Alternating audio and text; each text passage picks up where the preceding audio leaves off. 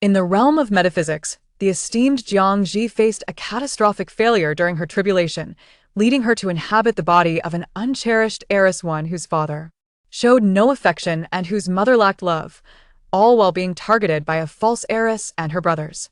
Unperturbed, Jiang Zhi opened a live stream, embarking on a journey of fortune-telling to liberate her imprisoned spiritual energy. To her astonishment, upon commencing the broadcast, she adeptly assisted the police in apprehending a fugitive murderer and dismantling a fraudulent organization, thereby igniting a sensation across the internet. Daily, throngs of viewers flocked to her live stream, eager for her predictions and to acquire the talismans she meticulously crafted. Members of the elite sought her counsel, and luminaries from various fields revered her as a treasure, while the realm of metaphysics hailed her as a prodigy. A notable figure from the capital, unable to contain his feelings, declared, "Zhi, I wish," to which Jiang Zhi promptly interjected, handing him an incense stick, "If you wish to be my partner, you must first seek my master's approval. Now, let us light the incense before we proceed." Chapter 1. How Dare She Livestream? In Ning City, at the Jiang residence, Jiang Zhi stood bewildered on the steps, a daze clouding her mind. Her cheek throbbed, reminiscent of a recent slap. Moments ago, she had been on the precipice of ascension, grappling with the formidable thunder of tribulation. Just as she endured the first half of the 81 strikes, her consciousness faded.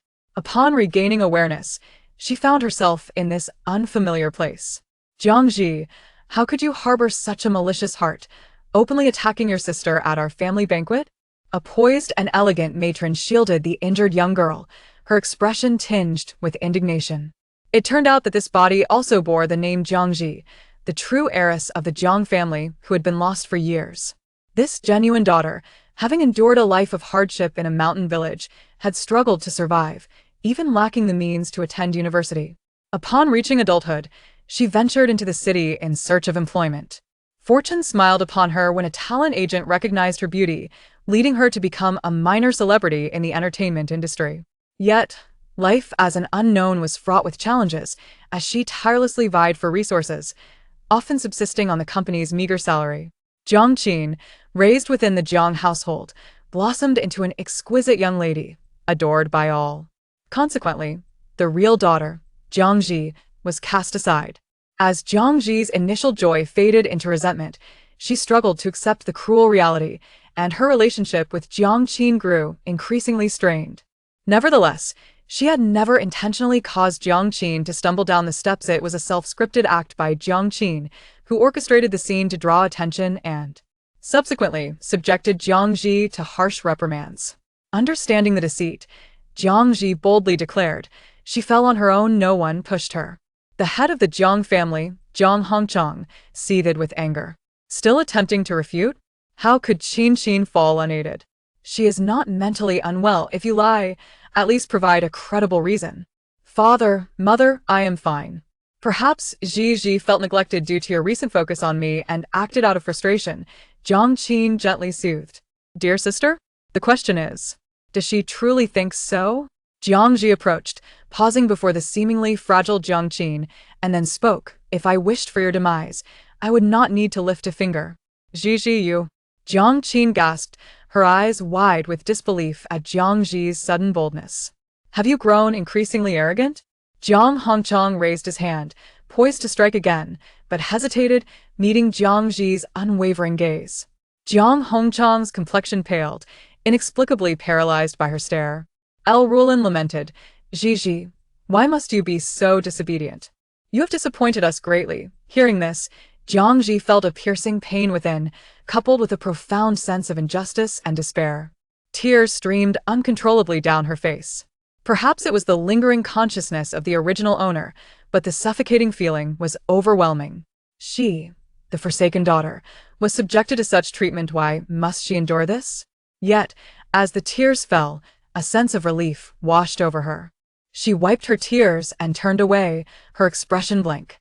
"Who cares about your expectations?" Other guests at the banquet hurried to console the hosts.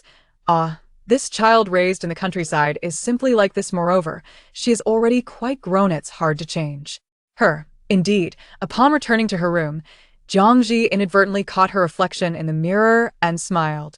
This face bore a striking resemblance to her own, albeit with slight differences. How ironic. Had Jiang Zhi's biological mother not been careless, the original owner would not have been lost. Yet, after Jiang Zhi's mother passed away tragically, the Jiang family adopted Jiang Zhi, showering her with affection and raising her as the true heiress. A daughter of a maid had ascended to replace the lost true heiress, earning the family's unwavering love. It was truly a bitter twist of fate. Suddenly, her phone rang. Her agent, Wang Chen, was on the line. "My dear, I implore you to live stream and clarify your scandals. You are on the brink of being vilified across the internet." Live stream? Jiang Zhi pondered. It seemed a viable method to garner popularity and spiritual energy. Earlier, she had sensed that her spiritual power was suppressed, barely a fraction available for use. She could not remain idle. A plan was necessary. Following the memories in her mind, she opened the live stream application.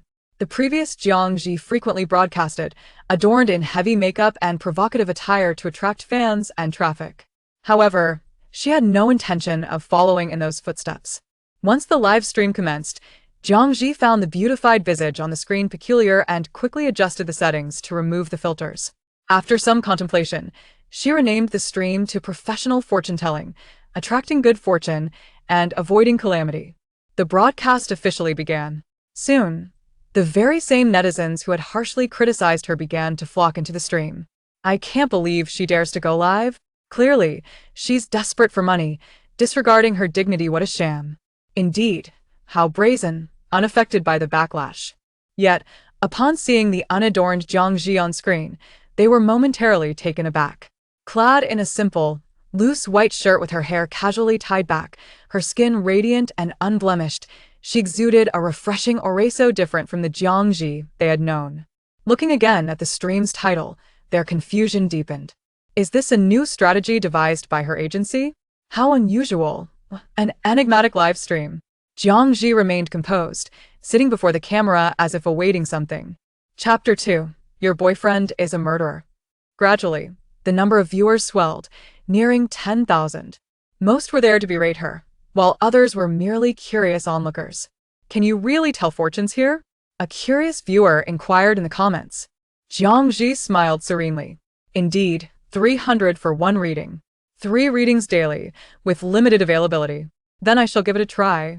One user, known as Miss Meow, ventured, sending her a hot air balloon, indicating a willingness to connect. Each hot air balloon was worth 300. As the video connected, Miss Meow adeptly adjusted her camera, revealing her familiarity with video production. "Actually, I consulted a professional master yesterday, but I was still left unsatisfied." A round face appeared on screen, her features not conventionally beautiful but complemented by an elegant makeup style that enhanced her charm. Jiang Zhi regarded her for a moment, then, with a flick of her fingers, proclaimed, "That's because the one you consulted was a charlatan." "What?" Miss Meow could not help but express her confusion. "But that master is quite renowned. There are thousands of people visiting his live stream daily. Never mind, let's not dwell on that. Could you please calculate my fortune?" She held little hope, suspecting the host would merely spout nonsense. "Very well. Since you insist, I shall first speak of your past," Jiang Zhi replied unhurriedly. "Your name is Deng Yi. You are 25 years old, hailing from a rural background with modest means. You have 4 siblings. Your older siblings are married with children, while the younger ones remain single. Am I correct?" Miss Meow gasped, covering her mouth. "That's right." Upon witnessing this, the viewers in the live stream scoffed. "Is that all it takes? Such a scripted performance, utterly unbelievable." Others praised this female viewer. "Your acting is commendable. What is your fee for appearing?" Miss Meow helplessly clarified, "It's not what you think. I truly haven't received any payment." Jiang Zhi noticed the barrage of comments but chose to ignore them, continuing her narrative. "Despite your impoverished upbringing, you dropped out of university to work due to financial constraints, yet through sheer determination, you became a successful beauty and fashion influencer, a true exemplar of the underdog triumphing against the odds." At this, Miss Meow eagerly nodded. "Yes, I am indeed the beauty and fashion influencer A Meow Sauce, with over 40 million followers online. Surely someone must have recognized me? Although I wasn't keen on revealing my true identity, I even used a pseudonymous account. As she spoke, a hint of embarrassment crossed her features. The comments flooded in rapidly. Wow, I thought she looked familiar, it's her. A meow sauce could earn millions from any advertisement. She hardly needs to come here to act. So, she really is here for fortune-telling? Wait, does such a prominent influencer also have troubles? What could she possibly want to know? The audience's curiosity was piqued. Jiang Zhi's voice, slightly cool, resonated. What you seek to know is the future between you and your boyfriend, correct? Deng Yi froze, nodding vigorously. Exactly, then let us discuss your past together, she continued at a measured pace. You met your boyfriend 2 years ago, at an offline event. At that time, you were already achieving modest success, while he was merely a security personnel. During the event, a minor incident occurred. A lewd man attempted to take advantage of you, and he protected you. Perhaps out of gratitude, you initiated a conversation afterward and exchanged contact information. Deng Yi was utterly taken aback, for Jiang Zhi's words were entirely accurate. After your encounter, you frequently chatted on WeChat for hours at a time and often went out together. As time progressed, your fondness for him deepened. You found him considerate and attentive, providing you with emotional support like no other. Thus, within 3 months, you officially began your relationship. Over the past 2 years, your bond has flourished, despite some minor quarrels that only seemed to strengthen your connection. Just last week, he proposed to you, and you wished to accept, did you not? Yes. Deng Yi instinctively clasped her chest and sighed, but my family is entirely opposed. They not only disapprove but also threaten to sever ties if I marry him. Master, I feel my family is being unreasonable that I know they look down on him, believing he is unworthy of me, yet he may not earn much, but he is striving for a better job, not giving up. Unable to restrain herself, she altered her address for Jiang Zhi. Having heard Jiang Zhi's earlier declarations, she was now entirely convinced of the master's abilities. Jiang Zhi. So, you wish to know if you will gain your family's support after marriage, and whether you will find happiness thereafter? Deng Yi affirmed, yes, that is indeed the case. Jiang Zhi suddenly smiled. This indicates you harbor uncertainty about the situation. You are not as resolute as you believe. However, I must say, your family is not mistaken. They possess a better judgment of character than you do. Deng Yi's brow furrowed in confusion. What does that mean, master? She had not anticipated Jiang Zhi's remark, finding it somewhat abrupt. Jiang Zhi, your boyfriend is not to be underestimated. From the very beginning, your acquaintance and romance have been a well-orchestrated scheme. What? Deng Yi exclaimed in astonishment. Master, why would you say such a thing? The viewers in the live stream chimed in. I sense something juicy. This seems intriguing. How did it turn into a conspiracy? Surely, the host isn't fabricating this. Jiang Zhi slowly curved her lips in a subtle smile. He has had his sights set on you for quite some time, approaching you with ulterior motives. First, he applied for the security position at your event, and then concocted the incident to get close to you. Without such a ploy, how would you have noticed him? To claim that your family's judgment is superior to yours is accurate, as they can see through this man's fraud, while you remain oblivious. The more they oppose your relationship, the more you feel compelled to defy them and stay with him. Am I correct? Deng Yi found herself at a loss for words. Yes, her determination to remain with her boyfriend was, in part, fueled by her family's opposition. She desperately wanted to prove to them that she was right. Yet, that did not negate her love for her boyfriend. Master, are you suggesting that he devised a scheme to get close to me? That seems far-fetched. If that were true, he must have gone to great lengths. Jiang Zhi countered. Is your wealth of millions not worth his effort? Most importantly, the considerate gentleman you perceive is, in fact, a wanted murderer, his hands stained with the blood of several victims. At Jiang Zhi's revelation, the live stream erupted in chaos. Chapter 3. Undoubtedly a script. What a murderer? Is that true? This is getting more and more outrageous. Can this really be happening? The boyfriend of a million-follower influencer is a murderer. Honestly, I find it hard to believe. Deng Yi's eyes reflected doubt.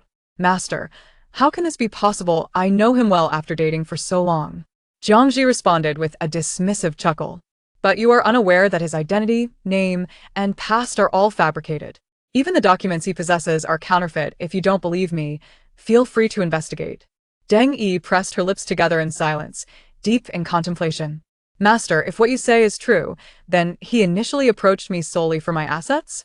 Is his intention to marry me also for She suddenly faltered. Jiang Zhi completed her thought. Yes. He has long since planned to take out a substantial life insurance policy on you, and once married, he intends to eliminate you. Thus, the insurance money and your wealth would become his. For a murderer already responsible for multiple deaths, this is merely child's play. The chilling implication rendered Deng Yi completely frozen. Jiang Zhi gazed at her, as if seeing through all things, maintaining a quiet, steady gaze. If you still harbor doubts, fear not, he will soon come to find you. Just as she pondered this, a familiar ringtone echoed. It was her phone. It's truly him calling. She stared blankly at the incoming call notification. The viewers in the live stream gasped. Oh my. This suddenly feels terrifying. Could the host be speaking the truth? Don't be afraid, just answer the call. Jiang Zhi nodded. It's all right, go ahead. All right. Deng Yi quickly composed herself and answered. Hello? Darling. Baby, on the other end of the line, her boyfriend enthusiastically exclaimed, I just passed by an insurance company, and they recommended a particularly excellent product. I remember you haven't purchased any insurance yet, so how about I buy it for you first? As she had her phone on speaker, everyone in the live stream could hear the conversation. The comments flooded in, astonished. No way. He really wants to buy you insurance? Please don't agree to that. Feigning busyness, she quickly ended the call. Fushi took a deep breath and slowly turned to Jiang Zhi. Master, thank you. Just now, I suddenly felt a sense of clarity. It seems like many things have just clicked into place. Why were her family and friends repeatedly urging her to break up with him? At that moment, she seemed to grasp the truth. Had her boyfriend offered to buy her insurance earlier, she might have found it considerate. However, the words Jiang Zhi had just spoken left her with much to ponder. Viewers in the live stream couldn't help but express their concern for her. What should she do now? Hurry and find an excuse to break up with him? But that might lead to retaliation. Exactly. He's clearly a scheming criminal. Proposing a breakup is too dangerous. She could end up in serious trouble. What are you waiting for? Of course, you should report him. Someone reminded, if he's indeed a criminal, let the police apprehend him. After a moment of silence while reading the comments, Deng Yi finally made her decision. I've made up my mind. I'm going to report him now. I want to see if he's truly been deceiving me. As soon as she spoke, Jiang Zhi felt a warm surge of benevolence flow into her, and the suppressed spiritual energy within her felt slightly unbound. Moreover, she sensed a flicker of faith. It appeared that a portion of the audience had begun to trust her. Deng Yi acted swiftly, grabbing her phone and bag and hailing a cab to the nearest police station. In her nervousness, she forgot to turn off the live stream. As she exited the cab, the viewers saw the entrance of the police station, and excitement surged among them. Quick, go in. We want to see if what the host said is true. Deng Yi paused for a moment, then mustered her courage and stepped inside. Excuse me, miss, how can I assist you? A police officer inquired in the lobby. After hesitating, she replied, I want to report that my boyfriend might be a murderer. Upon receiving her report, the police promptly investigated the information she provided in their system. Before long, the results were in. Her boyfriend was indeed a fugitive who had participated in a major robbery case 5 years ago in Huai City, over 1,000 kilometers away from Ning City. The severity of his crimes was grave. In an attempt to steal over 100 million in gold jewelry, he and his accomplices caused 3 deaths and 2 injuries in the jewelry store. Due to police intervention, they not only failed to acquire the gold, but also bore the weight of several lives lost. The name and ID he was currently using were indeed fraudulent. After verification, the police swiftly decided to take action. Mobilized for immediate arrest, as she exited the police station, Deng Yi paused at the doorway, gazing up at the sky, lost in thought for a moment. Finally, she squatted down, laughing and crying at once. 2 years of their relationship had come to an end, yet realizing her boyfriend's true nature was a blessing in disguise. She had successfully escaped a calamity. Thus, her feelings were immensely complex. Recalling the earlier live stream, she picked up her phone and realized the video was still connected, momentarily taken aback. Viewers in the live stream praised her decisiveness and lack of hesitation. Jiang Zhi calmly remarked, Don't worry, once your boyfriend is arrested, he will be sentenced to death, and there will be no chance for him to retaliate against you. Deng Yi sighed in relief. That's good to hear. Now, she felt incredibly fortunate not to have believed that swindler. Out of gratitude, before logging off, she generously rewarded Jiang Zhi with a private jet, demonstrating her extravagance. Master, thank you. I will certainly be more vigilant in the future and won't be so stubborn. Only now did she understand that her family and friends were the ones truly worthy of trust. The viewers in the live stream were envious. Wow, she's indeed a wealthy lady, so generous.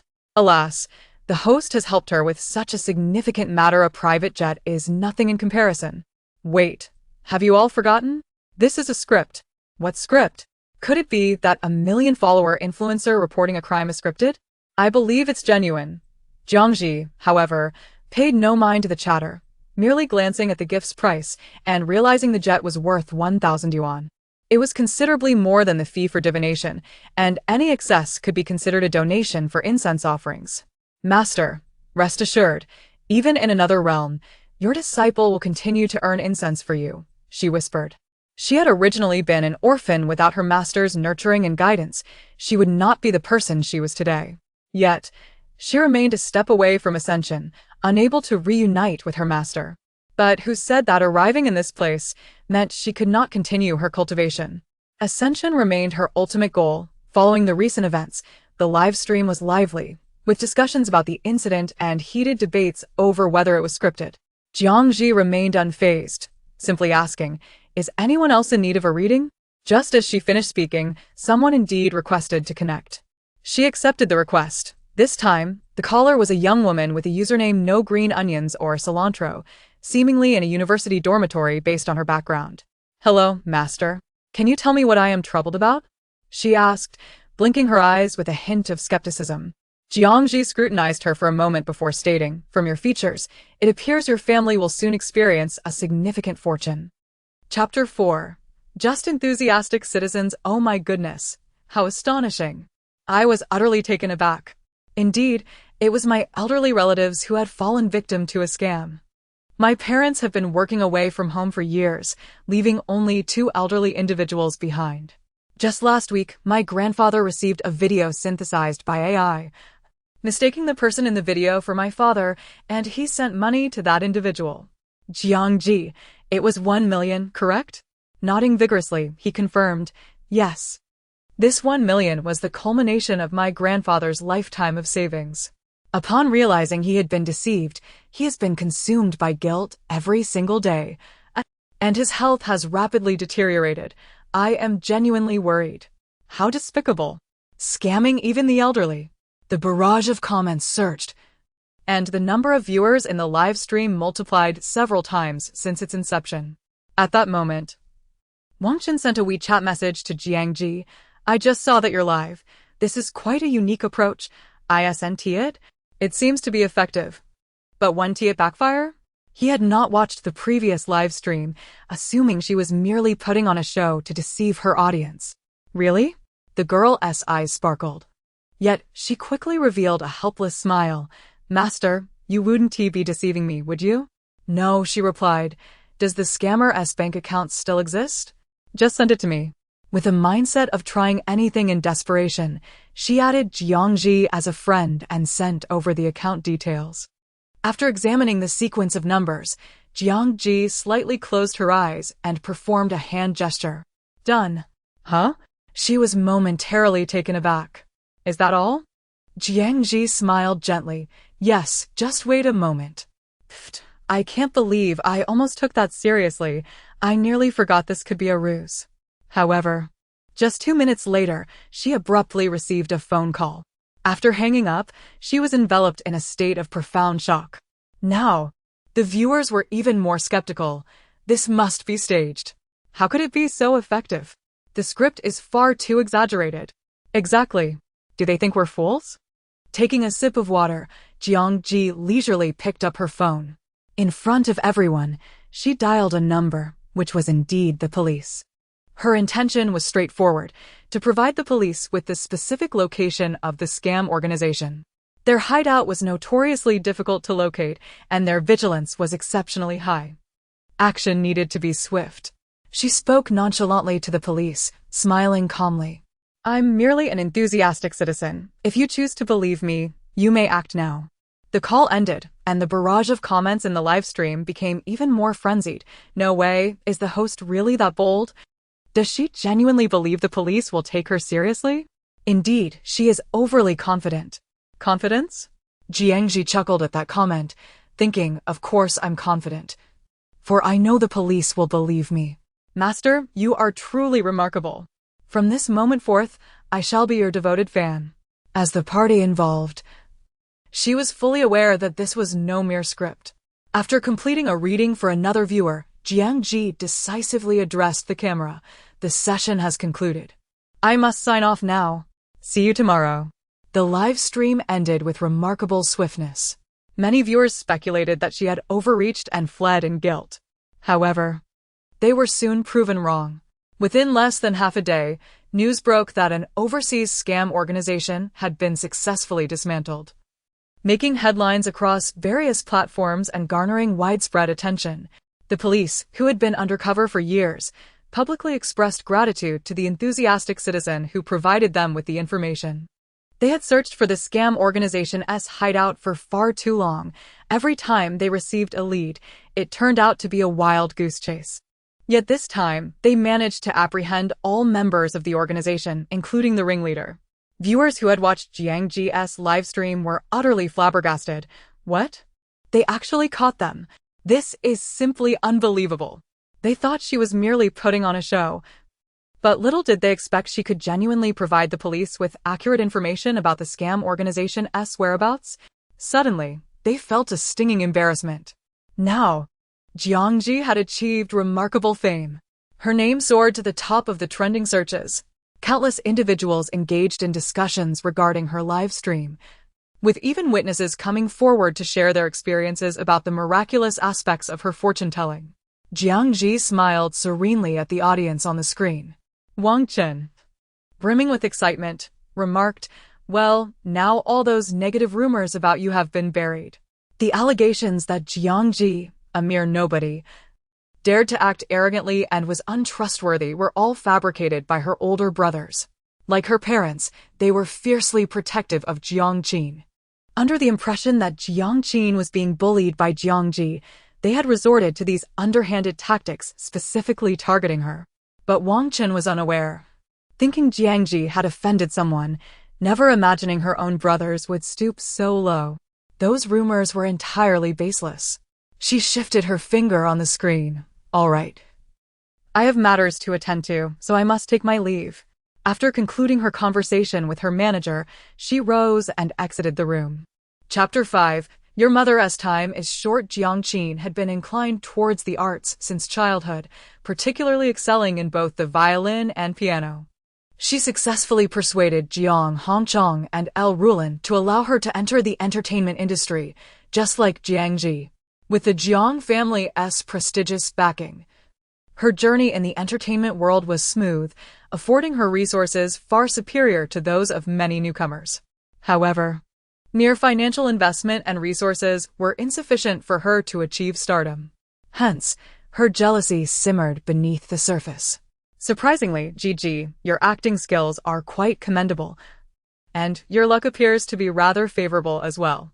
She believed that the incident involving the dismantling of a fraudulent organization was purely a stroke of luck for Jiang Zhi. The well-meaning bystander who provided the tip-off could not possibly be Jiang Zhi. It was merely a case of a blind cat stumbling upon a dead rat. As for everything else, it went without saying that it was all an act.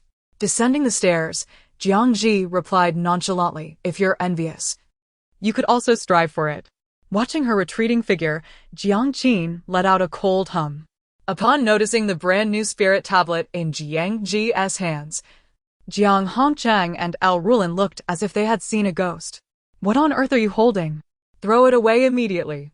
Jiang Hongchang barked sharply. El Rulin, filled with concern, asked, Gigi, are you feeling all right? Perhaps we should take you to the hospital? Jiang Zhi's elder and second brothers were also home, joining their parents in blocking the entrance to prevent her from entering.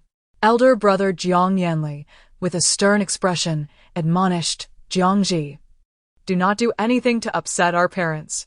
Jiang Qin chimed in, yes, Gigi, we understand you're unhappy, but you shouldn't deliberately provoke mom and dad like this. Before she could finish, Jiang Zhi smiled indifferently, but I am accumulating good karma for you. What did you say? Jiang Hongcheng's face turned an alarming shade of green with anger. Was she not directly mocking their moral shortcomings? Jiang Zhaoyu interjected, "Dad, rest assured. I will not let her bring that wretched thing into our home." He rushed forward, intending to snatch the spirit tablet from Jiang Zhi's grasp and dispose of it. However, before he could reach her, he tripped and fell flat on his face. "Damn it!" He stumbled, his face bruised from the fall. Jiang Zhi smiled softly, her demeanor markedly different from the previous day when she had been caught off guard. Even with less than 10% of her spiritual power remaining, she would not allow herself to be bullied. As she walked toward the door with the spirit tablet in hand, Jiang Hongcheng, darkly frowning and preparing to unleash a torrent of invective, suddenly froze, toppling backward. "Dad, Hank Chong, Qin, quickly fetch your father's blood pressure medication." Chaos ensued. Unfazed, Jiang Zhi entered the house. "Do not worry, he will be fine after taking the medication."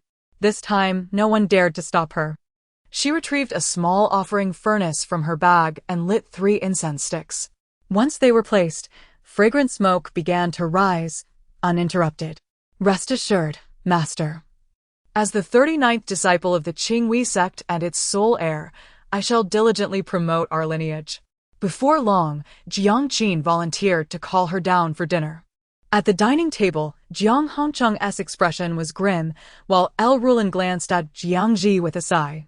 "Ji, you're just joking, right? You never believed in such things before." El Rulin spoke earnestly. "It's fine to joke for a few days, just don't upset your father anymore." Jiang Hongcheng slammed down his chopsticks, his face ashen. "Aren't you embarrassed enough? What kind of nonsense is this about the master of all machinery? I've never even heard of such a thing."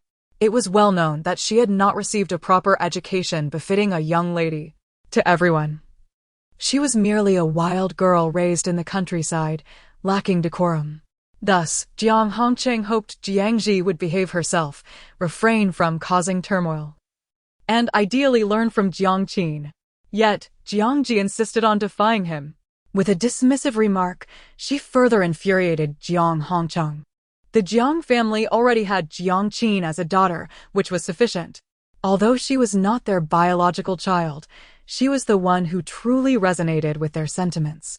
"Yes, Dad, let us eat. Don't let it affect your health," Jiang Qin said cheerfully, serving her father some dishes. "Ji is still young. She will understand in time." Returning to her room, Jiang Zhi opened her live streaming session once more. She soon discovered that today's audience was significantly larger than yesterday's. It seemed as though they had been waiting for her to start. As soon as she appeared, tens of thousands flooded in. "I'm here to see if the streamer is truly as remarkable as rumored." After all, she had previously been a minor celebrity. How had she begun to offer fortune-telling? As Jiang Zhi began her broadcast, Yiqirue, the 3rd young master of the Yi family, who had been waiting in the chat, perked up, crossing his legs and sending a comment. "Scammers nowadays truly come in all varieties. It's impressive." Viewers exclaimed, "Wow, is that really young Master Yi, the famous rich heir?" The Yi family, one of the most prominent in Ningcheng and rivals to the Jiang family, was equally well known. Yiqirue was quite active online, making him familiar to many netizens. Upon seeing him, they reacted as if encountering a deity. "Young master, look at me. I'm so broke I can't even afford food. Please give me a tip." "Young master, I really want the new top-tier gaming console, but I can't afford it. Could you grant my wish?" In this era, netizens were known for their audacity, shamelessly begging for handouts. Yiqirue snorted in disdain. "What a bunch of pitiful folks." Jiang Zhi, observing his comment and the sycophantic responses from netizens, remained unfazed, as though she had not seen them. Yiqirue, infuriated, detested being ignored. In a haughty manner, he gifted her a hot air balloon and requested to connect. He planned to humiliate her. However, as soon as Jiang Zhi laid eyes on him, she spoke leisurely. "Young Master Yi, your mother's time may be short." "What nonsense are you spouting, you wild girl? How dare you curse my mother?" Yiqirue sprang up from the sofa. My mother is just a bit unwell lately. The doctor said she's fine. And you dare say she's dying. Chapter 6. The head of the Yi family personally visits her when Jiang Zhi inadvertently provoked this young master. Netizens began to revel in the unfolding drama. They urged the host to speak recklessly, remarking that young Master Yi was not someone to be trifled with. This could end poorly. Indeed, the words spoken were rather harsh. How could one curse Lady Yi like that? Anyone who heard it would surely be incensed, right? Believe it or not, Jiang Zhi maintained her composure. The truth would soon be revealed. You truly seem to be courting disaster. Yi Chirue, his face contorted with fury, stormed out while clutching his phone. Jiang Zhi, just wait for me. I'm coming to settle the score. The video call abruptly ended. The netizens were even more excited. It appeared that young Master Yi was genuinely on his way. The spectacle promised to be entertaining. Yet, Jiang Zhi remained unfazed. Today will proceed as usual. I will read 3 divinations, and then I shall end the broadcast. As Yu Chirue stormed towards the Jiang residence, she had just completed her divinations. Jiang Zhi, get out here, he bellowed, hands on his hips, alarming the Jiang family. What brings the third son of the Yi family to our home? Jiang Hongchang's expression was less than welcoming, as the two families had a long-standing rivalry. You ought to inquire about your precious daughter. Yi Chirue snorted. Bring her out. Today, she must come and apologize to my mother. Oh my! What trouble has Ji stirred up now? Liu Rulin exclaimed, anxiously grasping Jiang Qin's arm as she stepped outside. Mom, Dad, don't panic.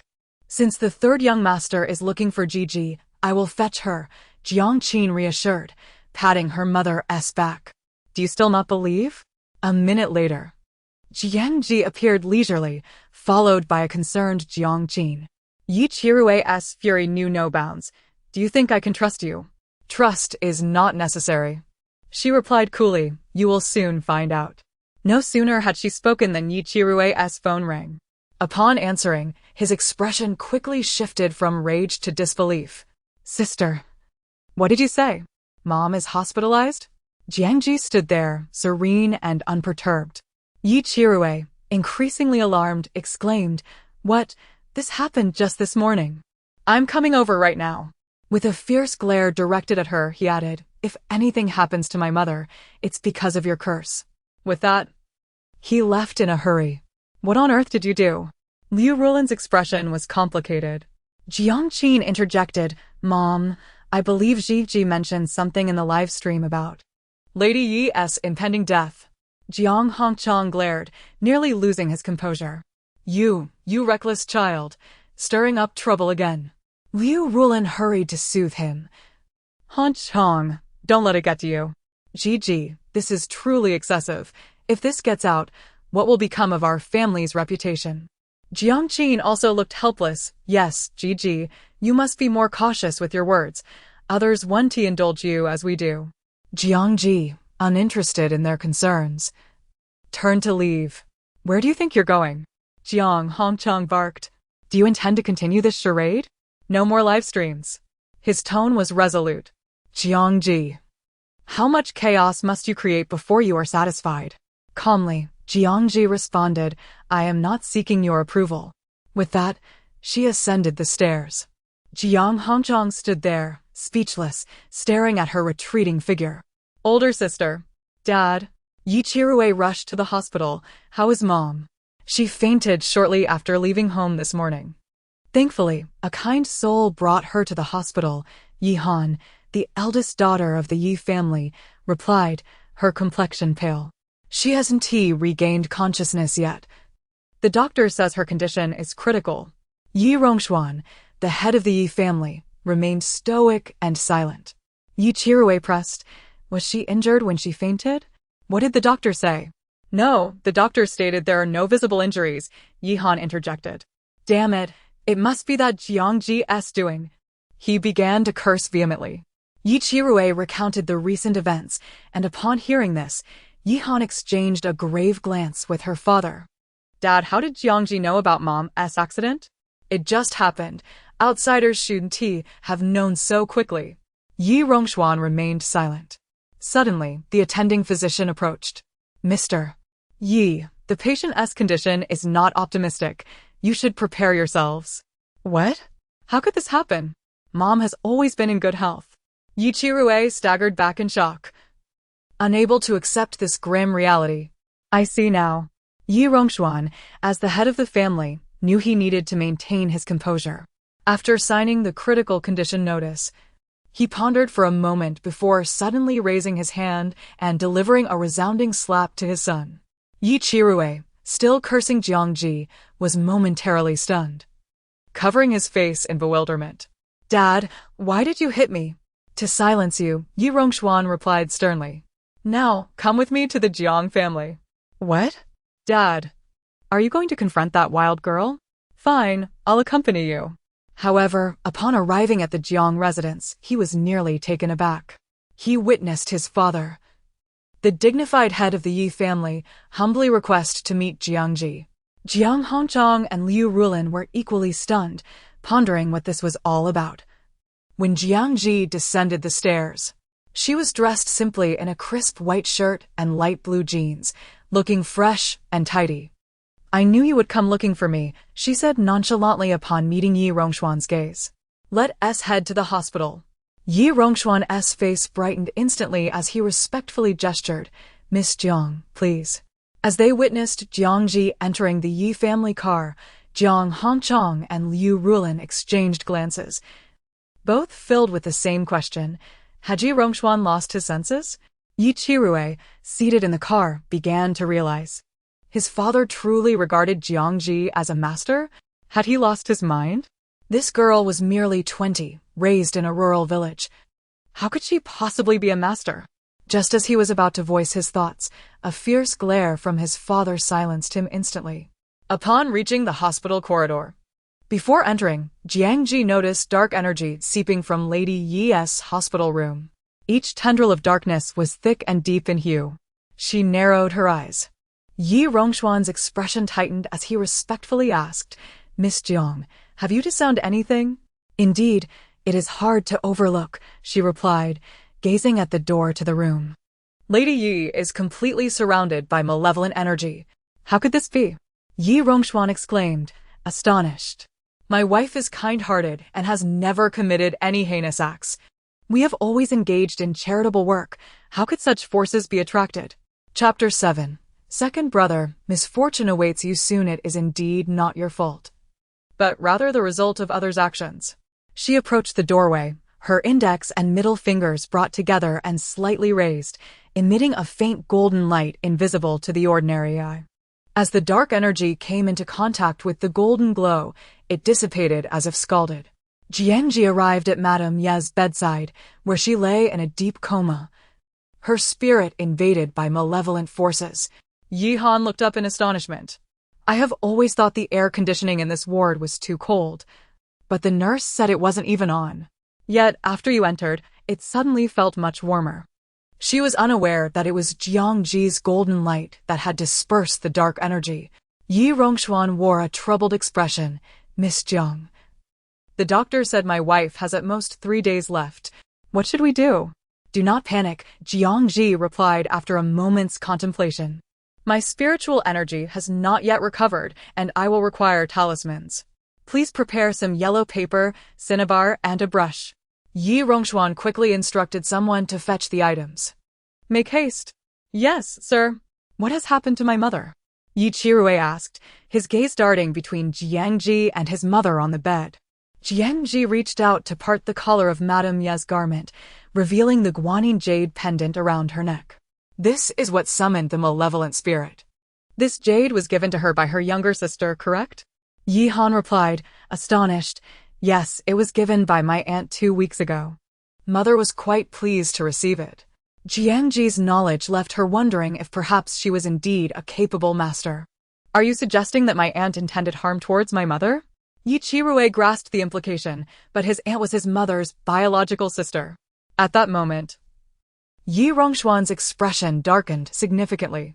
I understand why she would do such a thing. Yi Chirue could hardly believe it. Father, why? His expression grew even more distressed. Your uncle's affairs are quite serious. If we become involved, we could face dire consequences. Your mother struggled for a long time before she ultimately decided to refuse help to her own sister. Yet, she never anticipated that her sister would harbor such resentment, wishing for her demise. Miss Jiang, may I ask if the person who gifted this pendant was aware of its sinister nature? He inquired after a moment of thought. Jiang Zhi nodded slowly. Yes, they were aware. Yi Rongxuan closed his eyes and sighed deeply. I see. In an instant, he appeared considerably aged. Yi Qirui stared at Jiang Zhi, incredulous. So, you deduced my mother's predicament? Jiang Zhi replied, Not exactly. I primarily inferred it from your facial features. What? He was utterly stunned. You can discern so much just from someone's face? Yi Rongxuan quickly interjected, Miss Jiang, we have gathered everything as you instructed. Very well. She prepared the necessary tools, dipped the brush in cinnabar, and began to draw on the yellow paper with ease. Yi Qirui watched, dumbfounded. What is she drawing? It looks like some ghostly incantation. I can't make sense of it. Be quiet. Yi Rongxuan reprimanded, irritated by his son's lack of composure. In a flash, Jiang Zhi had completed her drawing. She gently brushed her fingers over the paper, releasing it, and the talisman floated in midair. With clarity in heaven and peace on earth. I use this talisman to anchor the soul here. The talisman suspended in the air suddenly stopped, radiating golden light from its center. The brilliance swiftly spread throughout the room, rendering the dark energy powerless, which vanished in mere seconds. Once its purpose was served, the talisman dropped to the ground. Others could not perceive the golden light, and Yi Rongxuan anxiously asked, What has happened? The malevolent energy has been eradicated, Jiang Zhi said, collecting the talisman and placing it in her pocket. The jade pendant around Madame Ye's neck was now devoid of any power. Yi Qirui exclaimed in delight, Father, sister, look. Mother's complexion seems to have brightened. Yi Rongxuan was overjoyed. The results were astonishingly immediate. When will my wife awaken? In a few minutes. As she had predicted, Madame Yi soon stirred back to consciousness. Upon realizing she was in a hospital surrounded by her family, a look of confusion crossed her face. Indeed, Yi Rongxuan, with a grim expression, retrieved scissors from the drawer and severed the jade pendant from her neck. Because of this, we nearly lost you forever. Recalling that the pendant was a gift from her sister, Madame Yi suddenly grasped much of what had transpired, momentarily at a loss for words. Blood ties sometimes do not withstand the trials of life. Ultimately, she could only manage a bittersweet smile. Though she had wavered, she had resolved to assist her sister and brother-in-law to the best of her ability. Yet, she had never imagined learning that Jiang Zhi had saved her life. She gratefully clasped Jiang Zhi's hand. Child, thank you. You are my savior. Jiang Zhi, maintaining her composure, extended her other hand, palm upwards. It is no trouble. One receives remuneration to avert calamity. Madame Yi glanced at her outstretched hand and could not help but smile. Of course, payment is necessary. Yi Rongxuan promptly handed Jiang Zhi a check for 800,000. This sum should be auspicious. Do you find it inadequate, Miss Jiang? Not at all, she replied, satisfied as she accepted the check. Having earned money and accumulated merit, it was quite a profitable arrangement. Yi Rongxuan paused before suddenly asking, May I inquire how much your talismans cost? I would like to purchase a few for safety. Certainly, she replied with a gentle smile, 500 each. Excellent. Yi Rongxuan immediately instructed his son to transfer the funds. Yi Qirui, puzzled, pulled out his phone. Why is it so inexpensive? Can they truly be effective? After receiving the payment, Jiang Zhi quickly prepared several talismans and handed them over, advising him to keep them in a charm bag for safekeeping. As they exited the vehicle, Yi Sanxiao's demeanor transformed. He became exceedingly courteous. Master Jiang, please be careful not to bump your head. Witnessing this, the Jiang family, standing at the entrance, was taken aback. What? Has the Yi family gone strange? Have they truly been possessed? I heard you cured Madame Ye's ailment. How did you accomplish that? Jiang Hongqing questioned with skepticism during dinner. Jiang Zhi replied nonchalantly, of course, it was through skill. You did not merely stumble upon it by chance, did you? He remained doubtful of her capabilities. Jiang Zhi, uninterested in explaining, replied, believe it or not. Ji, how can you speak to father like that? He will be hurt. Jiang Qin sighed. Jiang Zhi shot her a glance. Why didn't you exhibit such acting skills while filming? Ji, you. Jiang Qin was momentarily speechless. Jiang Zhi, you are truly an uncultured wild child. Even after being outside, you still bring shame to our family. Jiang Zhaoyu slammed his chopsticks down, scolding her. Seeing his beloved sister Jiang Qin looking aggrieved, he could no longer remain silent. Second brother, perhaps you should worry about yourself. Misfortune is about to befall you soon. Jiang Zhi remarked, her expression as impassive as ever. Chapter 8. The deception of the false heiress fails. Lu Rulin was taken aback. Ji, how could you say such a thing? Don't you wish well for your second brother? It's not that I don't wish him well. It's just that he has committed too many unethical deeds, Jiang Zhi replied nonchalantly. Are you cursing me? Jiang Zhaoyu's expression twisted in disbelief. If you perceive it that way, then so be it, Jiang Zhi retorted. Enough, let's sit down and eat, Jiang Yanli, the eldest brother, interjected, primarily to prevent a scene at the dining table. Yet, after speaking, he cast an emotionless glance at Jiang Zhi, devoid of any admiration or affection. In contrast, his gaze softened significantly when it landed on Jiang Qin. After dinner, Jiang Zhi took a stroll outside. The surrounding environment was pleasant, with fresh air and tranquility. Despite being in a prestigious villa area, not every house was occupied. Some stood empty. As she wandered, hands behind her back, a sudden meow from the nearby bushes caught her attention. A small, dark figure darted out, stopping a short distance ahead of her. The little creature was entirely black, save for its golden eyes. The cat stared at her for a while, then, lifting its tail, approached and rubbed against her ankle. You sly little thing. Do you sense the aura surrounding me? She chuckled softly, bending down to pick it up, only for the cat to suddenly scamper away. Not letting me touch you? Such spirit. Nevertheless, she was aware that this little rascal frequented the area, and whenever she desired, she could eventually catch it. Thus, she remained unhurried. Passing by an unoccupied villa, she cast a glance at it. The exterior design was appealing, and the owner clearly had a refined taste. The next morning, Jiang Qin paced anxiously around the house, as if she had encountered a major crisis. Qin. What is the matter? Lu Rulin hurriedly approached to inquire, and Jiang Yanli, who had yet to leave, joined them. What happened? Mom. Big brother. Jiang Qin's smile was more sorrowful than joyful.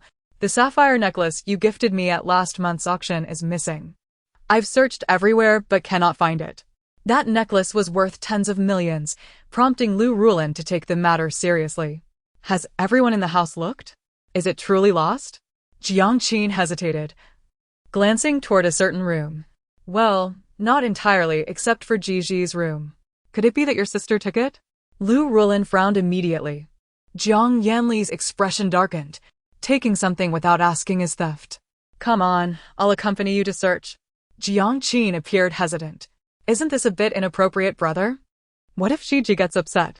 Is her happiness more important than your necklace? Jiang Yanli reached Jiang Zhi's door first and knocked. What is it? Jiang Zhi opened the door lazily, yawning. Qin's necklace is lost. We are here to search your room, Jiang Yanli stated directly. Jiang Zhi raised an eyebrow, smiling.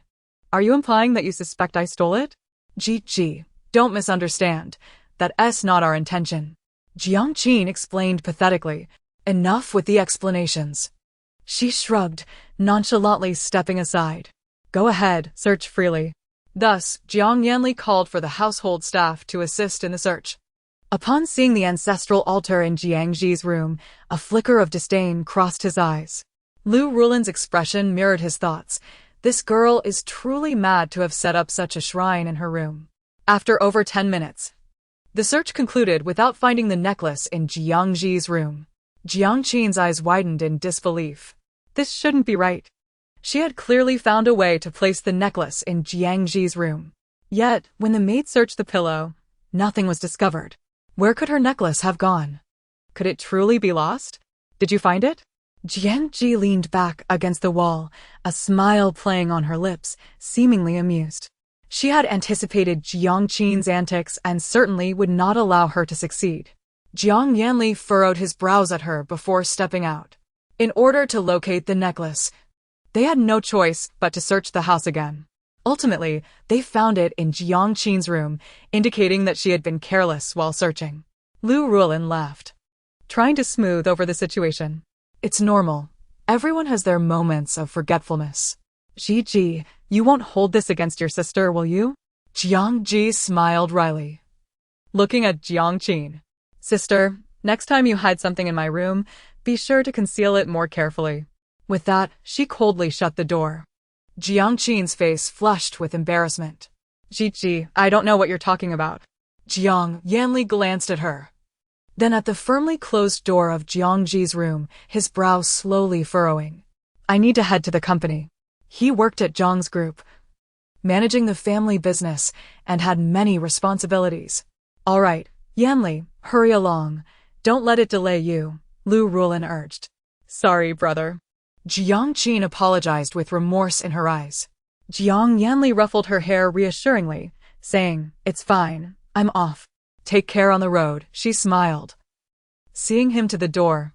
Shortly after, Jiang Zhi emerged from her room. Ji, where are you going? Jiang Qin asked. Do I need to report my whereabouts to you? Jiang Zhi retorted, biting her lip in discomfort. Jiang Zhi was heading out to buy incense for her master. The last purchase was not the finest, and now that she had money, she naturally wished to obtain the highest quality. The little creature was lounging by the flower bed, leisurely licking its paw as if deliberately trying to entice her. With triangular ears, a round face, and sleek fur, it looked quite petiable. She smirked, slowly approaching with her bag. We meet again. I once had a little creature that resembled you. I believe we share a special bond. How about you follow me? This cat clearly had no owner and roamed the area. She wouldn't mind taking it in. If you follow me, you can benefit from the aura I possess. It's a win-win. The little cat, swaying its tail, seemed to consider her offer seriously. Then it extended a tiny paw. Too late. She grinned, swiftly grasping its paw and lifting it into her arms. You are now my captive. The little cat, resigned, flicked its tail but did not struggle. Chapter 9. Professional Fraud Detection, Eliminating Harm for the People. As Jiang Zhi strolled home cradling her cat, she suddenly noticed that the villa from last night seemed to have new occupants. A truck was parked by the roadside and movers were bustling about. She cast a glance into the yard and paused slightly. It appeared she had caught sight of the villa's owner, a strikingly handsome man, exuding an air of nobility. His thick brows, prominent nose, and thin lips made him unforgettable at first glance. His skin was notably pale, as if he had never been exposed to sunlight, and his hands were quite elegant. On his left thumb, he wore a white jade ring, and a string of sandalwood beads adorned his wrist. The clarity of her observation was due to his hand resting on the armrest of a wheelchair. Indeed, it was a pity that such an extraordinary figure was confined to a wheelchair. She let out a soft hum and continued on her way, muttering, I know you're wild. If you seek spiritual insight, remember to find me tonight. Upon returning to her room, she commenced her live stream for the day. As soon as she began, Yi Sanshao gifted her several luxurious cruise ships, causing a flurry of notifications to flood the streaming platform. Viewers were bewildered. Hadn't this young master been cursing at the host the previous day, threatening to settle scores? Was he suddenly having a change of heart? Just as they pondered, Yi Qirui bombarded the chat with a barrage of messages, fervently praising Jiang Zhi. Our Master Jiang is the foremost sage of the land, with unparalleled insight and unmatched prowess. No one shall dare question her. Viewers were astounded. What has gotten into Yi Sanshao? Has he lost his mind? What on earth happened? Could it be that the host truly predicted correctly and has won him over? Impossible. Jiang Zhi glanced at the scrolling comments. Is anyone interested in fortune-telling? No sooner had her words left her lips than she received a request to connect. Assuming someone desired a reading, she accepted the invitation, only to find herself facing another host's screen. I've heard you've been quite popular recently, young friend. I have come specifically to pay you a visit. The figure on the video was a middle-aged man clad in a Taoist robe, exuding an ethereal aura as he stroked his beard with a smile. Upon seeing Jiang Zhi, his expression shifted to one of surprise. To discover such a young Taoist practitioner is indeed unexpected. You are a Taoist? Jiang Zhi inquired, her eyes narrowing with a smile. He chuckled heartily, naturally. Is it not evident? My Taoist name is Xianling. My followers commonly refer to me as Taoist Xianling. Yet Jiang Zhi's expression bore a hint of intrigue. Is that so? Taoist Xianling continued, since we are peers, why not get acquainted? You may not know this, but I have been live streaming for quite some time, making me somewhat of a senior in this field. His tone dripped with pride, laced with an air of boastfulness. However, his true intention in connecting with Jiang Zhi was to capitalize on her streaming popularity, as her viewership had surpassed his. Fans of Taoist Xianling flocked to Jiang Zhi's stream, spamming the chat with derisive comments. A master so young? Surely this is a facade. Our Taoist Xianling is the reliable one. What power could such a young priestess possibly possess?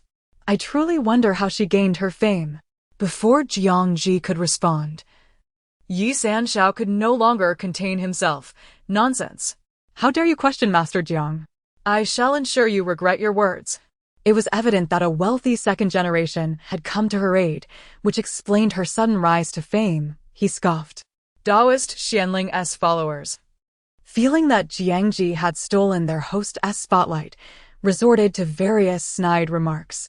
Seeing this unfold, Yi Chirue grew even more incensed. Just as he contemplated calling the platform administrators to have these individuals banned, he heard Jiang Zhi suddenly declare, "Who said we are peers? I do not recognize any charlatans among my ranks." Taoist Xianling's expression darkened, and his followers erupted in outrage. What did you say? Who is the charlatan? Jiang Zhi smiled slightly, changing the name of her stream to Professional Online Fraud Detection. She then stated, "Your name is Tan Yong. You were once a scenic area administrator, but were dismissed after a dispute with your employer, leading you to impersonate a Taoist.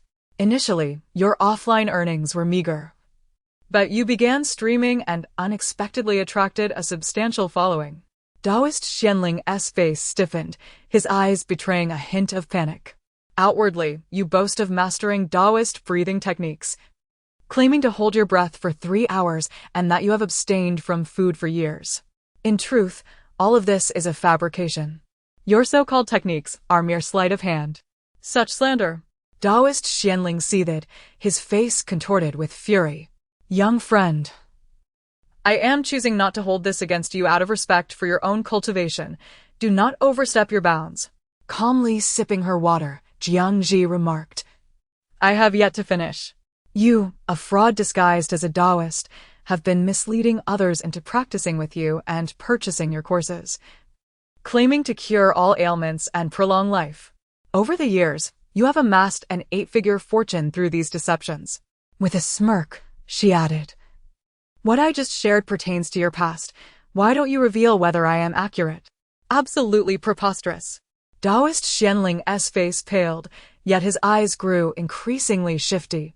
Upon hearing Jiang Zhi's revelations, his followers were left dumbfounded. What? Taoist, did you not say that wealth is but an external possession, and that your earnings from those courses are minimal? Yi Chirue interjected in the chat, of course. That's because you foolish folks never bothered to calculate how much he truly earned. Moreover, Jiang Zhi continued nonchalantly, if you were a genuine Taoist, you would know that abstaining from grains does not equate to complete starvation. Taoist Xianling's complexion darkened further.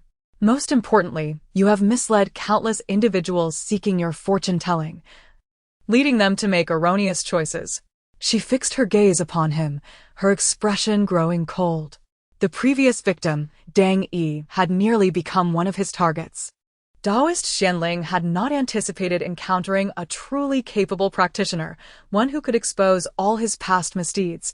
Had he known this, he would never have sought to connect with Jiang Zhi for clout. It was akin to digging his own grave. Yet he was unwilling to surrender easily. With a derisive snort, he retorted, "What is your purpose in maligning me? My followers are fully aware of my integrity. Do not let her beguile you. Trust in your own judgment." Moreover, her claims are mere hearsay, lacking any proof. His followers began to feel reassured. Indeed, Taoist is right. Do not be swayed. Yi Qirui shook his head in disbelief. What a bunch of fools. They are beyond saving. He had never witnessed such idiocy. They had been thoroughly brainwashed. Observing this, Jiang Zhi's lips curled into a slight smile. No matter. What I calculated was your past. Allow me to predict your future. Chapter 10. A notable figure from the imperial capital. As he spoke, he raised a finger. If nothing unforeseen occurs, I fear your future shall likely be spent behind bars. How dare you, you wicked woman! Enough of your nonsense! Xianling Taoist exclaimed, his beard bristling with anger. Just then, the door behind him was forcefully flung open, and a group of plainclothes officers rushed into his home, swiftly subduing him. Don't move. We received a tip-off a few days ago about a fraudulent Taoist who has been swindling people here. Please come with us. Once he was taken away, the viewers in the live stream were left in shock. Is it truly a fake Taoist? The retribution came far too swiftly. If he had indeed deceived so many, he wouldn't be out in less than a few decades. The host's predictions were remarkably accurate. All right, we have 2 more fortunes left. Is there anyone else who wishes to connect? Yi Qirui continued to watch her stream with admiration, sending numerous gifts in the process. With Yi Sanshao consistently present in her stream, she was automatically drawing in an increasing number of viewers. Curiosity piqued. Everyone wondered about the extraordinary abilities of this host that could garner the fervent support of the renowned Yi Sanshao. Hello, young lady. Shortly thereafter, a middle-aged woman with the username Fragrant Orchid connected with Jiang Zhi via video. I would like your assistance in assessing my son's romantic prospects. Jiang Zhi, do you have a photo? Yes, I do. The aunt stood up to fetch a framed picture, sighing as she looked into the camera. To be honest, my son is nearly 30, yet he has not found a partner all these years. I am genuinely worried for him. I fear he may remain single for life.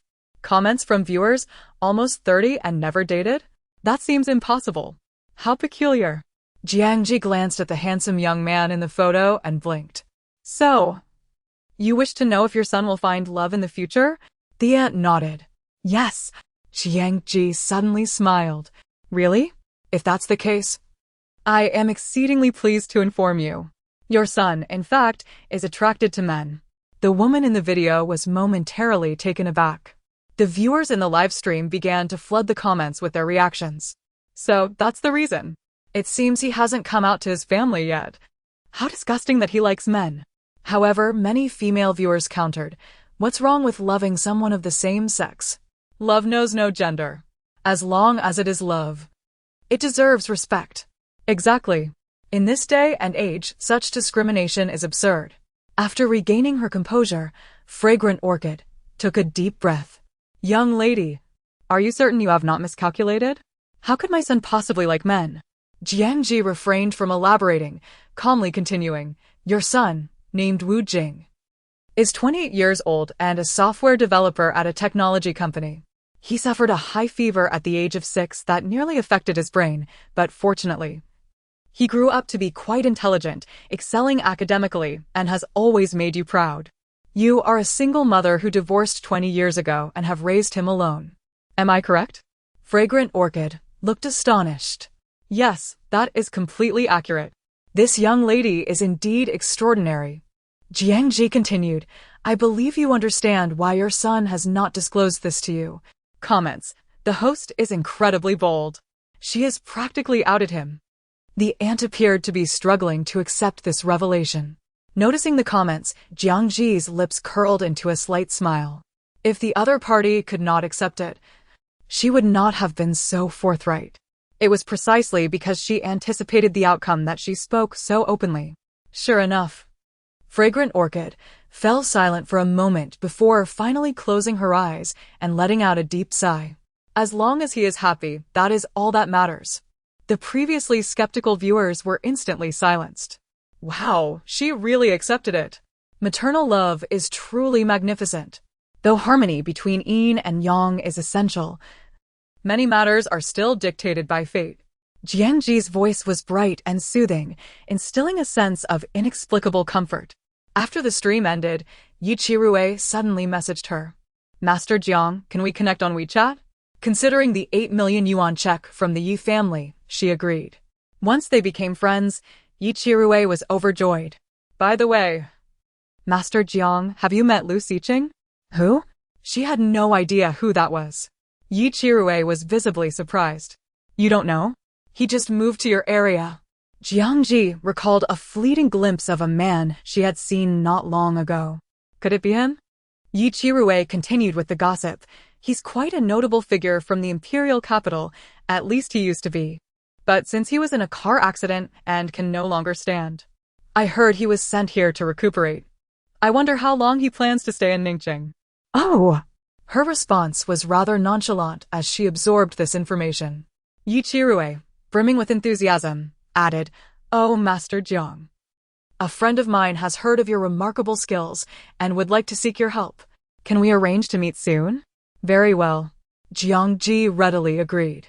There was no reason for her to decline, as she sought to acquire more merit and belief power. Later that night, the clever little black cat that enjoyed teasing her did not appear.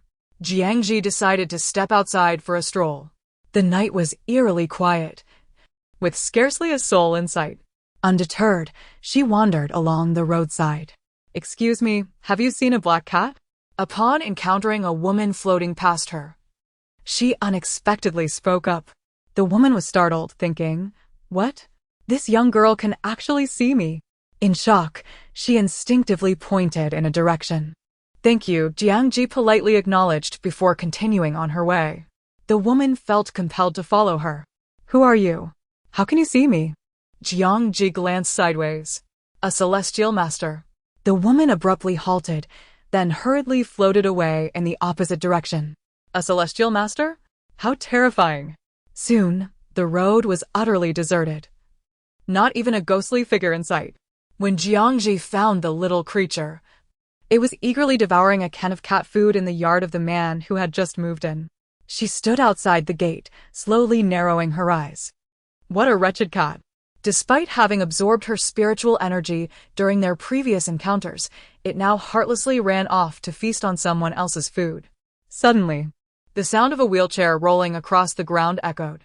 The man emerged from the shadows, his handsome face glowing like white jade under the moonlight, as if he were enveloped in a filter. Who? Upon sensing the faint aura emanating from her, the little black cat cunningly approached her for a rub. Lu Xiqing glanced between her and the cat food on the ground, pondering for a moment. So that's it. He truly believed that this cat had no owner. Chapter 11. A Changed Fate. Jiang Zhi crouched down, petting the cat while observing the man across from her. Where did the cat food come from? He certainly did not appear to be a cat owner. He had someone fetch it after seeing the cat during the day. Mr. Lu, who hailed from the imperial capital, seemed amiable and showed no intent to contest her for the feline. Yet, Jiang Zhi's intuition suggested that he was far more complex than he appeared. Beneath that gentle facade, who could tell what dangers lurked? I still have some cat food left. Would you like it? He said, his voice deep and slightly hoarse, akin to gravel, yet unexpectedly pleasant. No, thank you, she replied directly, though her gaze remained fixed on his face. Is there something on my face? He asked, a faint smile gracing his lips. Not exactly, she said, slowly rising to her feet before adding, just by looking at your features. You should possess a fate blessed with virtue and abundant fortune, not be in such a state. She sensed something amiss, having not observed him closely in the morning. Their direct encounter now revealed a stark contrast. Mr. Lu still maintained his mild smile, as if he were accustomed to such remarks. Yes, That's what the fortune tellers often say. It seems you are skeptical? He countered calmly. Does it matter whether you believe or not? Can it alter my circumstances? Glancing down at his legs, the unspoken truth hung heavy in the air. Noticing the wisps of dark energy emanating from his brow, Jiang Zhi raised an eyebrow and suddenly approached him, gently tapping her finger on his forehead. The dark energy dissipated swiftly, and Lu Xicheng felt an immediate lightness in his body, as though his spirit had been cleared. You. He found himself unable to look away from her finger. What did you do? I dispelled your malevolent energy, Jiang Zhi mused thoughtfully. It's quite peculiar. As I mentioned earlier, you should be brimming with virtue. Yet, your body is rife with dark energy. Have you had your fate altered? Her uncertainty stemmed from her inability to perceive this man's past and future. Indeed, there are individuals whose histories even the most skilled diviners cannot fathom. Nonetheless, she felt her assessment was largely accurate.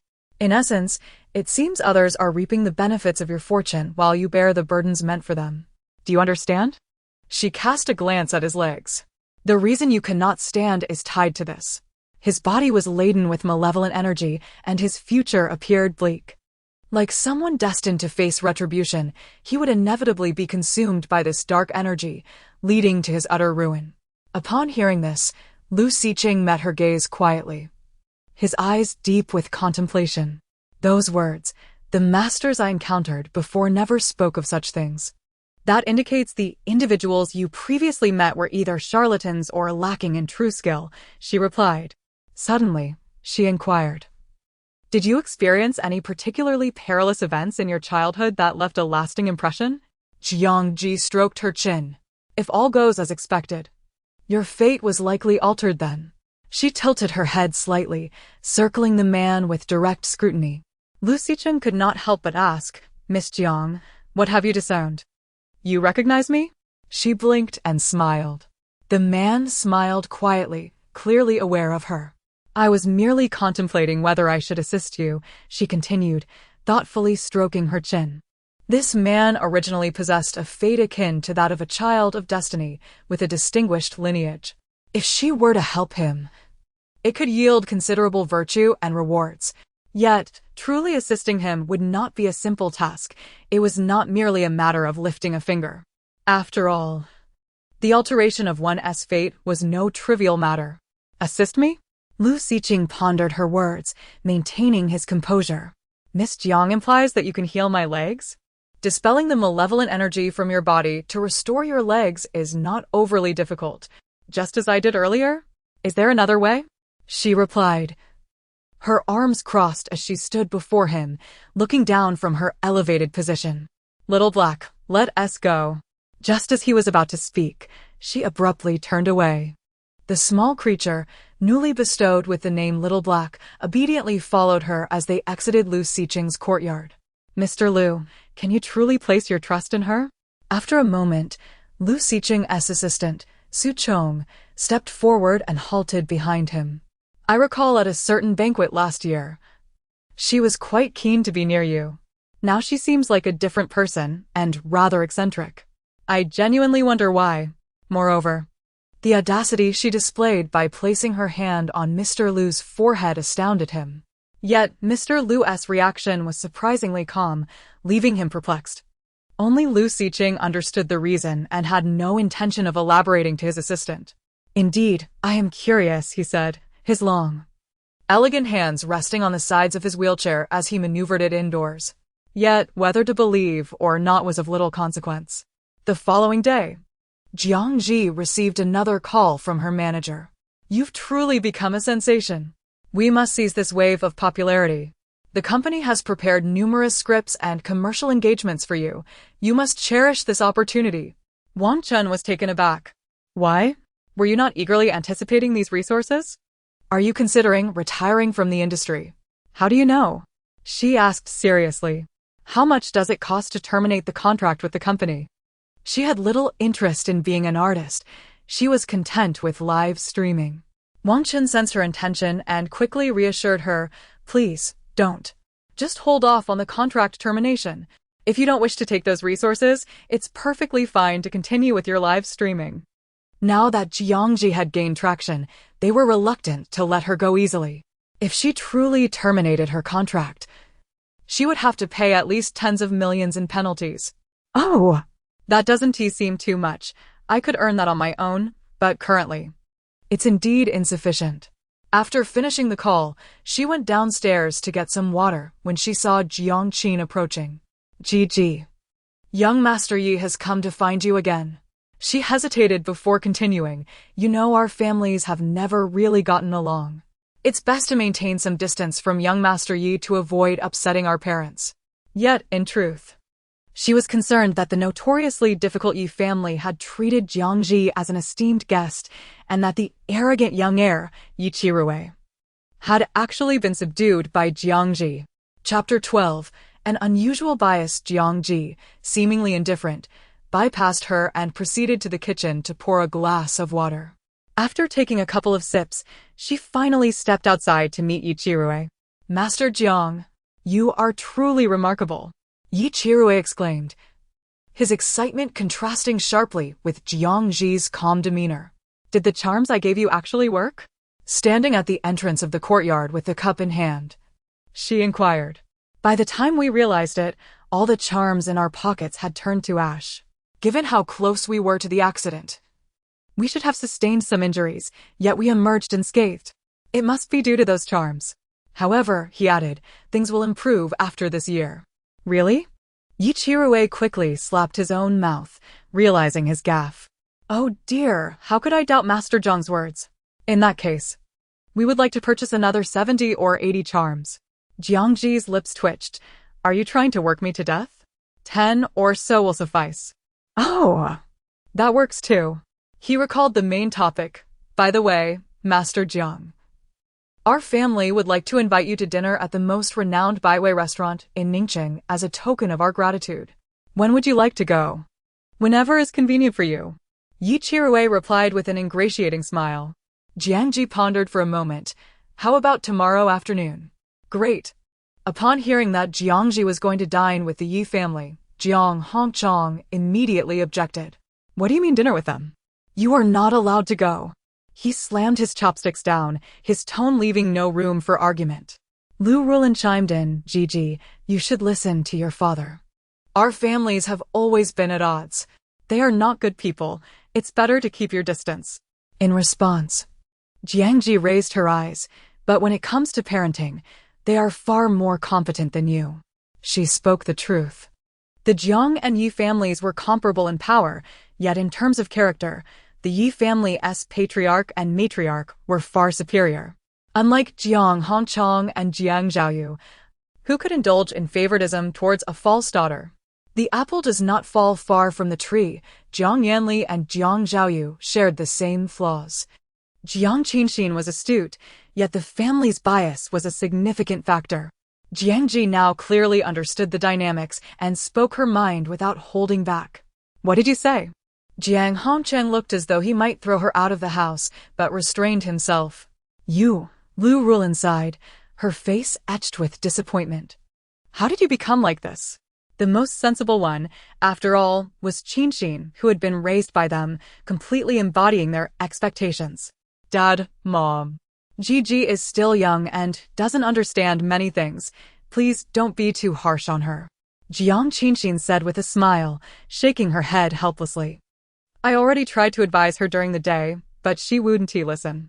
You, as the elder sister, must be quite worried, Lu Rulin said with concern, quickly serving her a bowl of beef tripe soup. Here, drink more. Once you finish, I'll serve you more. Jiang Qinxin smiled gently. Thank you, Mom. Humph.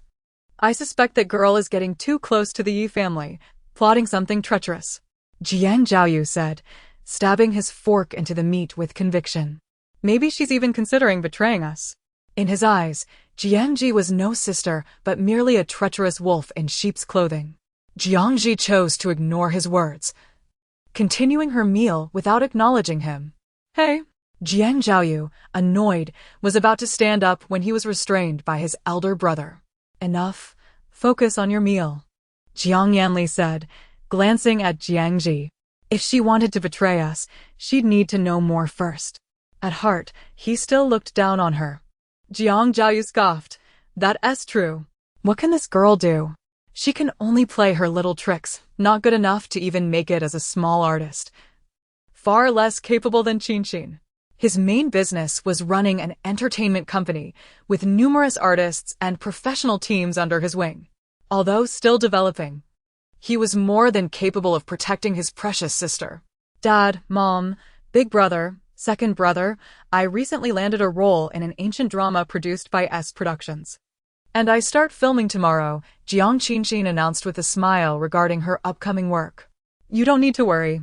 My assistants will take good care of me. Upon hearing this, Lu Rulin asked with concern, how long will you be filming? What is the environment like? Is it tiring? Do you have enough assistants? Or should you bring more? No need, Mom, that would be too excessive and might upset the senior members of the crew, Jiang Qinqin replied. Jiang Zhiyu dismissed it nonchalantly. Who cares what they think? Your comfort while filming is what matters most. Jiang Qinqin was not signed with a company but had established her own personal studio. The professionals in her studio were essentially placed there by Jiang Zhiyu to ensure his sister was well taken care of. In contrast, Jiang Zhi did not enjoy such privileges. Still stuck with her previous third-rate agency and had no hope of receiving any support or resources from her second brother. In fact, she almost faced criticism that could have driven her out of the industry, largely due to the actions of her second brother. Jiang Zhi was acutely aware of this, watching the harmonious interactions of her family with a cold gaze, unwilling to comment. They shared the same name and bore a striking resemblance. Yet the original Jiang Zhi had clearly suffered a lifetime of misfortune to end up in such a family. At Baiwei Restaurant, Yi Qirui walked beside Jiang Zhi with an eager smile, his demeanor drawing the attention of those passing by. The entire Yi family treated Jiang Zhi with utmost respect, as if she were an esteemed guest. Little Jiang, don't stand on ceremony. Just think of it as dining with friends, Yi Madam said, holding Jiang Zhi's hand with warmth. If we have committed any faux pas, please feel free to tell us. You are our most honored guest and your comfort comes first. Yi Rongxuan nodded in agreement, showing no dissent. What Madam said is correct. Jiang Zhi surveyed the opulent lobby of the restaurant, shaking her head. Rest assured, I won't stand on ceremony. Her honesty elicited a joyful smile from Yi Madam. Good. Let us proceed upstairs. Upon reaching the 11th floor, Jiang Zhi caught a glimpse of a familiar figure in the corridor, a person in a wheelchair. Yi Rongxuan also noticed the individual ahead and promptly called out, Mr. Lu. It's been a long time. Su Chong, pushing his boss, turned around. Director Yi? Lu Xiqing, impeccably dressed in a tailored suit, his dark hair neatly styled, exuded an air of refined elegance, even more so than when Jiang Zhi had seen him a couple of days prior. Indeed, it had been a while since they last met. Chapter 13. The Arrival of the Young Beauty Mr. Lu. Allow me to introduce you. Yi Rongxuan took the initiative to present Lu Xiqing and Jiang Zhi to each other. Master Jiang, this is Mr. Lu from the capital. The former renowned CEO of Huanqing Group. Mr. Lu, this is Master Jiang. Despite her youth, her capabilities are impressive. Jiang Zhi remained composed. Mr. Lu, it is an honor to finally meet you. Lu Xiqing's lips curled slightly. Hello, Master Jiang. The two exchanged pleasantries as if they were strangers meeting for the first time. Yi Qirui approached with a smile. Mr. Lu, are you here for business? He glanced down at the man's immobile legs, his eyes filled with sympathy. What a splendid individual reduced to the state. Lu Xiqing replied, Not quite. I'm merely dining with acquaintances here. Yi Qirui had seen Lu Xiqing several times before, each instance showcasing the man's commanding presence. He had never witnessed him in a wheelchair. Mr. Lu, we must attend to our esteemed guests, so we shall take our leave. Yi Rongxuan said, leading Jiang Zhi and her family into the luxurious private room ahead. Esteemed guests? Su Chong pondered softly. Is Miss Jiang the honored guest the Yi family is entertaining? I heard she saved Madame Yi's life. Could it be true? It was evident that it was true. Lu Xiqing spoke lightly, instructing his assistant to wheel him into the adjacent room. In the next room, the Yi family prepared an elaborate feast to honor Jiang Zhi, showcasing exquisite dishes of the highest standard. Master Jiang, you are indeed a treasured guest of our Yi family. We will forever remember your kindness. Yi Rongxuan raised his glass, and even Madame Yi, who seldom drank, took a small sip. Indeed, Xiao Jiang, though our families had not been on the best of terms previously, from this day forward, all past grievances are forgiven, Madame Yi said gently. Right, Rongxuan? Yi Rongxuan nodded earnestly. Exactly. Jiang Zhi smiled, but the smile held a deeper meaning. Yi Rongxuan paused, sensing something amiss. Is there anything troubling you, Master Jiang? Nothing, she replied, taking a sip of her juice. Let us eat. Yi Qirui observed her for a moment, unable to contain himself. Master Jiang, you need not shield the Jiang family. They do not regard you as they should, do they? He turned to his father, reporting, Dad, I have heard from friends that the eldest and second sons of the Jiang family look down upon their own sister, only caring for that adopted daughter. Furthermore, during my recent visits to the Jiang home, their attitude toward Master Jiang was far from warm. Is that so? Yi Rongxuan's expression darkened as he looked at Jiang Zhi. Is it truly like that? It was clear that they, as outsiders, were more concerned for her than her own family. Jiang Zhi remained noncommittal, raising an eyebrow. Let us eat. It will get cold otherwise. After a brief silence, Yi Rongxuan sighed. What a situation. The Jiang family possesses such a remarkable daughter yet fails to cherish her. It leaves me at a loss for words. However, it was ultimately their family matter, and he felt uncertain about how to intervene. Yi Han exchanged glances with her mother and said, Master Jiang, if you ever need assistance, please do not hesitate to ask. We will surely help. Madame Yi gazed affectionately at Jiang Zhi, her eyes filled with compassion. Despite the girl's formidable abilities, she was still merely a 20-year-old young lady. Jiang Zhi smiled lightly. I do not mind these things. However, Yu Qirui sensed that she was merely putting on a brave face, which only fueled his indignation. Master Jiang, you need not explain, we understand. Jiang Zhi found it amusing and thought, what do you truly understand? She genuinely did not care. The Yi family insisted that she start eating first, otherwise they would not begin. Thus, she relented and took the first bite. The restaurant's culinary standards were indeed exceptional. Jiang Zhi had never tasted such exquisite food during her centuries of cultivation in her sect. Seeing her enjoy the meal brought joy to the Yi family. After they finished dining, she took out a handful of good luck pouches. Here, I prepared these safety talismans for you all. They are all ready. As these were for sale, she, as the seller, had taken the time to acquire more thoughtfully made pouches than before. The Yi family received them with delight, carefully counting a total of 12, 3 for each person. To ward off disaster, use one each time and remember to replenish them. All right. Yi Qirui suddenly recalled something. My second brother is abroad. He probably won't need them, right? What is your second brother's name? Yi Heng. Jiang Zhi casually calculated and concluded, no, you need not worry about him. Why? The family of 4 looked at her with curiosity. Although he is overseas, he is accompanied by benefactors, so he will be safe. Benefactors? Madame Yi and the children exchanged puzzled glances. Yi Han suddenly had a revelation. Master Jiang must be referring to the girlfriend my second brother found earlier this year. Yi Qirui slapped his forehead. Yes, I almost forgot about that. It seems that although Dad is not fond of the foreign daughter-in-law, fate has its way. He shot a teasing glance at his father. Yi Rongxuan paused, conceding, well, if that is the case, let it be. Jiang Zhi offered a faint smile and stood to take her leave. I shall take my leave now. She gracefully declined. No need. I have matters to attend to. Yi Rongxuan understood well that her words were not mere pleasantries.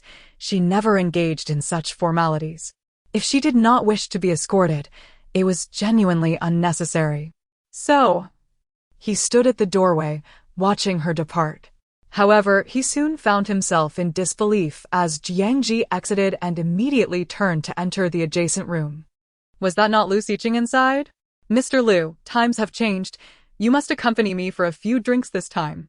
A rotund, middle-aged man, reeking of alcohol, approached Lu Xiqing with a grin, his intentions far from innocent. Mr. Lu. Su Chong felt uneasy and attempted to step forward, only to be restrained by a superior. Mr. Shi, I believe you are inebriated. Once you sober up tomorrow, you will surely regret your actions today. The man in the wheelchair spoke with an unfathomable gaze, his handsome features shadowed by an icy demeanor. What did you say? Mr. Shi belched, and upon noticing Jiang Zhi entering, his eyes lit up. Where did this young beauty come from? Heh, she looks quite delightful. Come, let me have a feel. Lu Xiqing and his assistant turned in unison to see Jiang Zhi standing expressionless at the entrance, observing the approaching lecherous, middle-aged man. With a swift gesture, the man collapsed face first to the ground with a loud thud, knocked unconscious as if he were a lifeless pig. Jiang Zhi stepped over him and approached Lu Xiqing, extending her hand, which held a small triangular pouch. Safety talismans, 500. Just scan the QR code to pay. Su Chong stood in shock. What? Chapter 14, Trapped 500? Whether it be a sales pitch or a scam, it was presented before Mr. Lu, and it seemed a tad insulting. However, before she could withdraw, Lu Xiqing swiftly accepted the talisman and instructed his assistant behind him, scan the code. All right, Su Chong replied, taking out his phone to scan the payment code displayed by Jiang Zhi. He couldn't help but marvel internally. He had never paid such a trifling amount for Mr. Lu before. The WeChat notification chimed as the 500 yuan was received. Jiang Zhi decisively stowed her phone away and turned to leave, stating, just keep the items on you. There's no need for further formality. Lu Xiqing placed the talisman into his suit pocket and wheeled himself to follow her. Did you finish dining with the Yi family? He inquired. No one paid heed to the lifeless pig that had collapsed in the private room. He candidly replied, I had no appetite. She couldn't help but chuckle lightly. Serves you right. Who could have an appetite dining with such people? Miss Jiang. Su Chong trailed behind them, suddenly asking, is it true that you can heal Mr. Lu's legs? This was the question that weighed most heavily on his mind. Even the best doctors abroad had declared that Mr. Lu's legs were beyond saving. His expression darkened. Mr. Lu had once been such a spirited individual. Doctors say that because his legs are not injured in the conventional sense, Jiang Zhi explained. The root cause lies in malevolent energy. Su Chong looked perplexed. What is malevolent energy? It is an invisible, dark aura that embodies the purest form of evil in this world. Su Chong still found her explanation rather esoteric. Let me clarify. Jiang Zhi halted abruptly, enunciating clearly, because someone has swapped their fate with your boss. That person not only enjoys his vitality, but will also face the consequences of their malice. Su Chong was taken aback. From the persistent malevolent energy emanating from you, it is evident that this person has committed numerous wrongdoings over the years. She then turned her gaze to Lu Xiqing, speaking with calm assurance. It sounds quite challenging. Lu Xiqing remarked, not disheartened by her words, but rather chuckling softly. She found herself appreciating his optimism. You're remarkably positive. After all these years, what else can one do but remain optimistic? He retorted, a hint of intrigue in his voice. Well, that's quite agreeable, she concurred as they reached the elevator door. Just as she pressed the button, a sudden click echoed, plunging them into darkness. It was not blindness, but a power outage. The abrupt extinguishing of the lights left their eyes struggling to adjust, and in the absence of illumination, they could scarcely see anything at all. Thus, she extended her hand to feel her way. Su Chong, puzzled, questioned, how could there be a power outage in such a large hotel? Just as he intended to use his phone's flashlight, a low grunt resonated through the darkness, unmistakably Lu Xiqing's voice. Startled, Su Chong exclaimed, Mr. Lu, are you all right? He felt relieved when Lu Xiqing responded, and he activated his flashlight, illuminating part of the area. When the light flickered on, he discovered Lu Xiqing staring directly at him, while Jiang Zhi remained composed, as if nothing had transpired. "This is no ordinary blackout," she murmured, surveying their surroundings. With the lights extinguished, the elevator indicator had also vanished, clearly indicating that the elevator was no longer operational. Suchong attempted to call the hotel front desk twice. "Mr. Liu, I can't get through. The line is busy. If the power doesn't return and the elevator remains inoperative, how will Mr. Liu get down?" Suddenly, hurried footsteps echoed, causing Suchong to tense up. Who? Who is it? As the newcomer approached, they crossed paths with Jiang Zhi. When the flashlight beam fell upon her, she squinted her eyes. "Master Jiang, it's wonderful that you haven't left." It was Yi Han's voice. It turned out to be the entire Yi family. "Master Jiang, we noticed that this floor seems deserted except for us," Yi Chirue said, breathing heavily as he clutched his father's arm tightly. "It's too bizarre. Plus, the front desk is unreachable." Only then did Yi Rongxuan notice Lu Siken. "Oh, Mr. Liu is here too?" That's reassuring. Having more people makes us feel safer. While it sounded a bit cowardly, it was indeed the truth. "Since the elevator is out of service, let us take the stairs," Jiang Zhi suggested abruptly. "Third young Master Yi, why don't you give it a try?" When she referred to him in such a manner, Yi Chirue shyly waved his hands. "I can't possibly." "What?" Suddenly realizing that Master Jiang is asking him to do something. "Don't worry, nothing will happen. You have the talisman with you." She patted his shoulder reassuringly. Yi Chirue suddenly felt a sense of duty and straightened his posture. "All right, I'll go. After all, it's just a matter of taking the stairs. What is there to be afraid of?" Since it was Jiang Zhi who spoke, the Yi family members were not overly concerned. However, the current situation was indeed unsettling. The silence was eerie. "Rongxuan, I feel increasingly cold," Yi Madam remarked, rubbing her arms. The next moment, a warm coat was draped over her shoulders. Yi Rongxuan tightly embraced his wife, soothing her. "This should keep you warm." Beside them, Yi Han remarked, "Dad." "Mom, I never imagined we'd still have to witness your affection under such circumstances." After Yi Chirue dashed toward the stairwell, an unsettling silence fell, as if he had vanished. Jiang Zhi calculated silently, her tone calm and composed. "Let us wait a bit longer." "All right," Yi Madam replied. 1 minute passed, and footsteps echoed from behind them. It was Yi Chirue, panting heavily, his face a picture of shock. "I think we've encountered a wall of ghosts." After running down the stairs, I ended up back in the hallway. As expected, Jiang Zhi appeared unfazed, beginning to search the vicinity. "Master Jiang, what are you looking for?" Yi Chirue couldn't help but ask. Chapter 15, a sudden break in the formation. "What? Can we still leave?"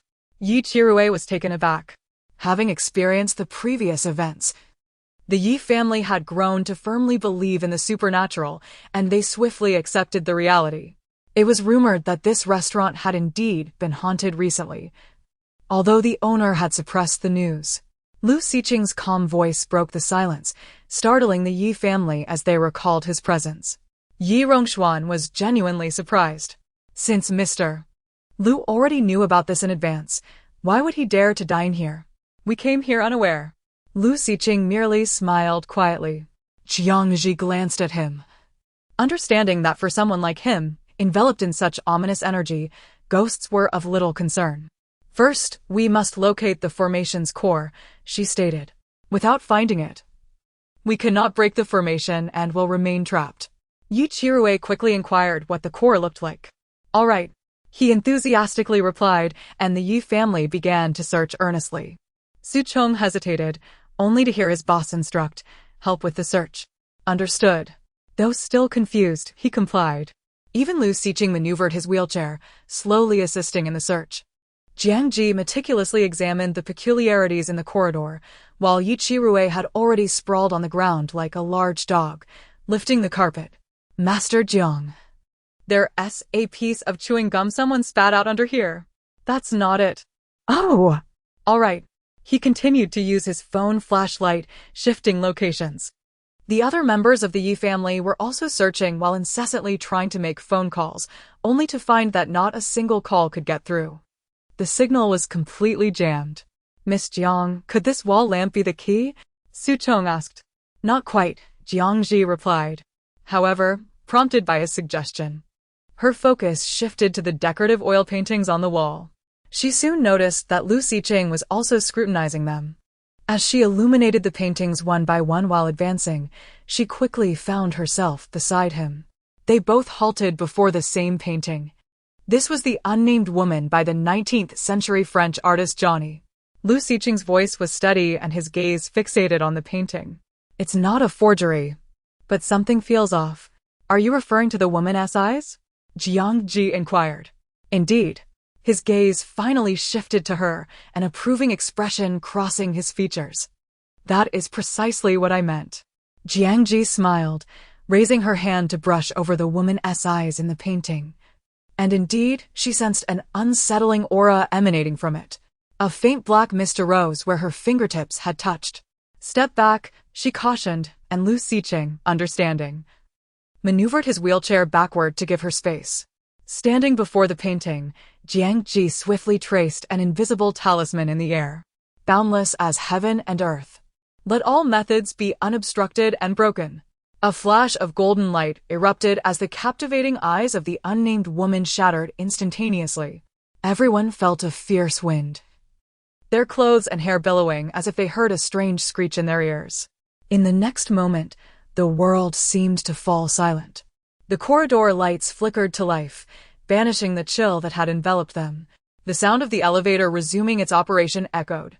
Gradually, they lowered their hands from their eyes, adjusting to the brightness, and finally sighed in relief. Everything seems to have returned to normal, Yi Qirui exclaimed, rushing forward. Master Jiang, have we escaped? Over there. A few people should be the victims trapped in the formation over the past few days. Jiang Zhi pointed ahead to help. Oh! Yi Sanshao obediently dashed over. They appeared to be unconscious, and it was uncertain how long they had been trapped. Will they be all right? Call an ambulance. Mrs. Yi urged her daughter, and Yi Han hurriedly complied. Indeed, they had emerged, and now the phone lines were operational. Su Chong, completely awed by Jiang Zhi's abilities, remarked with a complex expression, Mr. Lu, I finally understand why Yi Sanshao is so obedient to her. The notoriously difficult Yi Sanshao had transformed into a loyal dog before Jiang Zhi, following her every command. Master Jiang, you have saved our family once again.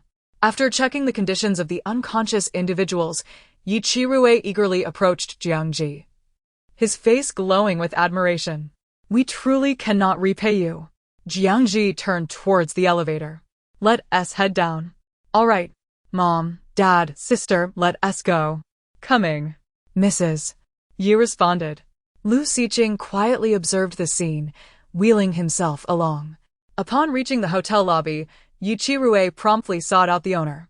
After hearing about their recent ordeal, the owner was rendered speechless with shock. Yi Qirui pointed an accusatory finger at him.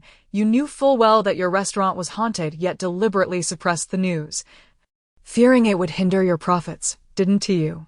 Our family nearly met our end here today. The owner lowered his head, guilt-ridden. Young master, I had no choice. Business has been poor lately. If word got out, my restaurant would surely close down.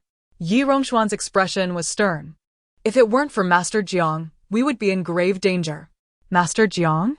The owner's gaze flickered uncertainly towards Jiang Zhi. It was Miss Jiang who saved you? Who else could it be? Yi Qirui's anger was not easily quelled. Jiang Zhi locked eyes with the owner before speaking. You should be aware of who set up the formation in your restaurant to ruin your business, right? The owner seemed to realize something, his eyes widening in recognition. I know now. It must be that damned Liao Peng. He slammed his palm down, fury etched across his face. Jiang Zhi, however, replied, there's no need. Once the formation is broken, both the creator and their employer will face retribution. Then that's a relief. The owner sighed, feeling a weight lift off his shoulders.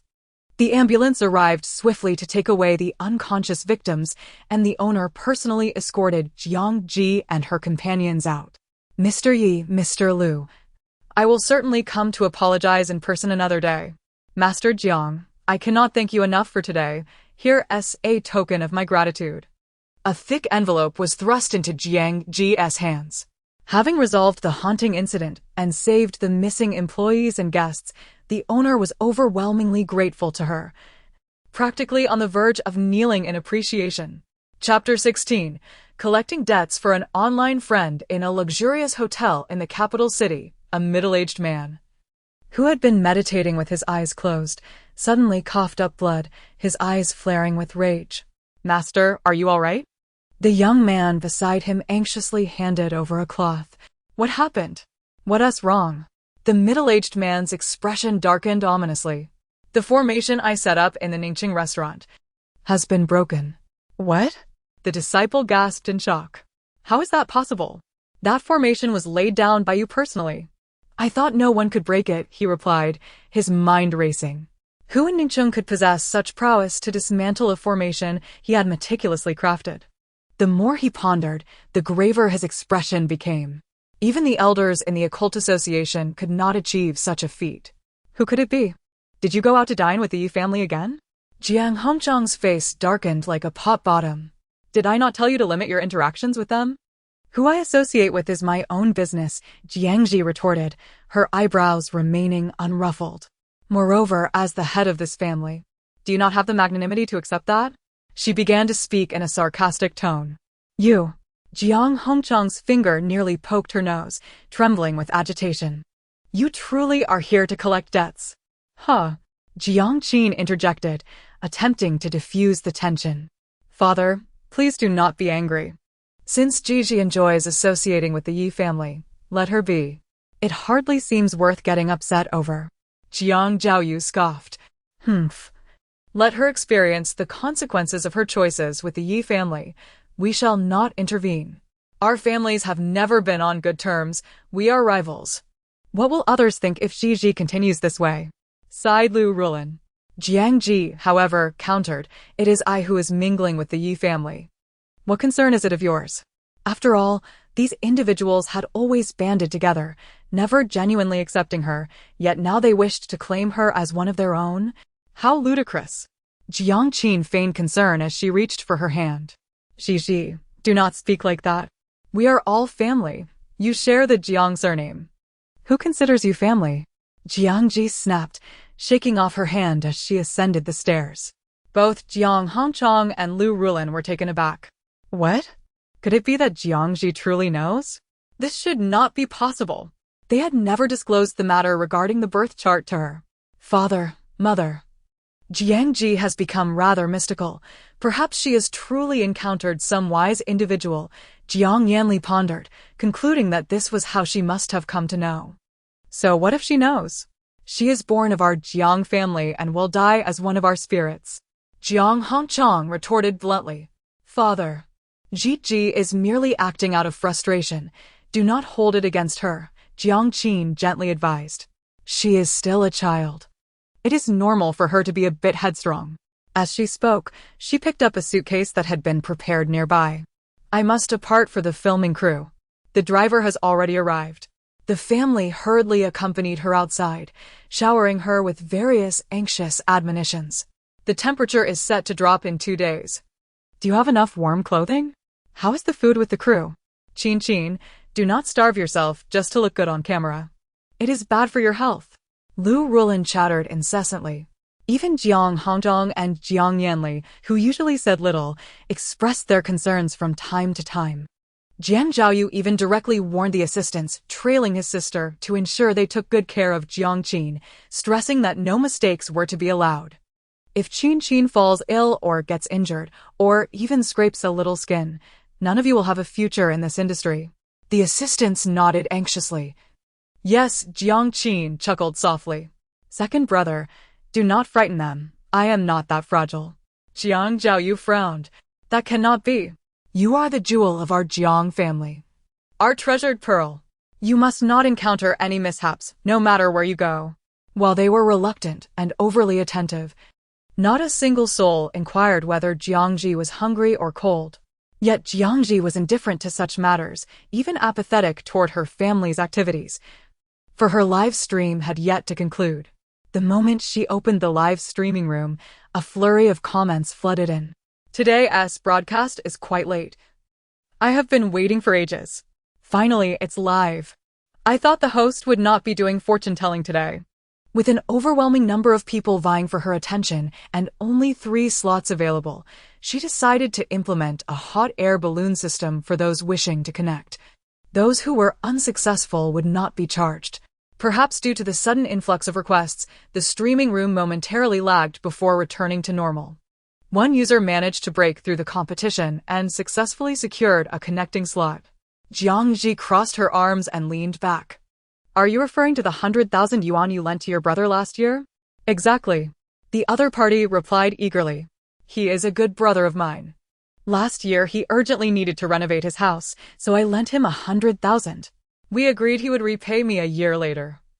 But now it's almost a year and a half, and he still says he has no money. The key is I know he can repay it.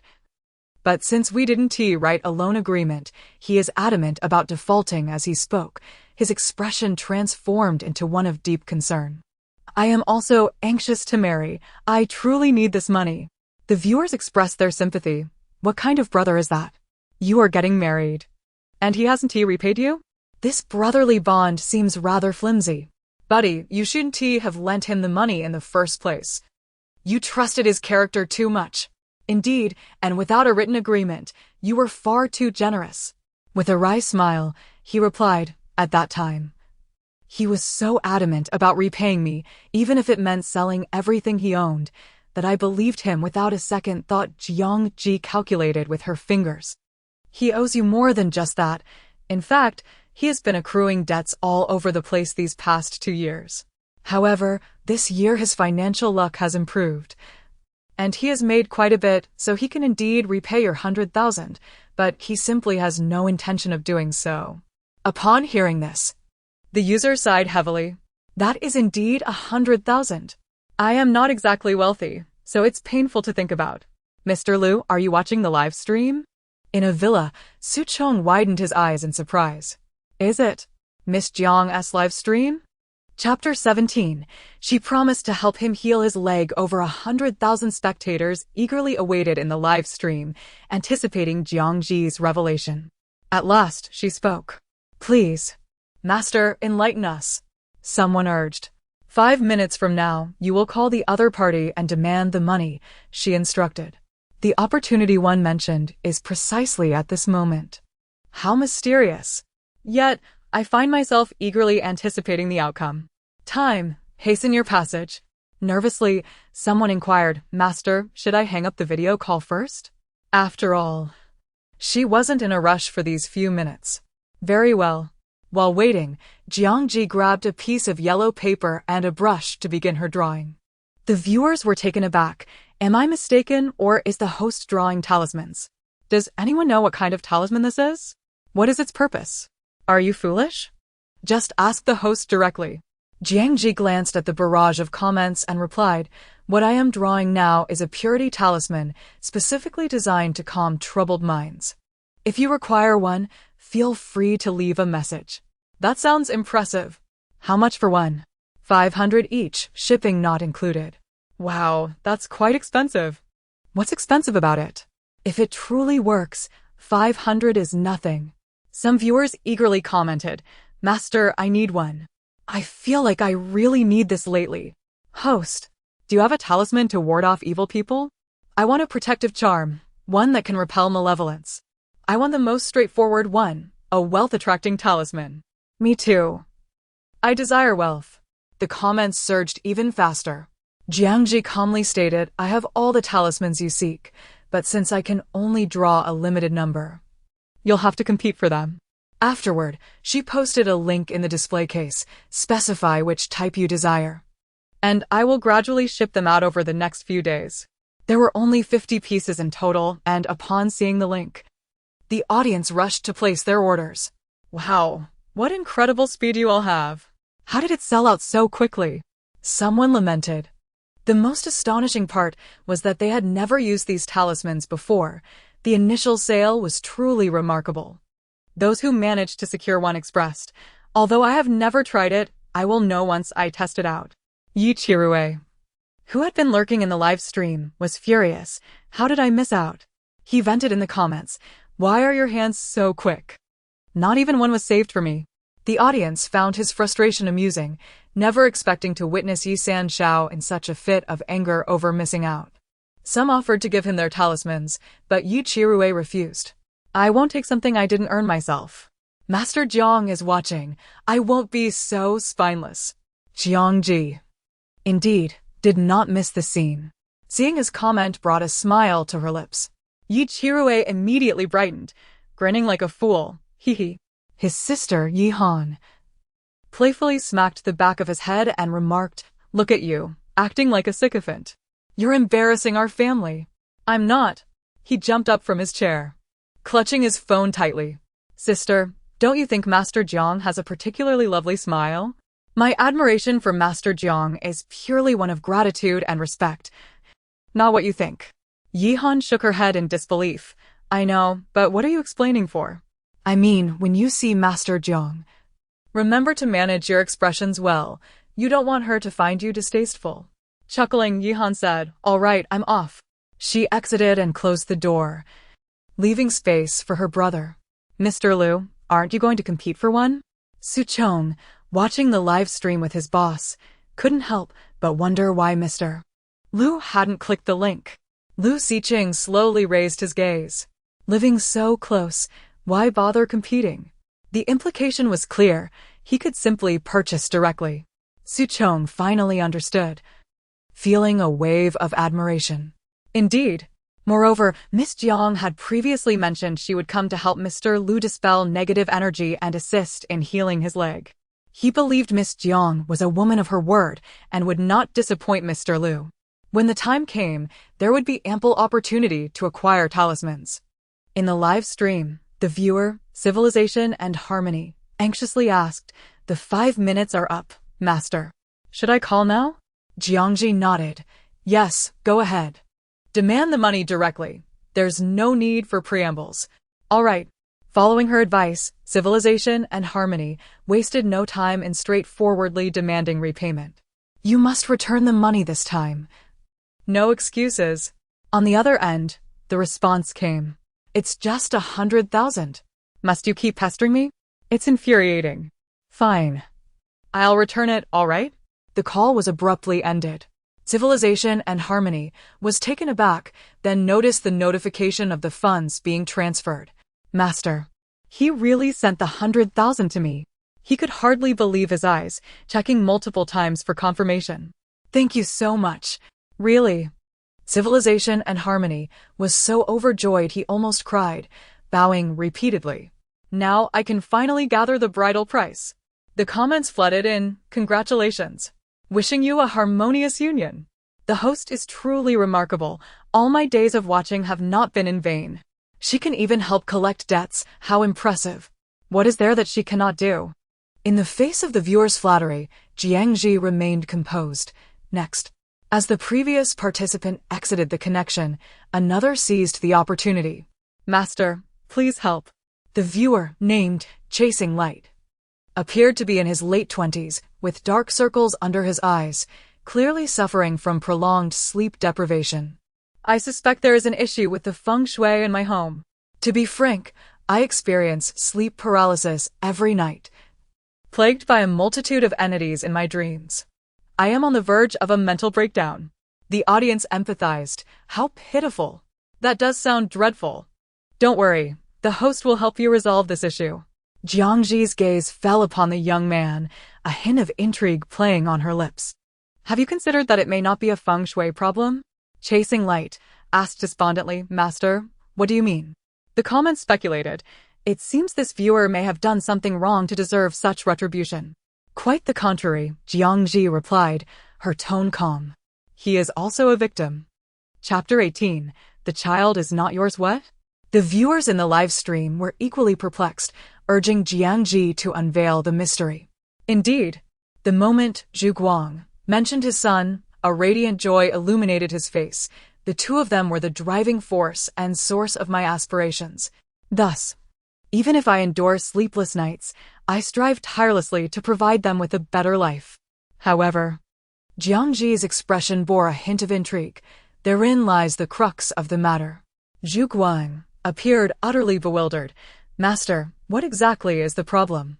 Zhu Guang nodded affirmatively. Yes. The comments flooded in. Truly filial. Not every young person can achieve such dedication. Jiang Zhi continued. What you are unaware of is that everything you do is observed by them. The gold ingots, cars, and houses you offer have all been received. Really? Zhu Guang was taken aback, instinctively revealing a delighted expression. That is truly wonderful. You might believe that those who have departed are no longer present.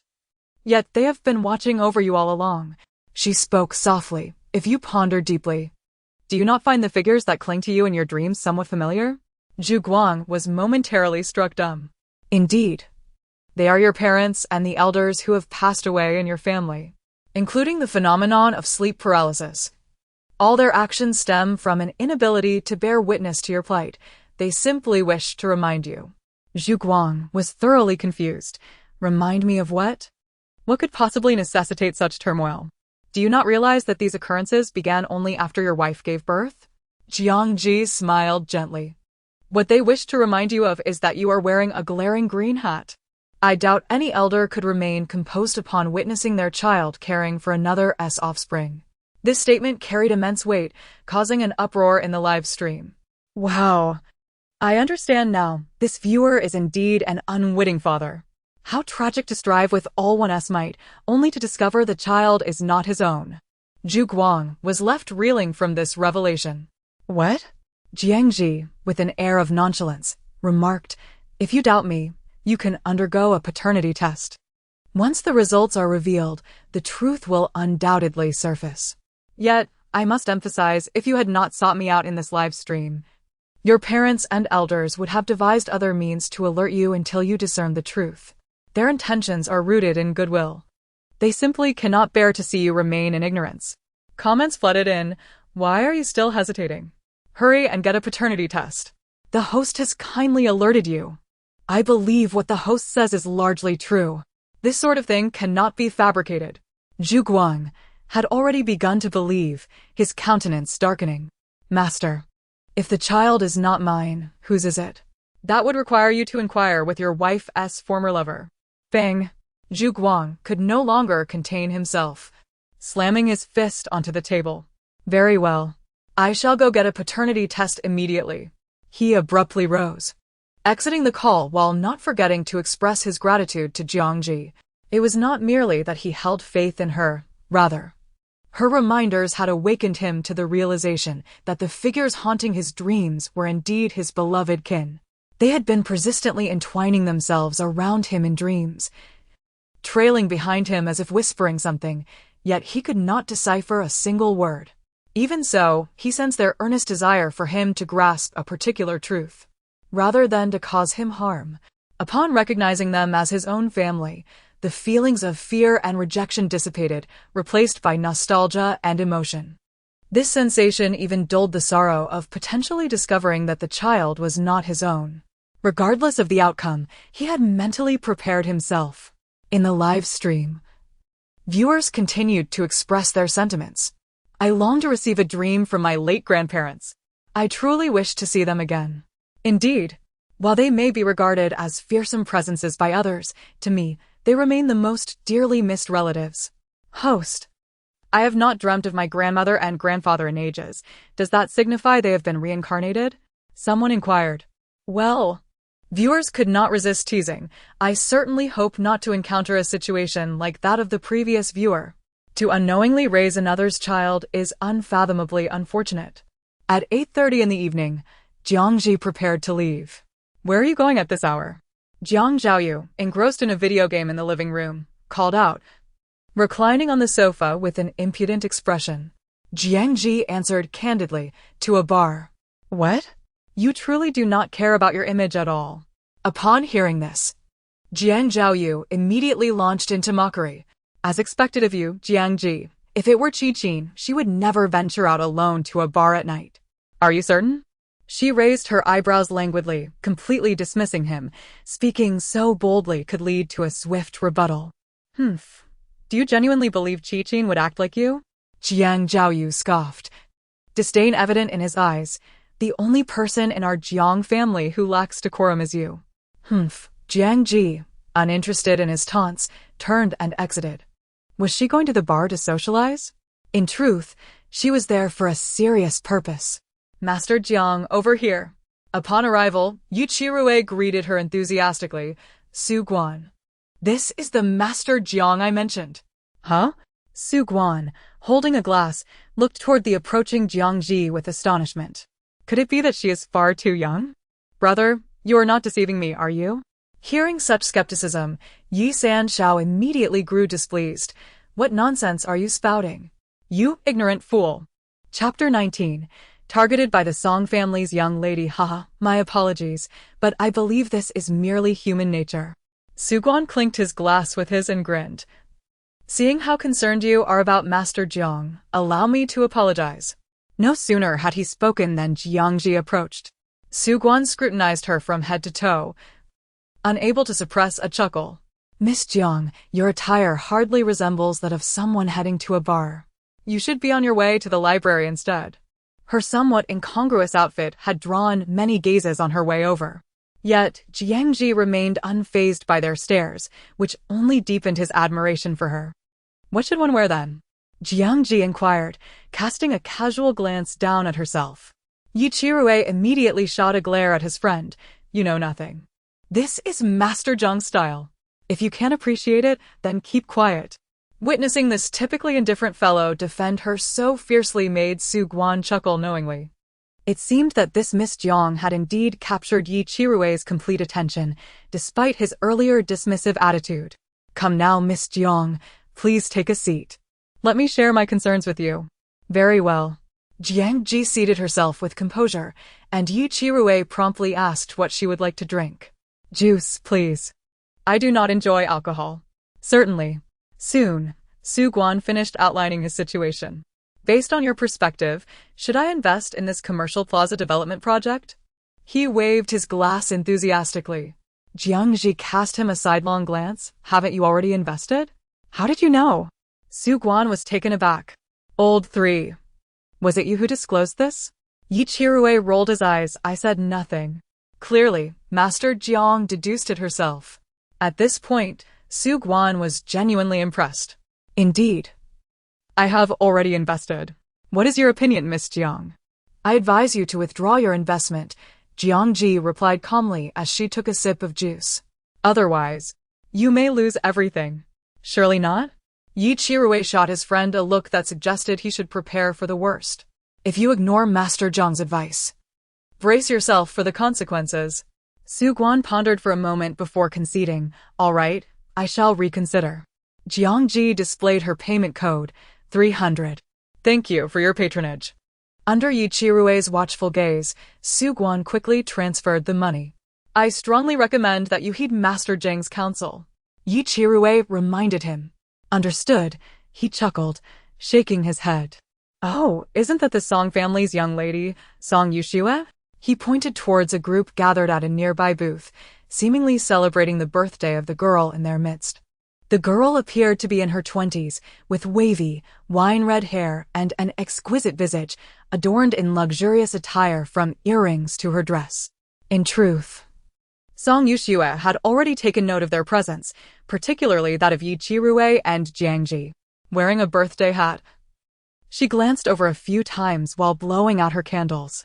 Hey, old 3, it seems the Song lady is beckoning you, Su Guan teased Yi Qirui. Aren't you going to see what she wants to say? Should I go take a look? Yi Qirui directed his question towards Jiang Zhi. Upon hearing this, she raised an eyebrow slowly. If you wish to go, then go. What does it have to do with me? Yi Qirui chuckled softly and finally made his way over. Yi Sanshao, have you lost your mind? Upon meeting, Song Yuxue bluntly asked, why are you so close to Jiang Zhi?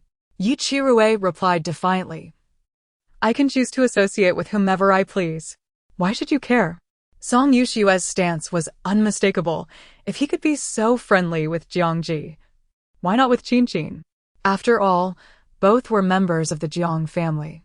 Indeed, she was one of Jiang Qin's close friends, both having grown up as daughters of prominent families in Ningqing.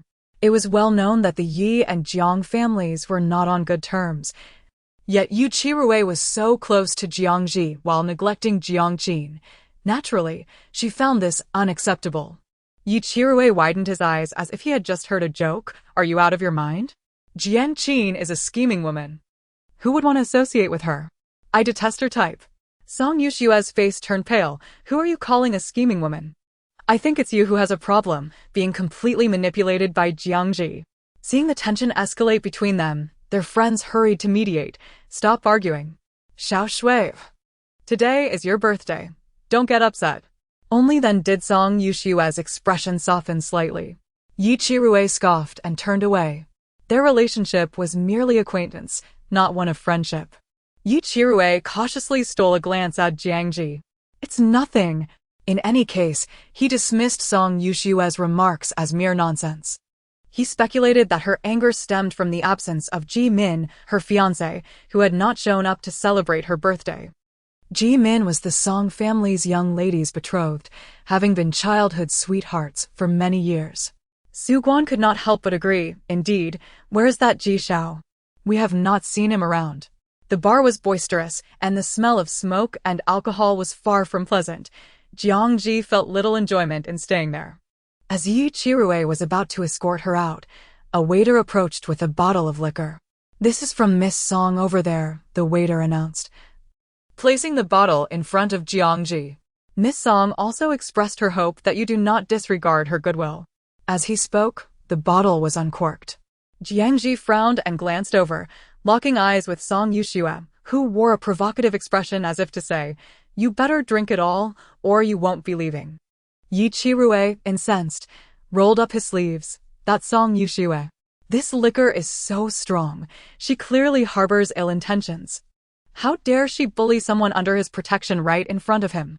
Just as he was about to explode, he saw Jiang Zhi striding over to confront Song Yushua. Soon, she stood before her. It seems you have a grievance with me? She spoke directly, leaving no room for ambiguity. Song Yushua had not anticipated her approach, but emboldened by her numbers, she showed no fear. Those around her chimed in, exactly. Only Jiang Qin can compare with you. What can you say? Aside from being the biological child of Uncle Jiang and Aunt Jiang, what do you have that can compare with Qin? Song Yushua pressed forward with an air of superiority, poking Jiang Zhi's shoulder. There is no point of comparison. You foul woman. Yi Qirui rushed over in anger. But before he could act, Jiang Zhi had already brushed Song Yushua's hand away. You ought to concern yourself more, she said, leisurely adjusting her collar before continuing to face her opponent. Miss Song, your fiancé is currently frolicking with someone else. Also, while you are clearly not pregnant, he seems to have found fortune with children. What do you think the reason is? Chapter 20. Caught in the act, a group of people stood frozen in shock, including Yi Qirui and Su Guan. The weight of the revelation was overwhelming. It seemed they had inadvertently stumbled upon information they were never meant to know. Meanwhile, Song Yushua's pupils trembled violently before her entire countenance darkened ominously. What did you say? A friend, regaining composure, immediately reprimanded Jiang Zhi. What nonsense are you spouting? How can you make such accusations?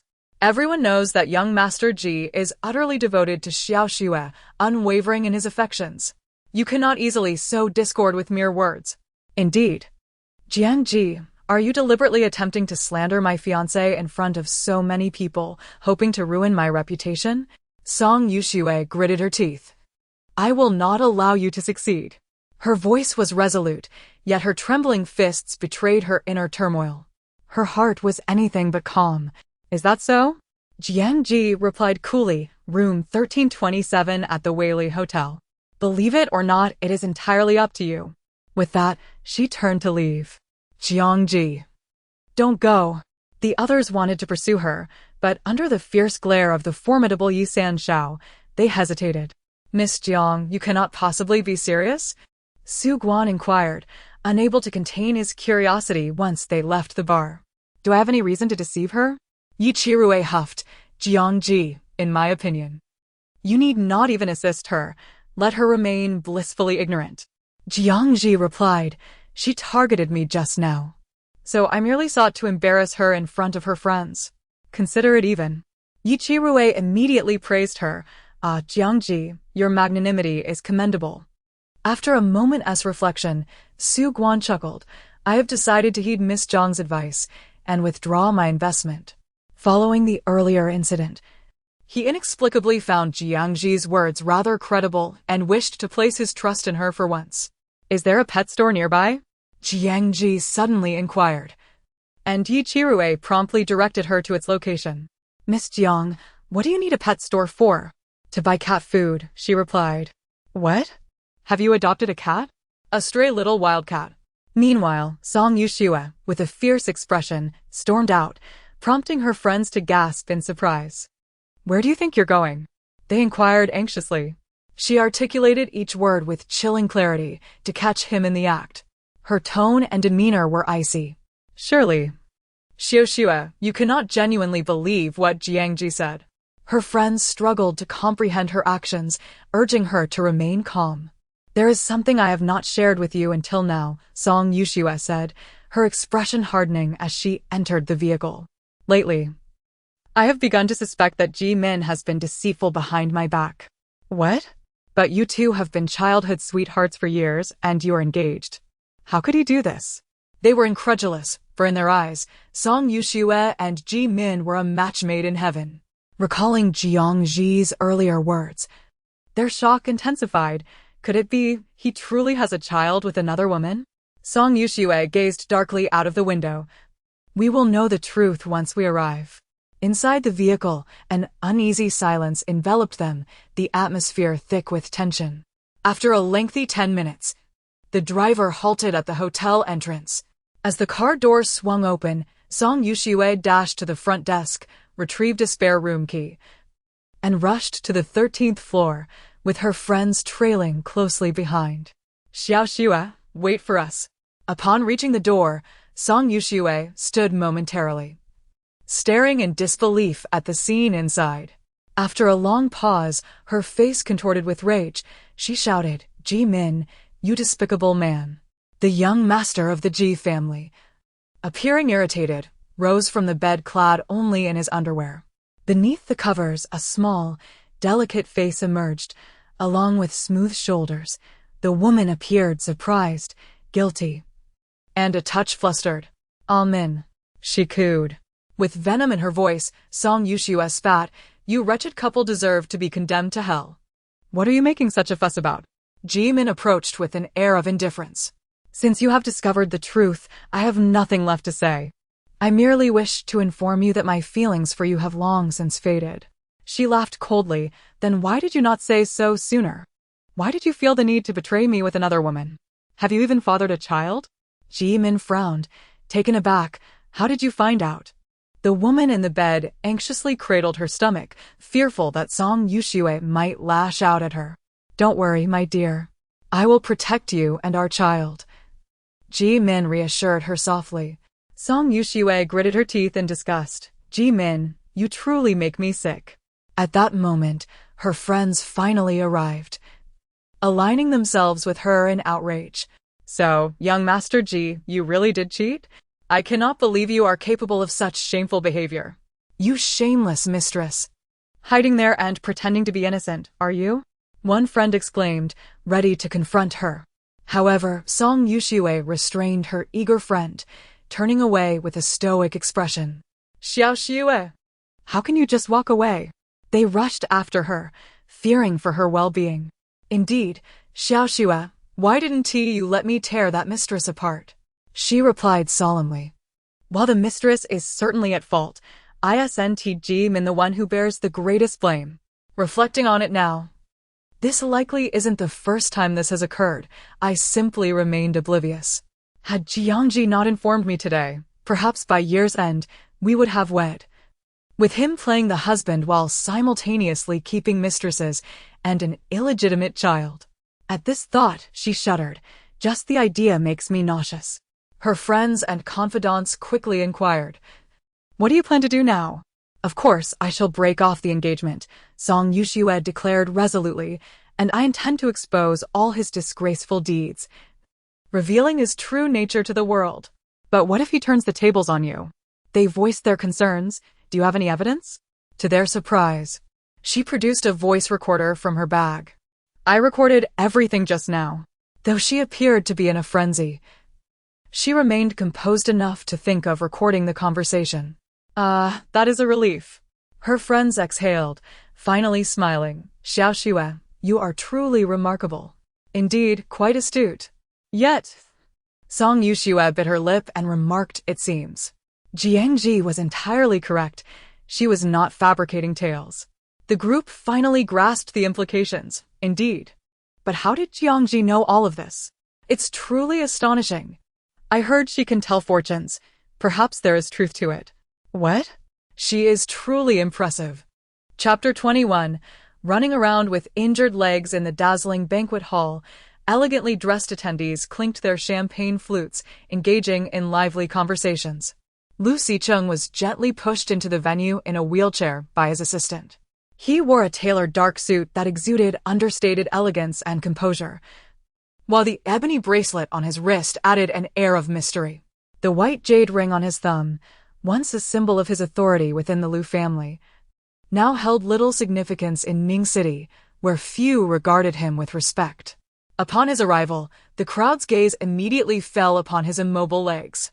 Their expressions revealed surprise, pity, and a sense of witnessing the fall of a once mighty tiger. Sent to Ning City for recuperation, Lu Xicheng undeniably embodied the essence of that fallen beast. Mr. Lu, you've finally arrived. I thought your condition would prevent you from attending," exclaimed the host of the banquet, a rotund man whose suit appeared strained at the seams, as he approached Lu with a broad smile and an outstretched hand. "What an honor it is. It used to be exceedingly difficult to catch a glimpse of Mr. Lu. Yet here you are." Others gathered around chimed in, "Indeed, when have we ever had the chance to meet someone as prominent as Mr. Lu?" Each remark underscored Lu Xicheng's current plight. In the vast banquet hall, he was the sole occupant in a wheelchair, compelled to endure the condescending stares of the onlookers.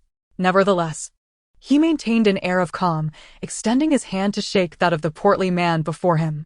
"Indeed, just a month ago, I never imagined I would find myself at this banquet," he replied, a subtle smile playing on his lips.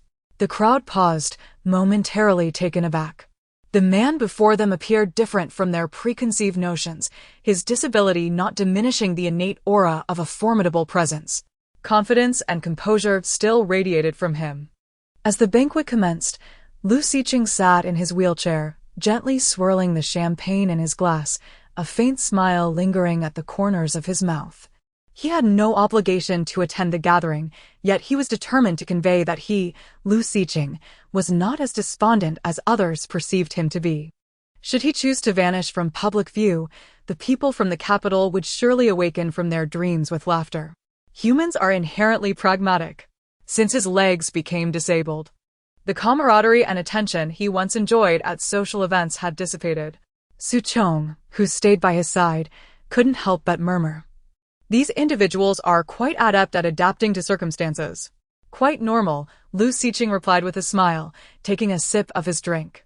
"In fact, it was rather peaceful this way. What are they posturing for?" Meanwhile, the polished elites of the business world were gathered, exchanging cynical remarks. "He can't even stand. Yet he still tries to maintain an air of superiority. Does he think he remains the CEO of Wanqing Group?" Indeed, the Lu family, despite their current state, would never allow a cripple to manage the family business. "What pretentiousness!" One man scoffed, disdain evident as he adjusted his cuff. "I heard that ring was personally bestowed upon him by the old master of the Lu family on his deathbed," he added with a derisive snort. "It's just a ring. What value does it truly hold?" The others nodded in agreement. Meanwhile, Lu Xicheng absent-mindedly rubbed the white jade ring on his finger, his thoughts drifting. The cold sensation within him had resurfaced, indicating that the sinister energy had intensified. He wondered when Jiang Zhi would seek him out again, or if he should take the initiative to find her. After years of coexisting with these internal disturbances, the discovery of someone capable of alleviating them had indeed shifted his perspective, akin to a stone cast into a still lake, creating ripples of anticipation for their next encounter. At that moment, Jiang Zhi was growing impatient. She had promised to return, only to discover upon reaching the entrance that Lu Xiqing was not home. Thus, she found herself sitting on the roadside, sharing a can of cat food with her little black cat. The feline, content with its meal, nuzzled against her ankle in gratitude. "Little Black, you're not just an ordinary cat. I'm not quite sure when you became a spirit, but it must have been before the founding of the nation. I've heard that after the establishment, animals were prohibited from becoming spirits, lest they be captured," she mused, stroking the little creature's back. The cat raised its head and rubbed against her knee, as if to say, "No need to worry." "All right, so you're pre-nationhood. That's good then," she replied, relieved. "But your progress in cultivation has been remarkably slow. After all these years, you can't even take human form." Her words were sharp, devoid of mercy. "If you follow my lead, I assure you'll improve far more than on your own."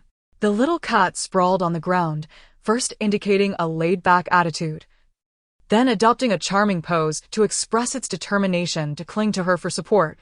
"Meow. For the sake of clinging to your leg. Even the name Little Black is acceptable." For others, she might have considered the situation. However, Lu Xiqing was an anomaly, having undergone a fate exchange that defied the usual calculations. Suddenly, an idea sparked in her mind.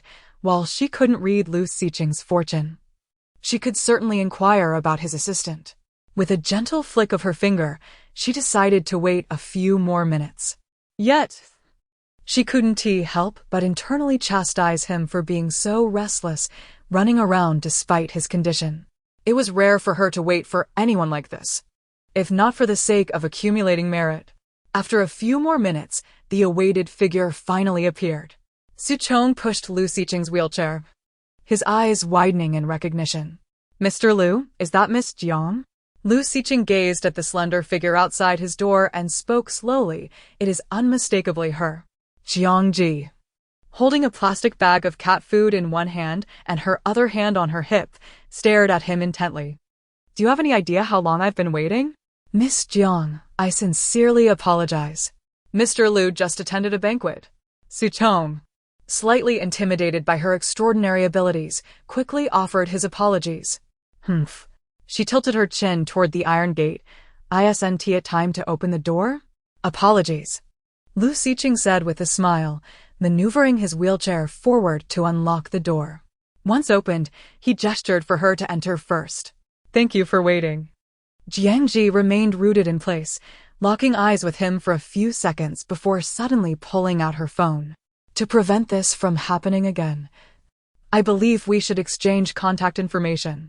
She truly wished to avoid waiting outside like this in the future.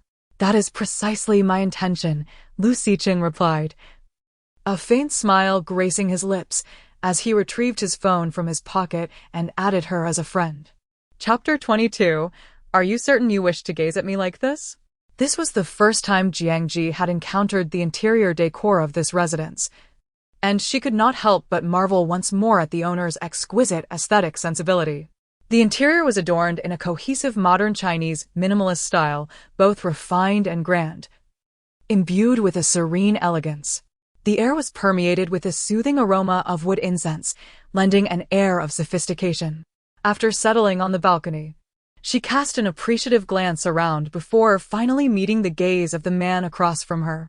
She sensed that he was acutely aware of the aura that surrounded him, a consequence of the dark energy within him. It was likely that for many years, no small creature dared to approach him too closely. Suchong had prepared tea for them and had withdrawn, currently engaged in a staring contest with the little black dog outside. "Extend your hand." Jiang Zhi broke the silence. Lu Xiqing lowered his gaze to his hand. "Which one?" "Any will do." Thus, he placed his left hand on the table. Without hesitation, Jiang Zhi placed her hand atop his, her expression unchanged as she took in the sensation. In just 2 days, the dark energy within you has grown even more rapidly than before. Lu Xiqing's gaze fell upon her slender, luminous fingers, and he could not suppress a slight smirk. Is that so? You truly do not care at all? She inquired, arching an eyebrow. To be honest, she had never encountered someone so nonchalant. He replied coolly. To say I do not care would be disingenuous. It is merely that after so many years, I have grown accustomed to it. He had learned how to coexist peacefully with the dark forces within him. Moreover, I can only accept it. After all, no one can extricate me from this predicament. Your mindset is indeed formidable, Jiang Zhi remarked. No wonder, despite everything, you have managed to become a notable figure in the capital. Had it not been for that unfortunate accident rendering him unable to stand, he would likely still be perceived as the strong individual everyone admired. At that moment, she realized that this man possessed a heart far more resilient than that of an ordinary person, evoking a sense of admiration within her. Lu Xiqing fixed his gaze on her and suddenly said, "But when you appeared and told me you could lead me out of this predicament, I found myself reluctant to continue coexisting with it. This must be blessed by a high monk then?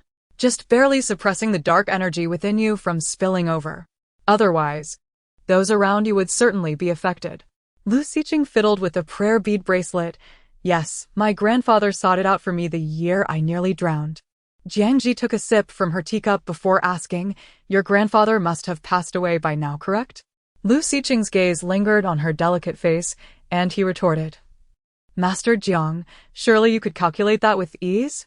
The way he addressed her as Master Jiang felt distinctly different from how Yi Qirue did, and she found it difficult to articulate.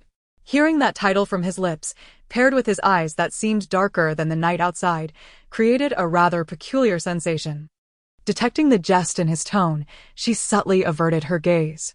However, I cannot discern matters or individuals related to you, for your fate is unlike that of others. He blinked. I see. He continued, Yes, my grandfather passed away 6 years ago. Oh! Suddenly, she stood and approached him, lifting her hand. Close your eyes. Are you certain you wish to continue looking at me like this? With each step she took, his gaze remained steadfastly upon her. I am about to attend to serious business. My apologies. He slightly curled his lips and slowly closed his eyes. With unwavering focus, Jiang Zhi placed her fingers on his forehead, beginning the purification of the dark energy within him. Her current abilities had returned to approximately 30%, allowing her to dispel more this time. All done. This time, I primarily cleared the dark energy that was lingering in your lower body. Do you feel that your legs have become significantly lighter? A flicker of surprise crossed Lu Xiqing's eyes. Indeed. Previously, his legs had felt as heavy as if weighed down by 1,000 pounds of lead, immovable and unresponsive. Now, however, they seemed considerably lighter, to the point where he faintly sensed he could regain some control. Do you know what composes dark energy? Jiang Zhi posed and answered her own question. It encompasses the malice, resentment, and all negative energies present in the world. Previously, a significant portion was entwined around your legs, hence your inability to stand. Lu Xiqing quickly grasped the implication. So, if I can eliminate it entirely, my legs will recover? Precisely, she affirmed. He paused for a moment. May I ask a question? Proceed. Miss Jiang, why do you assist me? She suddenly let out a light laugh. Helping someone like you, a favored child of destiny, certainly brings numerous benefits. Lu Xiqing, you do not believe I am merely performing an act of kindness, do you? As she spoke, she waved her hand, which had just been resting on his brow. After helping you dispel those dark energies, I have accrued quite a bit of merit. Without such benefits, I would hardly be inclined to meddle. Very well, I have nearly exhausted the spiritual energy I regained over the past 2 days. I shall need to rest for a few days before continuing. With that, she picked up a plastic bag, opened the balcony door, and changed her shoes. Suchong, please escort Miss Jiang. Lu Xiqing maneuvered his wheelchair to a stop at the door, gazing out at the garden. Certainly. As he watched Jiang Zhi depart, the man exhaled quietly, feeling a sense of relief. Knowing the reason behind her willingness to assist him lightened his burden considerably. For him, it was indeed a relationship of mutual benefit, devoid of any encumbrance. 2 days later, a major news story broke in Ning City. Song Yushua, the heiress of the Song family, had taken the initiative to dissolve her engagement with her fiancé of many years. Not only had they quarreled, but Song Yushua also revealed that her fiancé, Ji Min, had been unfaithful for years, utterly tarnishing the Ji family's reputation. The two families, once closely connected, had now completely severed ties. The citizens of Ning City were abuzz with gossip, and even the wealthy elite were engaged in fervent discussions. Who could forget how she had always valued her reputation? It seemed she had truly reached her breaking point this time. Hanyu, I heard Ji Min even fathered a child during this time. It's no wonder she couldn't endure it. But they had been getting along quite well before this incident. How embarrassing for everyone involved. Renfei, Hanyu, your words suggest you still wish to associate with that scoundrel Ji Min? Miss Shui is undoubtedly the victim here. You wouldn't dare to express sympathy for that wretched man. Would you? Hanyu sent a sheepish laughing emoji. Of course not. But you know how men can be. They all make such mistakes. It's not the end of the world, right? Chapter 23. Feng Shui consultation for the Song family. Upon overhearing their conversation, Yi Chirue could no longer contain himself. Renfei, don't speak carelessly. I am unlike them. Renfei retorted with sarcasm. In what way are you different? Spare us the explanation. Explanations are mere veils. Yi Chirue exclaimed indignantly. Nonsense. Though I may indulge in frivolities with several women, I have never truly engaged with them. Renfei remained unconvinced, scoffing in disbelief. Hanyu interjected in the group chat. I've heard that you've been tailing Jiang Zhi like a lapdog lately. Have you lost your mind? Hanyu felt a surge of pride as he continued. See? Everyone shares the sentiment. I am not alone in my thoughts. Suddenly, an unexpected voice emerged. Song Yushua said, Enough. Let us cease the gossip about others. Renfei startled. Shui, you're here? We were merely discussing Jiang Zhi. What's the issue? Han Ti, she previously joined in their group to vent? Renfei relented. Fine. We want to speak of it. Where are you right now, Shui? Shall we go for afternoon tea and pamper ourselves? No, I have other matters to attend to. After her final words, Song Yushua set down her phone and gazed at the person across from her. To her surprise, the individual sitting opposite was none other than Jiang Zhi. Thank you for last time, she said, an unfamiliar warmth in her voice as she addressed Jiang Zhi. It was a tone she had never used with her before, and it felt somewhat awkward. Nevertheless, she continued, from the moment you revealed the truth to me, I recognized that you are not the person we imagined. She had only recently come to the realization that true understanding of a person should not stem from hearsay but from personal experience. Their misconceptions about Jiang Zhi were far too profound. What kind of person? Jiang Zhi glanced at the steaming coffee before her, a subtle smile playing on her lips. You are a good person. Song Yushua paused before speaking again. I am not, Jiang Zhi promptly denied. I merely felt pity for you. Song Yushua was taken aback, then chuckled softly. I had thought it was because we are both women that you chose to assist me. Jiang Zhi took a sip of her coffee, finding it somewhat bitter. She pursed her lips and set the cup down. Do not regard me with such lofty ideals. Now, tell me, what brings you here today? You can tell fortunes, right? I wish for you to predict the outcome between Ji Min and that mistress. Jiang Zhi displayed an expression of knowing. Certainly, however. My fee is 300. 300? Is that not rather inexpensive? The value is not in the monetary amount, but in the fact that the fortune teller must balance the disclosure of fate with a financial settlement. She countered earnestly. Do you truly believe I rely on fortune-telling for my livelihood? Of course not. Song Yushua hurriedly sent her the payment, her gaze filled with anticipation. Jiang Zhi slowly stated, They will not marry. That woman's child will not come into this world. You mean she will miscarry? Song Yushua was momentarily stunned. Indeed. Well, she sighed, a multitude of emotions swirling within her, regret, satisfaction, and a sense of release. Looking at the person across from her, a smile suddenly graced her lips. Jiang Zhi. Do you know? Jimin often told me in our youth that he would always treat me well, that he would love only me for a lifetime. Growing up with these words, I believed them wholeheartedly, convinced that our bond would withstand any trials. After all, we grew up together and shared mutual affection. How could it falter? But I never anticipated that hearts could change, that truth could morph into falsehood. I had merely been living in a self-deceiving illusion. Jiang Zhi's response was characteristically indifferent. I do not quite comprehend. Why not? Song Yuxiue blinked, suddenly curious. Jiang Zhi, have you never liked anyone? She shook her head, no. Her focus was solely on cultivation and ascension. She had no room for romantic inclinations. The only beings she held close were her master and the cat she cared for. Song Yuxiue pressed further. What about Yi Qirue? Haven't you been spending time together recently?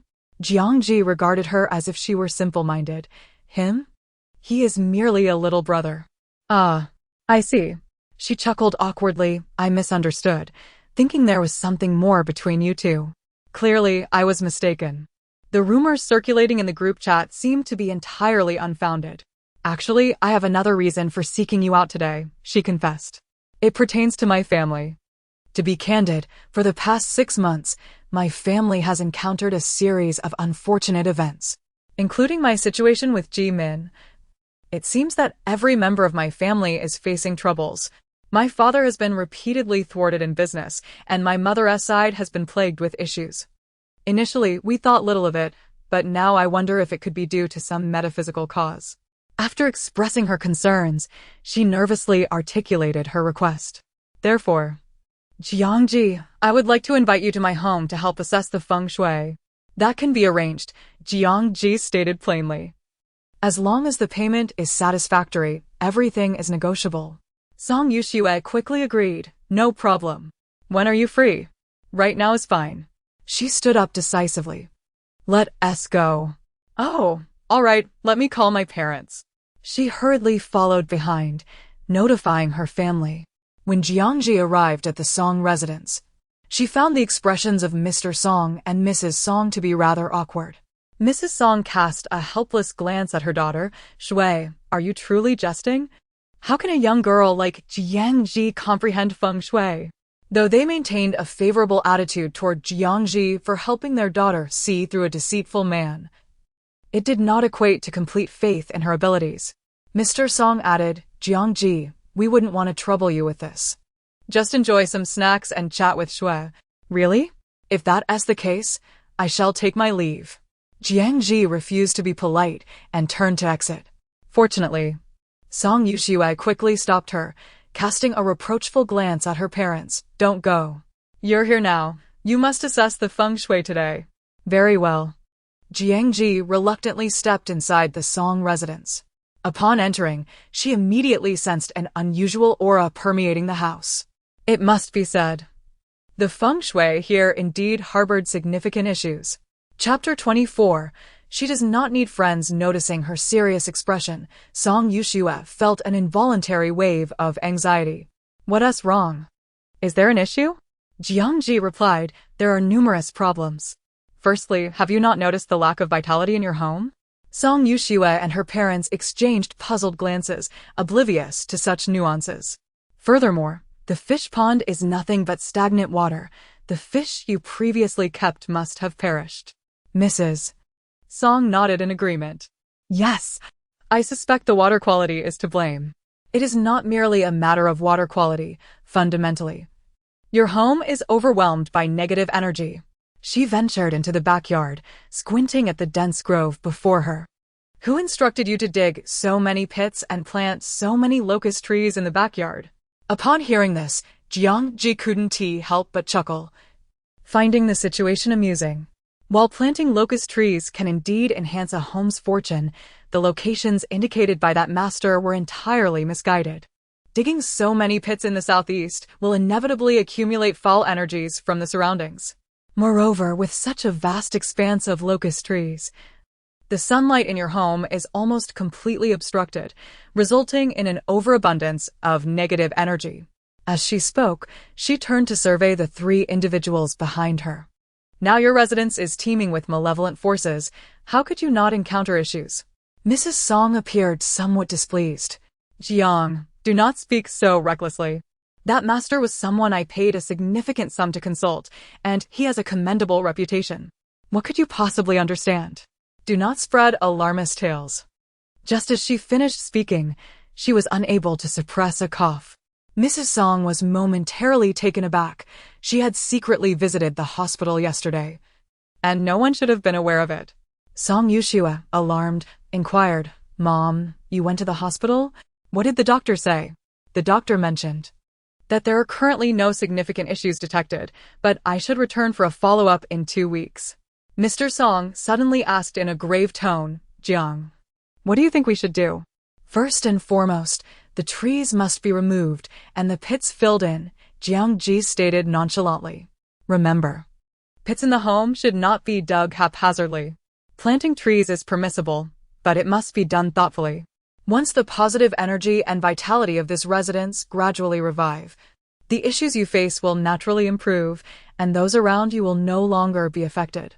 As she spoke, a gentle breeze swept through, tousling her hair and the edges of her clothing, lending her an ethereal and transcendent quality. The three of them were momentarily entranced. "Mr. Song pondered for a moment before responding. "Very well, we will heed your advice. I will call someone to relocate the trees and fill in the pits shortly. Rest assured, for now all is well. However, should you choose to disregard my counsel, the follow-up in 2 weeks may reveal a diagnosis of lung cancer." "What? Lung cancer?" Mrs. Song nearly fainted. "Hurry, call someone to deal with these trees." The following day, Song Yushue sent a message to Jiang Zhi. "Jiang Zhi, the trees and pits in our backyard have been dealt with. Last night, my father even had someone buy a few koi and change the water in the pond. Guess what? Those fish survived until this morning. Previously, the newly purchased fish wouldn't last an hour, inevitably ending up belly up. Just as you said, our home finally has vitality." She was astounded by Jiang Zhi's remarkable abilities, far surpassing those masters her mother had previously consulted. As a member of the Song family, she had not been significantly affected, primarily due to not residing at home. Otherwise, she too would likely have ended up at the hospital. The more she reflected, the more she felt that the 30,000 her family had spent on Jiang Zhi's feng shui consultation was indeed worthwhile. Moreover, before Jiang Zhi departed yesterday, she had mentioned that Ji Min's situation was unrelated to the Song family's feng shui. She understood this well. Ji Min had changed his heart years ago, long before the locust trees were planted in their backyard. Thus, some matters were genuinely human issues rather than mystical ones. "Jiang Zhi, I apologize. I now comprehend why Yi Chirue holds you in such high regard. I was previously unaware of your exceptional capabilities." Realizing this, she understood a significant truth. Since Jiang Zhi possessed such extraordinary talents, why would she concern herself with the superficial prestige of being a daughter of the Jiang family? Furthermore, after these 2 encounters, she found Jiang Zhi's character to be refreshingly authentic. She spoke her mind without pretense. In contrast, Jiang Qin consistently portrayed herself as a victim, deliberately seeking sympathy from others. "Jiang Zhi, from now on, we shall be friends. Whatever happens, I will have your back." Upon reading Song Yushua's message, Jiang Zhi merely smiled faintly. Friends? Throughout her life, she had never deemed friendship necessary, having grown accustomed to resolving matters independently. Thus, she remained noncommittal to Song Yushua's unilateral declaration of friendship. After a brief slumber, she descended the stairs only to be met with a barrage of inquiries from Jiang Hongcheng. "Where were you wandering yesterday?" Lu Rulin gazed at her with concern, as if she were the source of the family's worries. Upon hearing her father's words, Jiang Hongcheng's expression visibly brightened. "It seems you finally comprehend whom to associate with. The Song family has encountered some business difficulties over the past 6 months, but their familial strength is undeniable. Spending time with Miss Song can only be advantageous. He viewed his daughter's social interactions as tools for bolstering their family's business. Jiang Zhi scoffed lightly and proceeded toward the entrance hall. "Where are you off to now?" Jiang Hongchong immediately inquired. "Why do you question her?" "She is merely living her life." Jiang Hongchong tightened his grip on the newspaper, his complexion darkening. Lu Rulin sighed and shook her head. "There's nothing we can do. Let her be, as long as she doesn't cause any trouble." However, mere minutes later, visitors arrived at their doorstep. "Is Xiaoji at home? We have come specifically to express our gratitude." Members of the Song family emerged from their vehicle, arms laden with gifts, all wearing expressions of joy. Especially Mrs. Song. As she called Jiang Zhi's name, it was as if she were summoning her own daughter. Song Yuxue stood beside her parents, peering curiously into the house. "Uncle, Auntie, is Jiang Zhi not home? What is this all about?" Jiang Hongchong and Lu Rulin exchanged dubious glances, feeling as if they were reliving a familiar scene. Chapter 25. A pot of flowers. Upon learning that Jiang Zhi had just stepped out, Song Yuxue and her parents expressed their regret. However, since they had already arrived, it was only natural for them to pay a visit. L. Rulin quickly invited them inside and asked the housekeeper to prepare tea and fruits. Jiang Hongchang had initially planned to go to the office, but upon the arrival of the Song family, he decided to stay and listen to their account of what trouble Jiang Zhi had gotten into this time. To his astonishment, Mrs. Song beamed as she recounted, "Old Jiang, you have no idea how remarkable little Ji is. She came to our house yesterday and assessed the feng shui. Today, I feel completely revitalized. No more chest tightness, dizziness, or cough." They had hastily arranged for someone to relocate the trees in their backyard, filling in the holes left behind, and even replaced all the water in the fish pond. The wilting potted plants in their home were substituted with new ones. They noticed that the entire residence seemed to have improved in terms of lighting, ventilation, and air quality, elevating their overall well-being. Even their moods had brightened considerably. Such a transformation was so palpable to them that they could hardly believe it themselves, let alone convince outsiders. Yet, they were undeniably aware of the remarkable change and felt compelled to express their gratitude to Jiang Zhi personally. In fact, they increasingly felt that the 30,000 they spent on feng shui was rather modest, so they brought along an array of luxurious gifts. L. Rulin glanced over the gifts, noting the high-end wines, skincare products, and health supplements, which must have cost the Song family a fortune. More importantly, they explicitly stated that these gifts were for Jiang Zhi alone, with no mention of Qin Qin. A subtle discomfort washed over her. "Xiaoxue, are all these gifts for Ji?" she quietly confirmed with Song Yuxue. Song Yuxue nodded earnestly. "Yes, Aunt Jiang, they are all for Jiang Zhi." L. Rulin smiled awkwardly. "I see. Have you perhaps made a mistake?" Jiang Hongchong interjected directly. "How could Jiang Zhi possess such abilities? I believe you are simply experiencing a psychological effect." He had always been skeptical of metaphysical beliefs and had dismissed the elders' claims regarding Jiang Zhi's auspicious fate. Yet now, the idea that Jiang Zhi could interpret feng shui seemed utterly ludicrous to him. "I'm not saying you should be overly superstitious." He attempted to pour cold water on their enthusiasm. However, the Song family vehemently disagreed with him. Mr. Song boldly stated, "Old Jiang, we have known each other for many years, and this is the first time I find you unreasonable. How can you harbor prejudice against such an outstanding child like Jiang Zhi?" Song Yuxue chimed in, "Exactly. Uncle Jiang, Jiang Zhi is now my true friend. And if she is willing, I would love to be her close confidant." L. Rulin exchanged glances with her husband, each filled with questions. How had Jiang Zhi managed to endear herself to the Song family? From the moment they entered until now, the trio had been extolling her virtues, filled with admiration, without even mentioning Qin Qin. Moreover, had not Song Yuxue previously been quite close with Qin Qin? How had her attitude shifted so dramatically? It bore an uncanny resemblance to the recent interactions with the Yi family. During their idle chatter, Mrs. Song casually glanced upstairs, inquiring which room belongs to Jiang Zhi. Rulin pointed it out, and the next moment, Mrs. Song's expression turned incredulous. Jiang Zhi is your biological daughter. How can her room be inferior to that of Qin Qin? She appeared ready to defend Jiang Zhi. Mrs. Song disapproved, saying, "We cannot let Jiang Zhi be treated so unjustly." Implicit in her words was the question, "What kind of parents are you?" Rulin could only smile awkwardly once more and avert her gaze. Song Yuxue remained silent, merely pursing her lips, as if everything was understood without words. Rulin casually remarked, "Xiao Xue, you see, as parents, we naturally wish to provide Jiang Zhi with the best life possible, haha." Yet, even as she spoke, she felt a twinge of guilt.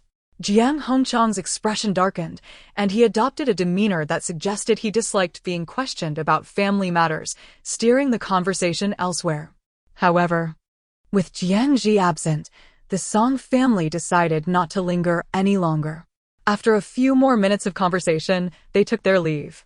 Meanwhile, Jiang Zhi had wandered around aimlessly and, finding little amusement, decided to take a taxi to the nearby shopping district for some casual shopping.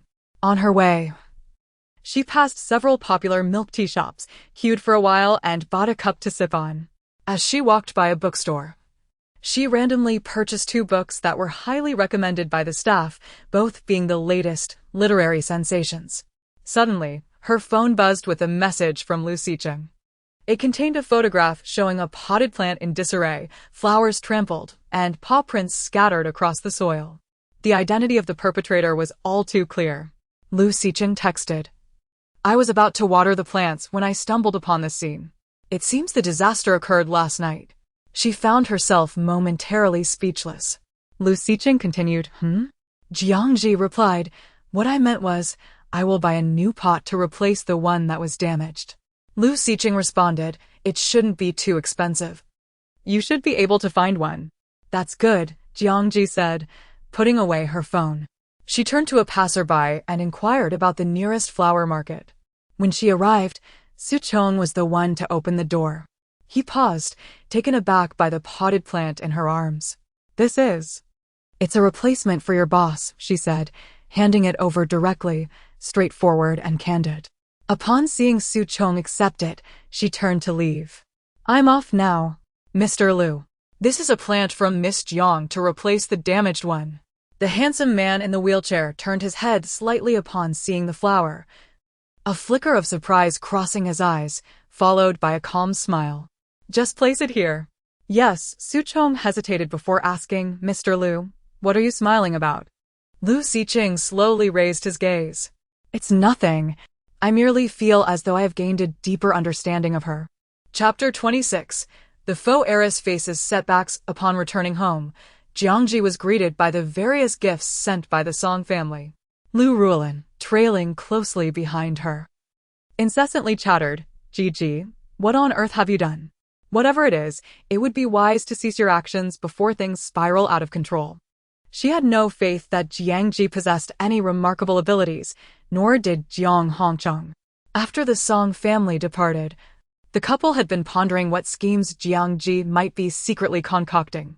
They believed that her reckless behavior would eventually backfire, potentially dragging the Jiang family down with her. Jiang Zhi was well aware of their suspicions, but she could hardly be bothered to elaborate. Regardless of what she said, they would remain unconvinced. For they never cared for their biological daughter's thoughts or words, treating Jiang Qin's opinions as gospel. To them, Jiang Zhi's words were akin to mere nonsense. Lu Rulin was momentarily taken aback, staring at her retreating figure, momentarily at a loss for words. Alas, this child was indeed difficult to engage with, especially since she had not been raised by their side. Perhaps she should have a conversation with Qin Qin instead. Meanwhile, upon hearing about the Song family's actions, Jiang Qin felt a sense of urgency. "Qin, what's wrong? Is something amiss?" her manager inquired with concern. Jiang Qin smiled gracefully. "Thank you, Liao Jia." Soon, Jiang Qin's car arrived, prompting Lu Rulin to call upstairs. "Ji, your sister is about to arrive." You can come down now. Jiang Zhi leisurely exited her live stream in her room, donning her slippers as she descended. Mom, Dad, Big Brother, Second Brother. Upon stepping out of the car, Jiang Qin beamed as she embraced each family member. Upon seeing the tardy Jiang Zhi, she made her way over, grasping her hand. Gigi, I've missed you so much in these past few days. Jiang Zhi remained expressionless. Oh, I've brought you all some specialties from the set. Everyone has a gift, Jiang Qin announced, although it was evident that Jiang Zhi's gift was the least valuable of them all. Yet, she refrained from mentioning it. Who would notice? Lu Rulin, brimming with joy, pulled Jiang Qin into the house. You must be hungry. No matter how good the food on set is. There's nothing like home. We must ensure you are well fed. Just tell me what you wish to eat, and I'll have the chef prepare it. Jiang Qin chuckled. Mom, I am currently filming and need to maintain my figure. Jiang Yanli and Jiang Zhaoyu paid little heed, as they had long grown accustomed to it. During dinner, Jiang Qin casually brought up the matter concerning the Song family. You know, our group's perception of Gigi has shifted somewhat. As her sister, I'm particularly happy for her. Jiang Hanchang inquired, what are they saying? Jiang Qin met Jiang Zhi's gaze, smiling as she replied. Yi San Xiao and Xiao Shui are quite fond of Gigi, and they won't allow anyone to speak ill of her. They are particularly protective. Is that so? Jiang Hongchang cast a disinterested glance at Jiang Zhi, appearing less inclined to converse. Yes, Jiang Qin observed her brothers briefly, smiled again, and returned to her meal. The following day, she departed early. What was her intention? Naturally, it was to seek out Song Yuxiue. Song Yuxiue was engaged in a yoga class with her friends. Upon learning of Jiang Qin's arrival, she did not react much and emerged only after the session concluded. Jiang Qin was accompanied by an assistant carrying numerous bags. As soon as Song Yuxiue appeared, she hurried over. Xiao Shui, here's the latest limited edition bag from LV. I believe it suits you perfectly. And these exquisite pearl earrings from Xiang. Do take a look. Do you like them? In the past, the sisters frequently exchanged gifts, and Song Yuxiue had never declined. However, this time felt different. What? Sensing a change in Song Yuxiue's demeanor, an unsettling feeling surged within Jiang Qin. I've made a reservation at your favorite restaurant. Let's go have dinner together. Jiang Qin felt aggrieved. Xiao Shui, did I do something to upset you? I've been focused on filming and haven't paid much attention. If there's anything, please just tell me. Jiang Qin hesitated. I haven't said anything wrong. My parents and I are trying our best to make amends for her, but I sense that your parents genuinely only care about you, Song Yuxiue stated candidly. Though Jiang Zhi is their biological daughter, you were the one they raised from childhood. It is evident that you are their favorite. Jiang Qin was rendered speechless. I've been quite busy lately and have no time to meet with you. Perhaps you should find someone else. Jiang Qin lowered her head, biting her lip to suppress her feelings of frustration. I understand. Yet, after facing rejection from Song Yuxiue, she could hardly contain her indignation and promptly headed to her second brother Jiang Zhaoyu's company. Second brother, I've come to see you. Jiang Zhaoyu greeted her with enthusiasm. Come, let us sit in my office. Upon entering the office, Jiang Qin's spirits dampened as she cast her gaze downward. Jiang Zhaoyu immediately inquired about her distress. Second brother, I think Xiao Shui dislikes me. She sorrowfully lifted her head. I'm not sure what misunderstanding she has about me, but it seems our relationship has grown distant. Knowing of the recent admiration the Song family had for Jiang Zhi, Jiang Zhaoyu's anger flared. It must be Jiang Zhi's doing. She probably spoke ill of you to Song Yuxiue, creating a rift between the two of you. Chapter 27, She is your true love. Is it really possible? Jiang Qin shook her head. Gigi shouldn't be that kind of person. Perhaps I have done something wrong that upset Xiao Shui. However, Jiang Zhaoyu felt that she could not possibly be at fault. His precious younger sister was well-mannered, kind-hearted, and gentle. She had always been adored by everyone. Clearly, it was Jiang Zhi who harbored ulterior motives and was secretly undermining her sister. Rest assured, I will ensure you receive justice. You shall not suffer this grievance in vain, he declared earnestly. Jiang Qin looked worried. Second brother, what are you planning to do? Please don't act impulsively. We are all family. Family? The question is, does she regard you as family? He slammed the table and asserted, I am your second brother, and I cannot stand idly by. Jiang Qin hurriedly tried to persuade him further, but Jiang Zhaoyu, known for his fiery temper and stubbornness, was resolute in his decisions, making it exceedingly difficult for him to change his mind. Meanwhile, Jiang Zhi opened her live streaming session as usual. The first viewer to request a connection was a user named Mint Breeze. Judging by his attire and the decor of his surroundings, he appeared to be a well-off elite gentleman, sporting silver-rimmed glasses that suggested a high intellect. Hello, host, he greeted, his tone slightly hesitant, as though he were contemplating something. I would like to consult you about matters of the heart. You see, my girlfriend and I have been together for 10 years and are on the brink of marriage. Yet, as the wedding date approaches, I cannot shake this unsettling feeling. The comments flooded in. So this exceptional young man also faces emotional dilemmas? In that case, why not take a look at me? Hey, don't steal my chance. I want to be considered too. Haha, quiet down. Let us hear what the host has to say.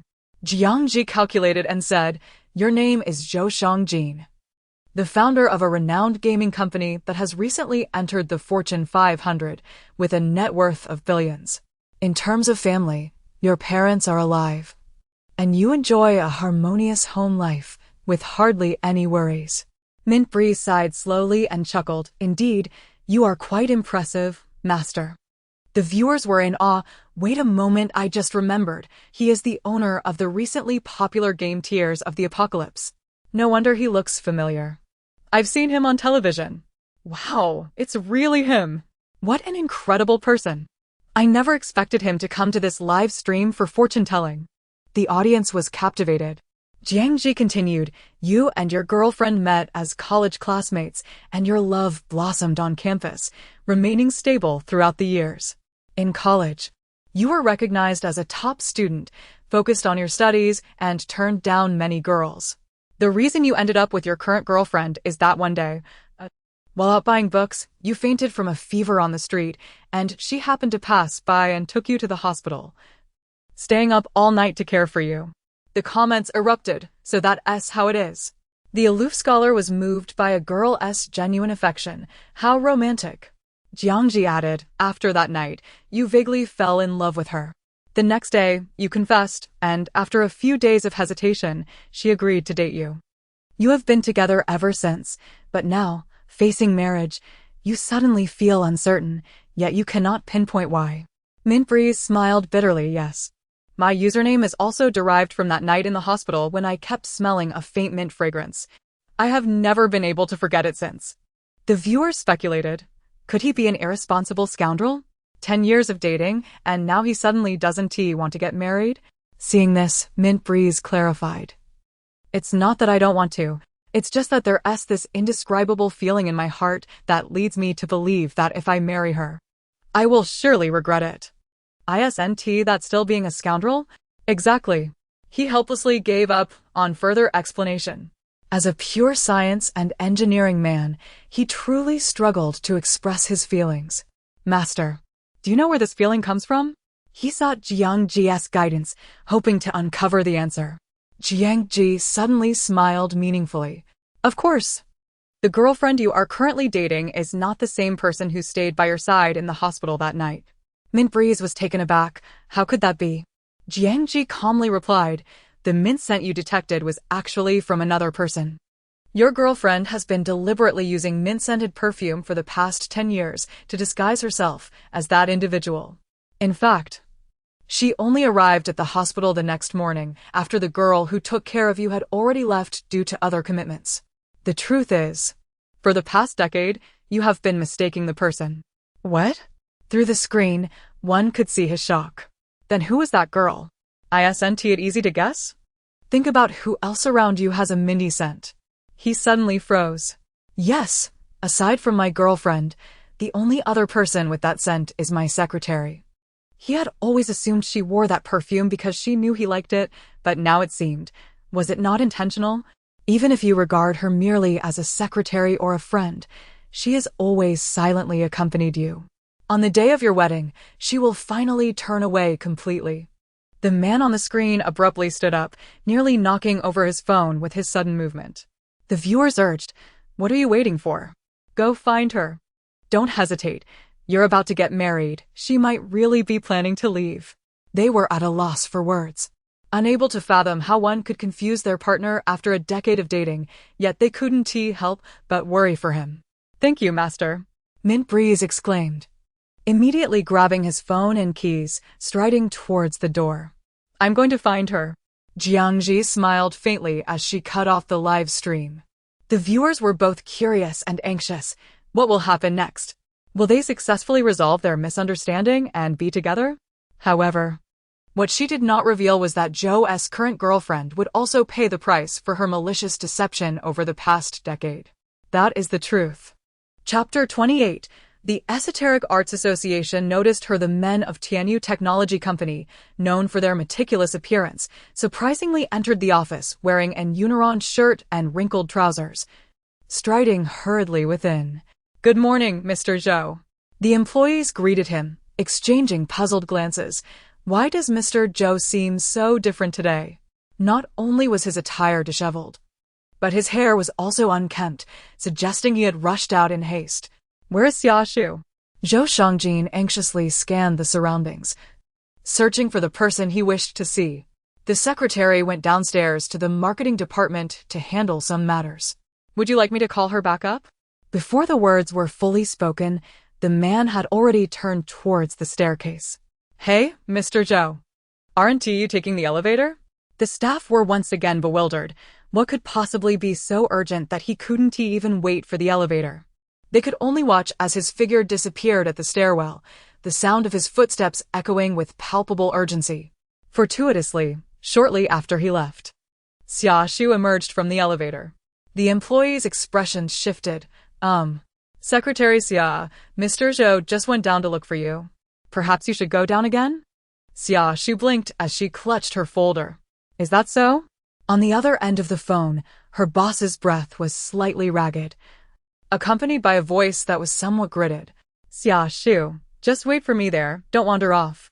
She stared at the hung-up phone, her expression one of confusion. What was going on with Mr. Zhou? Was it something significant?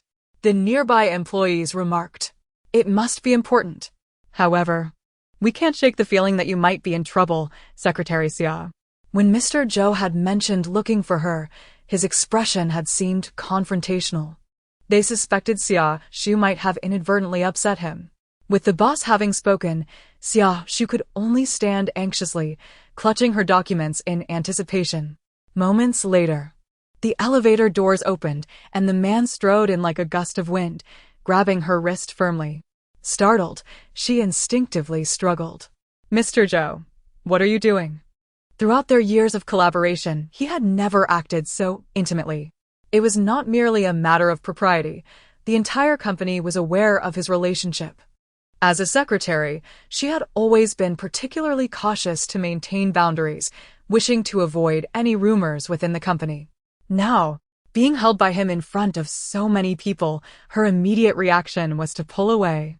Yet Zhou Shangjin tightened his grip, mistakenly believing she sought to escape his presence, and without a moment's thought, he drew her closer. "Where do you think you're going?" After pretending for over a decade, "Do you wish to give up now?" A look of astonishment flashed in her eyes. Did he discover her secret admiration for him, remembering his girlfriend? She forced a casual smile. "Mr. Zhou, I don't quite understand what you're saying." It was best to leave their unspoken feelings unaddressed. Zhou Shangjin spoke plainly. "It was you who cared for me in the hospital on April 21st, 10 years ago, wasn't it?" Xia, she was taken aback. "How do you know that? It's been so many years. How could he bring up such an old matter?" He gritted his teeth and continued. "Because for the past decade, I've seen Fanjing as you. When I opened my eyes in the hospital, she was the first face I saw, which is why I pursued a relationship with her. I never imagined I could be mistaken about the person. Xia Shu found herself at a loss for words, staring blankly at him. Is that so? So you were mistaken? Does that mean the person you like is me? It was almost unbelievable. Sensing the fresh and subtle mint fragrance emanating from her, Zhou Shangjin inhaled deeply and, before the eyes of all present, suddenly enveloped her in his embrace. Xia Shu exclaimed, Mr. Zhou, this isn't quite right, is it? Her face flushed crimson. What could be wrong? He lowered his gaze, as if his once restless heart had finally found its home. Embracing her, he felt an overwhelming sense of tranquility. The employees stood astonished, for their boss had just kissed Secretary Xia. Was this scene not a bit too shocking? After all, the boss was in a relationship. But Zhou Shangjin could no longer care about anything else. His usual composure was rendered insignificant in this moment. Meanwhile, Xia Shu's heart raced uncontrollably, as if it might leap from her chest. Her face was as red as a cooked shrimp. She had thought she would have to maintain a growing distance from him, perhaps destined to remain strangers, yet now, this sudden happiness was overwhelming. Her mind soon became a whirlwind, unable to process anything else. In the live broadcast room, a viewer eagerly commented, Master, the talisman I purchased from you previously is incredibly effective. Another viewer chimed in, I bought the peach blossom talisman, and just days after receiving it, I encountered someone I fell in love with at first sight. Indeed, it's extraordinarily powerful. I had been experiencing a streak of bad luck. Either I was hit by a billboard while walking or I cut my hand while chopping fruit. However, since I bought the host's safety talisman, I haven't had any such incidents. Skeptical viewers questioned, is it really that mystical? Sounds a bit exaggerated, doesn't it? After all, without personal experience, it was hard to believe. Those who had experienced it did not rush to explain but simply stated, you'll understand once you try it for yourself. Jiang Zhi, observing the comments, remarked, I'll put up 30 more today. Let us see how fast your fingers are. All right. With everyone claiming its efficacy, I must get my hands on one today. The crowd was now eager to participate.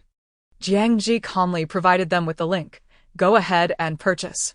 Meanwhile, at the headquarters of the Huaxia Esoteric Arts Association in the capital, several individuals were gathered around a tablet, their expressions solemn. An elderly man with graying hair held a talisman, intently focused on the live stream. Is this talisman the one that the young practitioner obtained? Did she draw it herself? It should be, replied a refined middle-aged man stroking his short beard. I recall her demonstrating her skill in drawing talismans during a previous stream. Her technique was undeniably proficient. However, we cannot ascertain with absolute certainty that all these talismans are her handiwork. In my opinion, to verify her extraordinary talent and cultivation, we must personally visit and confirm. They all sense the profound spiritual energy imbued in the talisman, which, by all reasoning, could not have been created by such a young girl. Chapter 29. The live stream room was banned. I see, others chimed in. We must find a way to obtain her contact information and address. Just as the words left their lips, the live stream room abruptly went dark. Taoist Wei, Taoist Tao, it seems the live stream has been banned. The youngest member of the association explained. It is unlikely we can view it for a while. Is that so? The Taoists pondered momentarily. But their unfamiliarity with such modern technology soon led them to shift their discussion to other matters. Meanwhile, the online viewers were at a loss. What happened? Why was it suddenly banned? Wasn't everything fine before? The host didn't utter any forbidden words, did she? Would the system not provide a reason? In the next moment, an official notice appeared on the blackened screen. Due to the host's violation of platform live streaming regulations, the account has been suspended. Ban duration, 99,999 days. Upon seeing this staggering figure, the viewers were momentarily stunned. What is going on? What regulations did the host violate? How did we miss that? Moreover, how could a ban last for such an extended period? That amounts to hundreds of years. What's the difference from a permanent ban? Someone timidly remarked. At least I just managed to grab a talisman. The host should still send it to me, right? I got one too. I hope to receive it. Another viewer prayed for the host's swift return. With the live stream offline, they reluctantly exited to watch other hosts, as they could not remain fixated on the black screen. Jiang Zhi also noticed the system notification. Unfamiliar with such circumstances, she sought advice online on how to proceed. The consensus suggested contacting platform customer service, and so she complied. Exhausted from the ordeal, she decided to simply exit the application. Although the live stream could not continue, she still needed to draw the 30 talismans she had planned.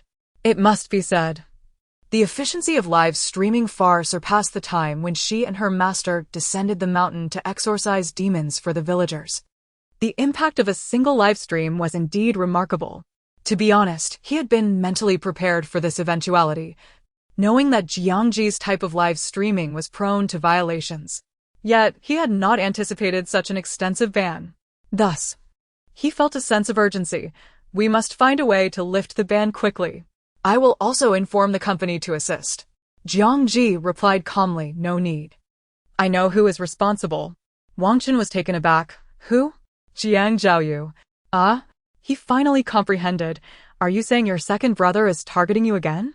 If Jiang Zhaoyu has colluded with the Qingning live streaming platform, then even reaching out to the company owner may not yield much. Jiang Zhaoyu, despite being Jiang Zhi's own brother, was indeed behaving in a despicable manner. Who else could it be? Jiang Zhi stated with unwavering composure, I knew even without counting. What do you plan to do? Wang Chen asked anxiously, if you don't resolve this soon, your popularity might plummet. I will find a way, she replied, her tone serene and unperturbed before ending the call. Wang Chen sighed, sigh. Meanwhile, Jiang Zhaoyu was on the phone with his precious sister, boasting. Qin Qin. I have already contacted someone to have Jiang Zhi's live stream banned. Consider it a form of retribution. Sitting in his office with his legs crossed, he reveled in his own cleverness. Jiang Qin sighed softly. Second brother, you don't need to go to such lengths. Ji cares deeply about her live streaming. Jiang Zhaoyu retorted, I know you have a soft heart, but isn't it excessive for her to provoke Song Yuxue against you? I must make her aware of the consequences to deter her from repeating such behavior. Jiang Qin countered, Song Yuxue and I are not as close anymore. It isn't necessarily Jiang Zhi's doing. Who else could it be? You weren't there when the Song family visited our home and praised her for so long. He became agitated. Song Yuxue must have been bribed by her. Who knows what kind of underhanded methods she used. Song Yuxue had previously been a close friend of Jiang Qin's, and now that things had turned sour, how could he not feel indignant on her behalf? Understanding her gentle nature, which prevented her from engaging in anything unscrupulous, he felt it was his duty as an older brother to intervene. Second brother. Jiang Qin smiled helplessly, seemingly acquiescing. Fine, it's just that our parents aren't particularly fond of Gigi engaging in live streaming. Perhaps this is a good thing for her. After completing the talismans in her room, Jiang Zhi contacted the delivery person to arrange for shipping. The courier, clad in uniform, arrived promptly and greeted her with warmth. Miss Jiang, ready to ship again. As he efficiently packed the items, Elle Rulin emerged from the house, her expression complex. While she disapproved of Jiang Zhi's endeavors, she was aware that her daughter was resolute in her pursuits. Gigi. I just heard Qin mention that your live stream was banned. I believe this is a good opportunity for you to heed your father's advice and cease these live streams. She approached Jiang Zhi, her tone earnest. When your father learned you were in the entertainment industry, he was not pleased and even considered having you withdraw. Our Jiang family lacks for nothing. Why must you engage in such a public spectacle for others' amusement? Is that so? But isn't Jiang Qin doing the exact same thing? Jiang Zhi retorted. What is the difference? Why can Jiang Qin do it, but I cannot? Please do not be so double-standard. Moreover, Jiang Qin entered the entertainment industry after her. At that time, Jiang Hanchang and Elle Rulin had raised no objections. On the contrary, they had been supportive, providing her with whatever resources she desired. Jiang Zhi found it amusing, realizing that in their eyes, Jiang Qin was esteemed above anyone else in the world.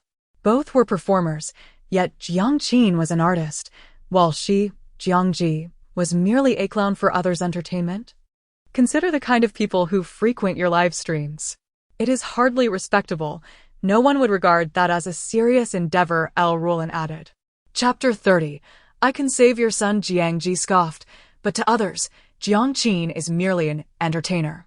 Besides, she also engaged in live streaming? L.V. Rulin replied earnestly, that's not the same at all. I've seen your sister's live streams. They are incredibly positive and bring us great honor. Jiang Zhi was no longer inclined to argue, merely responding with a dismissive chuckle. At that moment, the delivery man hurried over. Miss Jiang, everything is packed. Could you please cover the shipping fee? With a resigned glance at the delivery man, L.V. Rulin sighed and departed. Upon discovering that Jiang Zhi's live streaming account had been suspended, Lu Xiqing took the initiative to inquire via WeChat what happened. Noticing her lack of enthusiasm in the conversation, he refrained from pressing further, instead sending a photo to indicate that his garden had remained unscathed over the past few days. Jiang Zhi replied, That's because I've already spoken to Xiaohe. Thanks to you, you need not worry about your flowers being harmed any longer. Lu Xiqing acknowledged her response with a simple Since they had added each other as friends, their conversations had been infrequent, and Jiang Zhi's demeanor was somewhat aloof. Thus Lu Xiqing chose not to elaborate unnecessarily. It seemed that attempting to find topics of conversation would only render their interaction awkward. However, just as he thought the conversation had reached its conclusion, Jiang Zhi unexpectedly posed a question. Lu Xiqing, do you know the owner of Qingning Live? He replied, I've heard of them. This live streaming platform is quite reputable, ranking among the industry's best. The owner is from Ningqing, and the company's headquarters is also located there. Oh, she typed back, thank you.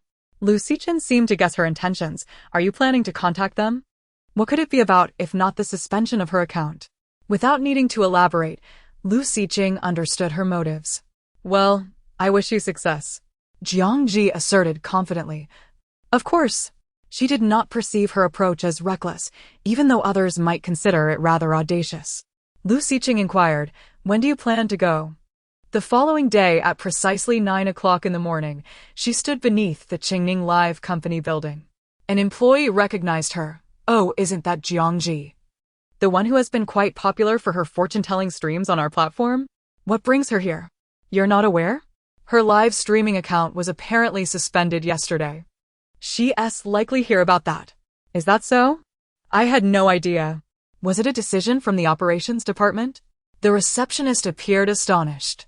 Given the recent surge in traffic to Jiang Zhi's live streams, her suspension was indeed unexpected. However, the thoughts of the upper management were beyond the grasp of the junior employees, leaving them only to express their surprise. It's said that manager Liang issued the order, but we don't know the specifics, a few employees whispered amongst themselves at the front desk. Meanwhile, Jiang Zhi had already entered the company lobby, surveying her surroundings before approaching the reception desk. Hello, I'd like to see your boss, Feng Wendong. Her direct mention of the boss's name startled the receptionist. Excuse me, do you have an appointment? I do not. Then I'm afraid that's not possible. Our boss requires an appointment to meet, the receptionist stated matter-of-factly. Jiang Zhi remained composed. Please convey a message to him. I have a solution for his most pressing concern. What? The receptionist hesitated, instinctively exchanging glances with a nearby colleague. Jiang Zhi's gaze swept across her face as she calmly retrieved a talisman from her pocket and handed it to her. This is for you. It can help avert an unexpected incident you may encounter this month. The receptionist blinked, hesitating for a moment before accepting it. The allure of the talisman was undeniable. She had vaguely heard that the charms sold in Jiang Zhi's live streams were quite effective. Once she accepted the talisman, she felt obliged to assist and made a call to the higher-ups. Hello, Assistant Wang. There's a Miss Jiang Zhi here who wishes to see Mr. Feng and has asked me to relay a message. Assistant Wang replied, What message? The receptionist conveyed the information to him. After a brief pause, Assistant Wang said, All right. I'll check with Mr. Feng. Please hold on. A few minutes later, The receptionist hung up and smiled at Jiang Zhi. Miss Jiang, you may go up now, Mr. Feng's office is on the 26th floor. Jiang Zhi nodded and headed for the elevator. Upon reaching the 26th floor, Assistant Wang escorted her into Feng Wendong's office. At first glance, Jiang Zhi could tell that this man was destined for great wealth and success. Upon her arrival, Feng Wendong seemed disinterested in formalities, sitting behind his desk, sighing and rubbing his face. Miss Jiang, I've heard you possess remarkable skills in metaphysics. What did you mean by your earlier statement? There was a hint of skepticism in his tone. Jiang Zhi responded, I meant that I can assist you with your son's recent troubles. Feng Wendong abruptly raised his head, his gaze fixed intently upon her. How do you know it concerns my son? This matter was one he had not disclosed to anyone at the company. Only his family was aware. Faced with this young woman, Feng Wendong felt a slight loss of authority, yet he could not afford to dwell on that. With a piercing stare, he asked uncertainly, Miss Jiang, can you truly resolve this issue for me? I've consulted several masters before, and despite spending a considerable sum, the results were minimal. Well, you won't know unless you try, she replied nonchalantly. Or do you have another solution? Feng Wendong admitted. Actually, I do not. She continued. Once I've resolved this matter for you, I will require not only a fee but also a condition. What condition? Please unblock my live streaming account. Huh? Feng Wendong, slightly bewildered, summoned his assistant, only then realizing that her streaming account had indeed been suspended. Recently, he had been so preoccupied with his son's troubles that he had overlooked these matters. After some contemplation, he agreed, all right. As long as you can truly save my son, I will grant your request. Chapter 31. Exorcism. The mistress emerged to greet them and was visibly taken aback upon seeing Jiang Zhi. Wendong, what are you doing? What? She is a master? Ding Shirong still struggled to believe it. How could a master be so young? Is he in the room? Jiang Zhi inquired before striding purposefully towards the upstairs room. Ding Shirong was left in a daze, wondering how the young girl knew which room her son occupied. Wendong, did you tell her? Mr. Feng was equally astonished. I certainly did not. The two exchanged glances and quickly followed her upstairs. Upon reaching the door, Jiang Zhi observed the reinforced locks with apparent indifference. Mr. Feng instinctively remarked, we did this mainly to prevent any accidents. Even the windows are sealed. Ding Shirong turned away, covering her face with her hands, sorrow etched upon her features. Ugh. The more I speak of it, the angrier I become. There were so many young people who went. How did only he encounter such a situation? It is his zodiac year, making him susceptible to malevolent entities. As the door swung open, Jiang Zhi confidently entered, boldly confronting the circumstances. If only they had been more vigilant, perhaps this could have been avoided. Yet, the youth often possess an invincible bravado, believing themselves immune to peril. Upon hearing this, Wendong sighed deeply. We have warned him, but he refuses to listen, even claiming we are superstitious. Jiang Zhi's gaze landed on a young man seated on the bed, his back to them, and her expression sharpened slightly. Hearing the door open, the young man stirred and awkwardly approached the entrance. Feng Bao, where do you think you're going? Mr. Feng and his wife swiftly grasped their son's arms to prevent him from exiting. He had narrowly escaped death multiple times prior, whether walking toward the swimming pool, attempting to leap from the window, or even trying to harm himself with a fruit knife. Their fears had reached a breaking point.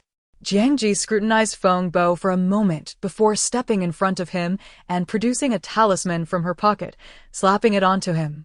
With a resounding pop, Feng Bao froze in place, utterly motionless. Mr. Feng and his wife were astounded by her display of skill.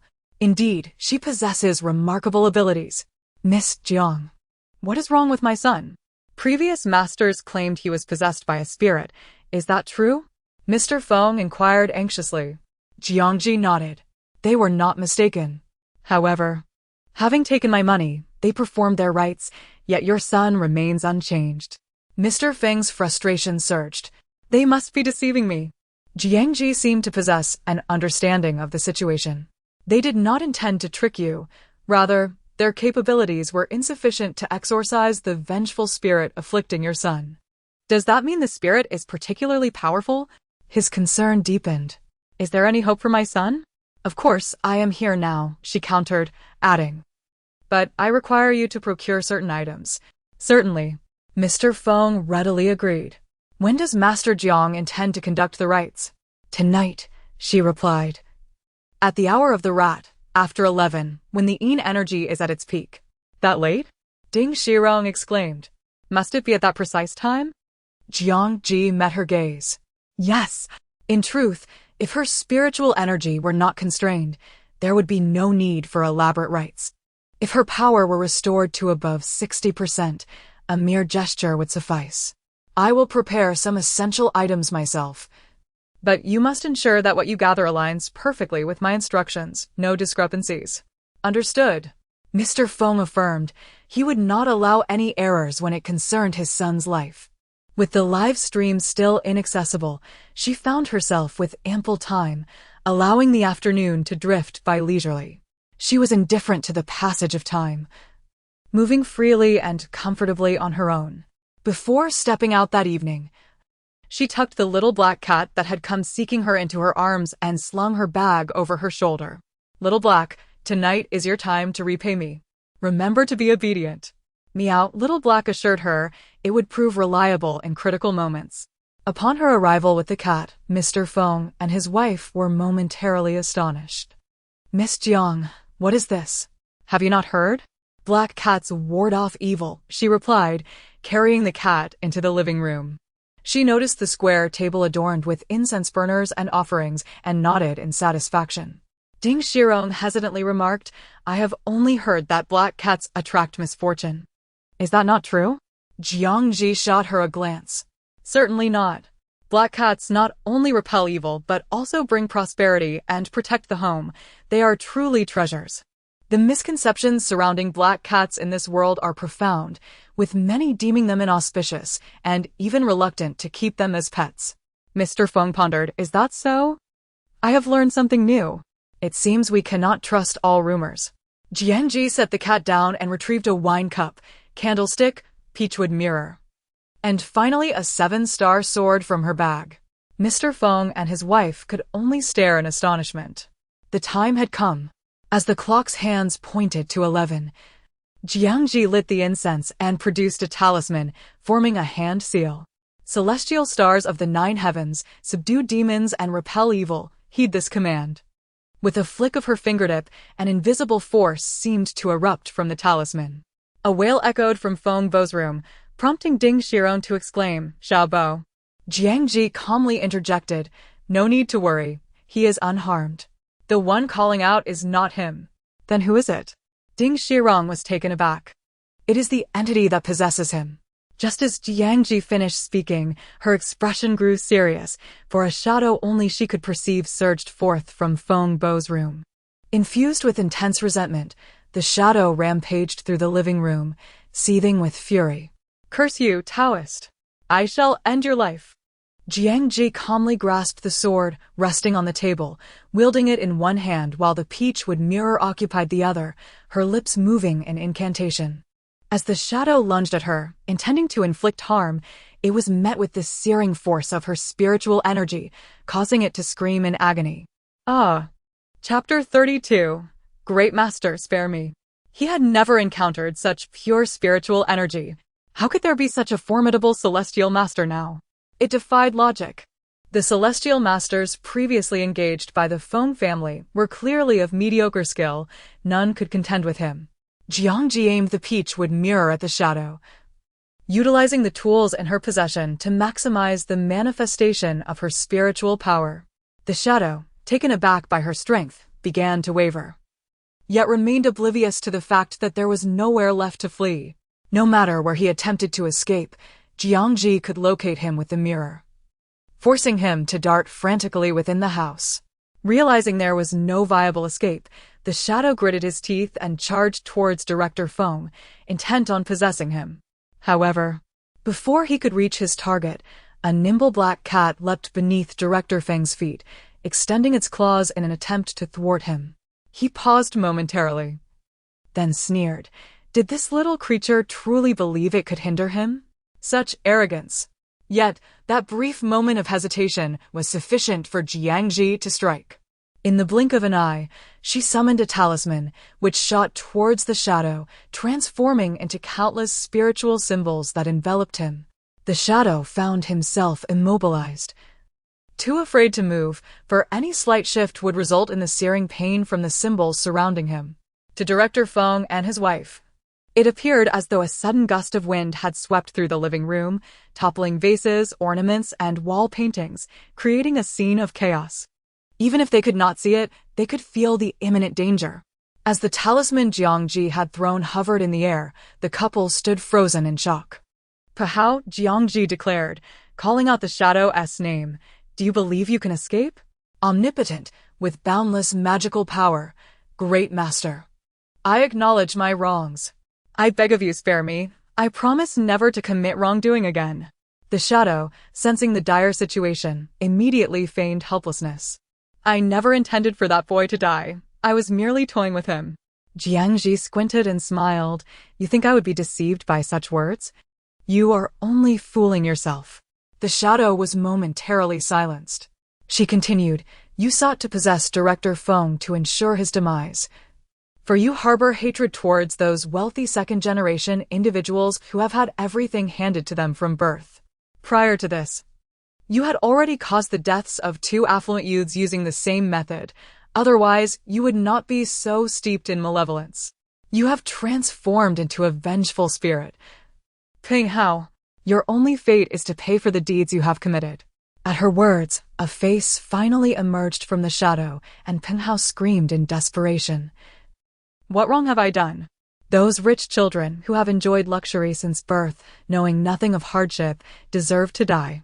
Director Feng tightened his grip on his wife's hand, unable to hear Peng Hao's words, only perceiving a series of piercing screeches. Jiang Zhi calmly responded, "Indeed. You were born into poverty, leading a life of mediocrity, never experiencing joy. But who can you blame? You are inherently lazy, lacking ambition, and harboring deep resentment towards the wealthy, believing the world owes you, especially those who are affluent. In your pursuit of sudden wealth, you turned to gambling. Ultimately accruing massive debts, unable to repay them, you resorted to theft and ended up in prison countless times. In the end, you wallowed in self-destruction, hiding in a rented room, drinking yourself to death from alcohol poisoning." With each word she uttered, Ping Hao grew increasingly agitated, his eyes bloodshot, wishing to devour her with rage. Director Feng and his wife, too, were taken aback, realizing what had possessed their son. They seemed to understand why their son had been taken over. Jiang Zhi continued, "Even after death, you still believe everyone owes you, and your resentment only intensifies. But is this not the result of your own actions? Die." Pahao, with a twisted expression, lunged at her, disregarding the surrounding spiritual symbols. Jiang Zhi, unfazed, raised her hand, and at the moment Peng Hao charged forward, countless talismans enveloped him from every direction, leaving no escape. What Director Feng and his wife witnessed was a talisman collapsing into a small ball, landing on the ground and rolling a few times. Jiang Zhi bent down to pick it up, weighing it in her hand like a ball. "Now you see the power, do you? Do you still wish to challenge me?" Such delusions. Once trapped within this talisman-formed orb, Peng Hao was rendered mute, transformed from a brazen tyrant into a submissive wretch. As her words faded, the couple hurriedly ascended the stairs. "Xiao Bo, are you all right?" In the room, Feng Bo gradually regained consciousness. "Dad, Mom, what happened to me?" Seeing him finally awake, Ding Shirong burst into tears, embracing her son. "Wonderful. You are safe." Director Feng was equally exhilarated. "It appears Master Jiang truly possesses remarkable abilities." "My dear, we underestimated her." Ding Shirong, with tears of joy, exclaimed, "Yes. It was my fault. I will go apologize to Master Jiang right away." Downstairs, Jiang Zhi crouched to pet the little black cat's head. "Well done. You at least served a purpose." Even the fiercest of vengeful spirits hesitated upon seeing you, for cats possess an innate ability to instill fear in them. Since ancient times, black cats have held a natural deterrent power against such entities. As practitioners of the Tao, we have always favored such creatures.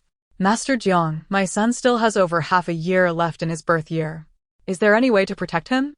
Director Feng and his family soon descended, thanking Jiang Zhi before he implored.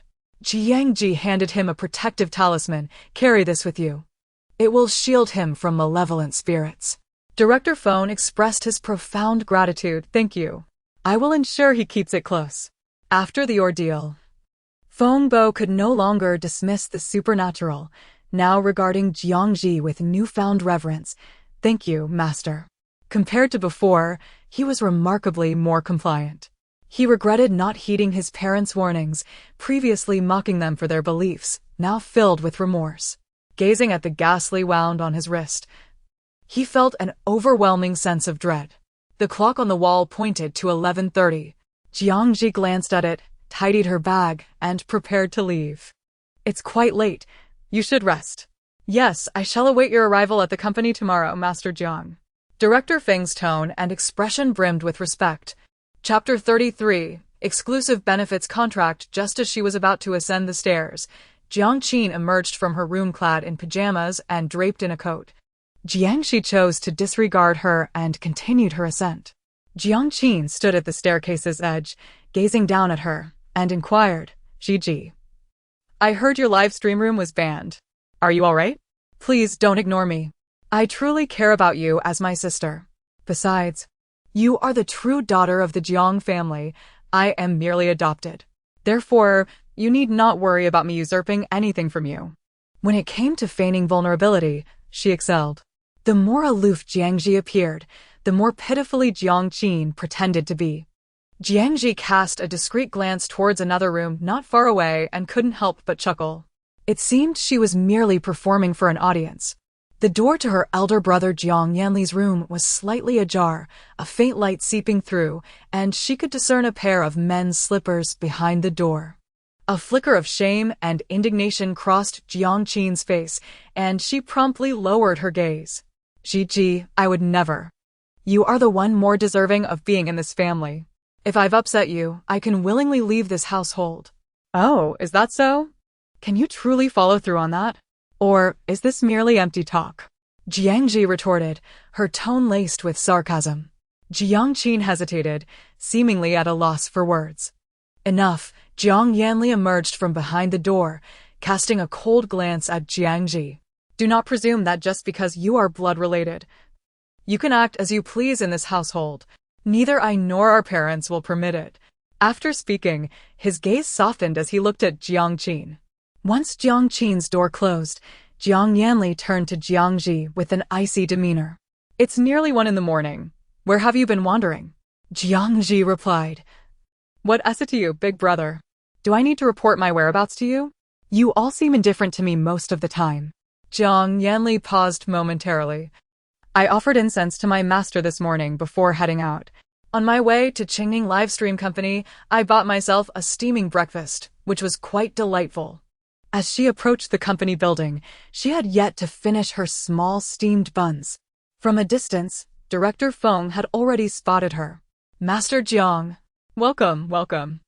I have been awaiting your arrival. Behind him was a group of anxious company executives, all dutifully present. After all, with the chairman present, they dared not be absent.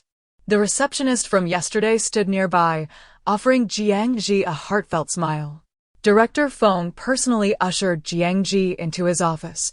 Master Jiang, please take a seat. Xiao Wang. Quickly prepare tea for Master Jiang. Use the finest tiguanyin from my cabinet. Certainly, Director Feng. As soon as Jiang Zhi settled in, Director Feng promptly handed her the remuneration from yesterday. Master Jiang, do you find 3 million sufficient? If not, I can increase it. That will suffice, she stated. As previously agreed, please help me unban my live stream room. Rest assured, I notified the operations department first thing this morning, and they've already lifted the ban. I also instructed them that no one is permitted to ban your live stream in the future. She felt quite satisfied. Well, that is agreeable. Director Feng added. As for the manager Liang, who unilaterally ordered your ban, I have already dismissed him. That fellow harbored ill intentions, abusing his minor authority. He must learn the consequences of his actions. Jiang Zhi was fully aware of manager Liang's collusion with Jiang Zhaoyu in banning her live stream. Yes, you've done well. The assistant, Wang, nearly stumbled as he entered the room, astonished that a young woman in her 20s dared to speak to Director Feng in such a manner. Yet, Director Feng appeared unfazed, even amused. Come, Master Jiang, savor this exquisite tea guanyin. If you like it, I shall gift you a box. The tea was indeed precious. He seldom indulged in it himself, yet now offered it freely. Wang felt enlightened. Jiang Zhi took a sip and offered her assessment. The flavor is smooth. With a rich aroma, it is indeed excellent tea. Director Feng's eyes sparkled. Master Jiang possesses exquisite taste. You are quite extraordinary for your age. However, he quickly returned to business. Xiao Wang, fetch that contract. What contract? Jiang Zhi leisurely sipped her tea, casually inquiring. Director Feng reverently presented the prepared contract, handing it over with both hands. Master Jiang, this is a contract exclusively for you, unlike any offered to our other streamers. It is an additional benefit for you.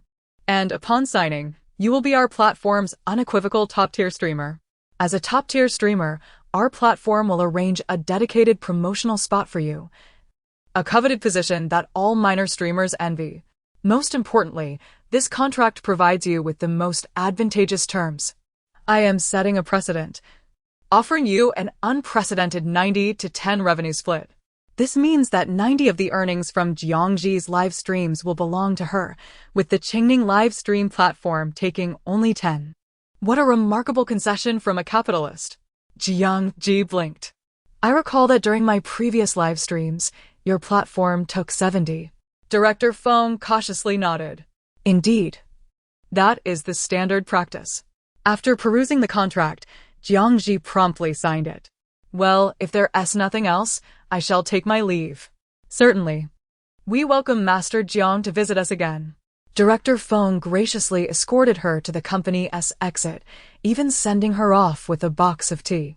Just as Jiang Zhi departed, two composed and refined Taoist priests arrived at the Qingning live stream company's entrance, inquiring if she was present.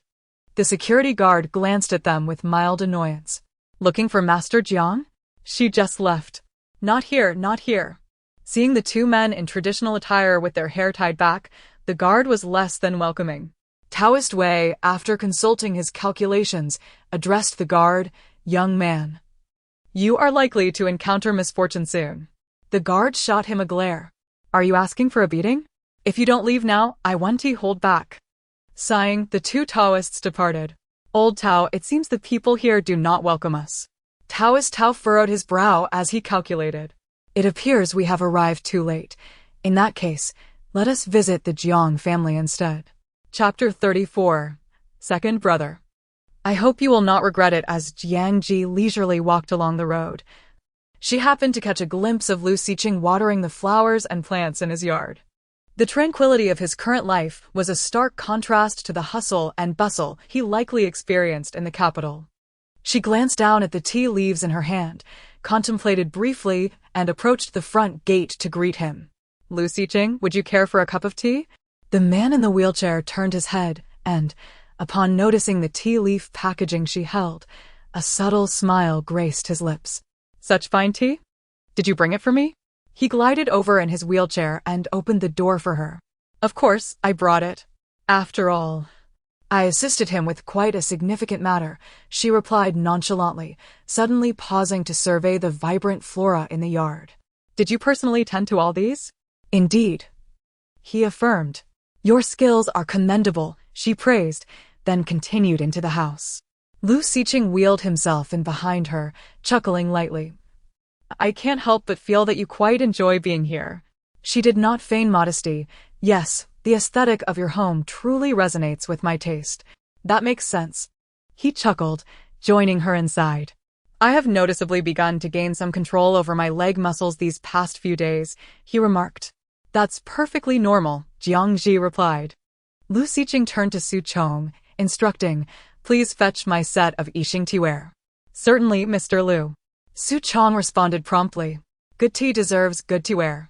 Lu Xiqing mused as he extended a graceful hand across the table. Allow me. Let us see how adept you are at brewing, she said, handing him the tea leaves with enthusiasm. As she watched him brew the tea with meticulous care, her eyes hardly blinked. It was evident he was skilled in the art of tea-making, and the elegance of his hands added a visual allure to the process. Time seemed to slip away unnoticed as she became engrossed in the moment. After a brief interval, Lu Xiqing placed the brewed tea before her. Give it a try.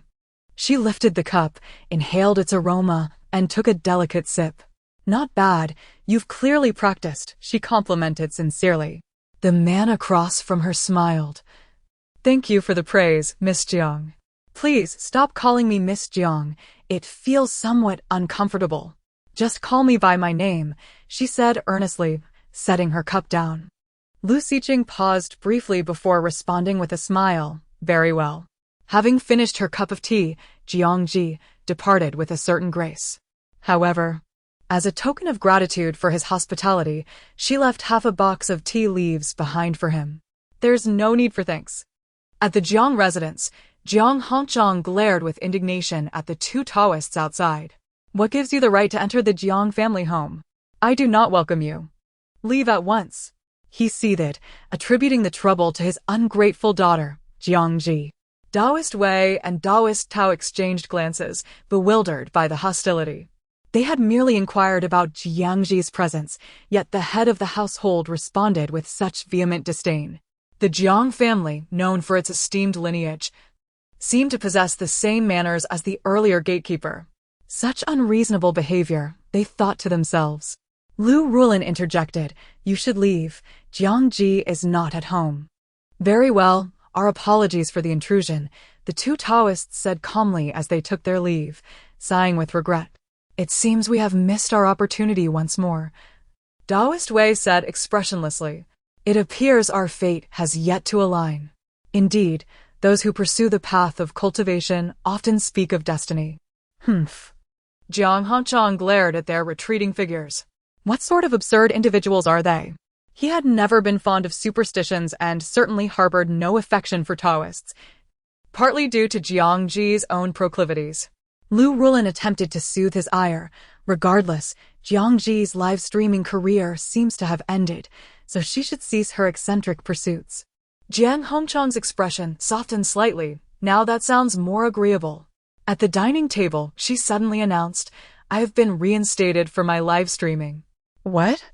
Jiang Zhaoyu was taken aback, disbelief etched on his face. How is that possible?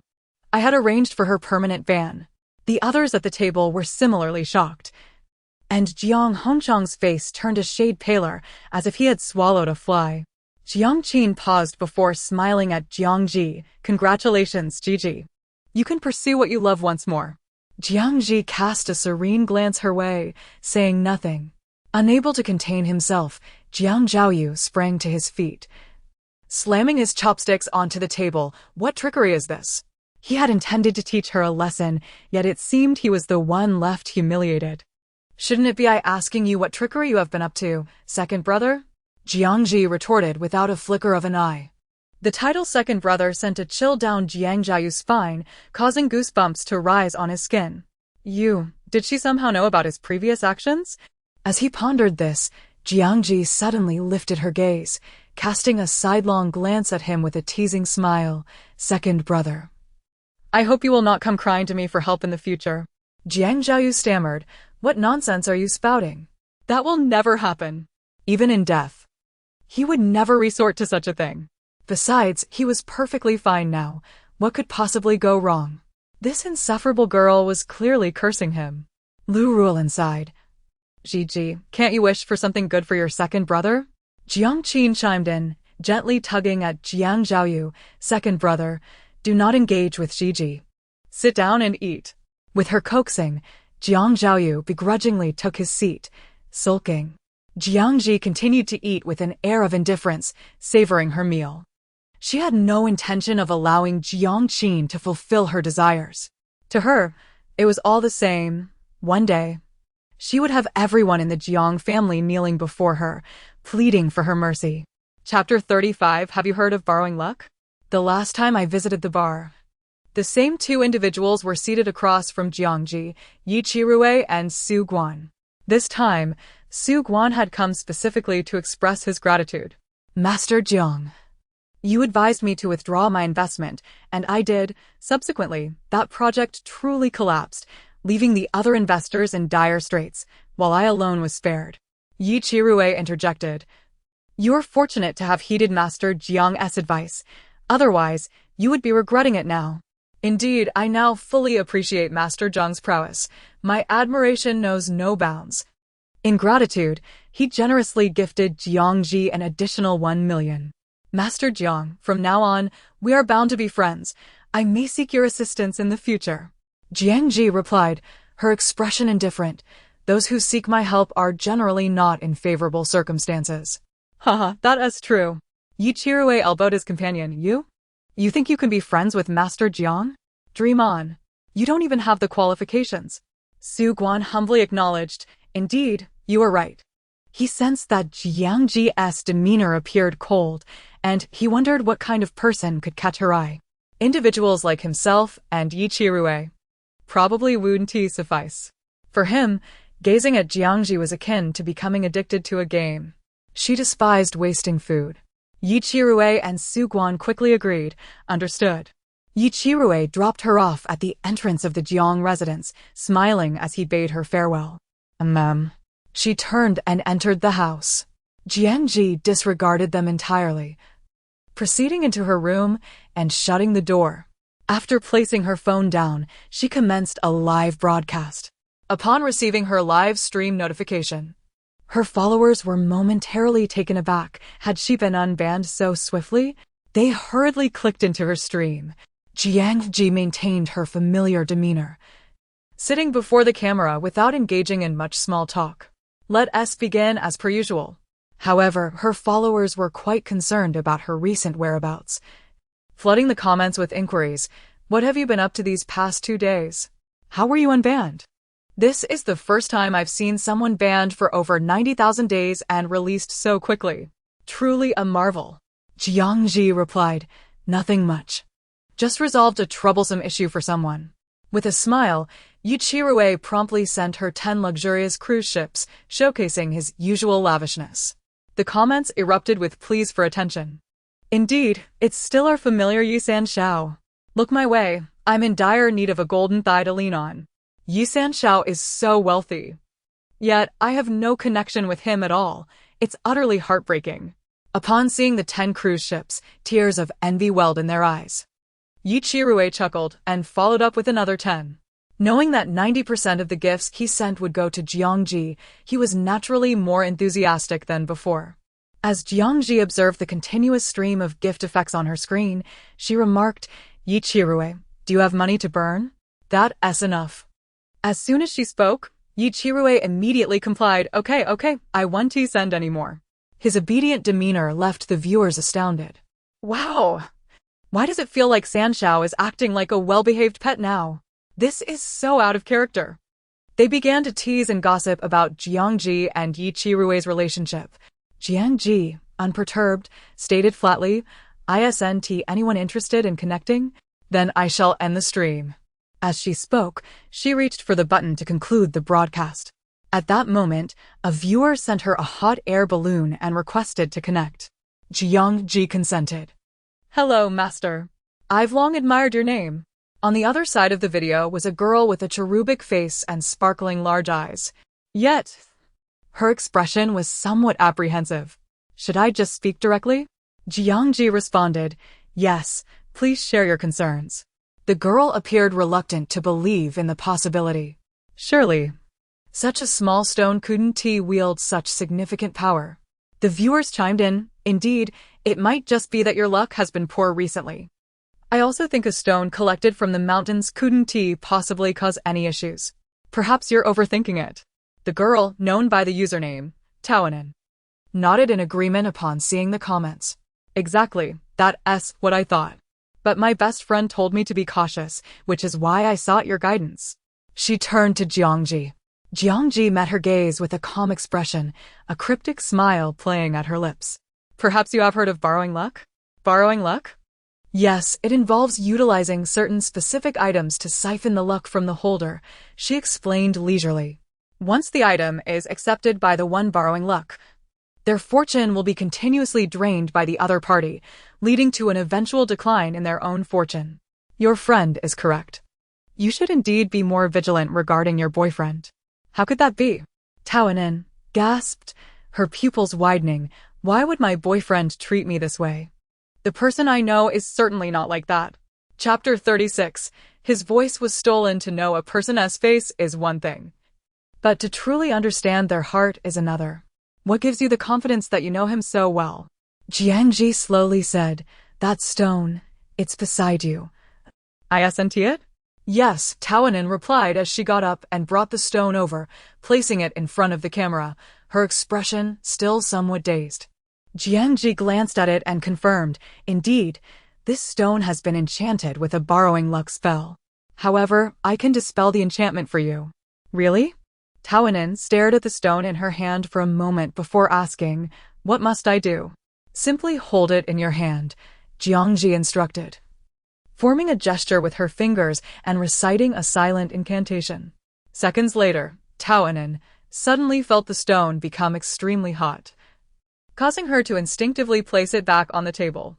She was so shocked that words escaped her. Jiang Zhi remarked, The enchantment has been broken. It is now merely an ordinary stone devoid of any power. Moreover, it was never something your boyfriend casually picked up in the mountains. He specifically sought it out to have it enchanted by a master. From the very beginning, he intended to exploit you and concocted a lie to ensure you accepted it. Is it truly so? How could he treat me this way? Unable to contain her emotions, she covered her face and began to cry. The audience comforted her. Don't be sad, dear sister. In this day and age, who hasn't he been hurt by a scoundrel?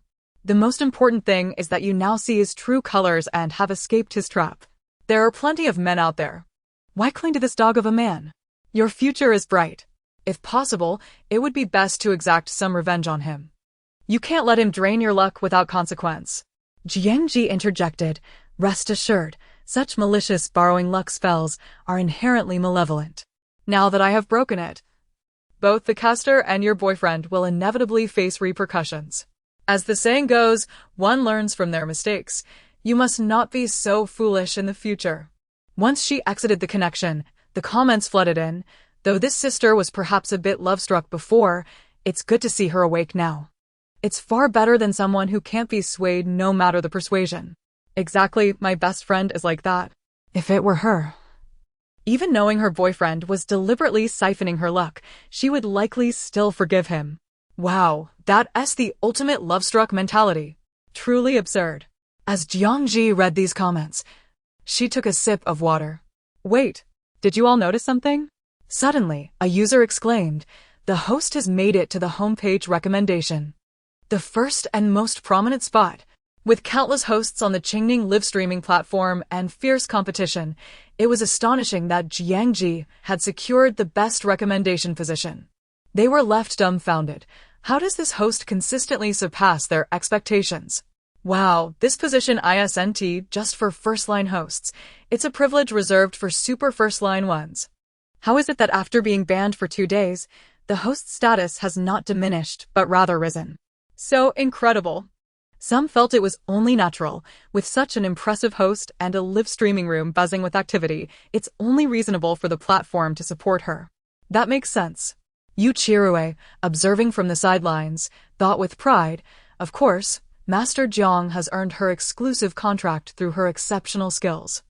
How could she be compared to other hosts? In response to the discussions, Jiang Zhi remained calm. You may continue to request a connection. No sooner had she spoken than someone seized the opportunity. A male user named Cold Dream Rainhouse appeared, of average looks and slightly plump. Yet he seemed honest and easygoing. However, when he spoke, he startled everyone in the live streaming room. His voice was exceptionally unpleasant, resembling that of a croaking duck, grating and hoarse. "Hello, host. I finally managed to connect with you," Cold Dream Rain House rasped, and upon seeing the audience's reaction, he wore an expression of both sorrow and resignation. "In truth, you may find it hard to believe, but 2 months ago, I was a voice actor." The comments erupted. "This must be a joke. Voice actors have such high standards. How could you be one with that voice? Who would have the audacity to hire you for voice work?" "Because my voice was not always like this," Cold Dream Rain House said, despair etched on his face. "I once had many fans, but they have gradually left me and I could do nothing but watch." "Because your voice was stolen, correct?" Jiang Zhi inquired calmly. Cold Dream Rain House was taken aback and nodded vigorously. "Yes, exactly. 2 months ago, I posted a voice acting video on Weibo as usual and later checked the comments. Then, I saw a particular comment. That person wrote, 'Your voice is so beautiful. I wish I could swap voices with you.'" Upon hearing this, some in the comments couldn't help but say, "That sounds reasonable. Many people express such sentiments, don't they?" "Indeed, it's quite common." Cold Dream Rain House managed a bitter smile. "At first, I thought I was just having a voice issue, but after multiple doctor visits, it remained the same. It was only one night, just before I went to sleep, that I suddenly wondered, could it be that person stole my voice? Such a bizarre occurrence shouldn't happen to me, right?" Having spoken exhaustively, he took a sip from the cup beside him. Jiang Zhi, maintaining her composure, continued, "So, you later searched for him on Weibo, only to find that he seemed to have vanished without a trace, and you could find no information about him." Cold Dream Rain House set down the cup and took a deep breath. "Yes, that's exactly how it was." Chapter 37. To do it right. Do it best bullet screen? Wow. This is terrifying. It's the first time I've heard of such a thing. Jiang Zhi, many people believe that words spoken online are light and inconsequential, that they bear no impact and yield no repercussions. This notion is fundamentally flawed. Any text you release inevitably possesses certain effects. In this technologically advanced world, safeguarding one's privacy has become exceedingly challenging. Once you are targeted online, if the other party wishes, they can exploit this medium to achieve their aims. As she spoke, she turned to Lung Mingyu Xian and said slowly, "That person has long set their sights on you. They are indeed enamored by your voice, to the extent of harboring jealousy so profound that they contemplated stealing your voice. The method to usurp your voice is one they have devised, aided primarily by an accomplice who performs certain rituals on their behalf." After a moment of hesitation, Lung Mingyu Xian finally resolved, "All right. I will send it to you right now." Upon receiving the recording, Jiang Zhi listened attentively. The individual's original voice was truly melodious, with a clear, gentle timbre that was magnetic and highly distinctive. It resembled the voice of a leading man from a drama, a stark contrast to the current one, making it no wonder that someone would wish to steal such a vocal quality. The viewers in the live stream could not help but exclaim, "Truly enchanting. It's as if my ears are experiencing a euphoric bliss. This is the kind of voice a voice actor should possess. This voice sounds so familiar. I believe I've heard it before. It seems to be the voice of the male lead from a popular ancient romance drama. Wow! I never realized he was this talented." As Lung Mingyu Xian absorbed the praise, a complex array of emotions washed over him. Jiang Zhi then retrieved a piece of yellow paper, inscribing his birth date and time upon it, before commencing a ritual. The process was not intricate. She merely manipulated her fingers and recited a few incantations, completing the task effortlessly. All done. When she spoke, both Ling Mingyu Xian and the audience were left bewildered. Is that all there is to it? Ling Mingyu Xian stared blankly at his phone screen, suddenly feeling an unusual itch in his throat, instinctively reaching to touch his Adam's apple. For some inexplicable reason, he sensed a strange force flowing within his throat. The lingering pain he had felt earlier seemed to evaporate. He attempted to vocalize. Just as everyone thought Jiang Zhi had failed, they were suddenly greeted by an exceptionally pleasant voice, Ling Mingyu Xian's own. "Can you hear me?" These 4 short words left them utterly astonished. His voice had previously been so unappealing.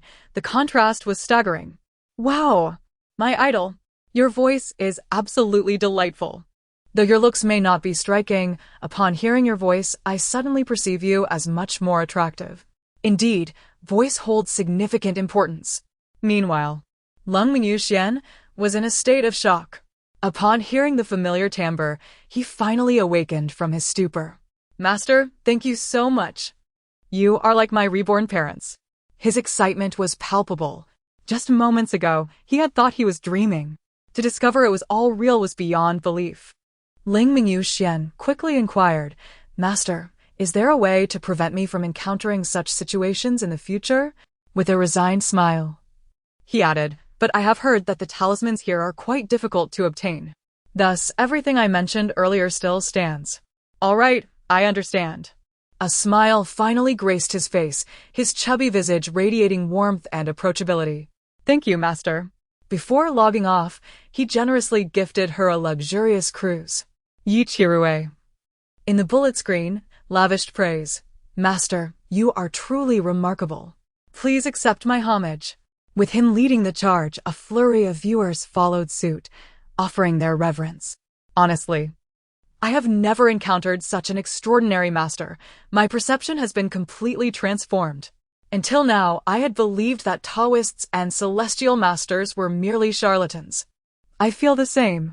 Jiang Zhi glanced at the bullet screen, a soft smile gracing her lips, which left many captivated once again. There is one final opportunity. You may now begin your rush. Before concluding the broadcast, Jiang Zhi noted that the viewer count had surpassed 1 million. The platform's promotional position indeed proved invaluable. Her personal profile read, the 39th generation disciple of the Qinghui sect, serving under the esteemed master Qian Jizhenren. As the number of viewers continued to swell, more individuals would surely come to recognize the Qinghui sect and her master.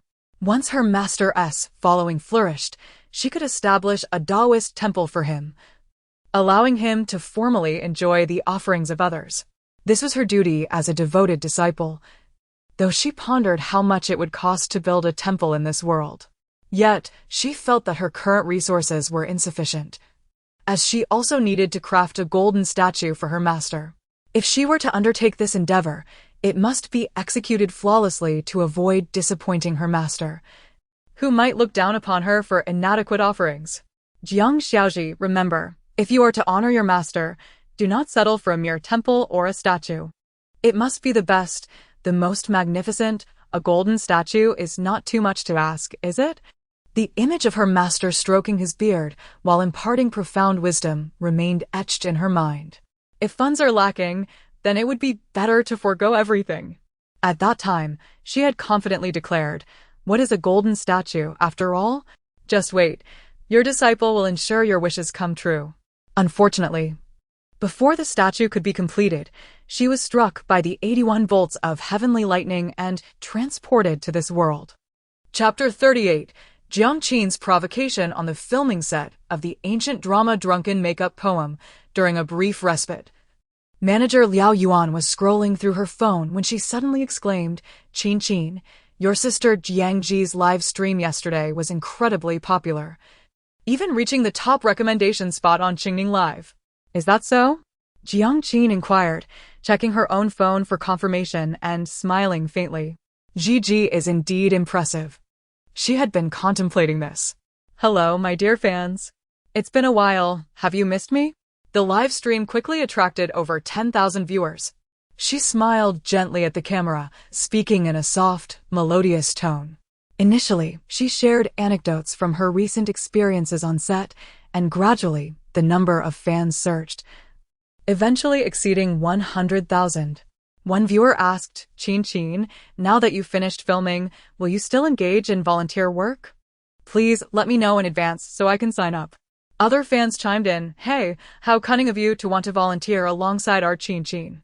But Qin has participated in several charitable activities this year. I love watching her live streams. Indeed, our Qin is not only beautiful, but also kind-hearted. No one can compare. Even while on set, she must always keep her charitable endeavors in mind. Unlike that Jiang Zhi, who spends her time on some dubious antics in her live streams. I have no interest in that. Me neither. I haven't watched her even once. I have no desire to.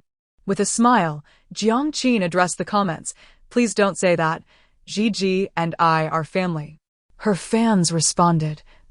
Only the kind-hearted and gentle Qin would consider that person family. Jiang Zhi has never acknowledged your existence in her live streams. She's incredibly arrogant. Perhaps she resents you for overshadowing her. Her bitterness must be profound. All right, let us change the subject, Jiang Zhi suggested with a smile, deftly avoiding the topic. How about we discuss where I should volunteer next? Great. Recently, the issues concerning children with autism and elderly individuals with Alzheimer's have gained much attention, Qin. You might consider those. Really? She mused with a smile, thinking that it was all for show, and it hardly mattered where she went. The previous environmental theme received a positive response as well. Let me check on you all. Are you keeping up with environmental practices? Are you using biodegradable products in your daily lives? Are you properly sorting your waste? That's wonderful. She beamed. I will seriously consider your suggestions. As the live stream concluded, she observed the steady count of over 200,000 viewers, maintaining her composed smile as she bid farewell to her audience. It's getting late, my dear ones. Get some rest. Good night. Good night, Qin. Sweet dreams. Once the live stream ended, Jiang Zhi's expression shifted. The peak viewership she had ever achieved was merely around 500,000. Yet Jiang Zhi had surpassed 1 million in her recent broadcast. Despite being banned for 2 days, she had regained such popularity and traffic upon returning. It seemed her brother's schemes were utterly ineffective and might have inadvertently aided Jiang Zhi instead. Puzzled, she pondered how circumstances had changed so drastically. However, recalling Jiang Zhi's ascent to the top recommendation spot on Qingning Live, she considered for a moment before breaking into a smile. She opened her phone and searched for a contact in her WeChat list. The girl named Su Tongxi was a leading host on Qingning Live, whom Jiang Zhi had met during a previous event. When she initially ventured into live streaming, she had sought Su Tongxi's guidance, and their rapport had blossomed over time. Tongxi, how have you been? She messaged, feigning concern. I heard that you just dropped from the top recommendation spot yesterday. Wasn't that position consistently assigned to you by your company? Jiang Zhi continued, Tongxi, please don't take it the wrong way. While I'm genuinely happy for Gigi, it complicates my emotions to think that position was originally yours. Though Gigi is my sister. I hope you can retain that spot. Su Tongxi's tone softened slightly. Is that so? But I suppose I have no hope left. My viewership has already declined significantly, and the company is likely looking to promote new talent given the fierce competition. Despite her resignation, upon realizing she had lost the top recommendation spot, she felt a surge of indignation. Losing to established hosts was one thing, but Jiang Zhi, who had previously been insignificant, now surpassed her in such a short time. Jiang Zhi, do you know how your sister climbed to the top recommendation? Su Tongxi could not resist asking. Did she come to our company? Su Tongxi pondered, her mind racing with ideas. All right, I understand now. At Qingning Live Company, I demand to see President Ko. Su Tongxi strode in, her demeanor fierce as she approached the front desk. The receptionist quickly picked up the phone. President Ko, Miss Su Tongxi is here and wishes to see you. Yes, understood. After hanging up, she informed Su Tongxi, President Ko happens to be available. You may go up now. Passers-by whispered among themselves. It must be about the recommendation spot, right? In my opinion, she should have been removed from that position long ago. Her viewership has been lackluster for the past 6 months. True, the company has treated her well, yet look at her discontented expression. Who is she trying to impress? She's just gotten carried away after being a leading host for too long. Exiting the elevator, Su Tongxi marched straight into President Ko's office. Her face darkened as she queried, President Ko, I've contributed significantly to the company over the years. Has the company turned its back on me? President Ko looked up from behind his desk. What do you expect from protesting? The decision to remove you from the recommendation spot was made by Director Feng. What? Her eyes widened in disbelief. When did Director Feng personally decide something like this? Have I done something to displease him? Chapter 39. Mr. Lu's Generosity. Why? Su Tongxi could not fathom how Jiang Zhi, who had grown up in the countryside and had never attended university, managed to captivate Director Feng.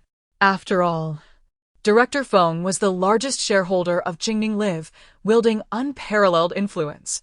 Manager Ku remarked, "I cannot say for certain. Perhaps you should inquire directly?" Su Tongxi was momentarily silenced. Manager Ku continued, flipping through documents, "Your traffic has significantly declined over the past 6 months. The company has already shown considerable leniency.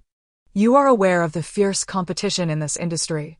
If it were any other platform, you would have been replaced long ago." Her eyes brimmed with resentment. Why is it Jiang Zhi? So many people are reveling in my misfortune. Here I am, a seasoned and qualified host, only to have my position snatched away by someone previously unknown. Manager Ko.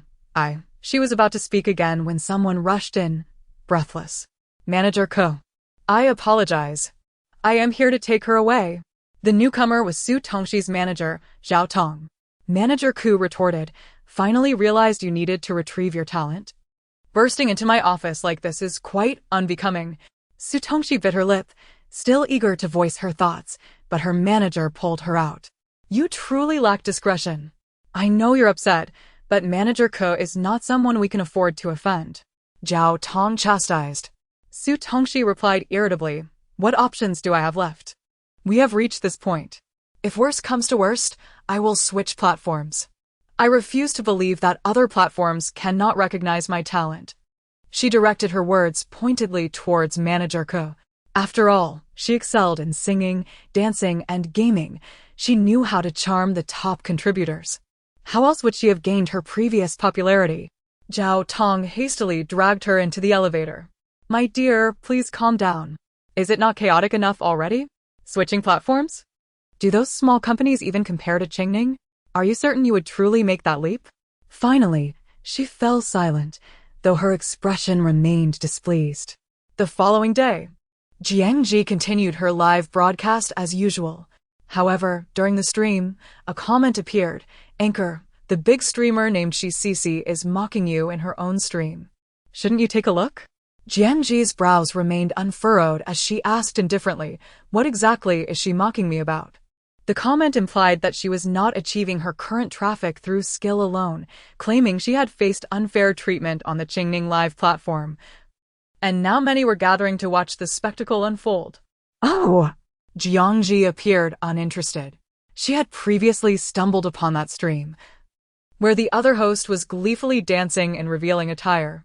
Such content held no appeal for her, and she had exited promptly. The master, as expected, remained unfazed in the face of adversity. Viewers praised her, regardless of others' opinions. We understand the anchor's true prowess.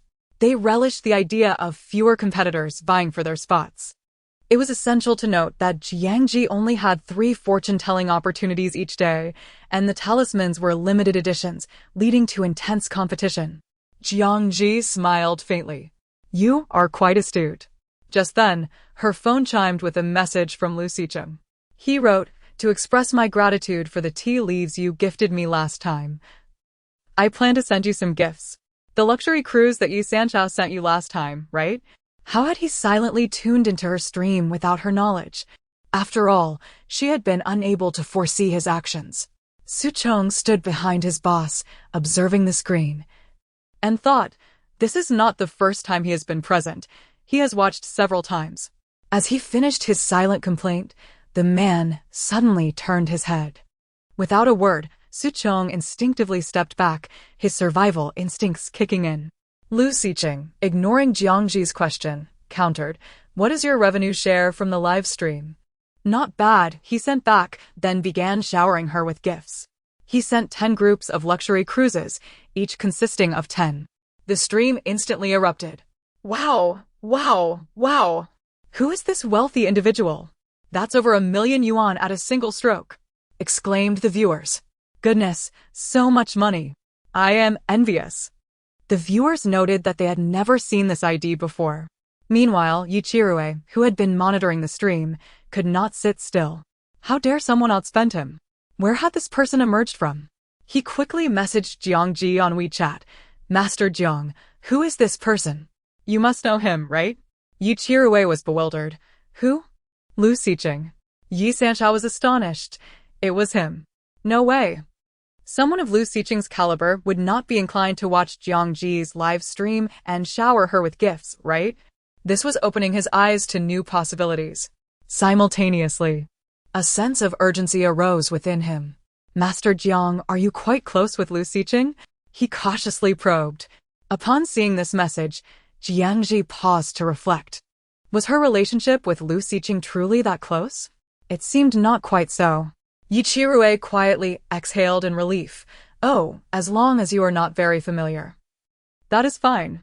Jiang Zhi inquired, are you feeling defeated because he has gifted me so generously? Yi Sanshao, caught off guard by her directness, covered his face in embarrassment. Absolutely not. Jiang Zhi reassured him, his gifts to me are for other reasons. Do not overthink it. Yichirue, now even more puzzled, asked other reasons? What could they be? He felt as though he had ventured too deep into thought. After witnessing his boss's extravagant display, Suchong could no longer restrain himself and asked, are you doing this to support Miss Jiang? In light of the other streamer mocking her? The 10 groups of luxury cruises Lu Xiqing had sent had dominated the system announcements for quite some time. Upon hearing this question, the man slowly turned his head and cast a neutral glance at him. Who suggested that? As Su Chong watched him glide into the room, he pondered. What could this truly be for? Surely it could not be merely for that half jar of tea leaves? Was it necessary? Chapter 40. A chance to repay in the future. Upon noticing the gift notifications in the back end, Jiang Zhi contemplated for a few moments. However, unable to arrive at any conclusion, she decided to let it be. Meanwhile, Su Tongxi was in her live stream, lamenting to her fans and the #1 supporter. I genuinely adore this streaming endeavor. My efforts over the past few years are evident to all. Yet now, I find myself contemplating withdrawing from this circle. The audience quickly comforted her. That is out of the question. If you, our beloved Shishi, were to leave, what would we do? What hope would we have left? Indeed, I must tune into your streams daily. Su Tongxi, on the verge of tears, replied, but this streaming is becoming increasingly unbearable for me. At that moment, a throng of viewers surged into Jiang Zhi's live stream. Indeed, we shall not allow Shishi to be bullied. Anyone who dares to mistreat her will face our wrath. Before Jiang Zhi could respond, the users in her stream began to retaliate against the intruders. What audacity! Barking like a dog here. How dare you offend the master? You must be tired of living. Yichirue immediately joined the fray. I am right here, watching. Let us see who dares to stir trouble. Upon seeing him, the intruders somewhat restrained themselves, but not all voices were silenced. What master? In this day and age, anyone can come forth to deceive. It is utterly laughable that they have millions of followers. One declared. In my opinion, the platform should ban such fraudulent live streams. The negative impact is tremendous. Ironically, those who spoke thus found themselves banned instead. After a few moments of ruckus, the platform's administrator arrived and silenced the troublemakers. Yichirue cheered, well done. Such efficiency is commendable. Jiang Zhi observed the unfolding drama with remarkable composure, remaining entirely unaffected. Su Tongxi, who had created a secondary account to observe the chaos, was now brimming with frustration. Was the platform not showing an obvious bias towards Jiang Zhi? Did it truly have to be so blatant? After the stream ended, she furiously called her manager. Brother Zhao, what sort of deal has Jiang Zhi made with Director Feng? Why is the platform so favorably inclined towards her? Brother Zhao, you witnessed my viewership tonight. Although I deliberately played the victim, it fell short of expectations. Indeed. Your commercial engagements have been declining lately, with advertisers pulling back nearly half. Is there truly no other recourse? This is unacceptable. Well, there might be. Zhao hesitated before suddenly asking, have you heard of inviting a spirit? He continued, Many of the current prominent stars in our country have engaged in this practice. Su Tongxi paused, biting her lip. I hadn't considered that. Brother Zhao, do you have connections? Connections might be overstating it. I know someone with access to that channel who could provide an introduction. He smiled. What do you think? Interested in learning more? Inviting a spirit. Upon hearing this, Jiang Zhi exclaimed, Tongxi, have you thought this through? On the other end of the video call, Su Tongxi's expression was resolute. I have thought it through. Brother Zhao mentioned it can be done discreetly, and many have pursued this path. It sounds a bit frightening, Jiang Zhi remarked. Su Tongxi chuckled. It is somewhat daunting, but it is quite effective. Otherwise, why would so many people travel abroad for it each year? Very well. Jiang Zhi's brow furrowed with concern. Tongxi, are you perhaps going too far for this career? No matter what, the most popular streamer in Qingning must be me. I will not allow anyone to overshadow my efforts. Jiang Zhi sighed in resignation. All right. I understand your perspective. I can only respect your choice. After ending the video call, she gazed at her phone screen, slowly raising a smile. Su Tongxi's determination was indeed commendable. This turn of events might just lead to Jiang Zhi being eclipsed, which would be a delightful outcome. After expelling the malevolent forces, Lu Xiqing could finally stand and move about slowly, albeit with assistance. President Lu, take your time. No need to rush. Su Chong supported his boss while gazing at Jiang Zhi with admiration, as if beholding a revered deity. Miss Jiang, you are truly remarkable. Jiang Zhi did not feign modesty. Only now do you realize? Su Chong chuckled foolishly. Of course not. It's just that I didn't dare to believe it before. Witnessing President Lu stand is utterly astonishing. With the support of his assistant, Lu Xiqing approached Jiang Zhi step by step. As he neared, his body swayed slightly. Jiang Zhi, maintaining her composure, reached out to steady him.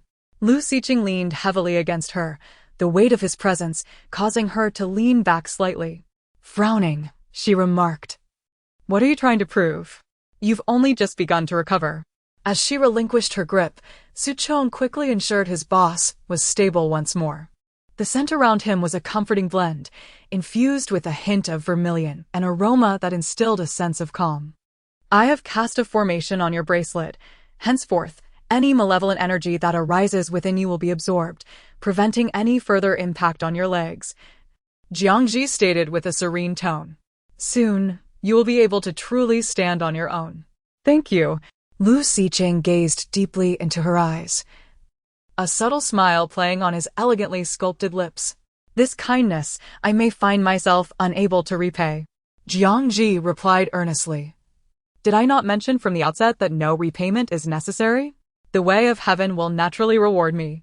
That is different, the man chuckled softly, shaking his head. From my personal standpoint, I should return this favor. Is this not what those in your path often speak of as cause and effect? Jiang Zhi pondered for a moment before responding.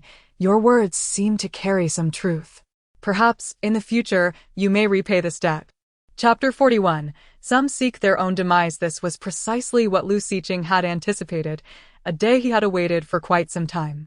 Gazing into the distance, he appeared contemplative. Su Chong could not help but scratch his head, sensing that the CEO had devised his own plans.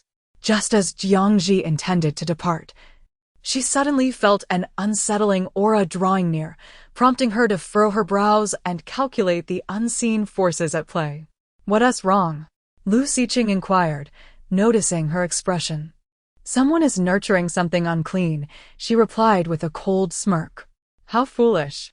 Many events are predestined, and one's fortune cannot be drastically altered without courting disaster. Currently, someone is recklessly inviting their own demise. Something unclean? Lu Xiqing pondered. Are you suggesting they are raising a spirit? Correct. Moreover, their desires are intertwined with mine, which allows me to sense it, Jiang Zhi affirmed, dismissing the foul energy surrounding her with a wave of her hand, her demeanor turning entirely frigid. To utilize such means against her was akin to plucking feathers from a lion. She was not to be trifled with.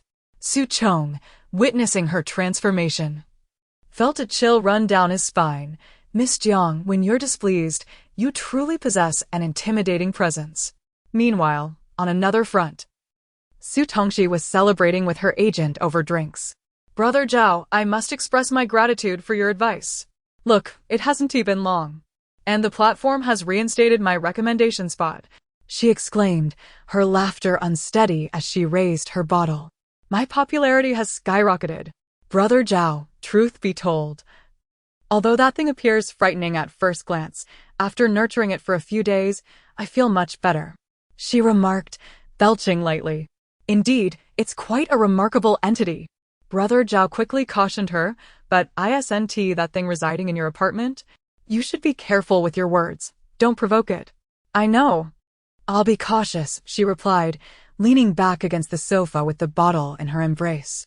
Brother Zhao, I want to see you out. You're on your own with that. She succumbed to drowsiness. Brother Zhao sensed a chilling atmosphere in the house and cautiously surveyed the surroundings, feeling uneasy about lingering. He was well aware of the malevolent nature of that entity, which instilled a sense of dread in him.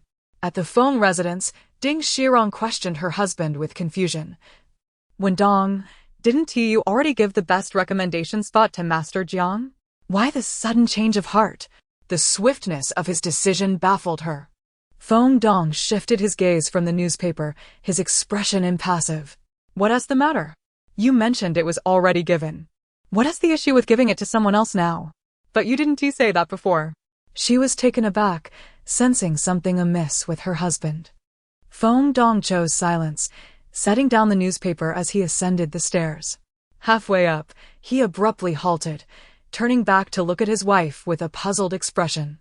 What did I just say to you? Ding Shirong replied, exasperated, you were talking about the recommendation spot. That spot should indeed go to Su Tongxi, after all. She has contributed significantly to our company, and we should not let her down, he stated. What are you talking about? Ding Shirong was left even more perplexed. Tongxi, congratulations. In the production team, Jiang Qin smiled at the video, saying, you finally achieved your wish. However, I still wish to consider it thoroughly, Jiang Qin replied tactfully. And I live with my family, which makes it quite inconvenient. Indeed. Su Tongxi expressed disappointment. Perhaps there will be another opportunity. Certainly, Jiang Qin changed the subject. You're live streaming tonight, right? I'll come to support you. In less than a week, Su Tongxi's streaming popularity had rebounded to its peak, even surpassing previous levels, and she was eager to capitalize on the momentum.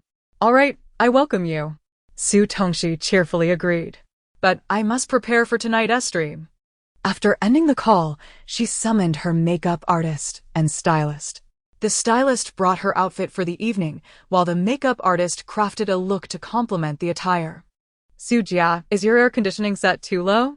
The makeup artist asked, shivering slightly. It feels quite chilly in here.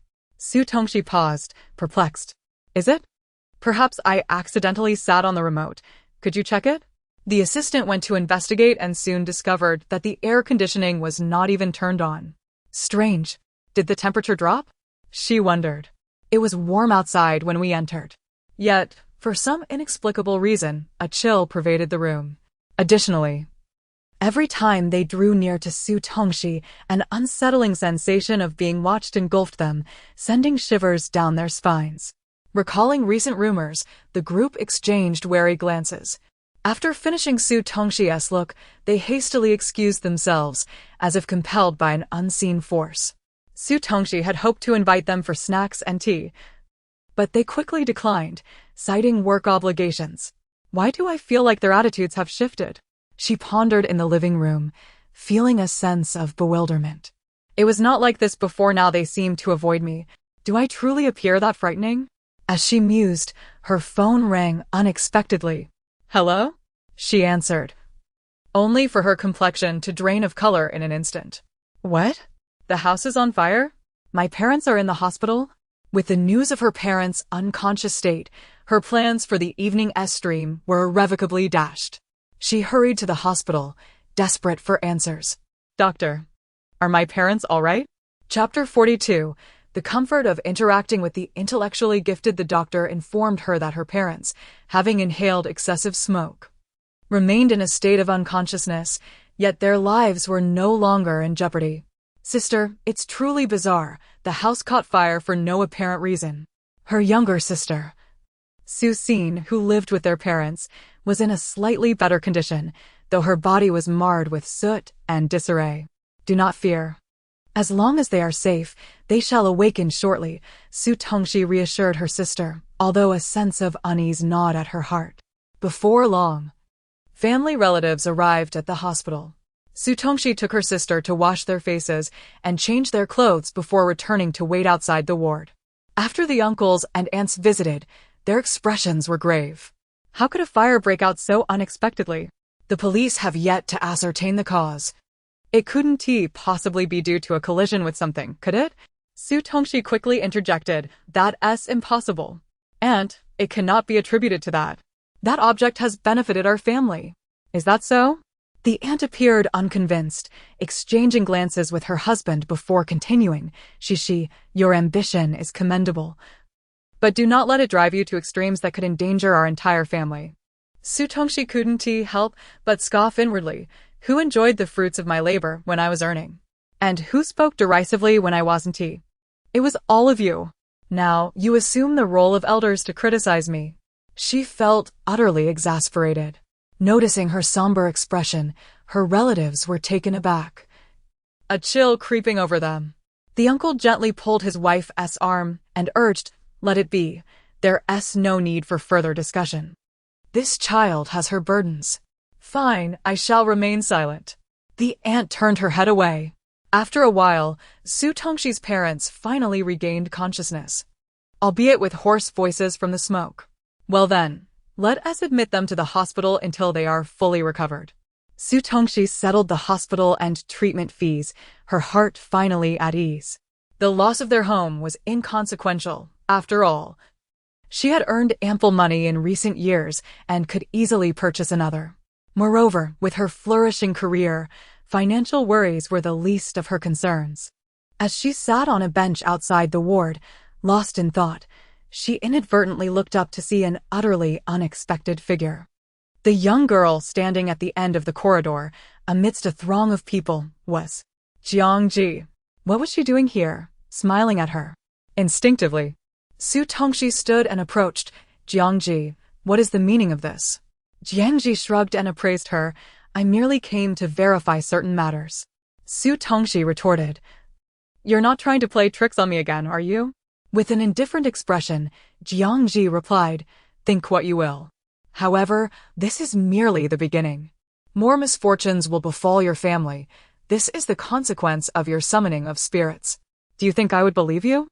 Although puzzled as to how Jiang Zhi knew about her summoning, Su Tongxi stubbornly replied, this incident was merely a coincidence. Do not spread such nonsense. Very well.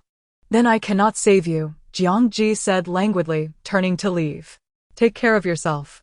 Su Tongxi glared at her retreating figure, biting her lip. Surely, the entity she had summoned was formidable, prompting Jiang Zhi's attempts to persuade her to rid herself of it. She would not fall for such tricks. The news of the fire at a residence in Ningqing quickly circulated, and Lu Xiqing perused it on his tablet.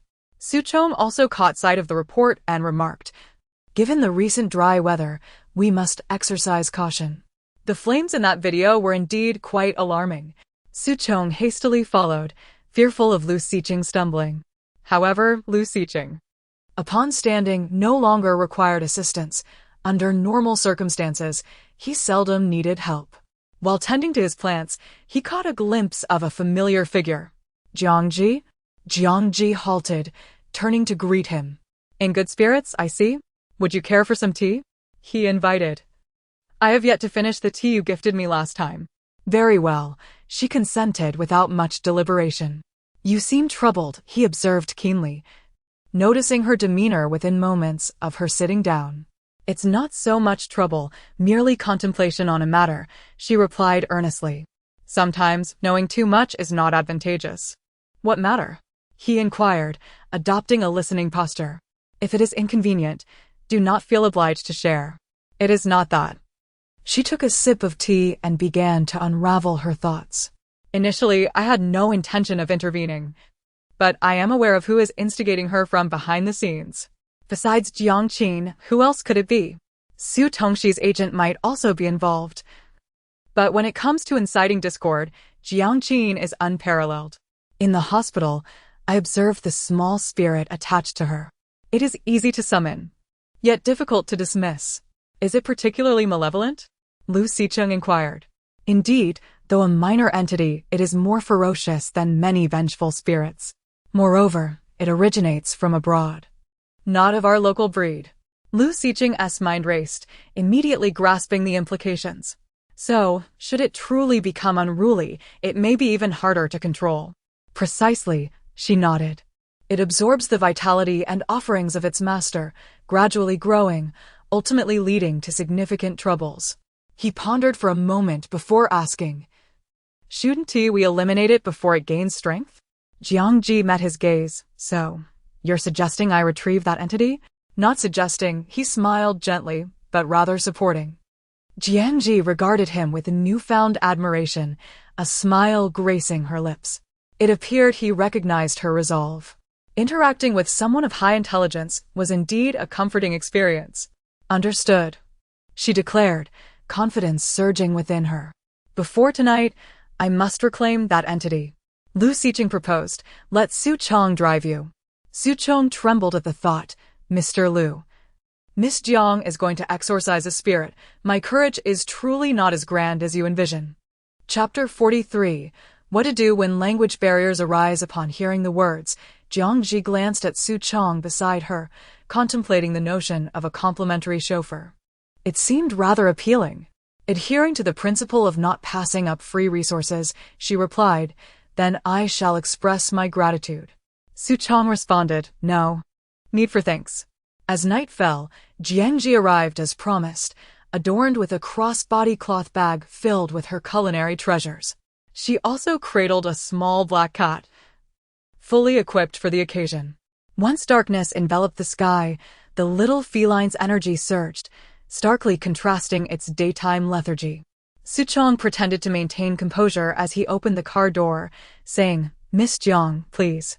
Turning her head, she noticed Lu Xicheng standing at the door to bid them farewell, and a sudden idea struck her. "How about you join us?" Without hesitation, she approached and pulled him along, commanding, "Get in the car." Su Chong was taken aback, exclaiming, "Miss Jiang, what are you doing?" "President Lu is still using crutches. Allowing him to join is undoubtedly beneficial for him," Jiang Zhi replied nonchalantly. Su Chong stammered, "Of course not."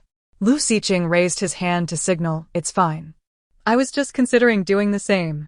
Witnessing such a scene firsthand would be an honor, and I harbor no aversion to it." With a slight huff, Jiang Zhi acknowledged his understanding. She released her grip and settled into the car, closely followed by Lu Xicheng. Su Chong, unable to conceal his anxiety, inquired, "Miss Jiang, where are we headed?" Jiang Zhi provided an address, saying, "We are going to wait for the rabbit." All right." Jiang Zhi turned to the man beside her, her gaze conveying, "Your assistant seems to possess significantly less courage than you." The man's thin lips curled into a subtle smile as he replied in a low tone, "Indeed. Yet, despite his timid nature, it suffices." Upon arrival at their destination, Lu Xicheng unexpectedly cast his gaze upon her messenger bag, asking, "Do you have any extra protective talismans?" "I wish to acquire one for Su Chong." He was remarkably forthright. "Sure." She retrieved a folded talisman from her bag and handed it to Su Chong, who accepted it with both hands, bowing slightly. Just as he intended to scan the payment, he noticed his employer's indifferent gesture as he lowered his phone, stating, "I've already taken care of it." Jiang Zhi checked her phone and indeed found a WeChat transfer from Lu Xicheng for precisely 500. With the talisman in hand, Su Chong felt a wave of relief wash over him, his initial fear dissipating. However, he could not restrain himself from asking, "Miss Jiang, must we wait here indefinitely?" The roadside offered a place to park, but the uncertainty of the wait lingered. "It won't be long." She gazed out the car window, assuring him they will arrive shortly. Lu Xicheng followed her line of sight, but remained silent. What an absurd situation. How could it be so difficult to hail a taxi? Across the street, Su Tongxi walked while venting her frustrations into her phone. After leaving the hospital, she had been unable to summon a taxi, forcing her to walk a greater distance. As she walked, a chilling breeze swept by, causing her to shiver. Despite the area not being particularly remote, she felt an unsettling isolation, as if she were the only soul present. It must be the recent addition at home that's causing my mind to wander. She shook her head, attempting to dispel the nonsensical thoughts. Experts abroad have claimed that the entity is easy to care for and poses no harm. It merely requires proper offerings. She rallied her spirits, continuing to scan her phone. Come on, someone, please accept my ride request. But in the next instant, she felt an icy grip encircle her neck, accompanied by a faint, sinister laugh. The sensation was disturbingly real, and she was instantly gripped by terror. Who? What is this? Don't touch me. She clawed at her neck, trying to fend off the terrifying presence while her feet propelled her into a frantic sprint toward the crosswalk. Bystanders were startled by the sight of the seemingly deranged girl stumbling through traffic at night. What on earth is she doing? Seriously, is she out of her mind? She hesitantly touched her neck, finding nothing there. Could it be that her nerves had finally frayed? Perhaps it was merely an illusion. Inside the car, Jiang Zhi pressed the button to unlock the door upon seeing Su Tongxi approach. Su Chong, unlock it, Lu Xiqing suddenly instructed. Su Chong quickly complied. Oh, yes. As the car door opened, Jiang Zhi stepped out and approached Su Tongxi. Upon seeing her, Su Tongxi appeared as though she had encountered a ghost. Jiang Zhi, what are you doing here? The little black cat followed Jiang Zhi, puffing up its fur and hissing fiercely. Immediately, Lu Xiqing exited the vehicle, with Su Chong hastily trailing behind. President Lu, please take your time. Upon noticing him, Su Tongxi froze momentarily. President Lu?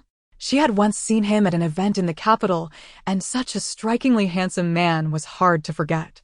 Seizing the moment while she was still processing, Jiang Zhi formed a hand gesture, establishing a protective barrier. You cannot leave this place now, and no one around us can see us. As she spoke, she advanced toward her. Su Tongxi, are you aware that a spirit is clinging to you? Su Tongxi stared at her with bewilderment, stepping back. What are you talking about? I don't believe you. Yet Jiang Zhi pointed at her shoulder, insisting, it is currently perched on your left shoulder, embracing your neck. What? Su Tongxi froze in place, suddenly paralyzed with fear, reflecting on the earlier hallucination. Could what Jiang Zhi said be true? President Lu, is Miss Jiang trying to frighten her? Su Chong quietly murmured to his boss, I see nothing at all. Lu Xiqing squinted slowly. Neither do I. However, he felt that their inability to see did not equate to the absence of the spirit. It was said that one needed to possess the ability to see spirits to perceive such entities. Su Chong mumbled to himself, who knows what that thing looks like? It might be horrifying. It's best not to see it at all. Currently, the only ones capable of perceiving the little spirit were Jiang Zhi and the black cat.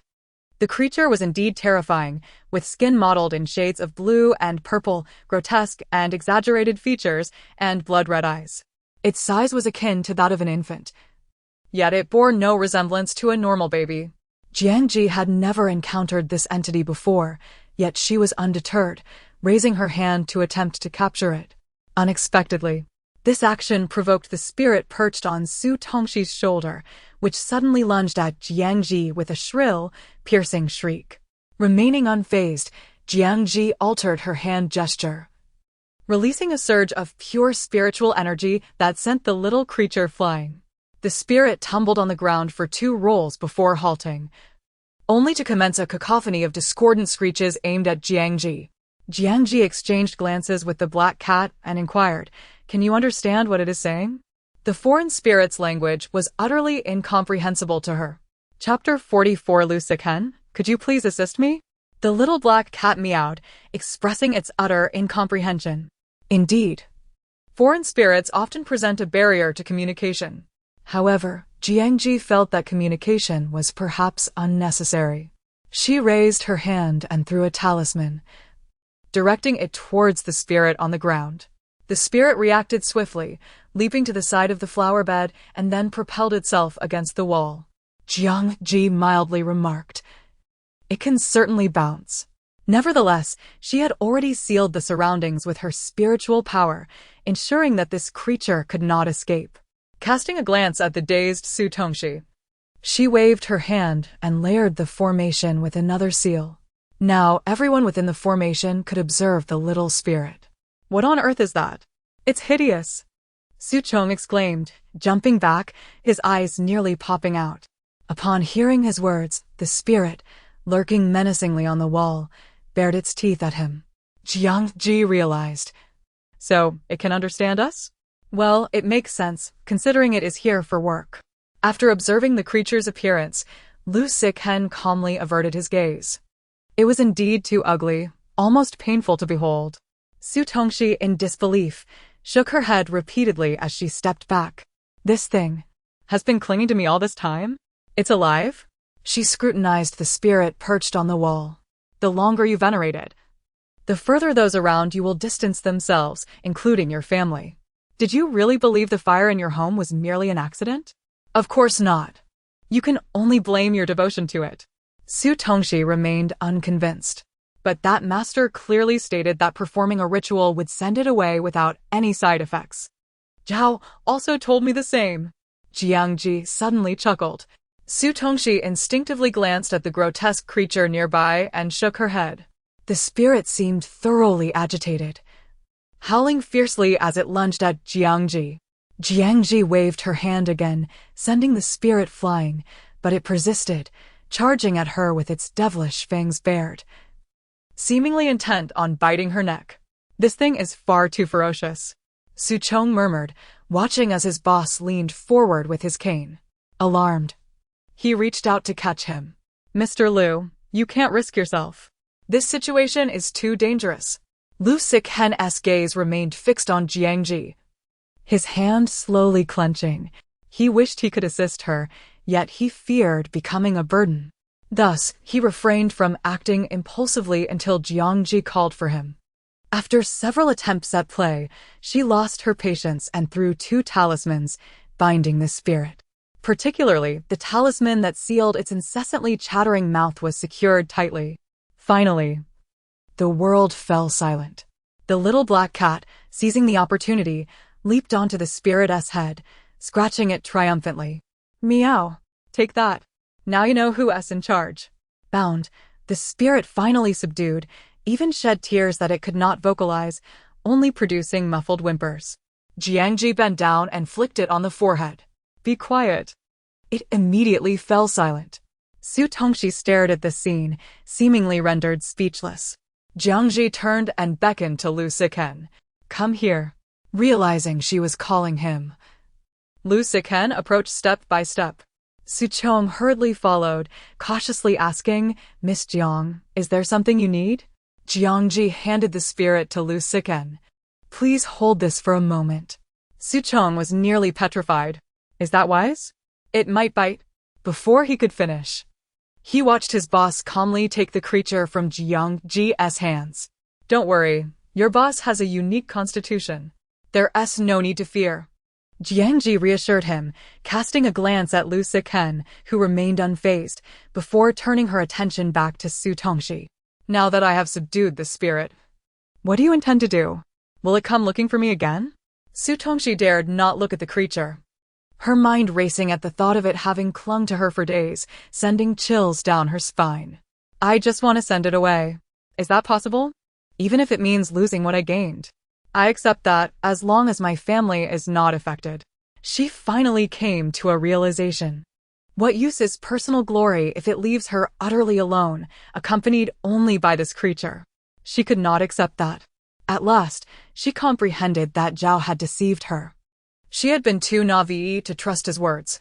"All right." Su Tongxi hesitated, then asked, "Jiang Zhi, why are you helping me?" "No particular reason." "Perhaps it's just because you're foolish," Jiang Zhi replied. Su Tongxi was momentarily speechless. "Well, regardless, thank you." Everything that transpired that night felt like a dream.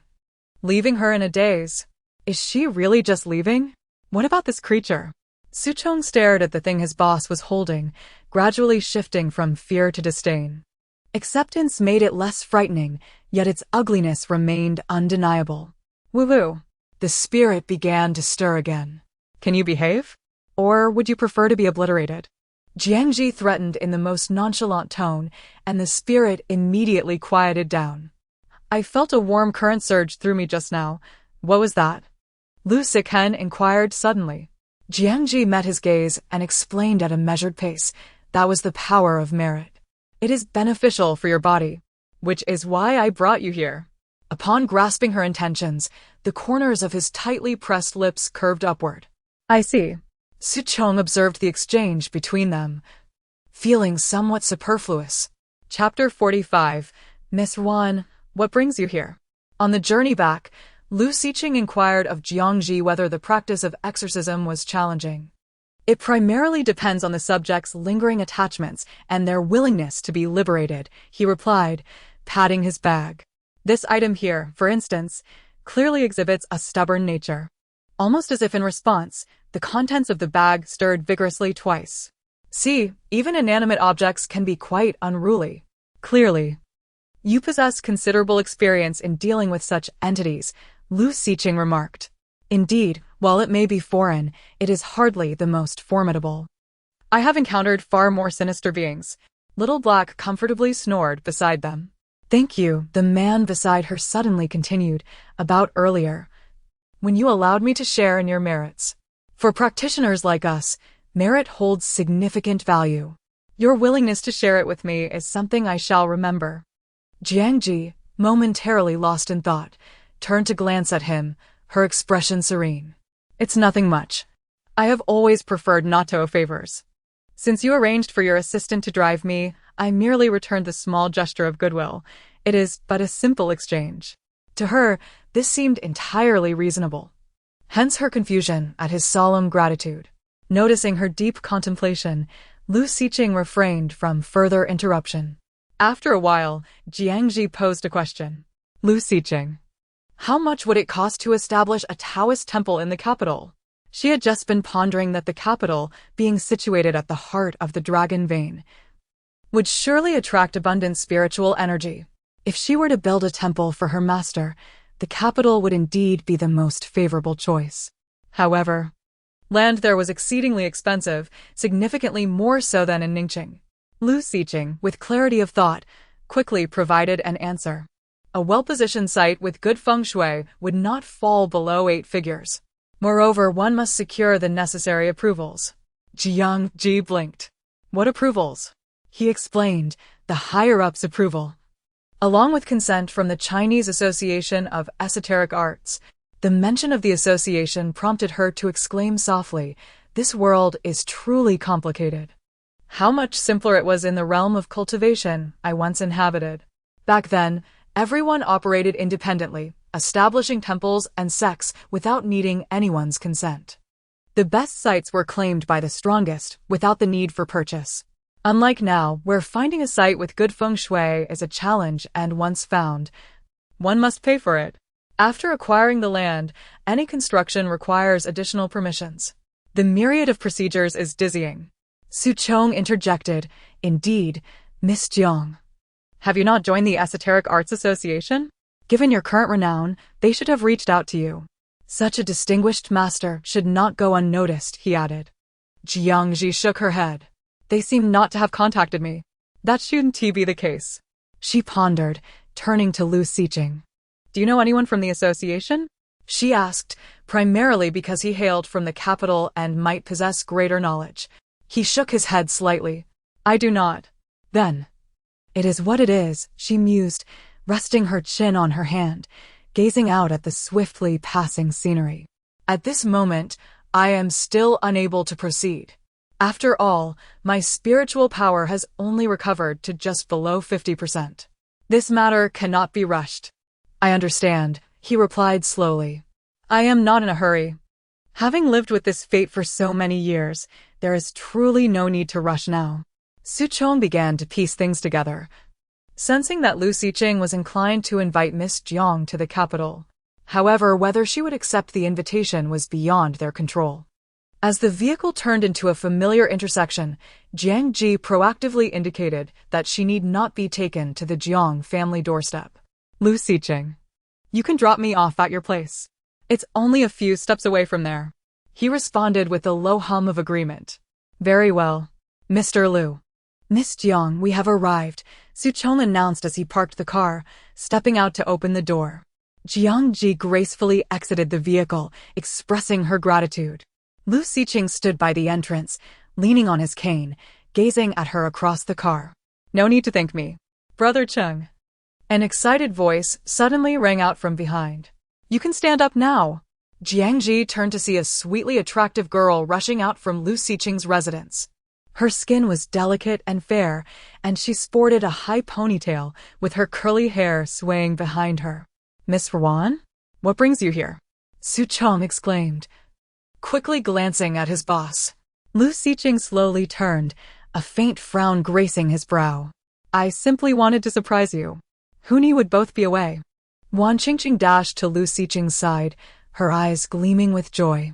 Brother Cheng, your leg. Noticing his expression, she quickly stuck out her tongue. I apologize for not informing you in advance, but I was worried about you. Do you have any idea how difficult it was for me to come here? Her entire family had tried to prevent her from visiting Lu Xiqing, and she had concocted numerous plans to escape. However, as she spoke, her peripheral vision caught sight of Jiang Zhi, and her expression immediately stiffened. Who are you? Jiang Zhi's beauty was undeniable, even in the dim light of night. The moon illuminated her ethereal charm. Thus, Wan Qingqing found it challenging to regard her as a mere passerby. A sense of unease began to brew within her. How could such a girl suddenly appear beside Lu Xiqing? What had transpired unbeknownst to her? She clenched her fists, feeling a surge of annoyance. This is Master Jiang. Lu Xiqing interjected, his tone somewhat grave. Do not be so presumptuous. Wan Qingqing regarded him with skepticism. Master? Brother Cheng. You have never been one to believe in such things. Jiang Zhi cradled Little Black in her arms. I shall take my leave first. Wan Qingqing lingered, pursuing her with questions. Brother Cheng, is she truly a master? Can someone so young really be a master? She can't possibly be a fraud, can she? Chapter 46. Be a normal child, and what about your leg? How did it heal? Lu Xiqing paused, his thin lips parting slightly. It is thanks to her that my leg is as you see it now. What? Wan Qingqing could hardly fathom that, in less than a month apart. Certain matters had surpassed her expectations. Miss Ruan, Master Jiang is quite formidable. You should treat her with respect, Suchong advised from the side. Even President Lu regards Master Jiang as an esteemed guest. Oh, I see. Upon hearing this, she suddenly smiled. So she is the benefactor of Brother Cheng? That is indeed someone worthy of respect. Initially, she had thought there might be something between Brother Cheng and that girl, but it seemed she had overthought it. Since there was nothing between them, she need not worry excessively. Once inside, she sat beside Lu Xiqing and declared earnestly, You ran away from home? The man's deep gaze fell upon her face, causing her to pause, her expression dimming. What else could I do? After you were sent to Ning City by the Lu family, I worried about you daily, fearing you weren't eating or sleeping well. Without me, who would take care of you? As she spoke, her eyes involuntarily glanced at his leg. Ever since you could no longer stand, they have treated you like you are less than human. They constantly speak ill of you behind your back, claiming you have been completely abandoned by the Lu family. The harsher words, such as crippled, she could not bring herself to utter. Lu Xiqing slowly withdrew his arm. With Suchong here, there is no need for you to fret. The Wan and Lu families had a long-standing friendship, and he had watched Wan Qingqing grow up, always considering her as a sister. This girl clung to him, following him everywhere with eyes filled with admiration and adoration. At times, he felt she was a tad too clingy, particularly with her impulsive decision to come find him from the capital city. Suchong, standing nearby, interjected quietly, Well, he can't be that attentive. Wan Qingqing protested, Suchong is a man. How meticulous could he possibly be? I fear he might clumsily fail to take good care of you. Suchong, caught off guard, remained silent. This young lady was used to being spoiled and rarely heeded anyone's words except for President Lu's. Enough of this nonsense. Lu Xiqing's voice was low and firm. Suchong, book her a ticket for tomorrow. She had made up her mind before coming. Nothing would change that. President Lu, I don't think this is. Suchong appeared helpless. Back at the Jiang residence, Jiang Zhi prepared to exorcise the small spirit she had captured. As expected, this wretched creature was entirely uncooperative and clearly unwilling to be exorcised. It darted around the room, causing quite a commotion. Jiang Zhi exchanged threatening glances with the spirit squatting on the curtain rod. I advise you not to test my patience. The spirit bared its teeth at her. Rebellious. Miao Xiaohei elegantly lounged on the balcony, lazily grooming its paws, seemingly indifferent to the chaos in the room. I have said it before, you can choose to be exorcised or be left in despair. Make your choice, Jiang Zhi stated, her patience wearing thin. The spirit seemed oblivious to her words, continuing futilely to crash against the barrier of the window, attempting to escape. Jiang Zhi narrowed her eyes slightly and raised her hand. Good heavens, Jiang Zhi, what on earth are you doing at this hour? Are you trying to disturb my sleep? Outside, Jiang Zhaoyu pounded on her door. His voice irritable. Are you demolishing the place in there? His room was the nearest to Jiang Zhi's, and he heard everything clearly. Upon hearing her commotion, Jiang Zhaoyu became even more suspicious of her activities and decided to investigate personally. If he could catch her in some wrongdoing, perhaps he could use it as an opportunity to drive her out of the house. Hearing the sound of the door unlocking, Jiang Zhi silently smirked. This person was courting disaster, and nothing could stop him. She remained silent, merely watching coldly. Outside, Jiang Zhaoyu finally turned the lock, a smug smile on his face as he pushed the door open. In the dimly lit room, Jiang Zhi stood with her arms crossed, expressionless as she regarded him. The room appeared perfectly normal, and he was puzzled. Suddenly, something rushed towards him, and upon closer inspection, he found it to be a terrifying ghostly face. When the door swung open, the spirit naturally attempted to flee, colliding head-on with Jiang Zhaoyu. Jiang Zhaoyu's eyes widened in shock, then rolled back as he collapsed to the floor, fainting instantly. A mocking smile played on Jiang Zhi's lips as she approached him, giving him a gentle kick before closing the door. Since he had fainted, he could remain there on the floor for all she cared. Did you think you could escape from here? She turned around, her tone icy. You, ugly creature, are far too naive. The spirit's face twisted in anger, its already unpleasant visage becoming even more grotesque. Jiang Zhi seated herself on the edge of the bed and suddenly spoke. Isn't it better to be reborn? From what I know, beings like you are forcibly transformed into this state after death. Given your appearance, you must have been a premature birth. Perhaps even forcibly removed from your mother's womb before you were ready. Her words seemed to strike a nerve, provoking a more intense reaction from it. Its large eyes reddened to the point of almost bleeding, glaring at her fiercely. Rebirth may offer you the chance to have a happy family, she continued leisurely. This opportunity for exorcism is not something everyone can obtain. The spirit crawled towards her, its eyes filled with malice as it prepared for one final attack. Any further disturbance would be quite impolite. She regarded the wretched creature with indifference, not perceiving it as a threat. Just as it prepared to leap at her, she pressed her hand gently onto its large head and patted it. Be a good child now. The spirit froze momentarily. No one had ever touched its head like that. It was a sensation it had never experienced before. Today, even if the King of Hell were to arrive, she would still exorcise this creature. Chapter 47. Facing failure with composure the following day, upon emerging from her room, Jiang Zhi discovered that Jiang Zhaoyu had indeed spent the night sprawled outside her door. As dawn broke, the household staff found him, his body alarmingly warm, and he remained in the room resting. At this, she couldn't help but smirk slightly. Is he truly ill? Such fragility for a grown man.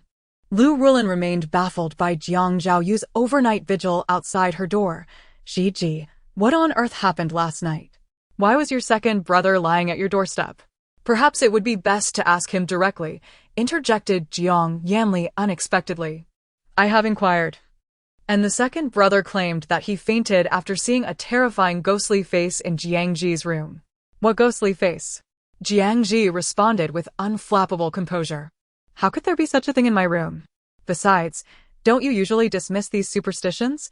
That may be true, Lu Rulin pondered, sighing. It is likely that Zhao Yu had a fever last night and hallucinated. Noticing Jiang Yanli's unwavering gaze upon her, Jiang Zhi raised her eyes with poise and suddenly smiled. What? Does the elder brother not believe me? Why not go see for yourself?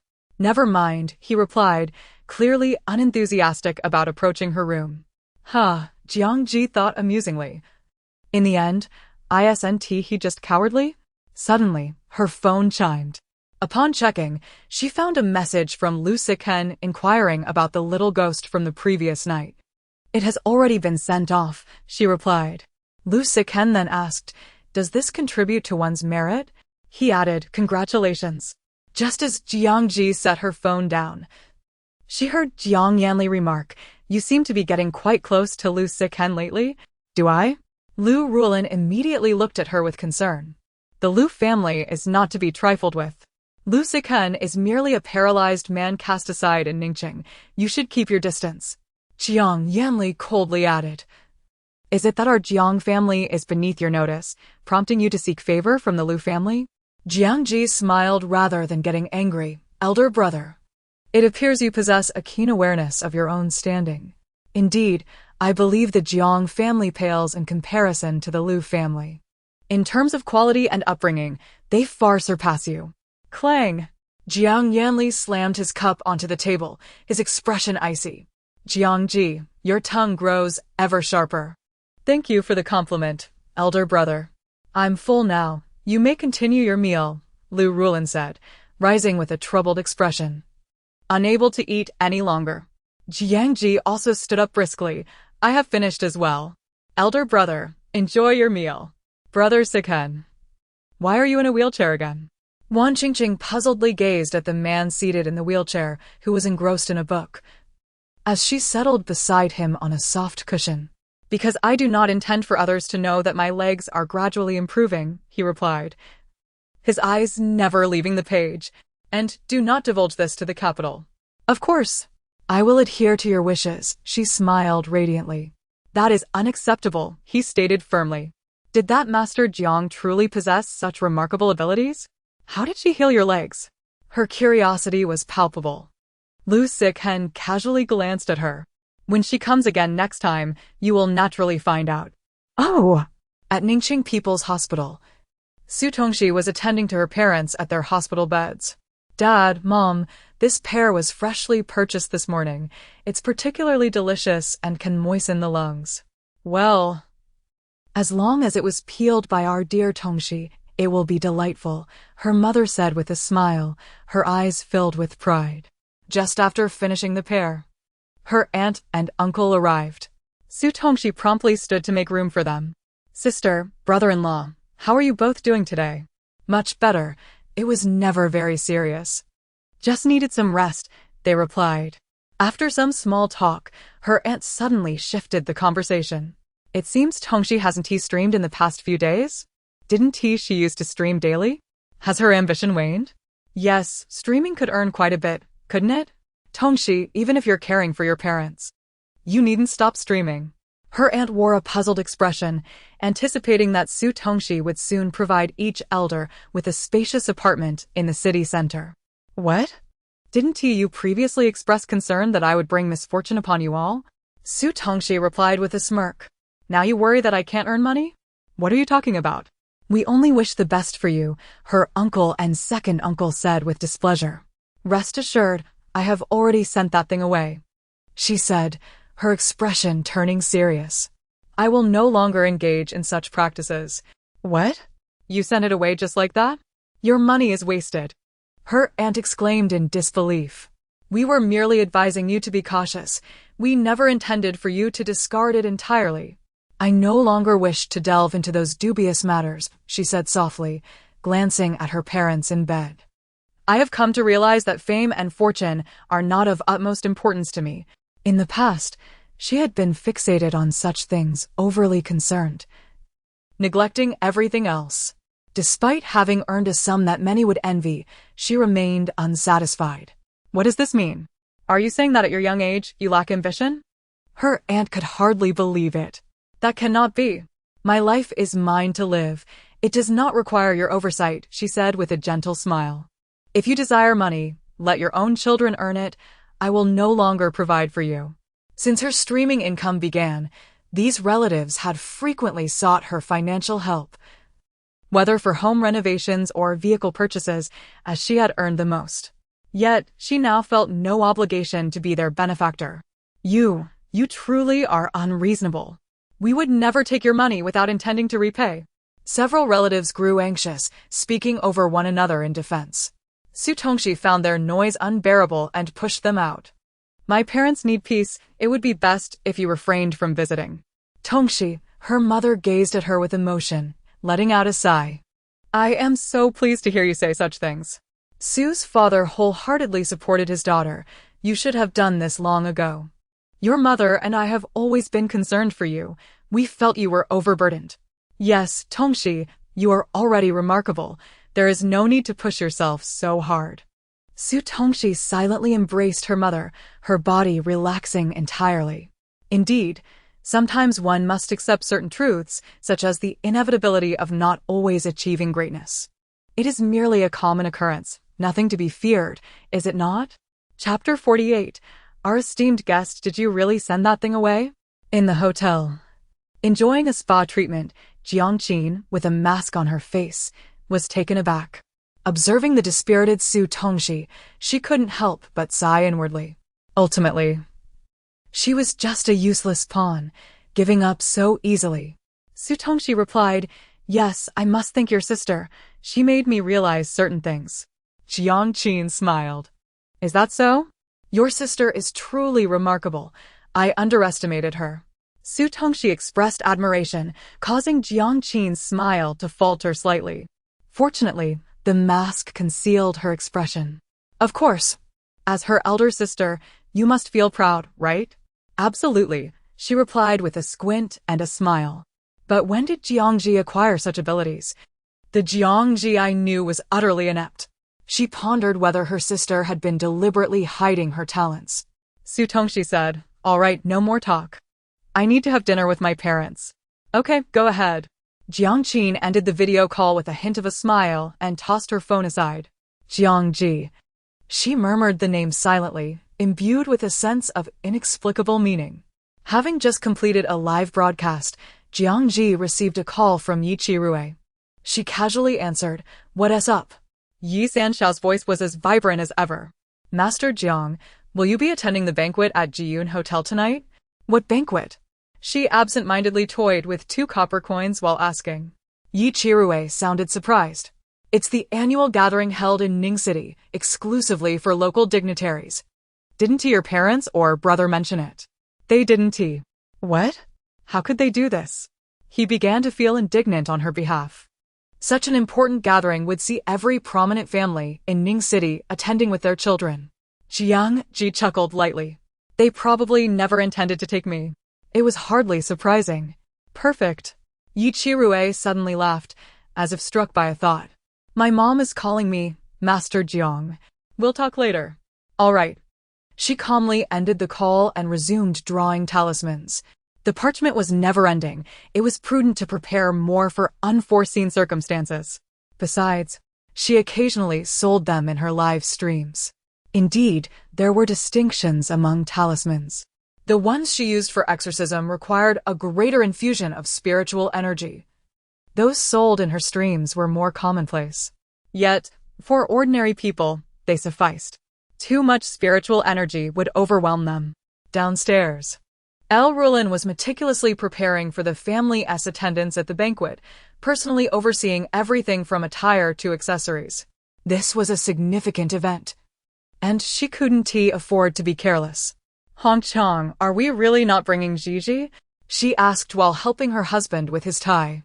Jiang Hongchang snorted dismissively. What would we bring her for? She has no manners or upbringing. Would we bring her to embarrass the Jiang family?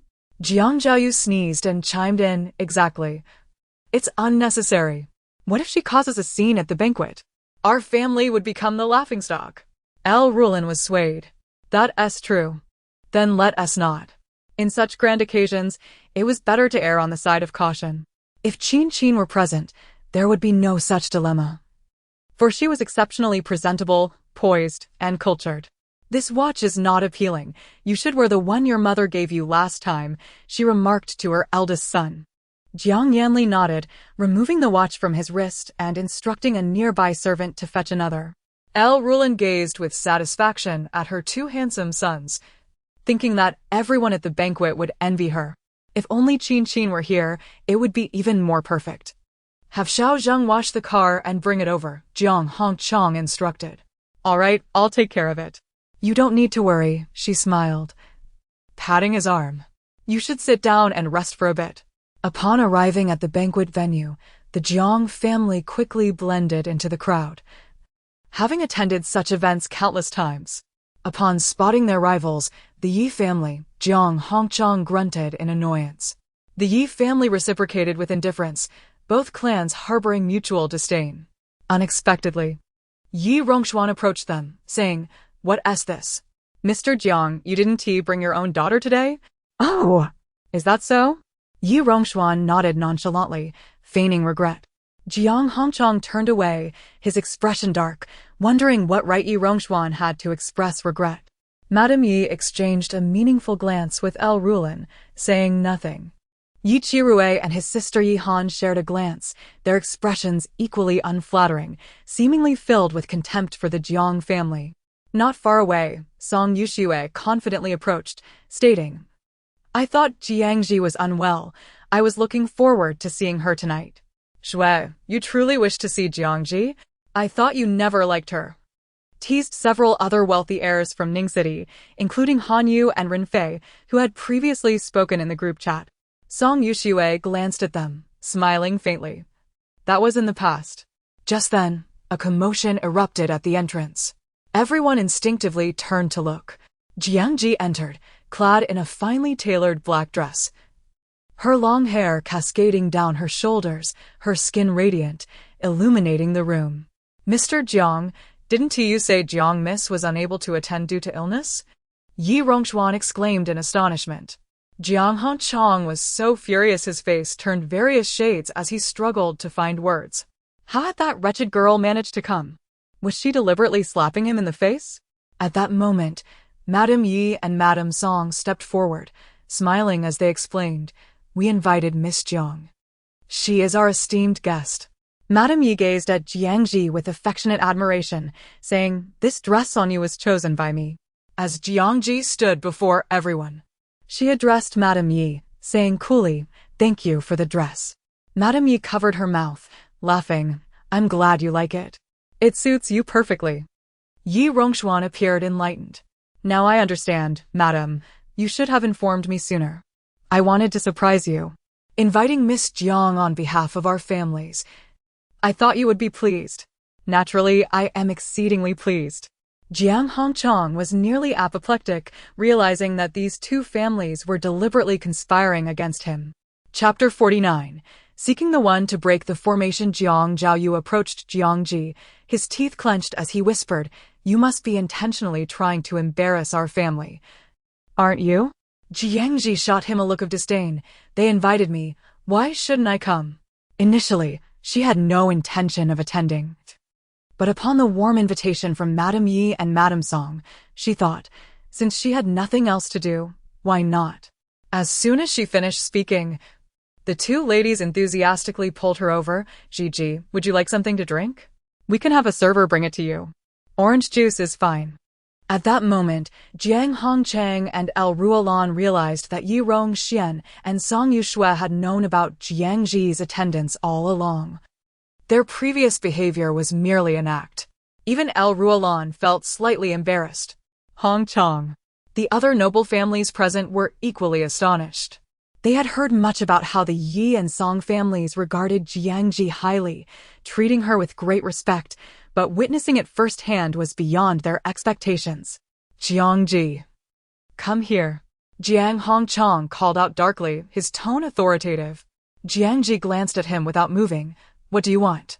You are a member of the Jiang family and should stand with us, he asserted. While his words held truth, she retorted, Did you not hear? I am a guest invited by the Yi and Song families. Therefore, I may choose to be with them, am I not? Yi Chi Rui immediately chimed in, of course. He could no longer contain his frustration, glaring at the Jiang family members with evident anger.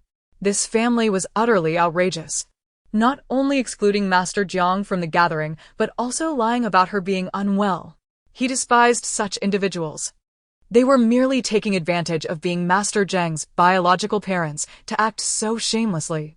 As Jiang Zhi walked away, flanked by the Yi and Song families, the expressions of the Jiang family darkened. Dad, Mom, Jiang Zhi is definitely doing this on purpose. Jiang Zhao seethed with rage. El Ruolan sighed helplessly. I said from the beginning that we should have brought Ji along. It wouldn't have led to the situation. Are you blaming me? Jiang Hongchang's face darkened as he questioned her, to which she quickly shook her head. I am not. Humph. Jiang Hongchang waved his sleeve dismissively.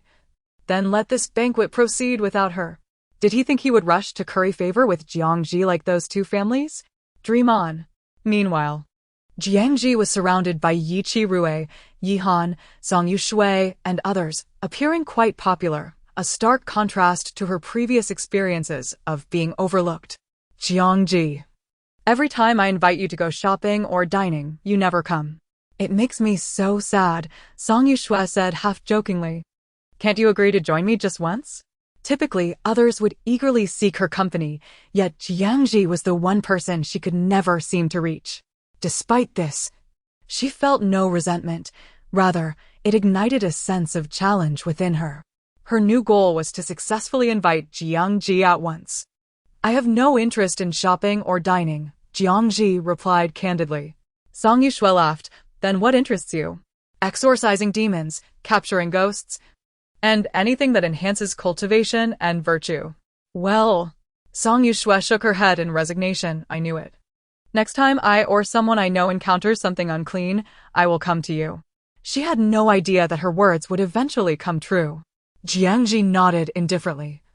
MHM. Their table was positioned near the window, and a chilly breeze swept through. Noticing, Madame Yi requested a small blanket from a server and walked over, draping it over Jiang Zhi's shoulders. Don't catch a cold. Thank you. Jiang Zhi's gaze fell upon Madame Yi's kind face. The adage good people will be rewarded was vividly embodied in her. For the days ahead, she would surely enjoy happiness, a smooth old age, and dutiful children. Yi Chi Rui beamed with pride. Master Jiang, my mother is quite considerate. Isn't she? She takes care of us meticulously. You rascal. Madame Yi playfully tapped her son's forehead. Why are you being so silly? Yi Chi Rui protested. Mom, that's not fair. Can't you give me a bit of face? What face do you have? Everyone knows how foolish you can be. What's that? Song Yushui and Yi Han chuckled along. In an instant, the atmosphere was lively, while the other guests watched in amazement. Jiang Zhi was indeed quite popular. Not at all a fa. Even if Jiang Qin were to arrive, she wouldn't receive such esteemed treatment from the Yi and Song families. Ironically, the Jiang family's attitude was amusing. They genuinely acted as if this daughter did not exist, continuing their conversations with others. Jiang Yanli. It seems your sister has quite the prowess to win over the Yi and Song families, Han Yu teased as he approached. He was of a similar age to Jiang Yanli, but not as mature. However, they shared a decent rapport. I reckon it won't be long before she wins over all the noble families in Ningcheng and then ousts Jiang Qin from the Jiang family. Humph. Jiang Yanli narrowed his eyes, his expression serious. I will never allow such a thing to happen. With me protecting her, who could possibly expel Jiang Qin from the Jiang family? All right, I just came to confirm your stance. I was worried you might be swayed by Jiang Zhi like Yi Chi Rui and Song Yushui. Han Yu sighed in relief, smiling. Rest assured, I am aligned with you. I have disliked Jiang Zhi from the very beginning, and that sentiment remains unchanged. watching Yi Qi-rui and Song Yushui. I can only think they've lost their minds. I cannot comprehend them at all. In the banquet hall, people were engrossed in socializing. The clinking of glasses creating a vibrant atmosphere. In stark contrast to the warm and brightly lit banquet hall, the sky outside the hotel suddenly darkened. Clouds swirled ominously, with jagged flashes of lightning occasionally slicing through the sky. A storm was imminent. Outside the hotel, two men, one tall and one short, passed by. The taller one appeared older, exuding a dignified aura. The shorter one was younger, with an exceedingly ordinary face, his eyes darting about with keen awareness. Since the master has come, do you think we would be unable to find him? The middle-aged man spoke with an air of authority, casting a sidelong glance at the youth beside him. Finding the one to break the formation is indeed our primary objective. However, this trip to Ningcheng cannot be in vain.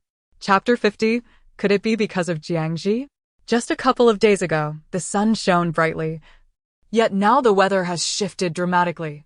On the phone, Yi Qi-rui could not help but express his discontent. Master Jiang, look at this overcast sky. It constantly gives one the impression that rain is imminent. Yet, from yesterday until now, it has not fallen. Jiang Zhi stood on the balcony, calculating with a furrowed brow.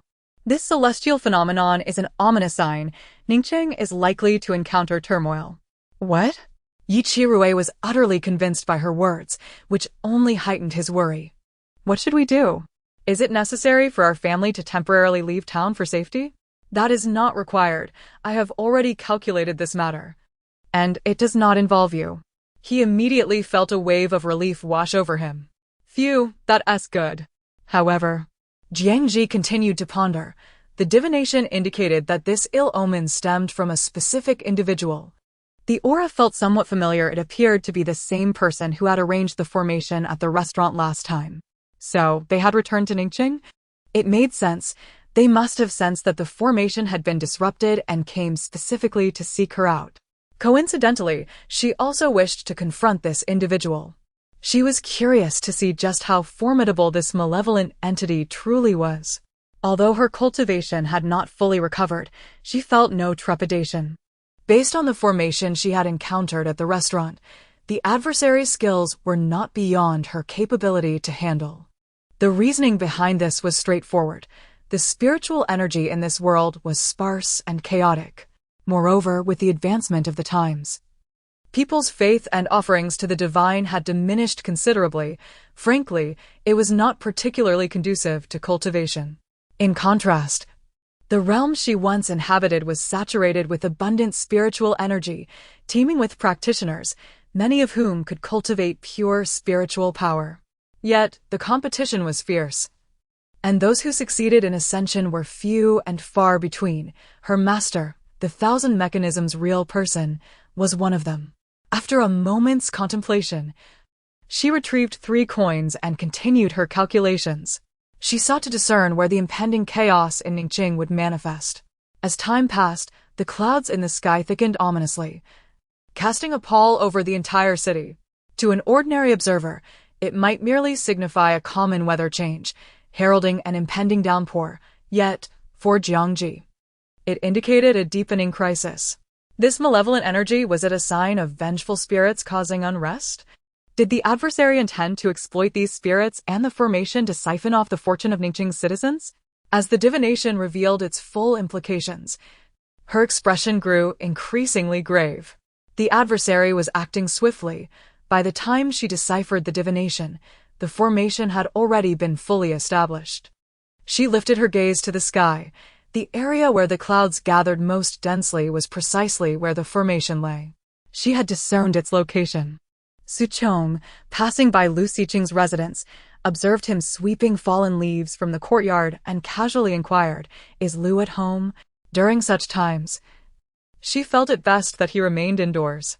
However, to her surprise, Su Chong replied, "Miss Jiang, Mr. Lu and Miss Wan have gone shopping." She paused, taken aback. In this weather, shopping? Su Chong appeared helpless. Yes, I also think the weather is quite unfavorable. It might rain heavily. But Miss Wan insisted. saying she wanted to pick out a couple of outfits for Mr. Liu, so he accompanied her. Which mall are they visiting? She furrowed her brows. I believe it's Southie High Times Square. Jiang Zhi was utterly speechless. What a coincidence. That was precisely where she intended to go. Miss Jiang. Where are you headed? Noticing her serious expression, Su Chong could not help but ask. Huh? Su Chong, momentarily taken aback, thought, what a coincidence. Could it be that Miss Jiang was intentionally seeking Mr. Liu? He deemed it unlikely. Perhaps it could only be attributed to fate. A moment earlier, on the rooftop terrace of High Times Square, a middle-aged man clad in a black and gray Taoist robe slowly lowered his arms and opened his eyes, forming a gesture with one hand. The formation is complete. Now we need only await our harvest. Truly impressive, master. You are remarkable. The young disciple hurriedly offered his praise. To be able to establish such a formidable formation wherever you go, when will I be able to achieve the same as you?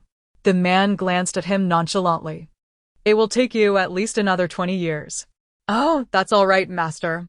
I will certainly strive to learn from you, regardless of whether I can achieve it. At least my attitude is in the right place. At that moment, it was Saturday afternoon at 3:30, the peak hour for foot traffic in the mall. Wan Qingqing emerged from a high-end clothing store, pushing a wheelchair. Brother Chung, that fabric wasn't particularly good. Let us try another store. Lu Xiqing was beginning to lose interest in shopping. With tailoring, fabric, and style, there's always something you find unsatisfactory. This is Ningqing, not the imperial capital. It's difficult to find suitable options with your discerning eye. Wan Qingqing understood this, yet she merely wished to help him select the best. She did not want to be dismissive. Thus, she pouted playfully, but how can someone as noble as Brother Chung wear something so casual? Let us check out a couple more stores. If all else fails, I can have someone in the imperial capital customize 2 outfits for you. Lu Xiqing declined gently. No need. I do not wish to create unnecessary misunderstandings, such as people assuming he was living off her. All right, not wanting to hurt his pride. Wan Qingqing refrained from pressing further. After pushing him a couple of steps, something suddenly fell from her pocket. Lu Xiqing caught a glimpse out of the corner of his eye and turned to urge her to pick it up. This is the talisman I specifically asked Su Chong to lend you. You should keep it safe. Before leaving, he had given it some thought, which prompted this precaution. Ever since meeting Jiang Zhi, he had been more mindful in this regard, taking preventive measures ahead of time. Wan Qingqing dismissed it lightly. Oh, I understand. How peculiar. Brother Chung was never this superstitious before, nor did he care for such matters. Why did he seem like a different person now? Could it be because of that girl named Jiang Zhi? As this thought crossed her mind, she couldn't help but pout slightly. Just then, a boy of about 6 or 7 dashed past, nearly colliding with Lu Xiqing. She quickly pulled the wheelchair back and shot a glare at him. You little brat. Can't you watch where you're going? How are your parents teaching you? The boy stuck out his tongue at her and Lu Xiqing, making a rude gesture. Look, Mommy and Daddy, there's a person in a wheelchair. The boy's parents approached, taking hold of him and casting a cursory glance at Lu Xiqing, apologizing without sincerity. Sorry, our child is just being mischievous. He didn't mean it. Chapter 51, You Cannot Save Them. Wan Qingqing was instantly infuriated. What kind of parents are you? If you cannot raise your children properly, then do not have them. They are worse than a piece of char siu. Hey, young lady, how can you say such things? Mind your language. The boy's father began to roll up his sleeves. Enough, let us go. Lu Xiqing suddenly interjected. Upon seeing his expression, the boy's parents appeared somewhat intimidated. Although he sat in a wheelchair, his demeanor and countenance were remarkable, suggesting he might be a person of considerable influence. Adhering to the principle of avoiding unnecessary trouble, they hastily took their child and departed, yet they left without offering any apology. Wan Qingqing, still seething with anger, chose to remain silent, continuing to push him forward. After a moment, she remarked, Brother Xiqing, the quality of people in Ningqing is truly poor. The capital is undoubtedly superior. However, Lu Xiqing held a different perspective. In truth, It is the same everywhere. If I am destined to remain in this wheelchair for life, I will inevitably face such discrimination and disdain, regardless of location. He had mentally prepared himself for this reality long before his disability. Had he not come to Ningqing and encountered Jiang Zhi, perhaps his legs would never have had a chance of recovery. As Jiang Zhi had said, after his fate was altered, misfortune and calamity would cling to him until the day of his demise. Please, let us meet the store manager. As they passed a luxury boutique, they heard a commotion. Wan Qingqing turned to look and saw a middle-aged couple with graying hair kneeling before a store clerk holding a missing person notice. We just want to see your manager. Please help us. The clerk, exasperated, urged them to leave. You have caused a disturbance here multiple times. The manager will not see you. Your daughter went missing of her own accord. It has nothing to do with us. Wan Qingqing sighed. Indeed, Ningqing has all sorts of people. It's a bit chaotic. Lu Xiqing understood she was referring to the couple's attire, which clearly indicated they hailed from the countryside, dressed in coarse fabric and dirty shoes. A young lady of her stature, raised in the capital, seldom encountered individuals from such a distinctly different world. You will find that the more you see of the world, the less surprised you will be, he said with a calm demeanor. Oh! Wan Qingqing stuck out her tongue, opting not to delve further into the topic. They occasionally held differing views on such matters. She recognized Lu Xiqing's broader knowledge and experience, but what did that matter? She still believed she was the most suitable companion for him. She continued to push him forward, intending to explore a store ahead. Suddenly, Lu Xiqing turned his head, his gaze fixed somewhere distant. Qingqing. Yes? Did you feel something pass by just now? She glanced around, chuckling nervously.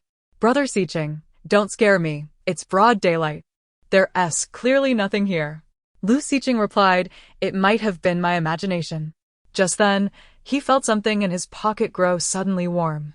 He paused, slowly retrieving the talisman he had purchased from Jiang Zhi. The small object radiated warmth in his palm, emitting a faint golden light, as if forewarning of impending danger. Ah! Wan Qingqing, also feeling the heat from the talisman, reached into her pocket and dropped it onto the ground. Why is this thing so hot? She looked at Lu Xiqing in astonishment, only to find his expression grave as he told her, quickly, put it away, it can protect you. Something bad is about to happen. As soon as he finished speaking, the decorative elements from the ceiling of the mall began to sway violently. An eerie sound echoed past their ears, sending chills down their spines. All the shoppers in the mall seemed to be frozen in time. The flow of time itself appeared altered. Within mere seconds, the leaves of all the potted plants in the building fell away, and an invisible force was swiftly draining something from the people, directing it toward a single point. Yet, aside from Lu Xiqing and Wan Qingqing, no one else seemed to feel this phenomenon. Brother Xiqing, why do I hear someone crying? Wan Qingqing crouched down in despair, beginning to feel fear. It sounds as if it is right beside me. Yes, I can hear it too, Lu Xiqing replied, maintaining a calm demeanor as he surveyed their surroundings. Brother Xiqing, have we encountered a ghost? She said with a sorrowful expression. Shouldn't we leave quickly? Indeed. He maneuvered his wheelchair towards the elevator and pressed the button. As expected, there was no response. Wan Qingqing stood frozen in confusion. What does this mean? Is the elevator broken? Lu Xiqing replied casually, it seems we cannot leave here. The situation bore a striking resemblance to their previous experience in the restaurant. He speculated, could it be that someone has set up a formation within this mall? Meanwhile, at the bottom of the mall, Jiang Zhi, dressed simply, carrying a bag and a cat, arrived. She glanced upwards before resolutely stepping inside. This is the place. Upon her arrival, the entire mall was shrouded in an invisible force, emanating both malevolence and malice. She quickly noticed that everyone she encountered appeared dazed, trapped in a stupor, as if possessed by a spirit. The people had lost their consciousness and were not aware, having fallen under the influence of the vengeful spirit within the formation. Individuals in this state were most vulnerable to having their fortunes drained. Their luck was flowing incessantly toward the center of the formation. with thousands of people in the building. This was no trivial matter. The one who set this up was undoubtedly quite skilled, she murmured. Suddenly, her cat, Xiaohei, bristled beside her. Meow. Jiang Zhi slowly raised her head. A drenched figure approached, staring at her unblinkingly. Who are you? Are you here to save them? The girl was soaked through, as if she had just emerged from water, looking utterly disheveled. Yet, a peculiar smile adorned her pale face. You cannot save them, for they deserve this. Chapter 52. Should one abandon themselves for the sake of revenge? This is the vengeful spirit manipulated by the one who has set the trap. Jiang Zhi gently closed her eyes, her fingers lightly pinching as the memories and experiences of the girl flashed through her mind like a rapid slideshow. When she opened her eyes again, her lips parted slightly. Your name is Luo Xinyu, and you were once an employee at the luxury store on the 6th floor of the mall. Born into poverty, with parents from the countryside, you struggled to escape your village and seized this opportunity. Little did you know that shortly after starting, you would attract the unwanted attention of a lecherous manager. He frequently harassed you privately, going so far as to drug you in an attempt to make you submit. Just half a month ago, on a stormy night, while you were desperately searching for work, you lost your footing on the submerged path and fell into an open sewer. A vibrant life vanished silently from this city. Upon finishing her account, the girl across from her suddenly burst into laughter. Indeed. I hate it. I truly despise it. This world is utterly unjust to me.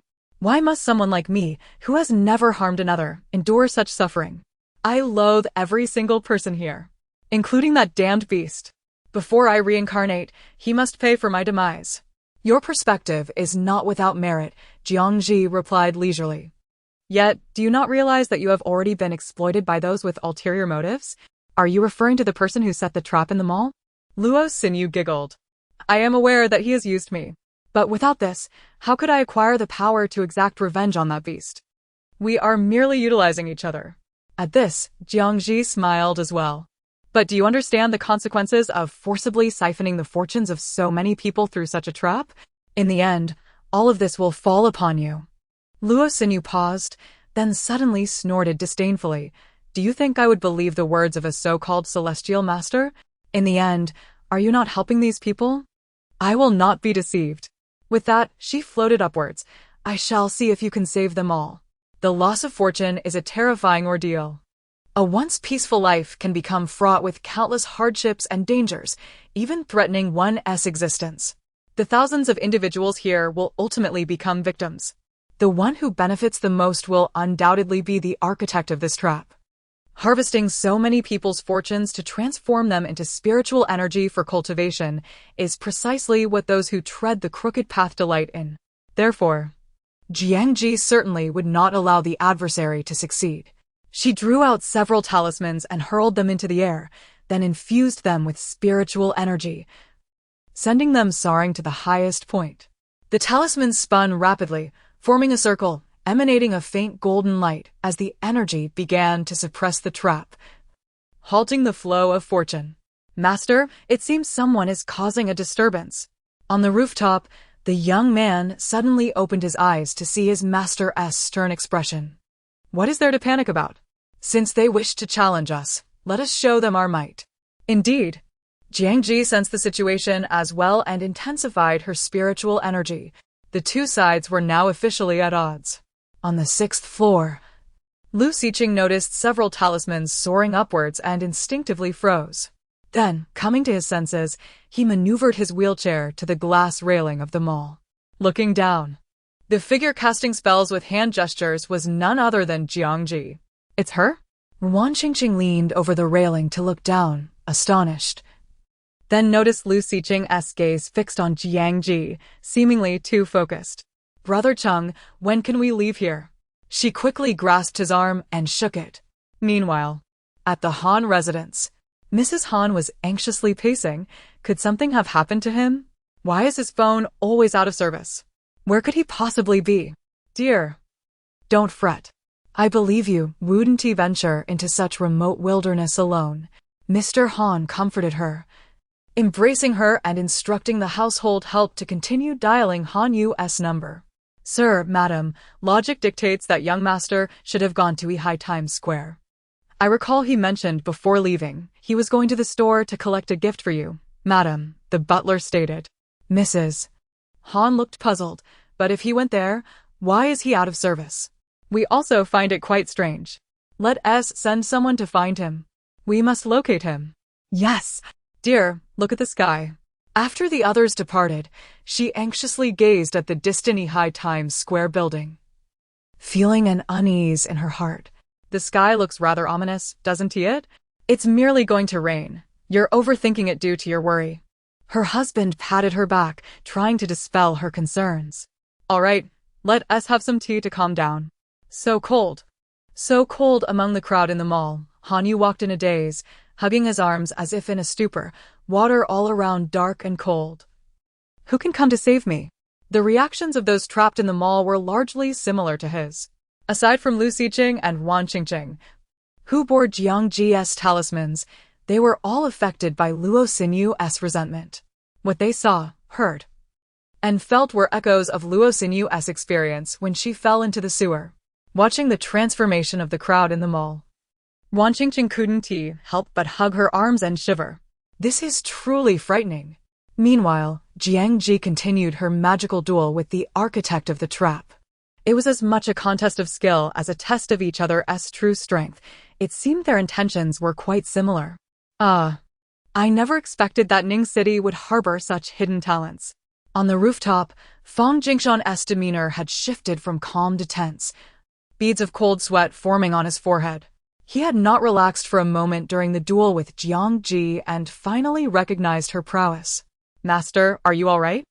Zhang Han leaned in, alarmed. Is there truly someone capable of pushing my master to this extent?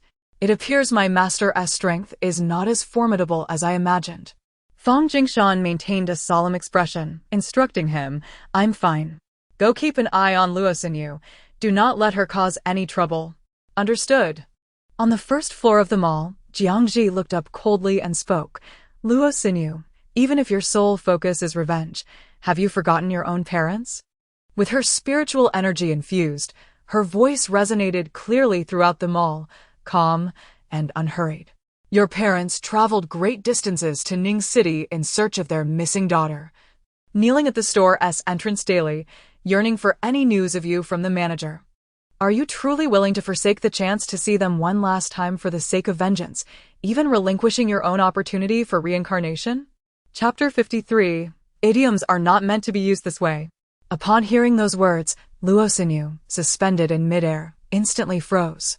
It seemed she had just remembered her parents, her gaze involuntarily drifting towards the entrance of the luxury store where she once worked. Father, mother. Even though they were so close now, her parents were oblivious to her existence, for she had become nothing more than a lingering spirit. Despite her relentless efforts over the past few days, they remained unaware of her presence. Each day, as she watched her aging parents tirelessly search for her throughout the city, her bitterness grew ever more profound. Gradually, resentment and hatred began to cloud her vision, and her mind started to lose clarity. Jiang Zhi's voice rang out clear as a bell. In your quest for vengeance, you have forsaken your own parents. How much rationality do you believe you have left? I don't need your reminders. Luo Xinyu retorted through gritted teeth. I know exactly what I am doing. Drawing upon the power of the formation, her visage began to manifest, rendering her visible to all. Lu Xiqing finally understood that Jiang Zhi was conversing with this girl. From Jiang Zhi's previous remarks, it was evident that this girl was the daughter of the middle-aged couple who had been missing for days. Wan Qingqing, a bit frightened, hid behind him, unable to look at Luo Xinyu. Is it true that ghosts really exist in this world? And during broad daylight, no less. How formidable must the spirit be? Father, mother. Luo Xinyu glided towards them, a chill wind sweeping past as she halted beside her parents, gazing at them in bewilderment. The formation was complete. She was uncertain how to rescue them. However, she soon noticed Lu Xiqing and Wan Qingqing nearby. Detecting their unusual aura, she furrowed her brow in confusion. Why are you two unharmed? sensing a similar spiritual energy from them akin to Jiang Zhi.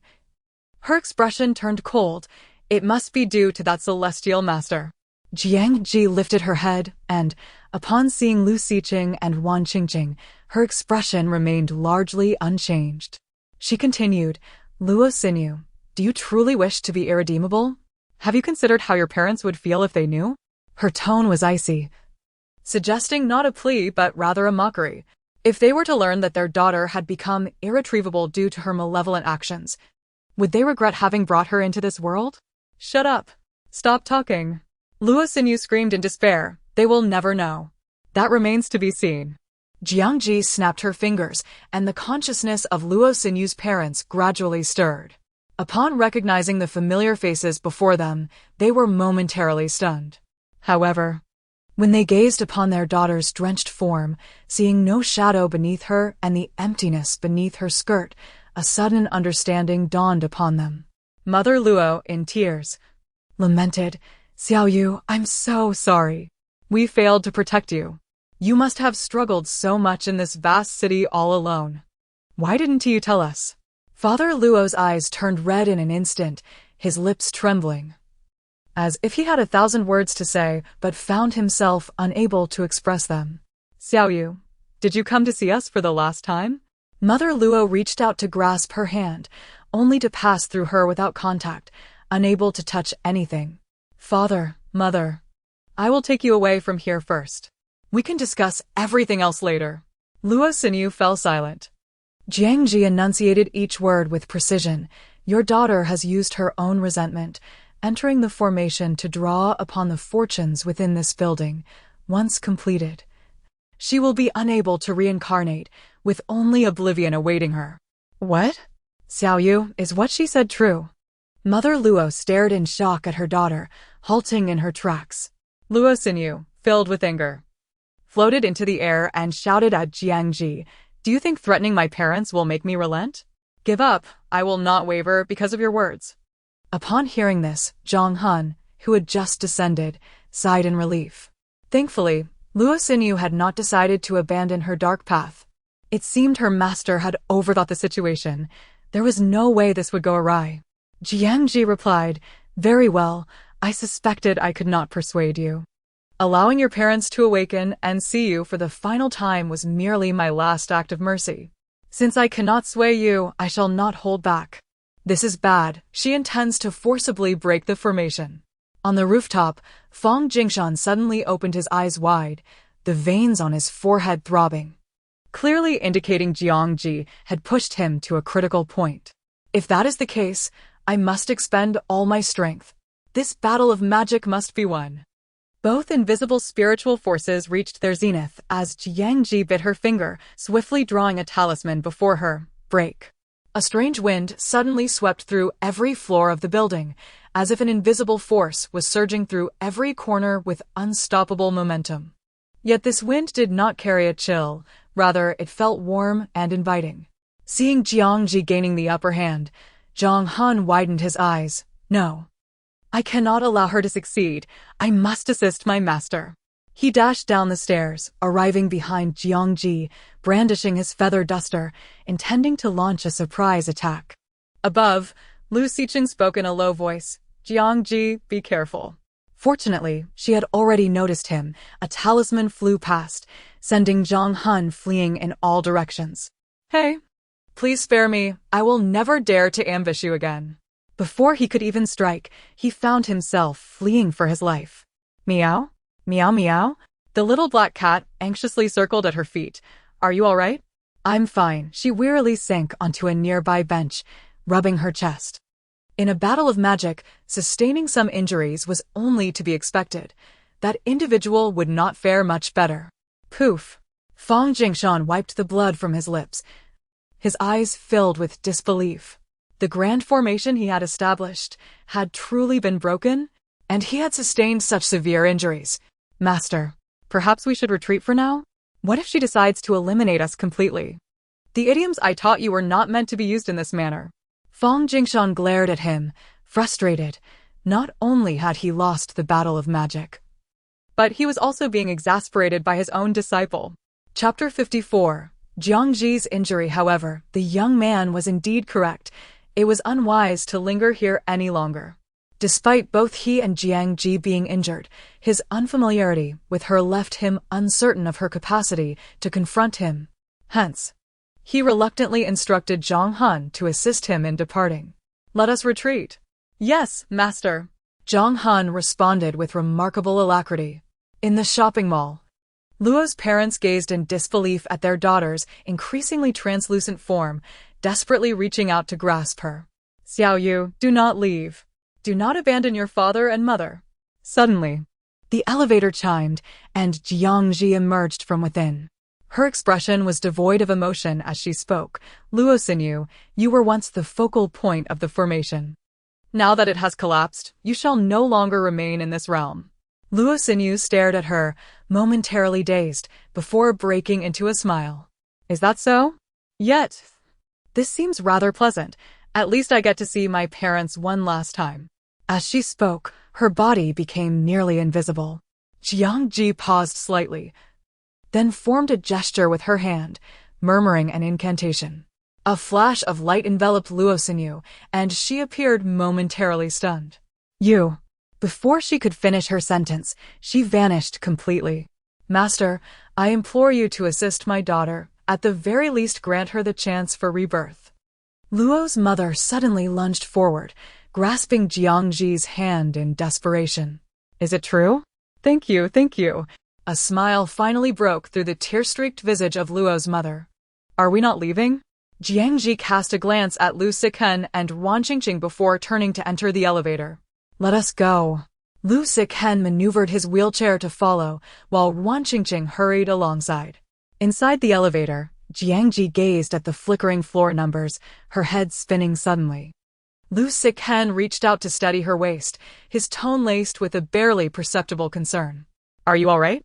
Jiang Zhi turned to glance at him, seemingly on the verge of speaking, but she could no longer sustain her consciousness and fainted. "Brother Siken, you..." By the time Wan Qingqing regained her senses, she witnessed Lu Siken rising from his wheelchair to catch Jiang Zhi in his arms.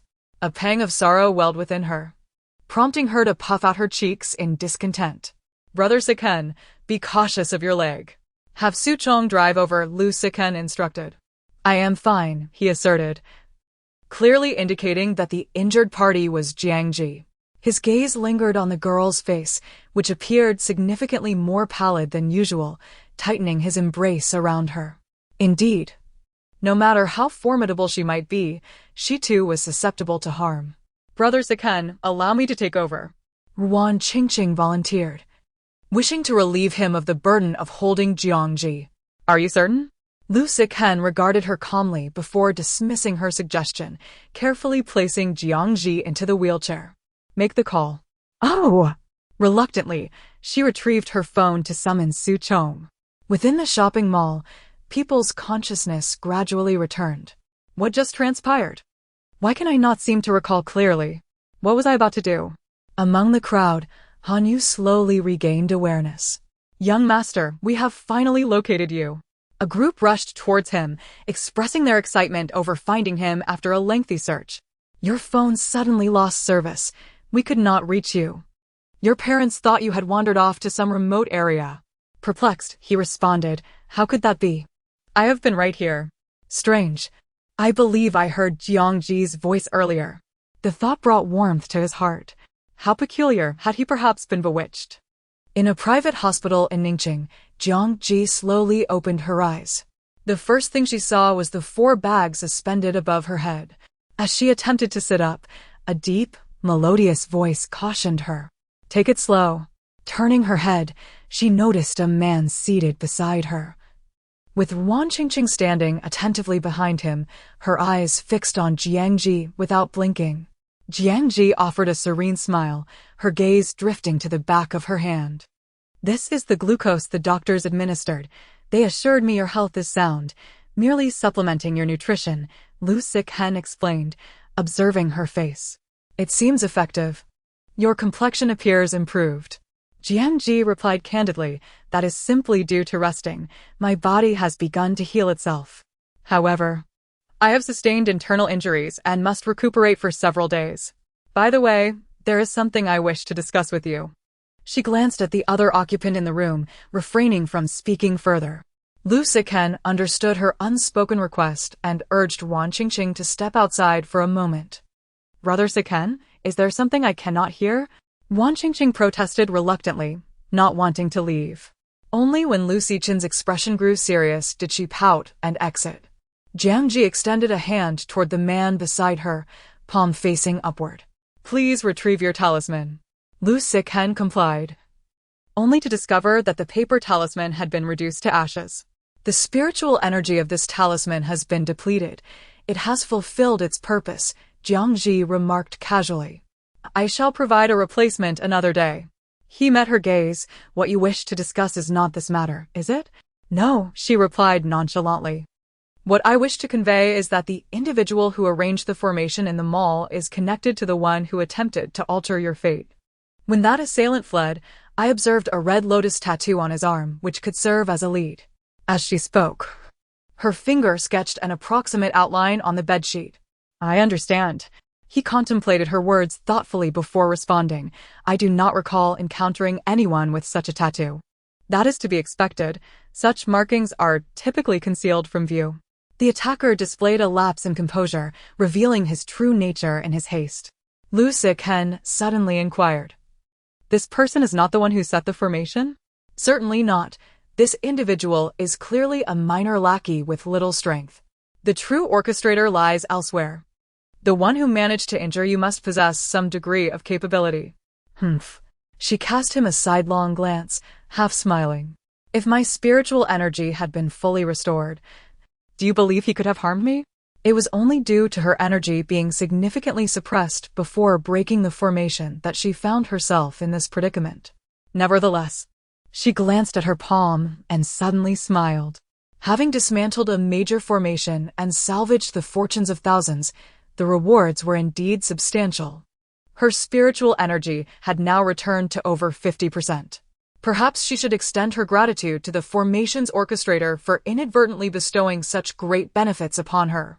Although both had sustained injuries, she was confident that the assailant had suffered more grievously than she.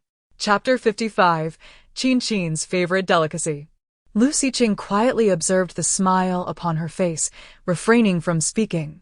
Some individuals exude an off-putting confidence, yet it was evident that she was not among them. In fact, he found himself rather admiring her self-assurance. Jiang Zhi suddenly rose. May I leave now? She said, reaching to remove the needle from her hand. The man was taken aback and swiftly grasped her wrist, halting her movement. Is this how you generally treat yourself? It seems rather reckless. Blood will spurt out directly. Allow me to summon a nurse for you. In the interim, while Lu Siqing called for a nurse to remove the needle, Wan Qingqing hurriedly entered. Her gaze flitting between Jiang Zhi and Lu Siqing, her thoughts a mystery. Jiang Zhi couldn't help but silently chuckle. To her, Wan Qingqing resembled a child. Her emotions laid bare for all to see. Even on their first encounter that evening, she had discerned the hidden thoughts within her. However, she was too apathetic to concern herself with them. As the nurse withdrew the needle, Lu Siqing remarked, I might be able to assist with the matter concerning Luoxinyu. Really? Her gaze shifted towards him. Once the nurse departed, he continued, despite your injuries, you still intervened to guide her before her complete disappearance, helping her to be reborn. He knew little of the specifics. Thus, Jiang Zhi succinctly recounted the events surrounding Luoxinyu. Now I understand, Wan Qingqing interjected. No wonder she resorted to such malevolence. The resentment she must have harbored. However, as for pity and sympathy, I feel little. I cannot empathize with someone from Luoxinyu's background. We are from entirely different worlds, and I see no need to relate to her plight. But that manager is truly wicked. Brother Chung, I believe we must ensure he faces consequences. Lu Siqing nodded slightly. Indeed, regardless of the circumstances, the incident they encountered today was indirectly caused by him. Had that manager not assaulted Luoxinyu and dismissed her, The subsequent events would not have transpired, she would not have perished nor become a vengeful spirit. Of course, the one responsible for the arrangement could have utilized another vengeful spirit. But perhaps the location would not have been this very place. This must be what they refer to as cause and effect. However, she had taken a leave of absence ahead of time, so the fans and netizens in her live stream understood. After all, who among us is free from the common ailments? Taking a few days off for illness is entirely normal. Yet, could it be that such a formidable master could also fall ill? Their curiosity was piqued. During Jiang Zhi's rest, netizens fervently discussed a recent event on Weibo. Hey, have you heard about the incident at the Yihai Times shopping mall in Ningqing? What happened? The bizarre occurrence. One of them replied, "Two of my friends visited the mall a few days ago, and they claimed that during their shopping spree, it felt as if their souls had momentarily left their bodies. The most absurd part? Many who were there that day have since encountered a string of misfortunes. Thankfully, none were life-threatening." Reliable sources emerged. According to some metaphysical bloggers, the celestial phenomena observed that day indicated that someone had arranged a transformation formation within that building for the purpose of cultivation. Yet, every time such events arise, the internet buzzes with all sorts of theories. Most people merely dismiss them, treating them as fanciful tales. Honestly, have you read too many metaphysical novels? Formation and cultivation? It all seems so unrealistic. Indeed, in this day and age, we must trust in science. Others, however, eagerly entertained alternative theories. Perhaps a powerful figure was facing tribulations there? Who knows, those who visited might have absorbed some of that spiritual energy. Whether or not they absorbed any spiritual energy was uncertain. But it was clear that some of their fortune had been siphoned away. Jiang Zhi reclined against the head of her bed, scrolling through her phone in contemplation. She noted that people in this world seemed to prefer viewing events through an optimistic lens, while the truth was often far more brutal. After having a portion of their fortune drained, those individuals would undoubtedly face a spell of bad luck. However, the severity of their misfortunes wouldn't be too grave. Knock, knock. The door was rapped upon, and the voice of Lu Rulin echoed from outside. Over the past few days, the Jiang family had sensed that Jiang Zhi was feeling unwell, and Lu Rulin was aware of this too. Yet, she believed Jiang Zhi had rested long enough in her room. If she continued to hide away, Hong Chong would surely become displeased. Those unknowing might think that the girl was intentionally avoiding him. "What are we discussing?" Jiang Zhi inquired as she opened the door and lazily stepped outside. "We're just chatting about family matters," Lu Rulin replied, sizing her up. "You really ought to refrain from wandering about so much. Otherwise, how could you fall ill?"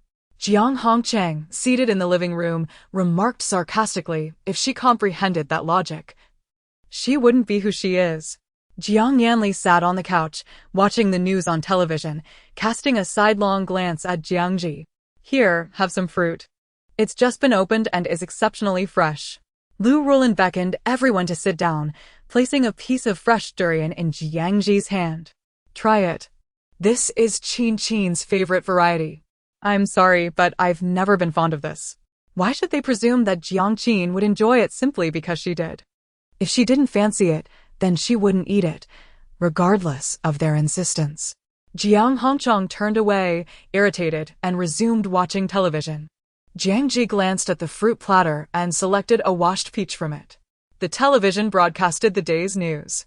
At 10:25 in the morning, a young woman's corpse was discovered in a river. Following police investigation, it appeared to have been expelled from a city's sewer outlet. The girl's parents have claimed the body. It is reported that the girl may be linked to a case of malicious assault by a manager of a luxury goods store in Ningqing, and the police are diligently pursuing the investigation.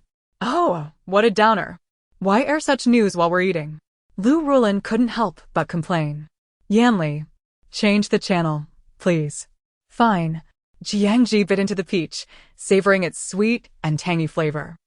Although Lu Xiqing was no longer as formidable as he had been in the capital, since he had intervened in this matter, she hoped for a favorable outcome.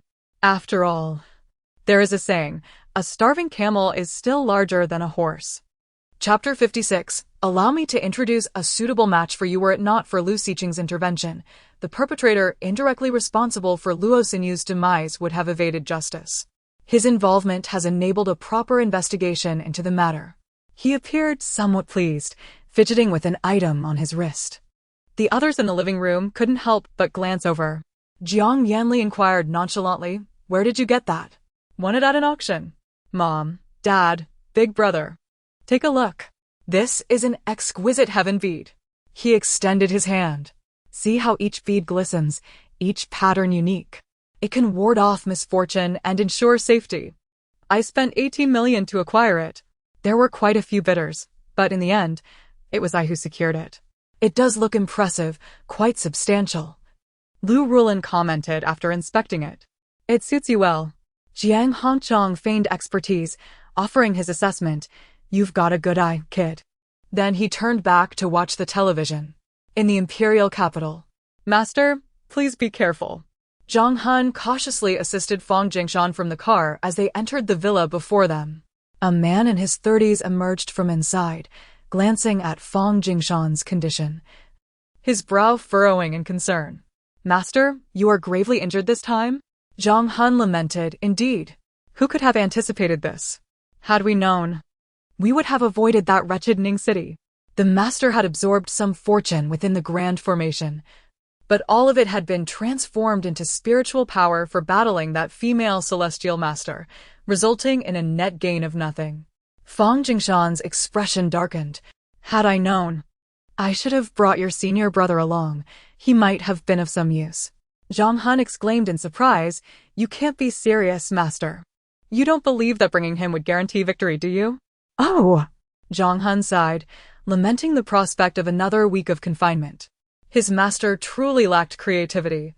After he departed, Yu, with a grave expression, asked, "Master, is it true that a powerful celestial master has appeared in Ning City?" "Currently, it seems so. Moreover, her spiritual power is purer than any celestial master I have encountered. I cannot ascertain her origins," Fang Jingshan mused, narrowing his eyes. "I must uncover her true identity. However, for now, I need to enter seclusion and recuperate. In the meantime, you shall protect me." "Understood." At the Good Fortune Offering Shop. This quaint establishment is nestled in an inconspicuous alley in Ning City, surrounded by tranquility, where human voices are scarcely heard. The shopkeeper is an elderly blind woman. With a warm smile, she caressed the little black cat lounging on the counter and addressed Jiang Zhi, who was perusing the items. "Young lady, I've just received the finest yellow paper, 200 per sheet. Would you like some?" "No, thank you." Jiang Zhi selected a stack of the cheapest yellow paper, the kind costing mere cents each. "This will suffice for me." For adept practitioners, the quality of talisman paper is insignificant. What truly matters is the skill and capability of the talisman artist. Only those who feign knowledge would insist on using premium paper. The old woman chuckled, her smile deepening. "Very well then." Familiar with the shop, Jiang Zhi quickly gathered her desired items and placed them on the counter. Yellow paper, vermilion powder, and a few incense sticks. These were her usual purchases. "All right." The old woman, feeling her way, packed the items into a bag. Jiang Zhi produced cash for payment. As the shopkeeper only accepted cash and did not accommodate electronic payments. As the old woman accepted the bills, she grasped Jiang Zhi's hand and smiled. "My dear, your hands are so tender. You don't have a partner, do you? Would you like me to introduce someone?" Jiang Zhi calmly declined. "No need. I have no intention of seeking a partner just yet." "Oh, that's truly unfortunate." The old woman shook her head. "Well, take care, ma'am." As she exited the shop, the little black cat trailed after her. However, this mischievous creature preferred to scamper along the walls rather than stay by her side. By the time she reached the street, it had already darted off somewhere. "Wait!" A flashy convertible screeched to a halt beside her, and Han Yu called out, "I need to discuss something with you." Jiang Zhi inquired indifferently, "What is it?" "Speak here." He hesitated. "What exactly happened last time at the mall?" "I distinctly heard your voice." Upon hearing this, Jiang Zhi scrutinized him closely. Suddenly, an understanding dawned upon her, and a faint smile graced her lips. Han Yu found himself momentarily entranced. How intriguing, she mused softly, realizing he had indeed absorbed a hint of spiritual energy at that time. His unique constitution made him quite suitable for cultivation, thus allowing him to retain some memory of the events that transpired. Yet in this era, even those with extraordinary talents faced challenges in pursuing the path of cultivation. Moreover, despite his favorable physique, his character was ultimately that of a carefree scion. What did you say? Han Yu, unable to hear clearly, was curious about her earlier musings. However, Jiang Zhi had no intention of entangling herself further. Something had transpired, but it was now in the past. He should simply be grateful that he was unharmed. After saying this, she walked away without hesitation. Watching her retreating figure, Han Yu couldn't help but tighten his grip on the steering wheel. It was precisely as he had suspected. It was not merely his imagination. Damn it, he had never believed in such matters before, but the events of that day had completely upended his understanding of reality. He felt he needed to take a moment to collect himself. Several days later, the manager of the luxury store involved in the assault on Luo Xinyu was officially apprehended. The case received serious scrutiny and garnered widespread public attention. The populace firmly believed that he must face the full extent of the law for his actions, paying the appropriate price for his transgressions. After all, he had indirectly caused the death of a blossoming life. Many expressed sympathy for Luo Xinyu, lamenting her difficult upbringing and the indignities she faced upon arriving in the big city at the hands of such scum. If this scoundrel were not punished, she would surely be unable to rest in peace even in the afterlife. Chapter 57. Brother, your retribution has arrived, thank you. Truly, we are willing to serve you in the next life as a means of repayment to our two benefactors. Mother Luo began to kneel, but Jiang Zhi reached out to support her. No need for that. She had no inclination to make anyone serve her. Lu Xiqing added, it was merely a small effort on our part, nothing more. Since these two wished to meet him and Jiang Zhi, he had specifically sent a WeChat message inviting her to his home. It is our failure as parents. We could not protect her, Mother Luo choked out, her voice heavy with guilt and helplessness. All we hope is that in the next life, Xiaoyu will be born into a good family and will not choose incapable parents like us again. Jiang Zhi suddenly inquired, how do you know she regrets it? If given another chance, perhaps she would still choose to be your daughter. Father and Mother Luo were momentarily taken aback. Really? The man couldn't help but chuckle softly. Even if it was merely a simple psychological comfort, it was still considerate of you. Brother Cheng, the hot water is ready. Come in and soak your feet. Wan Qingqing dashed out from the house, casting a not-so-welcoming glance at Jiang Zhi. Then I shall head in first. Lu Xiqing turned his wheelchair towards the house, bidding farewell to Jiang Zhi. Brother Cheng, why did you specifically invite Jiang? Master Jiang to meet that couple? Wan Qingqing said, while helping Lu Xiqing add hot water to the foot bath. People like that don't require your personal attention. Su Chong can handle it. Times have changed. Do you still see me as the lofty ruler of the Lu family? Of course, she replied without hesitation. In my eyes, you always have been. The man smiled faintly and shook his head, choosing not to speak further. Soon, he gazed at the blooming flowers in the yard. His tone calm, it won't be long now. Lu Xiqing glanced at her, smiling silently. He gently fiddled with the white jade ring on his thumb, contemplating. The more it seemed this way, the less he would allow those individuals to have their way. Jiang Zhi was live streaming when she suddenly noticed a barrage of comments from trolls criticizing her. Had everyone forgotten her previous antics of acting like a diva? The internet truly has no memory. Observing these remarks, Jiang Zhi smiled. I know who sent you. As expected, being paid makes you diligent. However, I must remind you that earning such ill-gotten gains comes at a price. The trolls paused momentarily, then resumed their task, to slander her vehemently. After all, they had indeed been compensated, and they had to fulfill their mission. Seeing this, Jiang Zhi smiled at the camera. Jiang Zhaoyu, are you watching? Jiang Zhaoyu, seated in his office, nearly dropped his phone in shock. How does she know? He cast a suspicious glance at his assistant, Xiao Ding. Did you leak something? Xiao Ding hastily denied, absolutely not. Boss, I swear I didn't reveal any of your information when hiring the trolls. Jiang Zhao cursed, damn it. How does she know it was me? It feels as if she has surveillance set up beside me. This is terrifying. Xiao Ding was on the verge of tears. I don't know why either. Boss, could it be that she really figured it out? That seems to be the only explanation. You're talking nonsense. Jiang Zhao, however, remained unconvinced. She must have learned through other channels. Someone is assisting her from behind. It's not entirely impossible.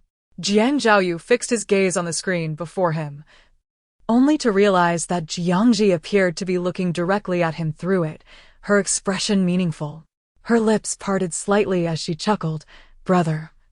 Do you remember what I told you before? What? He instinctively froze, but he heard her continue with a light laugh. Your retribution is coming soon. Damn. He suddenly stood up, slamming his phone onto the ground. She is cursing me again. In front of millions. I must teach her a lesson. Just as he finished speaking, the phone on the desk rang abruptly, startling him. He answered irritably, What is it? Speak quickly. After listening to the report from the other end, his eyes widened in disbelief. What did you say? Big news. The renowned Ruinqing Entertainment Company is in turmoil. First, their biggest star, Shui Heng, was suddenly exposed for tax evasion exceeding 60 million. Then, paparazzi revealed that this idol with over 100 million fans was involved in numerous scandalous affairs. The evidence is irrefutable. This Shui Heng is the largest cash cow under Jiang Zhao's management, and his downfall would lead to immeasurable losses for the company. Upon learning this, Jiang Zhao's immediate reaction was to mobilize the PR department. No matter the cost, we must protect him. We can't save him. Jiang. It's already been communicated from above that he is to be completely blacklisted. The subordinate on the other end was nearly in tears. You know about the things Shui Heng has done in the past. If we had managed him better, it wouldn't have come to this. I don't care. You must find a way. Jiang Zhao gritted his teeth and commanded, then slammed the phone down forcefully. Just as he was about to sit down, that damned phone rang again. He quickly answered, Didn't I already say to think of a solution? Why are you calling again? Chapter 58. The masquerade starlet. Earlier, during the recording, a few contestants got into a brawl on stage, coincidentally, while local officials were seated below, alongside numerous young fans. Jiang Zhao gritted his teeth and inquired, So what now? His face flushed a deep crimson, features contorted in rage, nearly on the verge of explosion. The responsible party sighed in resignation, stating, The authorities have taken a firm stance. It seems there is no room for negotiation. How could this be? Someone must be deliberately sabotaging me. Resolve this matter at once. Jiang Zhao's fury was palpable. Moments ago, everything had been running smoothly. How could I possibly know? He glared at the official, his expression menacing. Before long, news of these incidents spread like wildfire, capturing the public's attention. I recall that this entertainment company was thriving, with its owner stemming from a prestigious family and boasting a roster of numerous signed artists. Shui Heng was the most popular among them, and now, faced with a scandal, the penalties would be astronomical. Just the fines for tax evasion amounted to several hundred million, and when combined with Shui Heng's endorsements and contracts for scripts and variety shows, the total could easily exceed several billion. This burden would fall squarely on Ruinqing Entertainment. Goodness, that's an enormous sum. The owner of Ruinqing Entertainment must be devastated. Rumors suggest this is karma. Some cryptically remarked, I heard it in a certain master's live stream. This situation is anything but ordinary. Curious netizens questioned, karma? Does that imply the owner of Ruinqing Entertainment has committed numerous wrongdoings? Otherwise, why would such a statement be made? I can't say for sure, but it seems likely. Indeed. The speculation was not unfounded. Jiang Zhao had committed many nefarious deeds. For instance, the tax evasion scandal involving his artist, Shui Heng, was orchestrated under his directive. Without the owner's consent, how could Shui Heng dare to engage in such actions? Moreover, He was fully aware of the sordid affairs and had even partaken in them alongside Shui Heng. Furthermore, in his relentless pursuit of profit from the fledgling artists under his wing, he had shamelessly facilitated their encounters with lecherous executives. For those who resisted, he resorted to threats until they complied. He employed both coercion and persuasion. Thus, Jiang Zhi had previously remarked that he had committed far too many unscrupulous acts. Now, retribution had arrived. However, the night was far from over. At a brand event, the renowned actress Ji Tang from Ruinqing Entertainment suddenly collapsed on the red carpet. After being rushed to the hospital, an astute paparazzo uncovered explosive news. Ji Tang had recently suffered a miscarriage. This was why she had fainted due to physical weakness. This scandal followed closely on the heels of Shui Heng's downfall, igniting the paparazzi's excitement.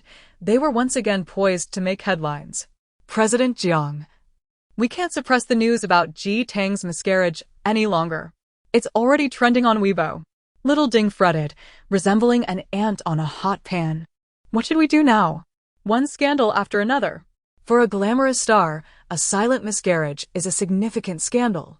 Ji Tang has tens of millions of fans, and her previously secured resources are likely to vanish. What do you expect me to do? What am I paying you all for? Jiang Zhaoyu, consumed by rage, swept everything off his desk onto the floor. Get out. Indeed, the most incensed individual at this moment was undoubtedly President Jiang. Meanwhile, at a private hospital in Jiang City, Ji Tang awoke on her hospital bed, feeling sharp pangs in her abdomen. The sensations from her miscarriage resurfaced, leaving her breathless. The haunting memory of the fully formed fetus that had been forcibly expelled from her body lingered vividly in her mind, an image she could never forget.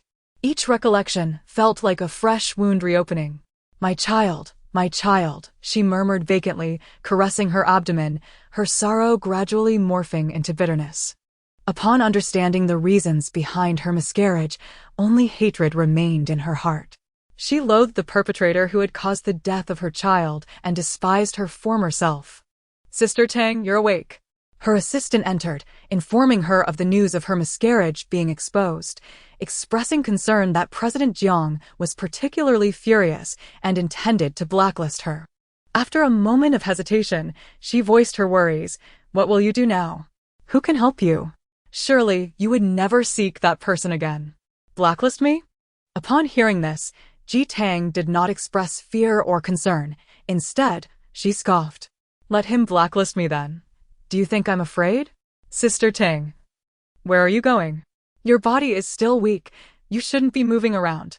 Her assistant pleaded anxiously. Wait for me. In a taxi. Ji Tang maintained a stoic expression as she picked up her phone to book the earliest flight to Ning City. The task ahead of her might be daunting and insane. But even so, she felt compelled to act, driven to the brink by circumstance. Chapter 59. He took away my child. What? Ji Tang has run away? Where could she have gone? Upon learning this news, Jiang Zhaoyu became even more irritable. He was not about to give up easily, still striving to turn the situation around. He could scarcely attend to anyone else. After seeing the trending topics related to Ruinqing Entertainment, Jiang Qin even called to check on him. Second brother, are you alright? Regardless of what's happening, take care of your health and don't stay up too late over these matters. Hearing her voice warmed Jiang Zhaoyu's heart. Indeed, it was Qin who cared for him the most. Unlike his elder brother, who merely called to scold him for being more of a hindrance than a help. Their father was the same. Both had lectured him thoroughly. Although their mother hadn't reproached him, she had been consumed with worry, filling him with negativity. Thus, he preferred to converse with Jiang Qin. Qin, don't worry. Second brother is fine. It's merely trivial matters. I will resolve them soon. He instinctively wanted to appear capable before his beloved sister, not wanting her to think he was incapable. Jiang Qin sighed helplessly. All right then. If you need any assistance or feel upset, you must tell me. We are family. Yes, rest assured. He assured her, confident that he could handle these issues. All right. Then second brother, the crew's dinner has begun, so I'll hang up now. Okay, go ahead and eat more. After hanging up the phone, however, his face was clouded with worry. In an instant, he was consumed with rage. It must be that wretched girl, Jiang Zhi, who had cursed him, leading to all this chaos. Hello. Upon answering the call, Jiang Zhi's languid voice emerged. Is your curse finally coming true? Are you pleased? He spat. I knew it. You must have secretly employed some sorcery, like sticking dolls with pins. How utterly despicable. Jiang Zhi laughed derisively. Not really. Although, second brother, you have done so much against me. I'm magnanimous and one to nitpick. Still pretending? Who else could it be if not you? He was unconvinced. Second brother Jiang Zhi called his name leisurely. I told you, this is your retribution. Did you not prepare your heart for the misdeeds you committed before? Jiang Zhaoyu stubbornly retorted, retribution? I believe you're the one who will face retribution. With that, he hung up. Jiang Zhi glanced at her phone and smiled. Whether he believed her or not mattered little to her. It was getting late, and all she needed to do now was to sleep. The next day, the trending topics still revolved around ruination entertainment, with the most heated discussion centering on Ji Tang's miscarriage. Many netizens were astonished. Wait, she was pregnant? I couldn't tell at all. She must have lost it before it showed, leaving no trace at all. Who could be the father? Is it some male celebrity in the industry? Could it be Shui Heng? Unlikely, although they are from the same company. Ji Tang doesn't seem to fancy Shui Heng's type. Speculations and conjectures continued unabated. As expected, Ji Tang's favorable resources dwindled significantly, with even a prominent endorsement contract that was about to be finalized slipping away.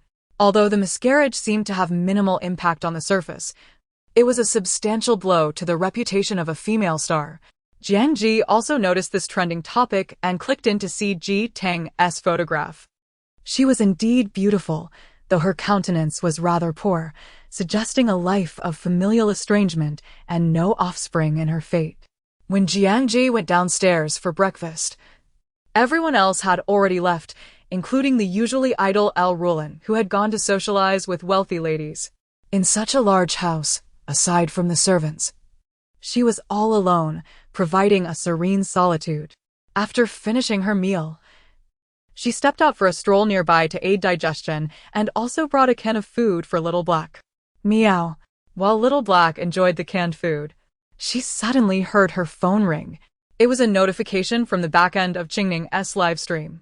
Hello, I am Ji Tang. I have something urgent to discuss with you. Can we meet? Jiang Zhi glanced at the account details and confirmed it was indeed the Ji Tang who had made the headlines.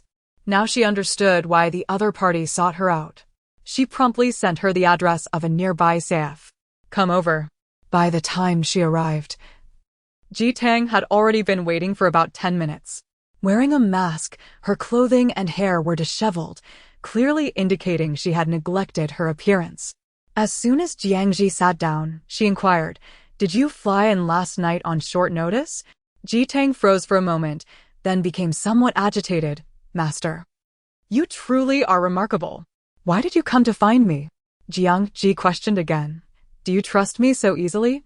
Because previously, my cousin, who is in her second year of university, stole your academic achievement talisman, and since then, she has been exceptionally spirited in her studies. Ji Tang explained. Moreover, I have watched your live stream several times. Having gathered some confidence, she sought her out.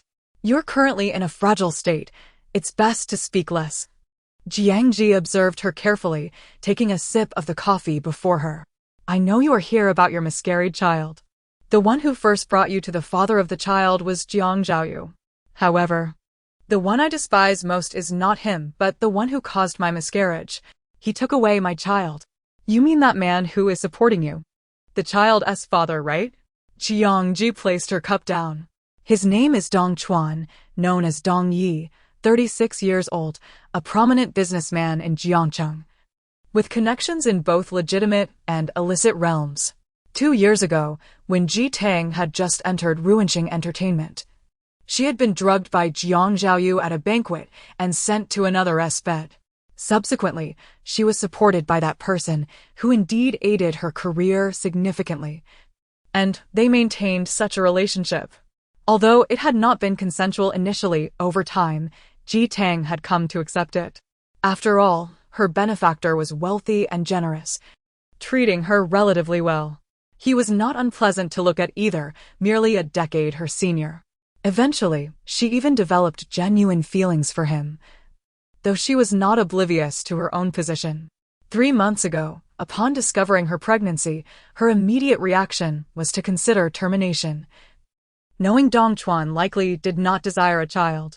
However, to her surprise, upon learning the news, he expressed his wish for her to carry the child to term. At that moment, she was astounded and asked him, "Given our relationship, you actually want this child?" Dong Quan embraced her, stating, "Because I love you. I wish for a testament of our love." He proposed that once the child reached 3 months, they would obtain a marriage certificate and hold a wedding. At that time, she was enveloped in unexpected happiness every day. Chapter 60. This world cannot exist without girls even feeling a pang of guilt for initially considering terminating the pregnancy.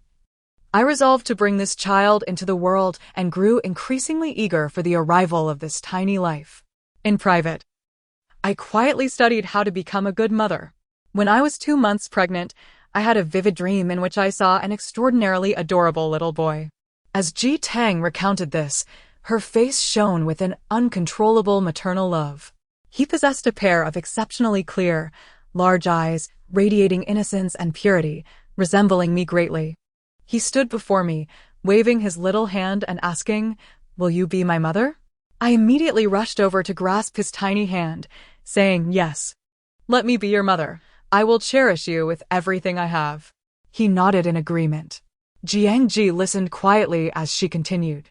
After that dream, I named him Du. At that moment, I resolved to make him the happiest child in the world. After finishing her tale, Ji Tang's expression suddenly shifted, and she fell silent, unable to speak. Jiang Zhi took over the narrative. "However, just last week, your child, barely 3 months along, was taken from you forever. Moreover, it was forcibly terminated by someone's foul play. The physical toll of a medical abortion on a woman's body is immense, and Ji Tang has yet to recover. Her complexion pale and lips colorless. Yet, even while enduring this fragile and broken state, she yearned for vengeance for her lost child. The perpetrator was none other than the child's father. Indeed, Ji Tang's hands trembled as she entwined them together, her body shaking. After the miscarriage, I could not comprehend the situation, so I dispatched someone to investigate, only to discover that this was all part of a conspiracy. Dong Quan had meticulously orchestrated everything. He intended to use the child in my womb as a sacrifice to the god, so that the god would grant him protection from a great calamity he faced this year. After consuming the abortion-inducing medication, the pain dulled my consciousness, but I distinctly remember that it was he who took Du away. He sacrificed my child to that god. Is that truly all you desire?" Jiang Zhi inquired, her tone steady. "No, I want Dong Quan to lose everything he holds dear. To be utterly ruined." Ji Tang declared through gritted teeth, "I will avenge my child." Jiang Zhi replied with indifference, "But he is not threatening you. Doesn't he know that speaking of this would mean death for him? Moreover, he is currently searching for you." Clearly, Ji Tang was unafraid of death. Her only fear was the inability to exact her revenge. "Even if it leads to my demise, I will drag him down to hell with me." Her radiant, heart-shaped face was filled with determination and resolve. "Very well, I understand." Jiang Zhi rose slowly. "If that is the case, I shall assist you. But compensation will still be required." "Master, how much do you require?"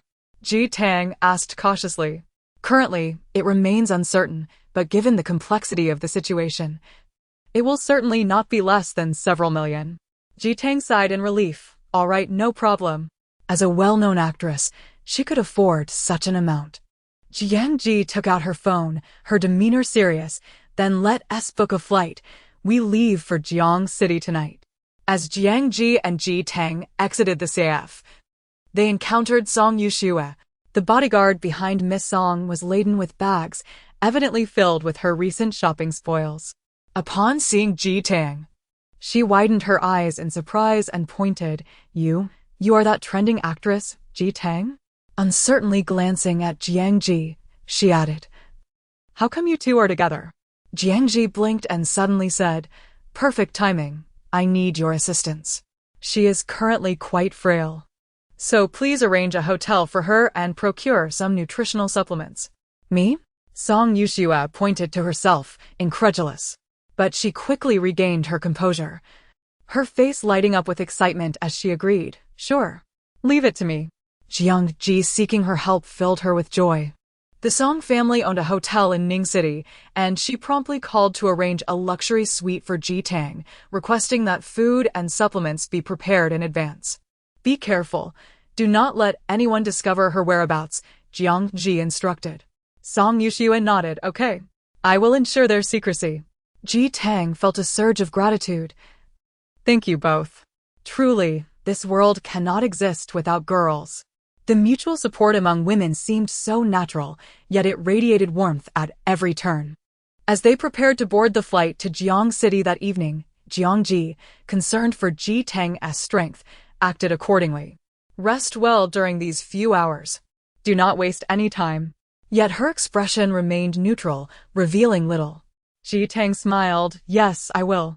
Upon hearing that Jiang Zhi was headed to Jiang City, Song Yushua, curious, asked, Are you going to help her capture ghosts or exorcise evil spirits? She must have asked something of you, right? Are you a walking question mark? Jiang Zhi shot her a glance. One should not be overly curious. Song Yushua ushered both women into her car, smiling. All right, I will heed your advice.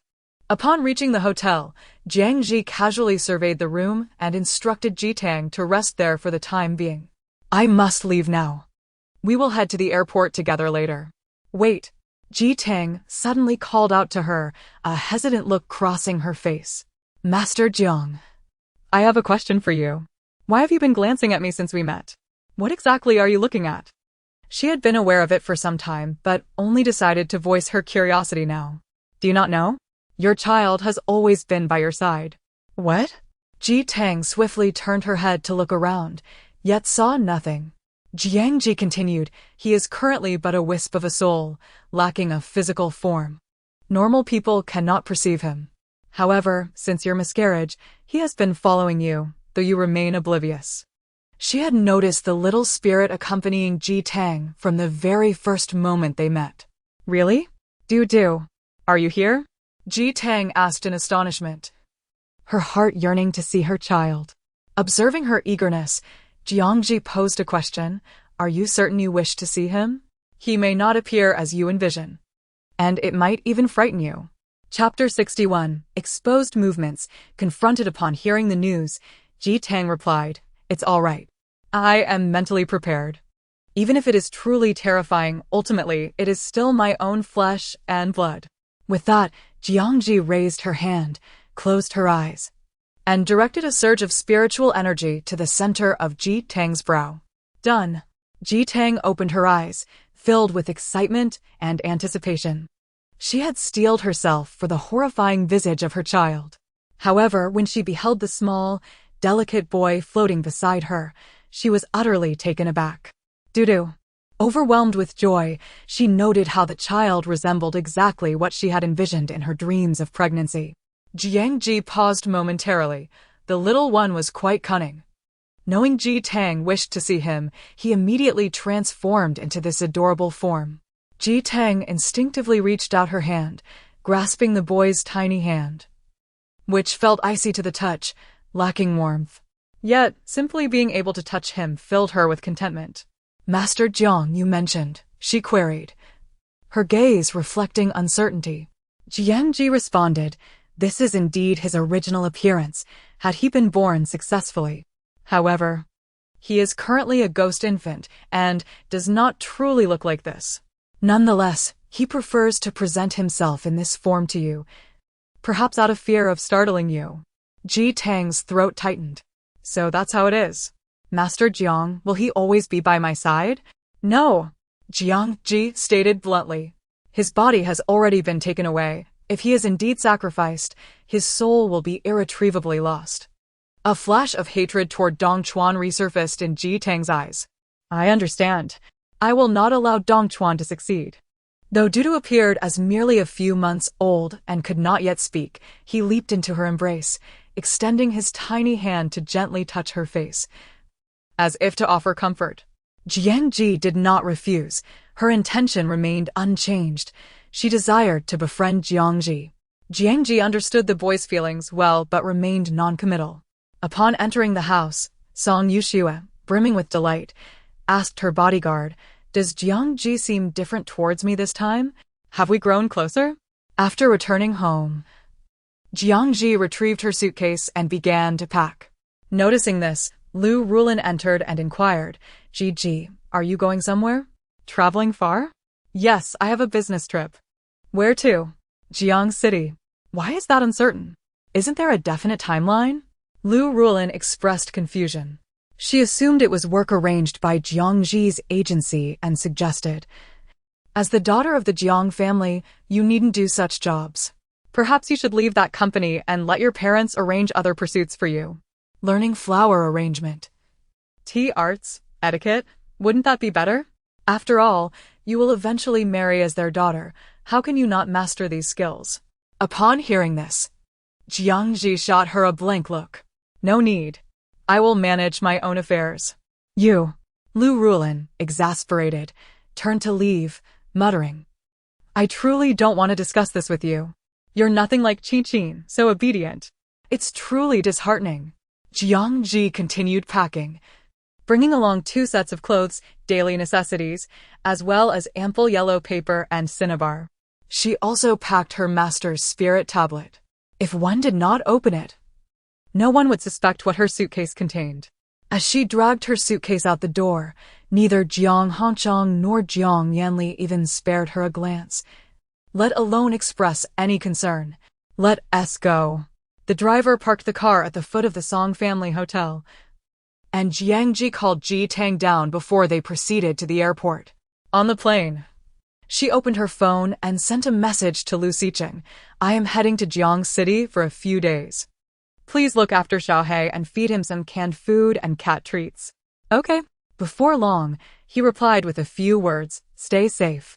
Jiang Zhi responded, "The plane is about to take off. I will turn off my phone." "Understood." Ji Tang, resting with half-closed eyes beside Jiang Zhi, had Ditto sitting on her lap, playing with the hem of her clothing.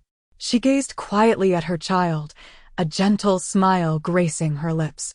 In the entire cabin, only she and Jiang Zhi could perceive the child's presence. Yet to her, Dudu was merely her child, nothing to be feared. However, she noticed that Dudu seemed quite wary of Jiang Zhi. Understandably so, given his current state, fearing the celestial master was normal. "Dudu, Master Jiang is here to help us. You need not fear her," Ji Tang softly reassured him with a smile. The little boy turned to glance at the resting Jiang Zhi. His large eyes filled with apprehension and distance. He sensed Jiang Zhi's formidable presence, hence his demeanor.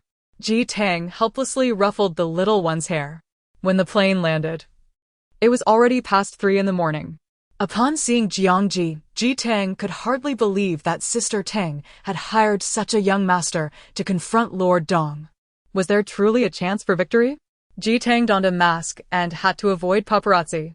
Jiang Zhi calculated with her fingers, her expression inscrutable. "All right, let us go to the hotel." To maintain secrecy, Ji Tang refrained from calling her usual chauffeur and opted for a taxi instead. However, despite her precautions, her movements were still exposed. As soon as they arrived at the hotel parking garage, they were confronted. Chapter 62. The golden ingots she folded are exquisite. "It is Xiao Go." Qin Yanyan's face was filled with panic. "Sister Tang, what should we do? Dong Ye's men have found us." Ji Tang also began to feel at a loss. I don't know.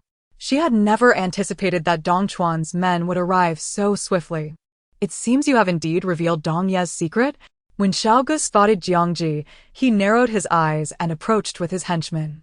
"Very well, Ji Tang. You remember what Dong Yi said, right?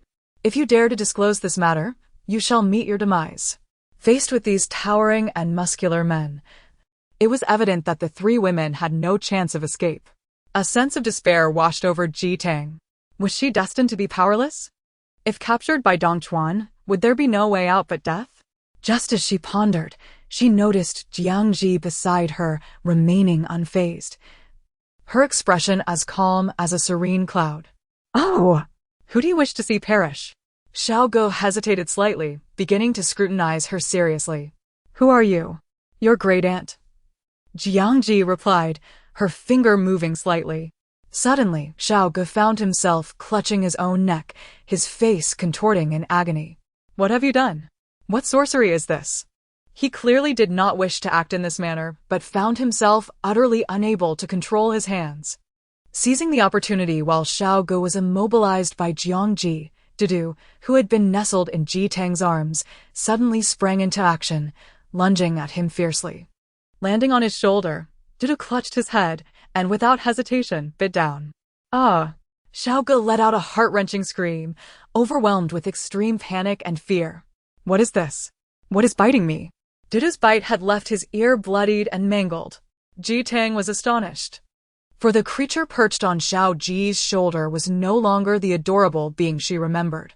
It was now a terrifying version reminiscent of her memory from when it had just been born, even more fearsome than before. Most importantly, this little one had turned exceedingly ferocious. Not only did it bite once, but while Xiao Ge screamed, it showed no sign of relenting, continuing to tear at his ear. It was as if it intended to rip his ear off entirely. Jiang Zhi turned to Ji Tang, saying, "I forgot to mention. Ghost babies have a particular fondness for human flesh, so I told you this child is far more terrifying than you can imagine. Can you accept this?" "Why not?" Ji Tang slowly revealed a trace of a relieved smile. After all, Dudu was not harming anyone but Dong Chuan's men. This ghost baby bore a significant grudge. Not just Dong Chuan, but anyone affiliated with him would undoubtedly be marked for vengeance. "What are you still dawdling for? Attack!" Xiao Ge commanded while covering his injured ear. "If you can't capture them alive, eliminate them on the spot." "Yes, Xiao Ge." A group of burly men armed with various tools advanced towards them, some wielding knives. Ji Tang could not help but grasp her assistant's hand and step back. "Master Jiang, what should we do?" Yet, Jiang Zhi confidently raised her hands and formed a seal. "Heaven and earth, yin and yang, spirits, come forth, reveal your forms swiftly." In an instant, a strange, nameless wind swept through the garage, lifting plastic bags and water bottles from the ground.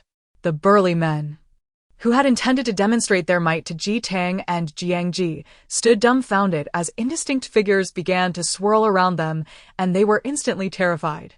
"What on earth is this?" "Ghosts."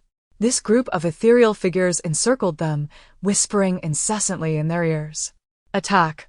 At Jiang Zhi's command, the summoned entities sprang into action, causing Xiao Ji's henchmen to suffer brutal blows, leaving them bruised and howling in agony.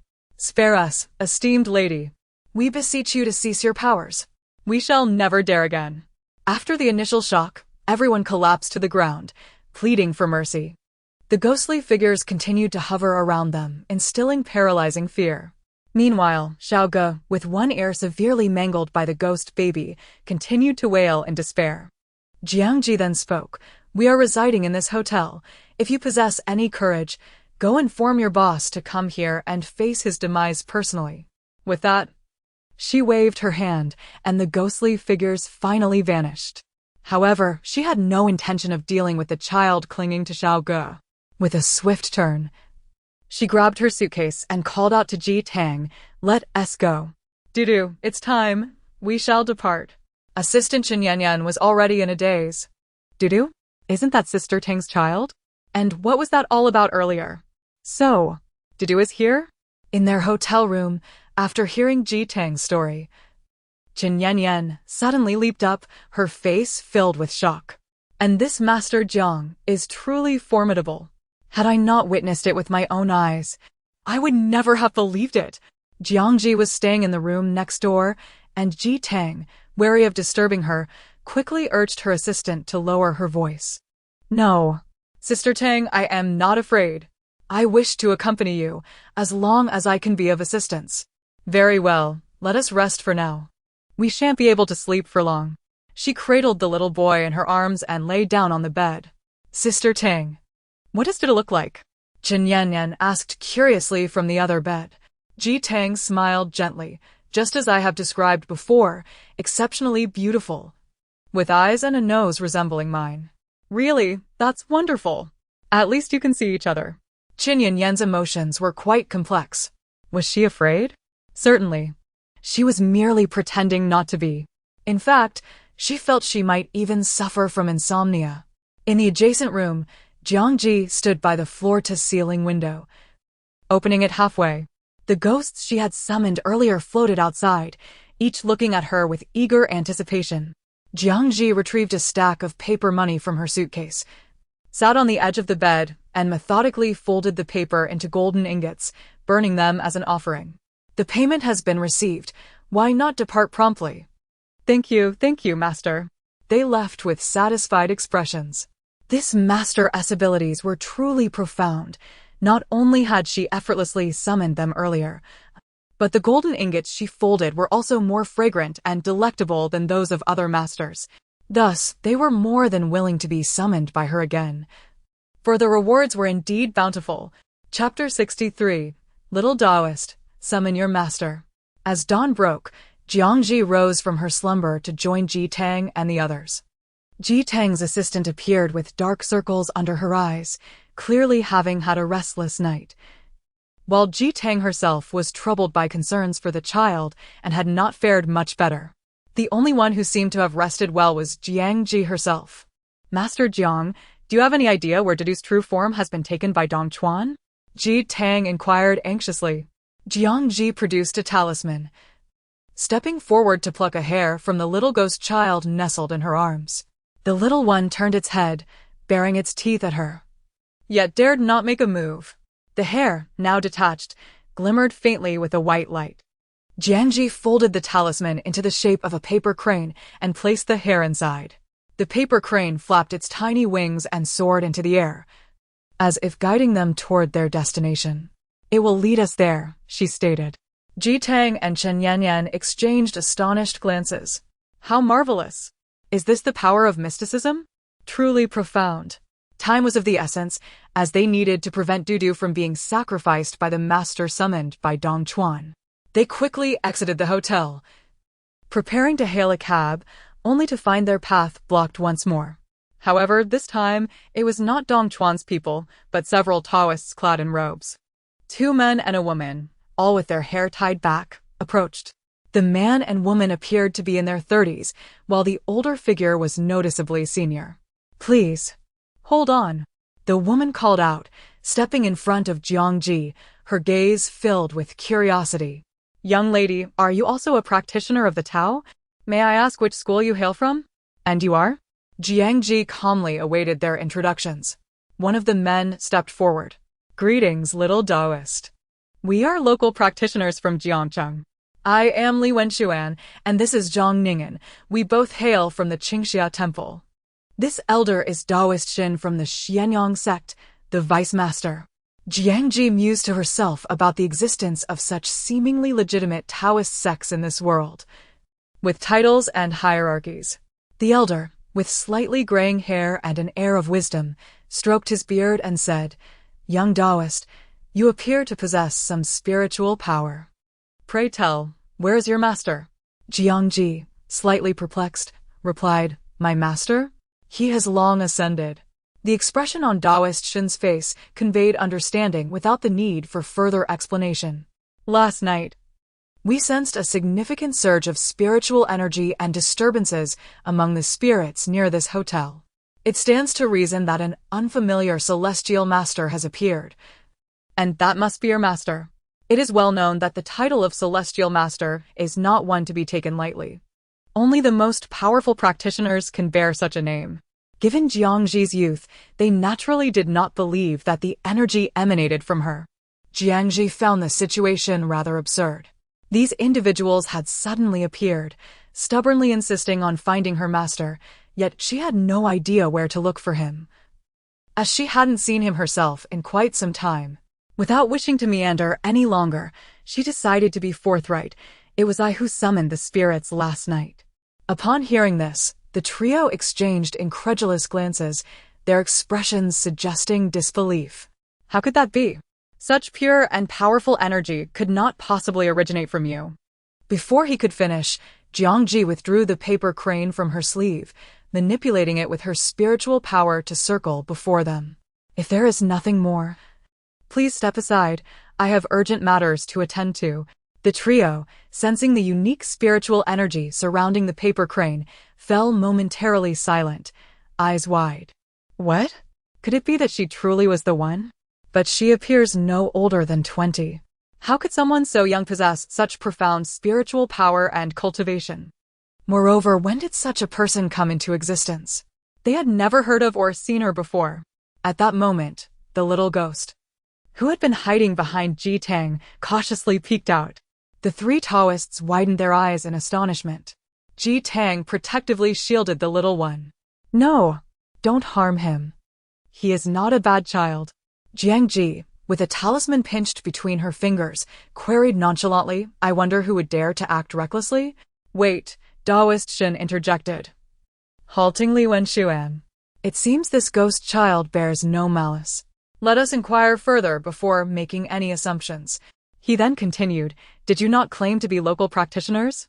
Jiang Zhi coolly replied, "Someone is conducting dark rituals involving ghost children as sacrifices to avert calamity within your territory, and you remain indifferent?" "What?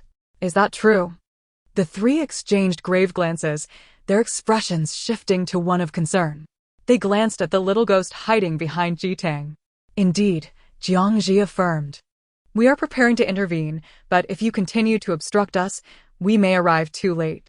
If there truly is someone practicing such dark arts on our territory, we cannot turn a blind eye," Zhang Ningen declared solemnly. "In that case, little Taoist, let us join you." "Suit yourselves," Jiang Zhi replied languidly, her gaze drifting to the direction indicated by the paper crane. A taxi soon arrived, and Zhang Ningen swiftly signaled for one as well, climbing into the vehicle alongside Li Wenxuan and Daoist Shen. "Driver, follow that car," she instructed, pressing the accelerator to keep pace. "Wenxuan, Daoist Shen, I am certain I have never encountered that young Daoist before. Do either of you have any recollection of her?" Zhang Ningen asked earnestly. Li Wenxuan and Daoist Shen both shook their heads in unison. "No memory whatsoever. Even her spiritual energy is a first for us." "That is indeed peculiar," she mused. Could this be what is referred to as there are people beyond people, heavens beyond heavens? Yet, if only they had been more attentive to live broadcasts, they would not be so woefully uninformed. The consequences of being cut off from information can be quite alarming. Chapter 64. Lower than a ghost in a secluded cabin nestled within the mountains, Dong Chuan sat on the sofa, his brows furrowed tightly, exuding an air of impatience. Yu emerged from the room, casting a glance at him. "The altar is prepared. We can commence shortly," he stated politely, though internally he mused.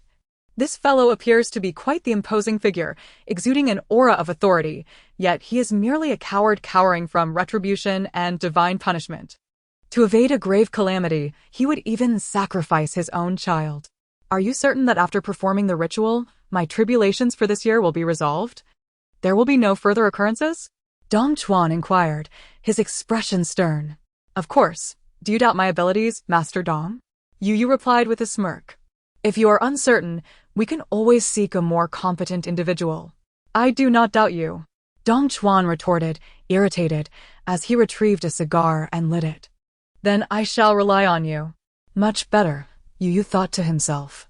Before beginning the ritual, one must cleanse their hands.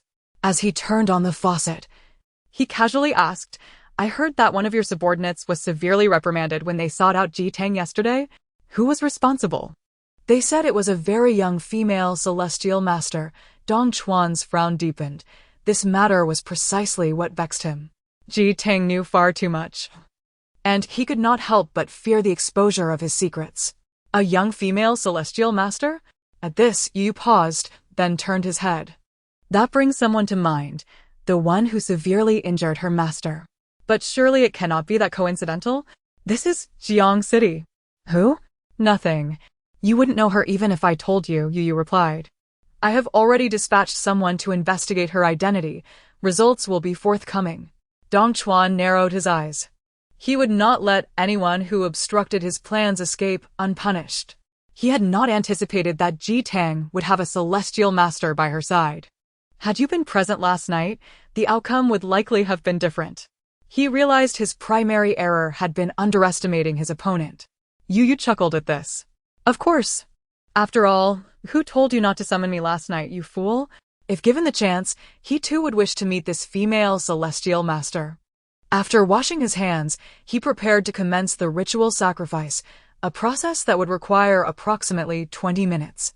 Should this calamity come to pass, his life would be irrevocably ruined, costing him most of his very existence. Thus, he had been scheming since last year, even going so far as to conceive Ji Tang's child for this very purpose. This calamity had been calculated by Yu, and the method to resolve it was also devised by him. Upon success, a reward of millions would be his. Come with me, Yu commanded. I need a bowl of your blood. Dong Chuan rose and approached him, retrieving a dagger from his pocket. Here it is. Just as he advanced halfway, a commotion erupted from outside as one of his subordinates cried out, Master Dong, someone has intruded. Who would dare seek death?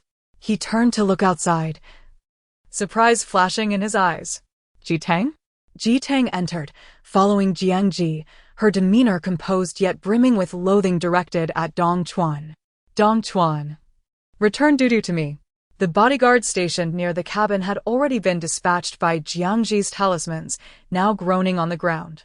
However, if these individuals had not committed wrongdoing, it would be unjust to harm them. Yu was also taken aback. He had meticulously set up a formation around the cabin when had it been breached. This girl had silently dismantled his defenses? A glowing paper crane soared into the cabin as Jiang Zhi, her expression impassive, informed Ji Tang, your son is right there. Ji Tang instantly dashed forward. Dong Chuan strode over, seizing her wrist. Did you think I would allow you to succeed? Since you have come to me, prepare to meet your child in the afterlife. You would even sacrifice your own child? You are not human, you are a devil. Ji Tang cried, straining to free herself, her wrist already bruised. At that moment, Didu, nestled in her arms, lunged at Dong Chuan's face, biting down on his head. Dong Chuan felt as though his vision had been obscured, everything before him turned hazy, as if something had blocked his sight. Pain shot through his scalp, akin to being gnawed upon. What the hell? Yu, why are you still standing there? While he wailed for assistance, Yu, who could see Didu, immediately prepared to intervene. However, as he raised his hand, a flash of golden light struck him, propelling him into the wall. His vision blurred with stars, and his head spun. Jiang Zhi regarded him coldly.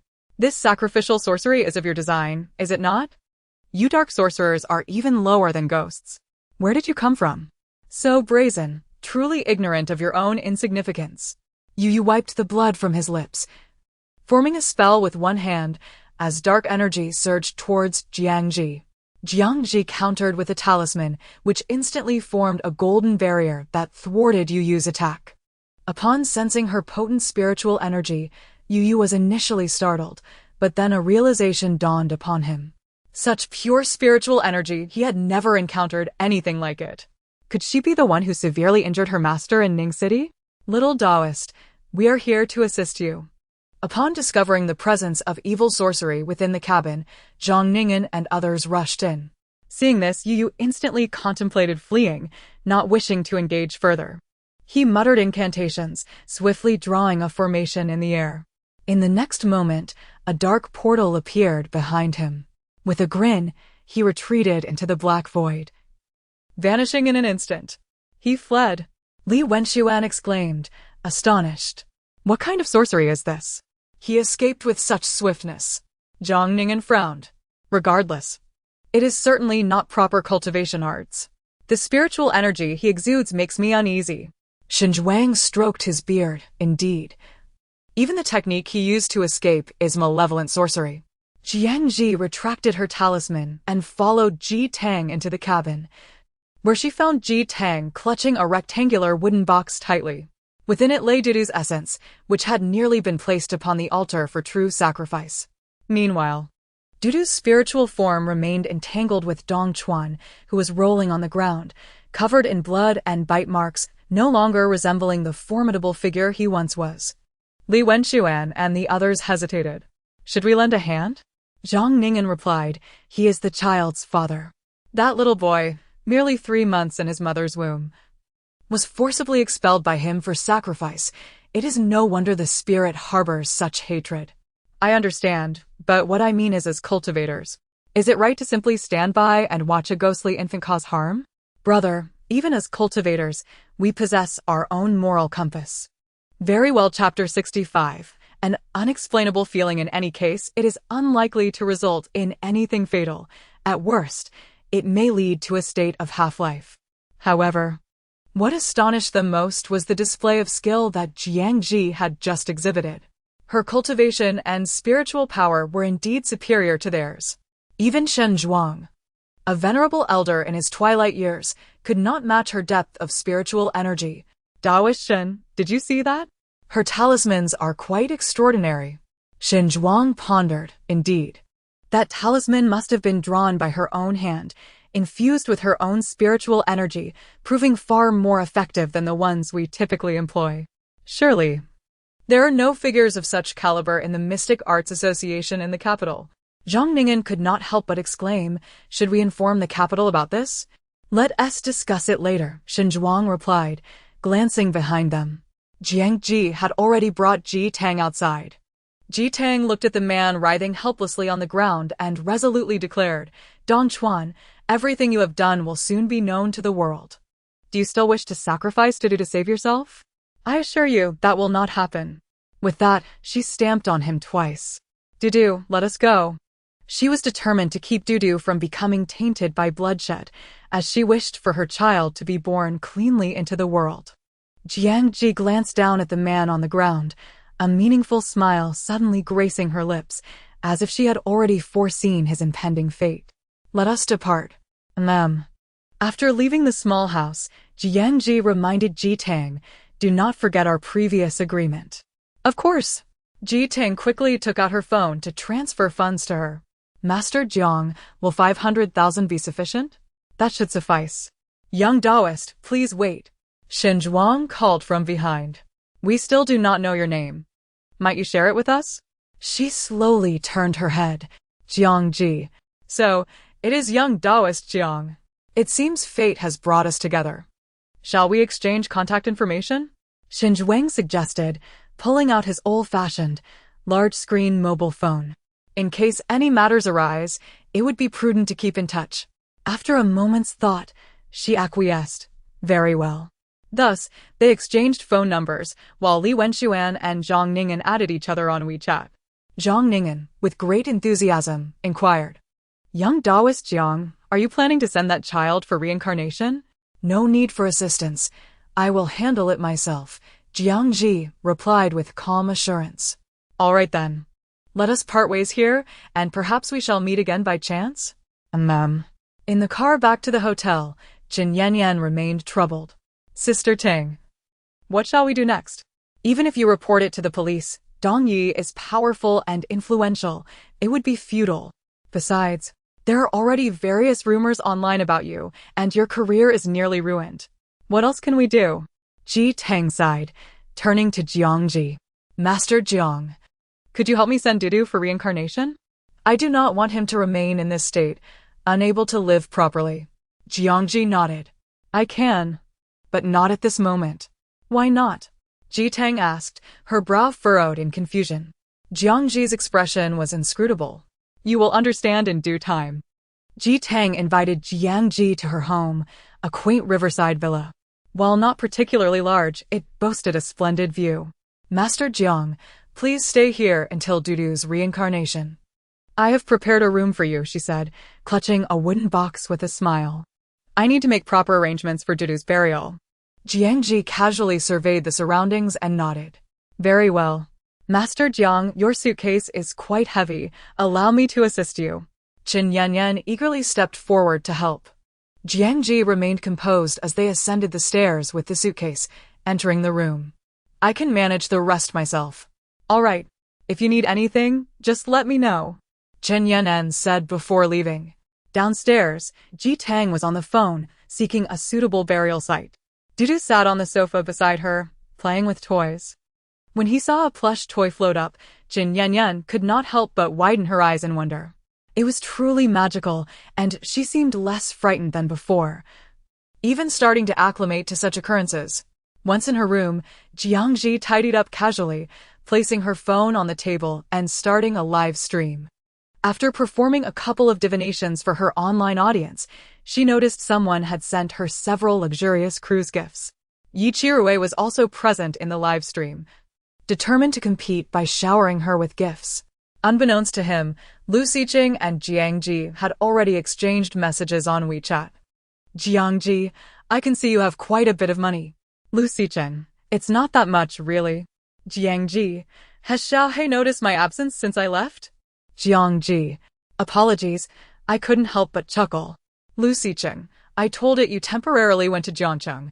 That's why it was willing to leave. Before departing, it even ate 2 cans. Jiang Zhi sighed. Next time, don't feed it too, it will get fat. Understood. Lu Xiqing then inquired about the situation in Jiangcheng. Upon reading his message, Jiang Zhi paused. It had been a long time since anyone had asked her about her whereabouts in such a manner. This seemingly mundane question carried an inexplicable sense of intimacy. But then again, it was only natural. She was currently the only person capable of assisting him. Thus, she quickly rationalized it and no longer dwelled on the thought. With her fingers dancing over the screen, she typed and sent her response. Ningqing. Meanwhile, Jian Zhaoyu, overwhelmed by the recent troubles plaguing his artists and projects, received a phone call. The caller was Dong Chuan, lying in a hospital bed, his body wrapped in bandages. Jiang Zhaoyu, I just discovered that the celestial master who thwarted my plans is your younger sister? What? Jiang Zhaoyu leaped from his office chair. Are you saying Jiang Zhi has gone to Jiangcheng? Goodness, I wondered why she suddenly left town, claiming it was for work. Turns out she went to your place? He had heard of her efforts to avert disaster, and his scalp tingled at the thought. What? Jiang Zhi is truly that formidable? She even disrupted your plans, Dong Yi. Dong Chuan ground his teeth and asked, so, are you just going to stand by and watch? Chapter 66. What does it matter if he is my brother? Due to Dong Chuan's esteemed status, Jian Zhaoyu understood that if he wished to derive any advantage from him, he must conform to Dong Chuan's desires. He was reluctant to offend him. Thus, he promptly instructed his assistant to book a flight to Jiang City. Jiang Zhi, without uttering a word, had rushed to Jiang City to undermine Dong Chuan's affairs. The thought of it incensed him. That wretched girl seemed to have come solely to vex him. Now that Dong Chuan had discovered he was Jiang Zhi's biological brother, it was likely he had already begun to harbor resentment against him. Not long after Jiang Zhi finished her live broadcast, Zhang Ning'an contacted her via WeChat. The reason was the individual utilizing dark sorcery in the secluded mountain cabin. Master Jiang, do you know who that person is?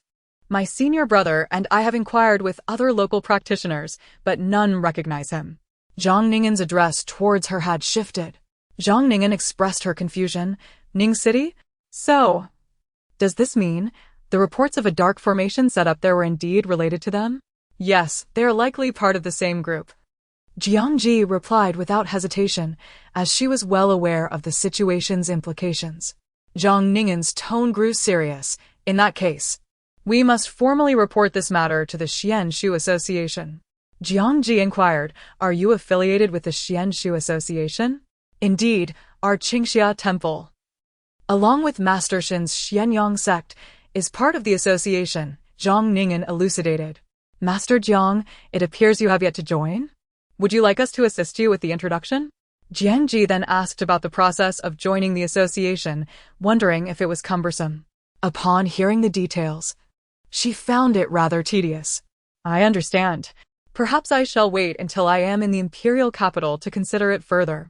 Zhang Ning'an felt somewhat embarrassed to elaborate, thinking that with Master Jing's capabilities, joining the association would be a mere formality, requiring little intervention from her.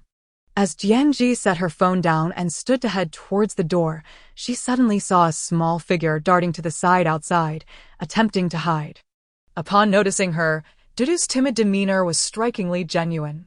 Jiang Zhi glanced at him briefly, remaining silent as she continued down the stairs.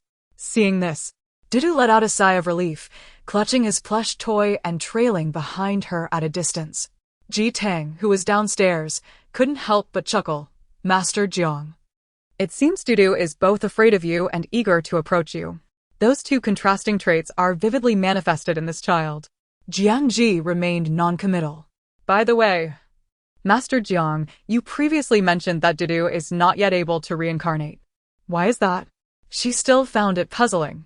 Arriving at the coffee table in the living room, Jiang Zhi grabbed a freshly washed apple, lifting her gaze to meet Ji Tang's. Dong Chuan has not yet faced retribution. How could he possibly reincarnate? Ji Tang finally comprehended, realizing how she should proceed. Though she was reluctant to part with the child, as a mother, she naturally wished for Dudu to be reborn and experience the life and happiness that a normal child should enjoy.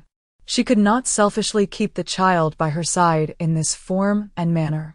As for Dong Chuan, she had never intended to let him off lightly. For up until now, he had lost nothing. He had merely sustained some injuries, which were far from sufficient. There was also Jiang Zhaoyu.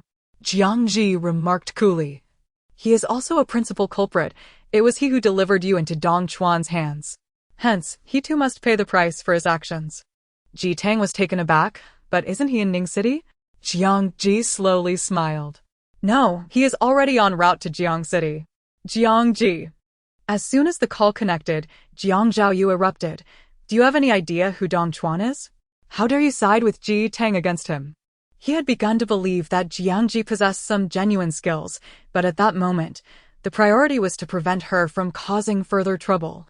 I advise you to refrain from meddling.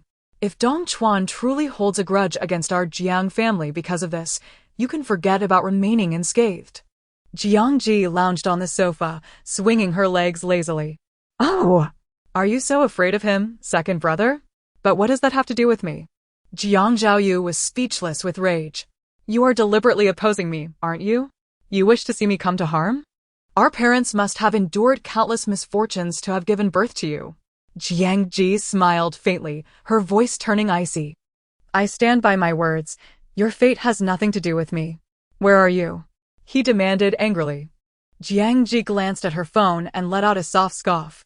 Ji Tang, hesitating for a moment, finally asked, Master Jiang, is Jiang Zhaoyu truly your biological brother? He doesn't seem to fit the mold. How could someone of Master Jiang's caliber have such a brother? It felt somewhat embarrassing to mention.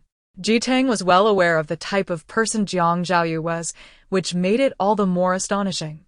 Jiang Zhi merely smiled in silence. Indeed, she had no desire to acknowledge this connection. Not to mention Jiang Zhaoyu, the entire Jiang family had little bearing on her. Yet, now that she inhabited this body, the inherent ties and bonds with the Jiang family were not easily dismissed or severed. Everything operates under the principle of cause and effect, including human relationships. Nevertheless, even with this connection, it did not alter her principles in action. She would act as she deemed necessary. Thus, when Jiang Zhaoyu arrived and was terrified by the revealed Dudu, she merely stood by, an observer. Dudu, having reverted to his original ghostly infant form, was utterly horrifying. Suspended in midair, he wore a menacing expression aimed at Jiang Zhaoyu at the door. The mere sight of his sharp fangs and gaping maw nearly made Jiang Zhaoyu soil himself. What on earth is that? Holy hell! Stay back! He had only come to find Jiang Zhi, but upon opening the door, he was greeted by this creature. The entirety of the house was shrouded in darkness with the curtains drawn, leaving him scarcely able to see anything apart from this terrifying entity. It felt as though he was trapped in a nightmare where a grotesque little ghost relentlessly pursued him, impossible to shake off. In a panic, he clasped his head and bolted into the hall, chanting, "Monsters and demons, begone. I am protected by the heavenly pearl. No one can harm me." No sooner had he uttered these words than Dudu landed on his shoulder, sinking his teeth into his arm. Chapter 67. Understanding oneself. A heart-wrenching scream escaped Jiang Zhi as he fell face down, beginning to roll on the ground. Help! There's a ghost. This ghost can bite. His cries were unbearably piercing, prompting a silent exchange of glances between Jiang Zhi and Ji Tang, who stood in the shadows. Jiang Zhi regarded her with an air of calm amusement, chuckling lightly. Do you truly believe this is sufficient? Take a closer look. Your son has no intention of letting him go so easily. Dudu harbors quite the grudge against those who have wronged his mother. However, he recalls his mother's prior admonitions to refrain from excessive cruelty and to avoid excessive bloodshed. Thus, he only took a single bite before clinging to Jiang Zhi, tugging at his hair and ears with all his might. If this were a typical child, such behavior would merely be considered mischievous. Yet, when manifested by a ghostly infant, it becomes utterly terrifying. Jiang Zhi continued to wail, his voice nearly hoarse from the exertion. Jiang Zhi, I know you're here. Make this thing stop. Dudu stood up behind him, bouncing on his back like a piece of refuse. Jiang Zhi buried his head in his arms, too frightened to dare a glance. His bitten arm throbbed with pain, yet he remained paralyzed by fear. Finally, Jiang Zhi approached, and the curtains in the living room slowly parted. Now you should comprehend who is truly more formidable between me and Dong Chuan. As light flooded the room, Jiang Zhi's courage gradually returned, and he abruptly lifted his head toward the source of the voice. Jiang Zhi. The words were forced out from the depths of his being. In an instant, he felt dizzy again. Damn it. Do you see that? Jiang Zhi gestured with her chin. This is the child Dong Chuan intended to sacrifice. Now do you understand why he seeks revenge on you? Jiang Zhi suddenly recalled the incident 2 years prior, when he had covertly drugged Ji Tang's drink, sending her into Dong Chuan's room. That was Dong Chuan's directive. What does it have to do with me? After declaring this, he shifted his gaze to Ji Tang, asserting, I am still your employer. How dare you treat me this way? Ji Tang smiled slightly. Mr. Jiang, you are not obliged to remain my employer. With her career already in ruins, she felt indifferent toward her agency, even wishing for Jiang Zhi to terminate their contract. Very well, you truly are something else. He glared at her with venomous eyes. I will have you expelled from the company immediately. Ji Tang replied nonchalantly, do as you please, it no longer matters to me. Moreover, the rumors circulating online about me have gone unaddressed by the company, have they not? The agency held no value for her now, her demeanor steady. Jiang Zhi glanced between Jiang Zhi and Ji Tang, incredulity etched across his face. I see you both have truly lost your minds. After uttering this, he clumsily scrambled to his feet and ran toward the door. Fine, if you wish to court your own destruction, I shall oblige. He uttered the harshest words. Yet his body betrayed him, swiftly fleeing from sight, primarily out of fear of the ghostly child in Ji Tang's arms. He had no desire to relive such an experience. In the hospital, Dong Chuan's expression was as dark as soot. His subordinates reported tremulously, Sir, what shall we do now? Ji Tang wouldn't dare expose your affairs. Would she? With a scoff, the man responded, I refuse to believe she would risk it all to reveal me. She would need to prepare for her own disgrace first. The rumors circulating online remained unverified and lacked concrete evidence. However, if she dared to divulge his secrets, it would mean her own admission of guilt. What he did not anticipate was the extent of Ji Tang's fervor. Just as he confidently concluded his thoughts, within hours, she published a lengthy essay on Weibo. Upon its release, the platform erupted. Countless netizens flocked to witness the unfolding drama. It turned out she had been kept by someone 2 years ago. No wonder her resources had flourished in recent years. What? Her child was induced by her own father? How utterly cruel. Is this the act of a human being? From her revelations, it became clear that this man, Dong Chuan, deserved condemnation. Ji Tang wrote in her lengthy post, in pursuit of fame and power. He has committed numerous atrocities over the years, leaving countless lives lost and bloodshed in his wake. The fortunes he amassed are primarily derived from the hard-earned money of the common people. I implore the relevant authorities to conduct a thorough investigation. Although the lengthy post was swiftly removed, countless users had taken screenshots. Thus, deletion proved futile and discussions about the matter intensified. Before long, it garnered the attention of relevant authorities. Coupled with Ji Tang and some netizens' voluntary reports, the higher-ups swiftly turned their focus on Dong Chuan. In truth, officials had long been monitoring Dong Chuan's activities, intending to gather evidence gradually. However, Ji Tang's emergence allowed them to expedite their operations. Just as Dong Chuan exited the hospital, intending to flee the country, he was intercepted by agents from the relevant authorities. This transpired in less than 2 days. This incident, which captured the attention of the entire society, eventually drew to a close. In her quest for vengeance, Ji Tang unveiled her darkest and most unsightly secrets to the light, nearly obliterating her own reputation and future. Yet she bore no regrets, for the glories and riches she once possessed were never rightfully hers. I have always known that my appearance, acting skills, and talent are hardly remarkable in the industry. My ascent to that previous position was merely due to Dong Chuan. She sat on the sofa, cradling the little one in her arms, a gentle smile gracing her lips. But the fact that you were kept by Dong Chuan was not by your own volition, Jiang Zhi remarked. No, initially it was not voluntary, but eventually I succumbed. She shook her head. I began to enjoy everything he provided without guilt, even becoming lost in that veneer of false splendor, gradually losing sight of my true self. Chapter 68. What has happened to your second brother? It was Dong Chuan's sinister plot that shattered her beautiful dreams and unveiled the truth. Now she felt an unexpected lightness. Master Jiang. Dong Chuan has been taken away by the authorities.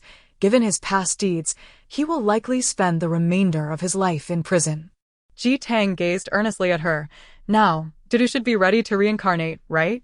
Of course, Jiang Zhi replied readily, whenever you are prepared. I can assist in guiding the child away.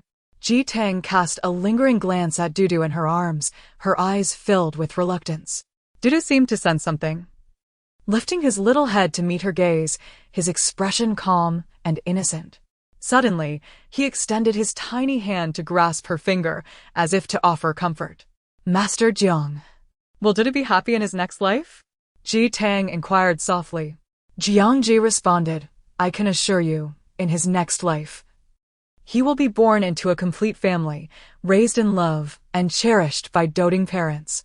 In short, he will be quite fortunate. That's good. Ji Tang blinked, then smiled suddenly. Can we spend a little more time together? Just for a moment. I want to bid him a proper farewell. Yes, Jiang Zhi said, rising to ascend the stairs, momentarily granting this pair of unfortunate mother and child their precious time together. Regarding Ji Tang's future inability to have children, she had no intention of disclosing such information. Some truths need not be spoken. Events that have transpired can sometimes impact a person's entire existence. Ji Tang enjoyed a brief moment of warmth with Dudu before returning upstairs to find Jiang Zhi. Master Jiang, Dudu and I are ready, she said with a smile. Dudu nestled in her arms, remarkably obedient. Jiang Zhi reached out to take the child, then gently released him, allowing the little one to float quietly in the air. With a flick of her fingers, she softly recited the incantation for transcendence. Jiang Zhi observed in silence, continuing her chant. Dudu's ethereal form grew increasingly indistinct, as if he had shed all attachments. Yet, just before departing, he leaned towards Ji Tang and kissed her tear-streaked face. Ultimately, he vanished entirely, leaving no trace behind. I only hope that one day, if I encounter him again, I will recognize him. Ji Tang choked out. Even just a distant glance would suffice. Jiang Zhi spoke calmly. If it is destined, you shall meet again, as long as you hold onto that hope. Ji Tang remained lost in thought, gazing at the spot where Dudu had disappeared. Jiang Zhi added, Dong Chuan's retribution is not yet complete. His final reckoning awaits him in prison. You may wish to wait and see. She felt grateful to have sought Jiang Zhi's assistance rather than consulting unreliable charlatans. I shall take my leave now, Jiang Zhi announced, briskly pulling her suitcase and heading out. She still had a flight to catch. Ji Tang was momentarily taken aback. Master Jiang, are you? It seems you were already prepared to depart? Did she already know when Didu would be transcended? This foresight, this ability to predict everything, left her utterly astonished. In the capital, at the headquarters of the Xian Shu Association. After hearing the accounts from Shen Zhuang and Zhang Ningen, a wave of excitement surged within the Xian Shu Association. Did Taoist Shen and his companions truly witness the scene where that young Taoist named Jiang confronted the forces of evil? It is said that with a mere flick of her hand, she sent the malevolent entities fleeing. According to Taoist Shen, this young Taoist was brimming with spiritual energy, each thread imbued with immense power, wielding talismans that were extraordinary. Such a remarkable individual, from whence did she come? Taoist Wei pondered gravely. Could she be a disciple of some reclusive master? Taoist Wei, her live-streaming account mentions that she is a disciple of the esteemed Qianji Jinren, the 39th generation disciple of the Qinghui sect. A younger member of the association reminded him. However, none seemed to recall the sect, nor did they recognize her master. Taoist Wei was further puzzled. I do not know either. Lao Tao, do you? Taoist Tao shook his head while perusing ancient texts. I have no recollection as well. They could not help but question their own ignorance, diligently searching for books and materials in hopes of uncovering something. Yet, as it stood, they were empty-handed. Isn't there a Xian Shu exchange meeting next month? Why don't we extend an invitation to her and have her come? Taoist Wei proposed. If she agrees to attend, they would finally have the opportunity to meet her. Instead of searching fruitlessly, it would be better to have her come to them. Excellent idea. Taoist Tao nodded enthusiastically. Let us proceed with that. Upon receiving the invitation from the account named Huaxia Xian Shu Association, Jiang Zhi remained remarkably composed. A Xian Shu exchange meeting? It sounded akin to a cultivation conference. The account operator, responsible for sending the invitation, spoke politely and formally. We eagerly anticipate your presence and hope you can join us in exchanging ideas on Huaxia Xian Shu, allowing it to progress together. She pondered for a moment. Next month? Very well, I shall attend. It would be an opportune moment to promote the reputation of the Qinghui sect and my master. She agreed. Indeed, this exchange meeting must be executed splendidly. Taoist Wei clapped his hands, his voice resounding with vigor. We must ensure that this young Taoist does not underestimate us. Given her remarkable abilities and the fact that she has never visited our association, we must leave the best impression. If she did not lock the door, the Jiang family would have entered without hesitation. She had experienced this before. Now, while Lu Rulin would not directly push the door open, she still felt a tinge of displeasure at Jiang Zhi's action of locking the door. Ji, open the door. I have something to discuss with you. Jiang Zhi leisurely opened the door. What is it? Chapter 69. Fate will eventually bring us together. It was as if he were not injured, but rather ensnared by some haunting presence. His entire demeanor was one of disorientation. And before long, he succumbed to a high fever, collapsing onto the bed in a state of unconsciousness. In haste, they summoned the family doctor, who administered an injection and medication, and after a couple of days, he showed slight improvement. However, the frequent utterance of Jiang Zhi's name from his lips led them to harbor suspicions that his condition was somehow linked to her. Upon learning that Jiang Zhi had also arrived in Jiangcheng, their suspicions solidified. I have not done anything to him, Jiang Zhi chuckled softly. You might as well ask him what he has done. L. Rulin's expression turned grave. With your second brother in such a state, what could he possibly articulate? At that moment, Jiang Zhaoyu was still lying in his room. Oh! If that is the case, I shall pay him a visit, Jiang Zhi suddenly beamed, striding towards Jiang Zhaoyu's room. Implicitly, it was as if she implied that Jiang Qin was the one most concerned about Jiang Zhaoyu. With a faint scoff, Jiang Zhi remained silent. Arriving at Jiang Zhaoyu's door, she pushed it open, only to find him groaning on the bed, looking utterly miserable. L. Rulin's face immediately filled with concern. Look at him. Your second brother is in such a weakened state. Jiang Zhi approached with a smile, bending down to inquire. Second brother, perhaps I should check if you have been possessed? The moment Jiang Zhiaoyu opened his eyes and saw her, he instantly regained his composure, sitting upright with a start. Not necessary. I am already well. L. Rulin was taken aback. Xiaoyu, you. Jiang Zhiaoyu suddenly appeared vigorous, swiftly leaping from the bed and making a beeline for the door. Mom, there are matters at the company I must attend to. I must go. Gone was the ailing figure from before. It was a miraculous transformation. Observing his hasty retreat, Jiang Zhi gradually curved her lips into a smile. Was he not just fine? L. Rulin was momentarily speechless, pondering whether Xiaoyu had been feigning illness these past few days. But why? The answer was clear to Jiang Zhi. Jian Zhaoyu had merely been overwhelmed by the recent turmoil at his company and the pressure from Dong Chuan, opting to feign illness as a reprieve. Now that Dong Chuan was imprisoned, he had nothing to fear, and provoked by her, he had abandoned his pretense. Yet, the affairs of his entertainment company still demanded his attention. Moreover, had his retribution truly concluded? Certainly not. As Jian Zhaoyu rushed downstairs, he inadvertently collided with his elder brother. Elder brother, get out of the way. I need to leave. Jiang Yanli scrutinized him with a frown, a cup of coffee in hand, exuding an air of calm. What is the rush? Is someone after you?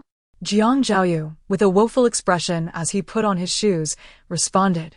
Indeed. She is the one who devours. I no longer wish to provoke her. Upon grasping whom he referred to, Jiang Yanli cast his gaze upward towards the second floor. Their family was curious about what had transpired with Jiang Zhaoyu and Jiangcheng, yet he stubbornly refused to divulge. However, it was evident that he was now terrified of Jiang Zhi. As Jiang Zhi descended to fetch water, she unexpectedly encountered Jiang Yanli in the kitchen. He looked down at her, his demeanor devoid of warmth, and asked, "Did you orchestrate the troubles at the company?" Given Jiang Zhi's previous assertions that Jiang Zhaoyu would face retribution, it was difficult for him not to suspect her involvement. How did you manage this? Jiang Zhaoyu's prominent artists were facing one crisis after another, and projects were unraveling. This was no trivial matter. Who says it was me? Jiang Zhi shot him a look filled with incredulity before breaking into a light laugh. If our parents are unaware, that is one thing, but dear brother, are you not privy to all the misdeeds your second brother commits in secret? Jian Zhaoyu's unscrupulous actions were unknown to Jiang Hongchang and L. Rulin. Yet Jiang Yanli was fully aware. He even aided his brother in keeping secrets from their parents. Jiang Yanli had little moral scruples, believing, much like Jiang Zhaoyu, that any means were permissible as long as profits were to be made. At her words, Jiang Yanli's deep-set eyes narrowed slightly. How did she come to know of these matters? Jiang Zhi smirked, striding past him into the living room. It was apparent that he seldom watched her broadcasts, otherwise he would not be so astonished. As a renowned master of the arcane arts, was it so bizarre that she could deduce such things? Did he truly believe he could conceal any secrets from her? How laughable. I warned him, the more wicked deeds one commits, the sooner one shall face the consequences. The trial concerning Dong Chuan took some time, but ultimately, he was sentenced to imprisonment. However, within mere days of incarceration, he fell victim to a violent riot, leaving him crippled with broken limbs, nearly losing his life. Even if he were to recover, he would endure severe long-term repercussions. No one knew who had dealt him such a blow. Perhaps it was a collective effort by his fellow inmates. In any case, he had no recourse for retribution. Upon learning of his fate, Ji Tang joyfully rewarded her entire assistant team with generous red envelopes. Though her past of being sponsored and suffering a miscarriage had become widely known, leading to her dismissal from Ruinqing Entertainment, she soon garnered the attention of a domestic female director. The director invited her to star as the lead in an art film, unfazed by her past. The director appreciated the fragility and depth Ji Tang embodied, believing she was a perfect fit for the role. Thus, her career was not over. She continued to hone her craft, determined to conquer the audience through her own merit. Wow, Sister Tang, you are so generous. Love you. Assistant Chen Yanyan made a heart gesture towards her, linking arms as they hurried along. We must move swiftly. Director Jiang should be arriving soon. Indeed. She donned a mask and sunglasses, quickening her pace. Their destination was Director Zhang's studio. Yet, after taking a few steps, she suddenly halted. Qin Yanyan quickly turned around. Sister Tang, what is the matter? Ji Tang's eyes, concealed behind her sunglasses, fixated intently on a young couple not far ahead, cradling an infant in their arms. Her body trembled slightly with excitement. For on the tiny hand of that infant, particularly at the tip of the pinky, there was an unmistakable ring of red, a mark that resembled a birthmark. Such a peculiar mark was easily recognizable to her. Dudu, is that you? Tears began to pool beneath her sunglasses, though no one could see her face, now a cascade of joyful tears. Indeed, the words of Master Jiang had proven true. If destined, they would meet again in due time. Chapter 70. Indeed, the master is aloof through the tireless efforts of Jiang Zhiyu. Shui Heng ultimately fell into despair. Brother, cheer up. This too shall pass, Jiang Qin gently reassured as she placed a thermos lunchbox on his desk. What does this matter in the grand scheme of things? We still have Dad and Big Brother supporting us. Our family is large and prosperous. We need not fret over such trivialities. Upon seeing her, a smile finally graced Jiang Zhiyu's face. Yes, you are right. These are mere trifles. Since Qin had personally prepared sweet and sour fish for him, he must savor it while it is still warm. As Jiang Qin watched him eat, she smiled and inquired, I heard from Mom that Zhi recently visited Jiang City. Indeed, she came solely to vex me. Jiang Zhiyu exclaimed with frustration. Now, yet another prominent figure I knew has vanished. He and Dong Chuan had maintained a stable partnership, but now Dong had disappeared. Such a significant person, gone without a trace. He felt compelled to hold Jiang Zhi accountable for this predicament. Yet, despite his thoughts, the reality was that he could hardly face Jiang Zhi, let alone confront her directly. The mere sight of her would evoke memories of the torment he endured at Ji Tang's home, plagued by that wretched little spirit. That night, he drifted in a haze, feeling as though he were still ensnared by that terrifying little ghost. After 2 days and nights of delirium in bed, he finally began to awaken to reality. How could he not fear Jiang Zhi? She possessed an abundance of enigmatic qualities. Jiang Qin, pondering, remarked, I have heard whispers of Ji assisting Ji Tang. I had no idea she was so formidable. Formidable? She merely employs some dubious tactics. Jiang Zhiyu declared passionately, cradling his bowl. It is only a matter of time before someone claims her. In his eyes, Jiang Zhi was akin to those fiendish entities. Jiang Qin chuckled softly, Brother, Ji is still our sister. You ought not to speak of her in such a manner. Jiang Zhiyu snorted disdainfully, I have no such sister. Jiang Qin shook her head in resignation, a glimmer of inscrutable amusement in her eyes. The more peculiar Jiang Zhi became, the more it pleased her, for it meant the Jiang family would grow increasingly averse to Jiang Zhi. Thus, she would remain their most obedient and normal daughter and sister, would she not? Brother, do take your time eating. Be cautious of the fish bones, she gently reminded with a laugh. Fear not. It is merely a small fishbone, Jiang Zhiyu dismissed. But as soon as he spoke, his face froze in shock. Cough, cough, cough. Water, bring me water. Damn it, I truly choked on a fishbone. Are you all right? Is it serious? Jiang Qin approached with concern, offering him water and patting his back. I warned you to be careful, didn't I? With a long sigh, he quickly called for Xiaoding. Brother is choking on a fishbone. We must go to the hospital. No. Cough, no need. Jiang Zhiyu managed to dislodge the fishbone from his throat, looking as if he had survived a calamity, collapsing onto the table and gasping for air. It's out. Jiang Qin exhaled in relief. She couldn't help but think that Jiang Zhiyu's luck had been remarkably poor lately. It seemed he was perpetually under a cloud of misfortune. Seeing that his boss was fine, Assistant Xiaoding also felt relieved. Well then, Mr. Jiang, I shall take my leave. Jiang Zhiyu waved him off. Go on. Go on. Just as Xiaoding turned to exit, someone rushed in with an anxious demeanor. Mr. Jiang, trouble. Su Jiji has gone missing. What? Jiang Zhi sprang to his feet, incredulity etched on his face. Su Jiji was filming on set. How could she possibly go missing? Brother Chin. Wan Qingqing gazed unhappily at the table laden with dishes. Who are you entertaining? Lu Xiqing glanced at her but remained silent. Even now, Wan Qingqing remained skeptical about matters of curses and fate, maintaining a sense of doubt. Wan Qingqing, the man in the wheelchair, directed his gaze at her. His expression somewhat frosty. Some things are better left unsaid. All right then. Noticing his displeasure, she quieted down. Welcome. Jiang Zhi naturally entered, cradling a cat, and asked, Have you been keeping up with your rehabilitation exercises? Upon hearing this, Jiang Zhi replied, That's normal. Don't push yourself too hard. Take it slow. Lu Xiqing nodded.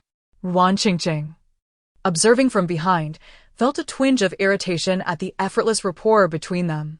Why did it seem as though they had activated an invisible barrier that excluded everyone else? She had spent over a decade by Lu Xiqing's side to attain this level of familiarity, yet Jiang Zhi had known him for only a short while. It was infuriating. Upon entering, Jiang Zhi loosened her grip, and the little black cat leaped from her arms, dashing towards the scratching post in the corner of the living room. Its 4 paws worked in unison, producing a delightful scratching sound. Suchong couldn't help but chuckle. It seems it adores this gift. Did you prepare this? Jiang Zhi turned to the man beside her. Lu Xiqing nodded. I thought with this, it wouldn't ruin the flowers and plants anymore. She couldn't help but smile. You, even after it trampled your flowers, still gift it something. However, this doesn't imply you are trying to win my favor, does it? One could sense the subtle intention behind it. To please the little black cat was tantamount to pleasing her, was it not? Although I have greatly assisted you. There is no need for such gestures, she said, bending down to stroke the little creature's head. I believe we are merely ordinary partners, she continued, explaining her assistance to Lu Xiqing in dispelling curses, healing his leg, and even altering his fate, all in pursuit of merit. Upon hearing her words, the man briefly paused, then chuckled softly. I share the same sentiment. Sensing the rejection in her tone, he maintained his composure. Meanwhile, Suchong looked on in astonishment, his eyes widened. Miss Jiang is implying to Mr. Lu that she only wishes to be his partner, not even a friend? This was the first time he had witnessed someone so explicitly reject Mr. Lu's overtures of goodwill. Truly, the master is indeed aloof. Chapter 71.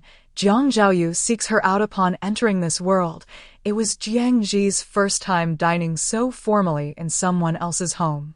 Lu Xiqing exuded the quintessential demeanor of a noble scion, embodying exceptional upbringing and grace in every gesture. Under his influence, Suchong exhibited impeccable table manners. In contrast, Jiang Zhi was far more casual, as such considerations were of little concern to her. Wan Qingqing couldn't help but cast disdainful glances her way, her eyes brimming with contempt and incomprehension. However, Lu Xiqing and Suchong found no fault in her demeanor and paid it no mind. Is the food to your liking? After they had nearly finished their meal, Lu Xiqing took a handkerchief to wipe his mouth. Jiang Zhi replied, The taste is quite decent. Which restaurant did you order from? Suchong quickly interjected, It's a restaurant that Mr. Lu personally selected, and the food was delivered immediately after it was prepared. Oh, Jiang Zhi nodded, indicating her acknowledgement. Thank you for the hospitality. You're welcome, Lu Xiqing replied, gazing at her quietly. You also helped me dispel some negative energy earlier. Thus, this was his form of gratitude. Wan Qingqing, observing the exchange, grew increasingly agitated, her lips nearly curling into a frown. Suchong, witnessing her reaction, sighed, Miss Wan, your possessiveness over Mr. Lu is rather excessive. Just as Jiang Zhi was about to rise, she noticed Lu Xiqing suddenly lift a beautifully sculpted hand, gesturing towards the corner of his mouth. She instinctively tilted her head, slightly perplexed by his meaning. A glimmer of amusement flickered in his dark eyes as he remarked, You have a bit of sesame sauce at the corner of your mouth. With calm composure, Jiang Zhi retrieved a tissue and wiped her mouth. Is that better? Lu Xiqing smiled faintly and nodded. Yes, it's gone. Thank you. With that, Jiang Zhi stood to take her leave. I shall not impose any longer. Wan Qingqing wished fervently for her to depart swiftly. Then I shall not see you off, Master Jiang. Travel safely. Qingqing, you are being quite rude. Once Jiang Zhi had exited, Lu Xiqing's tone turned unexpectedly grave. What has happened to your manners and etiquette? If this occurs again, you may not remain in Ningqing. Yet this did not imply he would continuously tolerate her behavior. Wan Qingqing then realized her actions had been excessive. Eager to remain in his good graces, she hastily apologized. I was in the wrong, Brother Cheng. I will not behave this way again. Lu Xiqing regarded her for a moment, then grasped his cane and slowly walked away. I hope you can adhere to that. Upon seeing her, Jiang Qin displayed a countenance laden with concern. Ji. Is it true that your intervention with the artist Ji Tang under second brother has led to this outcome? Jiang Zhi readily affirmed, yes, and what of it? Why must you act thus? You, second brother, and we are all family, Jiang Qin implored earnestly. How can you assist an outsider in opposing second brother? Leaving him in such a pitiable state? I would never stand beside such a person, Jiang Zhi retorted, her expression turning cold. Moreover, what is there to pity about him? There are countless victims like Ji Tang who have been repeatedly betrayed by the so-called boss. Now, in Jiang Qin's eyes, he had become the victim. What? That scoundrel owes over 1 billion. Jiang Hongzhang's face turned pale upon hearing this. He was aware that Ruinqing Entertainment had encountered numerous troubles and substantial losses recently, but he had never anticipated such a staggering sum. He immediately called Jiang Zhaoyu, scolding him fiercely. You prodigal son. Do you intend to drive me to my grave with worry? On the other end, Jiang Zhaoyu seemed flustered. Dad. I don't have time to explain everything right now.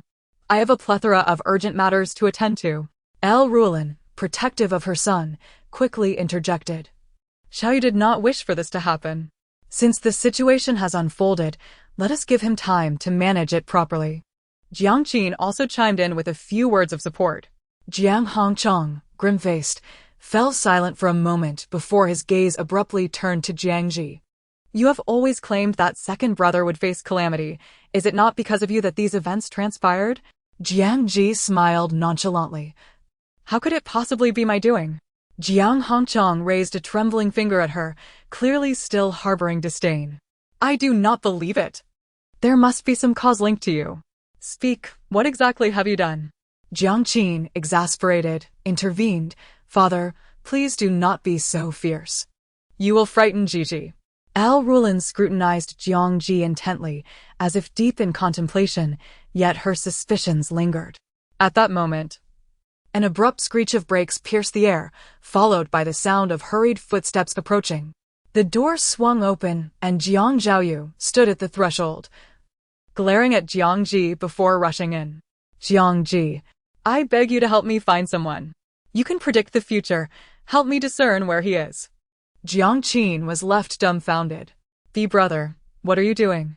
She could hardly fathom that Jiang Zhaoyu would ever beseech Jiang Zhi for assistance. Seeing this, Jiang Zhi retreated slightly, not wishing to be too close to Jiang Zhaoyu. The person you want me to help you find is the male actor Su Zhizhi under Ruinqing Entertainment, correct?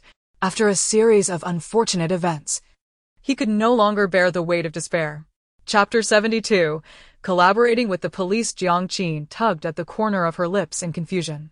Su Zhizhi is missing? Second brother, he is a grown man. Surely he will be fine?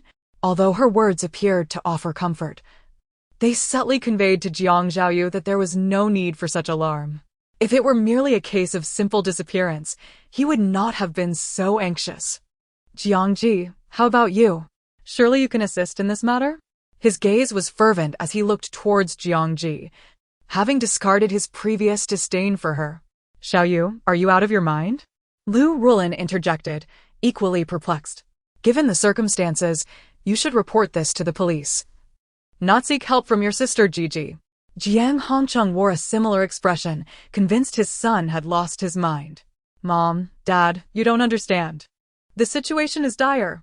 Jiang Zhaoyu stammered, struggling to articulate his thoughts. After all, he had witnessed Jiang Zhi's capabilities in Jiangcheng firsthand. Su Zhizhi had gone missing while filming with the crew, and it was not a recent occurrence. He had actually been missing for a week. The crew had reported it days ago, yet there was still no sign of him. With no other options, Jiang Zhao sought out Jiang Zhi. Just then, Lu Rulin and Jiang Qin exchanged glances, about to speak when the sound of a vehicle interrupted them. Who could it be now? The group moved to the door and were taken aback. A conspicuous police car was parked outside their home. Lu Rulin was equally surprised, while Jiang Qin exhibited a hint of confusion, as if pondering something. Jiang Zhao was startled, fearing these officers had come to apprehend him. He nearly crouched down, covering his head. However, to their astonishment, upon entering, the officers were met not with panic, but with the calm demeanor of Jiang Zhi. The lead officer extended his hand towards her. "Miss Jiang, greetings. I am Yao Kun, the deputy chief of the Ningqing precinct. It is a pleasure to meet you." This courteous demeanor left the Jiang family momentarily speechless. Isn't this quite different from what we expected? They thought. Had they somehow misjudged the situation? Jiang Zhi glanced at the officer's hand before slowly extending her own. "Deputy Chief Yao, the pleasure is mine. Please state your purpose for visiting." "Indeed. We seek your assistance regarding the case of the missing actor Su Zhizhi from Ruinqing Entertainment," Yao Kun stated earnestly. "We have heard of your remarkable capabilities, particularly how you dismantled a fraud ring for our overseas colleagues. Hence, we are here to request your collaboration." It was unfathomable that the police would approach Jiang Zhi for cooperation. One would assume that law enforcement officials were staunch skeptics of the supernatural and firmly grounded in scientific reasoning. Yet, it seemed they were willing to entertain Jiang Zhi's abilities. Jiang Hongchong and Lu Rulin appeared as though they had encountered an absurdity beyond comprehension, struggling to react. Under Yao Kun's expectant gaze, Jiang Zhi replied calmly, "Very well." Jiang Zhaoyu's spirits lifted. "Wonderful. Mr. Jiang Zhaoyu, may I ask you to accompany us for a moment?" Yao Kun's attention shifted sharply towards him, his tone slightly stern. "We have a few inquiries we would like to make." "What? Haven't you already questioned me? What more do you want to know?" His reaction was quite intense, revealing his reluctance to comply. "Were you not the one who sought my help?" Jiang Zhi queried, turning to him. "If so, it would be prudent to cooperate." Silence enveloped Jiang Zhaoyu as he pondered, before finally conceding. "All right, I will cooperate." Not long after, Jiang Zhi and Jiang Zhaoyu followed the police car to the station. Once there, Jiang Zhaoyu appeared somewhat sheepish, his demeanor noticeably subdued. Su Zhizhi had gone missing while filming in the mountains, and the crew had discovered his absence when he simply vanished. They searched the entire mountain, but found no trace of him. Yao Kun, arms crossed and posture erect, stood outside the interrogation room's glass window. As of now, we cannot ascertain whether he left voluntarily or was abducted. However, during our investigation, we uncovered certain information. He glanced at Jiang Zhi. "Miss Jiang, are you aware of what we discovered?" His question bore a hint of testing, as if he sought to validate her abilities. Jiang Zhi smiled gently and raised her hand to lightly pinch her thumb and forefinger together. "You found out that Su Zhizhi is in debt. He owes over 140 million. And his creditor is none other than Jiang Zhaoyu." A flicker of surprise crossed Yao Kun's eyes, swiftly replaced by admiration. Indeed, their relationship goes beyond that of actor and manager. They are also debtor and creditor. The sum Su Zhizhi owed was substantial, especially in the current circumstances. This considerable debt was of utmost importance to Jiang Zhaoyu. Moreover, news of Su Zhizhi's disappearance had spread online, and the public opinion regarding Ruinqing Entertainment was spiraling out of control. Many netizens speculated that the company was unscrupulous, provoking divine retribution. Witnessing the situation deteriorate, Jiang Zhaoyu was compelled to swallow his pride and seek Jiang Zhi's aid. Yet, what truly terrified Jiang Zhaoyu was not merely the debt, but other undisclosed matters. We believe that Jiang Zong's actions stem from a desire to better control the artists under him. Ever since then, Su Zhizhi has been entirely compliant with his boss, accepting every assignment given to him. In the interrogation room, Jiang Zhaoyu's expression grew increasingly anxious, clearly revealing his guilt. Yao Kun continued, upon discovering this, we could not help but question whether Su Jiji's disappearance might be related to Jiang Zhong. Of course it is not. He still owes me over 100 million. How could this possibly involve me? Jiang Zhaoyu erupted, standing abruptly and rebutting loudly. Jiang Zhi smirked slightly. Second brother, Deputy Chief Yao never accused you. Why are you so agitated? Chapter 73. You are unworthy of my assistance, officer. I genuinely have no idea why Su Jiji has suddenly vanished. I only learned of it not long ago. Team leader Yao suggested that it was not you who caused Su Jiji's disappearance, but rather that his absence was somehow linked to you. Jiang Zhi, calmly interlacing her fingers, asserted. He did not meet with an accident nor simply lose his way in the mountains. He left of his own accord. What? Jiang Zhaoyu exclaimed, astonished and still somewhat incredulous. How could that be? That brat actually dared to do this? With a raised brow and a smile, Jiang Zhi retorted. Surely you are most aware of the circumstances? After leveraging his debts against him, how many jobs he was unwillingly forced to accept over the past year, including the script for the film, which has long been mired in plagiarism allegations, he had no desire to act in it. Yet, you threatened him by mentioning the money he owes you, insisting that if he refused to perform, you would send his mother and sister abroad to work off his debt. As the unsavory deeds he had committed were laid bare, Jiang Zhaoyu found himself at a loss for words, suddenly feeling guilty. I merely intended to frighten him. I never truly meant to follow through. The fact that he owes me money is undeniable. After all, who asked him to agree to invest in the first place? Jiang Zhaoyu mustered the courage to defend himself. Team leader Yao disregarded him. Miss Jiang, so it is true that Su Jiji left on his own? The illusion of his disappearance was crafted by him? Indeed, Jiang Zhi nodded. He merely sought to frighten Jiang Zhaoyu a bit while simultaneously stirring up some trouble to vent his frustrations. Encountered an issue? Team leader Yao's expression turned serious. What issue? He inadvertently stumbled upon a household in the mountains and participated in a ghost marriage. A ghost marriage? Team leader Yao's brow furrowed deeper. As a young officer beside him leaned closer to whisper, Team leader, can we really believe in such supernatural matters? How could ghost marriages even come into play? Moreover, how could they verify whether what Jiang Zhi claims is true? The thought alone was vexing. What? Upon hearing this, Jiang Zhaoyu displayed a gleeful expression. Excellent. Let that brat deliberately create trouble for me. This must be his comeuppance. Miss Jiang, may I inquire what consequences might arise from participating in a ghost marriage? Team leader Yao pondered for a moment before asking. Team leader Yao seemed skeptical, convinced that such phenomena were indeed quite mysterious. Recently, Ruinqing Entertainment had frequently made headlines, and the related incidents had garnered considerable attention from the public. They had invested significant effort into this case.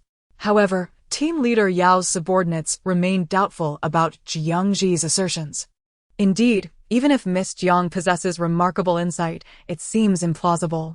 After bidding farewell to Jiang Zhi and Jiang Zhaoyu, several young officers gathered to discuss. Moreover, who would have thought that team leader Yao would collaborate with such a young fortune-teller? That's the most unexpected twist. This must be related to the recent case of dismantling an overseas fraud organization. Team leader Yao had shown great interest in that issue, which likely led to this idea. Regardless, if we could take this opportunity to probe into Miss Jiang's true capabilities, to ascertain whether she is genuinely skilled or merely a charlatan, that would be quite intriguing. Indeed, our team leader Yao is impressive, meticulous in his thinking. Just then, Jiang Kun emerged from the office, silently grasping his old enamel cup before heading towards the tea room. He found it rather tedious that these young ones had deciphered his thoughts so easily. Jiang Zhi, were you speaking the truth? Will Su Jiji really appear on his own? It seemed as though those officers earlier were rather skeptical of your words. Jiang Zhaoyu pursued Jiang Zhi, voicing his concerns. Are you serious, or just jesting? This is no small matter. Do not toy with me.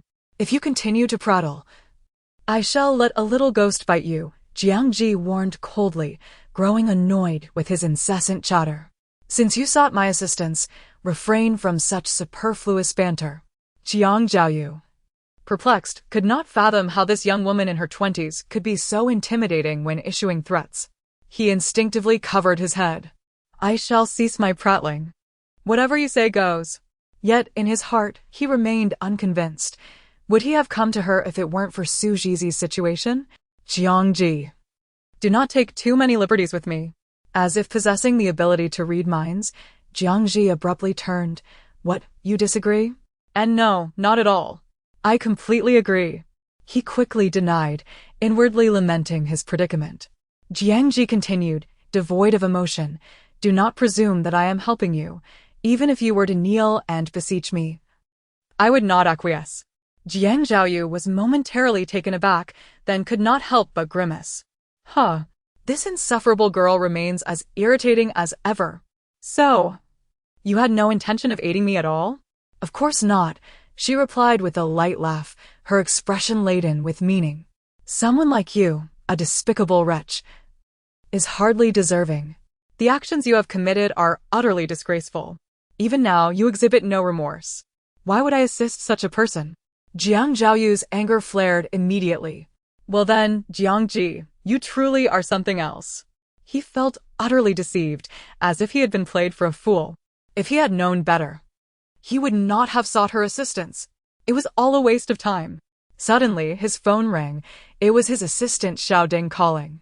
He answered with a furrowed brow. What is it? Speak quickly. A few seconds later, his expression froze, becoming almost comical. Just a few hours had passed, and Jiang Zhi's words had manifested so swiftly. He stared incredulously at the individuals before him, disbelief written all over his face. Chapter 74. The most thrilling events await. After an entire week of inexplicable absence, Su Zhi finally made a voluntary reappearance before the public. I apologize for causing everyone concern. I merely intended to play a little prank, he stated, gazing at the camera with a hint of regret, his handsome and well-defined features radiating sincerity. I never anticipated that I would become lost in the mountains, but fortunately I encountered kind-hearted individuals who ultimately guided me back to safety. He indeed appeared to have endured hardships, looking somewhat gaunt, eliciting sympathy from his fans. Brother Su, you did nothing wrong. You had no idea the mountain's conditions would be so complex. To put it plainly, you too are a victim. Conversely, there were dissenting voices. This fellow seems to have too much time on his hands and enjoys causing trouble. The crew had suffered significant losses due to his prolonged absence. Indeed. Still joking around at your age, you brought this upon yourself. Do you wish to quit? Creating such chaos during filming and turning it into a societal incident.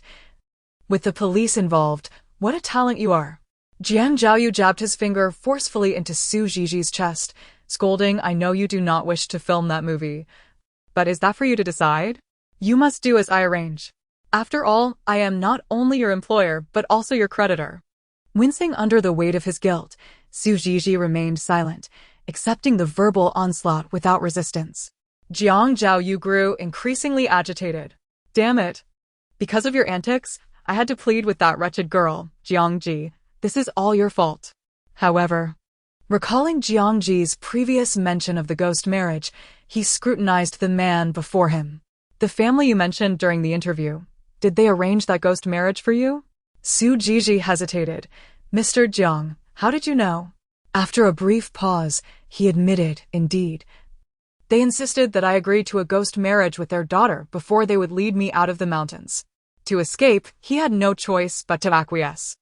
The mountain was simply too vast. Alone, he would have perished from hunger or thirst. It was merely a matter of marrying a corpse. It was just a formality. Jiang Zhaoyu continued to observe him. Do you not feel something is amiss? He recalled Jiang Zhi's words that those who had entered into a ghost marriage were not considered entirely of the living realm. Thus, he pondered whether something had genuinely changed within Su Zhi. Something amiss? Su Zhi appeared bewildered, glancing down at himself. Surely not. Then all is well. Since there are no issues, prepare to commence filming. The crew must continue. Jiang Zhao relaxed, resuming his authoritative demeanor. Su Jiji remained silent, prompting Jiang Zhao to lose his patience and exclaim, "Aren't you leaving? Do you want me to escort you out?" Only then did Su Jiji move. That single glance sent a shiver down Jiang Zhao's spine. Yet, this feeling dissipated swiftly as Su Jiji soon exited. However, shortly thereafter, the assistant director approached Jiang Zhao with urgent news. "Mr. Jiang, Su Jiji appears to be acting quite strangely. I cannot find the right words to describe it. He seems almost possessed." The assistant director stated seriously, concealing his phone. "Just a moment ago, I witnessed him casting an exceptionally eerie smile at his reflection. And his movements. The way he tidied his hair in front of the mirror was distinctly unlike his previous self." Jiang Zhao was perplexed. What can a single action prove? What is so strange about it? The assistant director took a deep breath. "Mr. Jiang." The manner in which he performed that action was unmistakably reminiscent of a woman arranging long hair. However, he has short hair. Jiang Zhao paused, inadvertently envisioning the scene, and shuddered involuntarily. Moreover, his demeanor during acting, his expressions, and overall presence are markedly different from before. The assistant director continued. "You cannot fathom how frightening it was when I witnessed it firsthand. It was exceedingly peculiar. Su Jiji was never like this before. What on earth transpired during those days of his disappearance?" Unbeknownst to them, the details of Su Jiji's ghost marriage remained a mystery. Yet Jiang Zhao was aware. Thus, upon hearing this, a wave of goosebumps enveloped him. No way. Could Jiang Zhi's words truly hold merit? The assistant director inquired, "Mr. Jiang, what did you say?" "I did not catch that." "Nothing." Jiang Zhao hastily ended the call, mulling over whether he should intervene or let matters unfold as they would. After all, Su Jiji was still functioning normally within the film. He merely required a tool to generate income for himself. Why bother with anything beyond that? However, the natural progression of events would not align with his desires. For just days later, Su Jiji reappeared before him once more. Meanwhile, Jiang Zhi was leisurely enjoying tea with team leader Yao at the bureau. Team leader Yao, with a righteous countenance, stated earnestly, "I used to completely disbelieve in such matters. But now I find myself beginning to believe." What she said was astoundingly accurate. Had we not conducted prior inquiries, we would have nearly suspected that Jiang Zhi orchestrated Su Jiji's disappearance. The day Su Jiji reemerged, everyone at the bureau was left in disbelief. As he spoke, he raised his cup to her. "It seems that in our land, there are indeed many skilled practitioners of metaphysics." Jiang Zhi offered a faint smile. Yet, team leader Yao perhaps did not harbor the conviction he outwardly expressed, his belief wavering between skepticism and acceptance. Team leader Yao felt a twinge of embarrassment. "Forgive me. You have seen right through me." He suddenly recognized the young woman's keen perceptiveness, realizing she should not be underestimated. "However, Miss Jiang, do you truly believe that the ghost marriage will affect Su Jiji?" This was his primary curiosity. From the interview, he seemed rather normal. The corners of Jiang Zhi's mouth lifted slightly, her expression enigmatic. "Patience. This is merely the beginning. A certain unscrupulous individual is only just beginning to experience misfortune," she remarked, having previously claimed that Jiang Zhao's retribution was far from complete. The most exhilarating events were still yet to unfold. Chapter 75, Jiang Zhao appears to be open to both genders. Ruinching Entertainment, President's Office. Jiang Zhao glared furiously at the person before him. Su Jiji lowered his head slightly and spoke. "Jiang, I really don't want to continue with this project.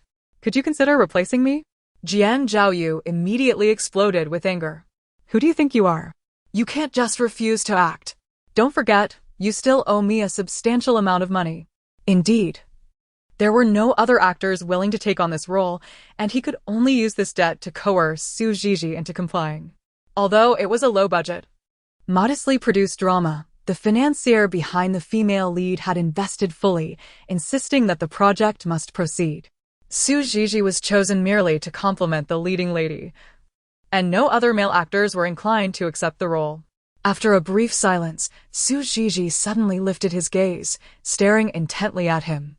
Jiang Zhi felt a chill run down his spine from the peculiar look in his eyes. What are you doing? Do you intend to hit me? I warn you. Don't bring trouble upon yourself. A subtle smile graced Su Zhizhi's lips. As a male actor, his looks were quite appealing, embodying the charm of a refined gentleman. However, Jiang Zhi felt a shiver at his smile. What is the meaning of that smile? Are you out of your mind? Before he could finish, Su Zhizhi stepped closer, circling around the desk to stand beside him. President Jiang. Su Zhizhi's demeanor shifted entirely. His eyes sparkled with affection, and he appeared shy and bashful. I really don't want to act. Could you please be accommodating and agree to my request? He gently nudged Jiang Zhi's arm twice. Jiang Zhi's hair stood on end. What the hell is wrong with you? Stay away from me. He sprang from his chair, retreating to the side, his face a canvas of shock and disbelief. What are you doing, President Jiang? You don't need to be so frightened of me. Su Zhizhi continued to smile as he advanced, his gaze unwavering. We can discuss this matter further. Standing before Jiang Zhi, he raised a hand and slowly caressed Jiang Zhi's chin. Upon closer inspection, you are rather handsome. At that moment, Assistant Ding entered the office, and upon witnessing the scene, his eyes widened in astonishment. President Jiang. Sugo, what is happening here? The tableau was too provocative. Two men so close together, one caressing the other's face with such a suggestive smile, it was hard not to imagine the implications. Moreover, it appeared that Jiang Zhi was the more submissive one in the situation. Assistant Ding's mind raced. He could hardly process the scene. Su Zhizhi slowly turned his head, gazing at him with a knowing smile. Sometimes, it's not polite to intrude upon others.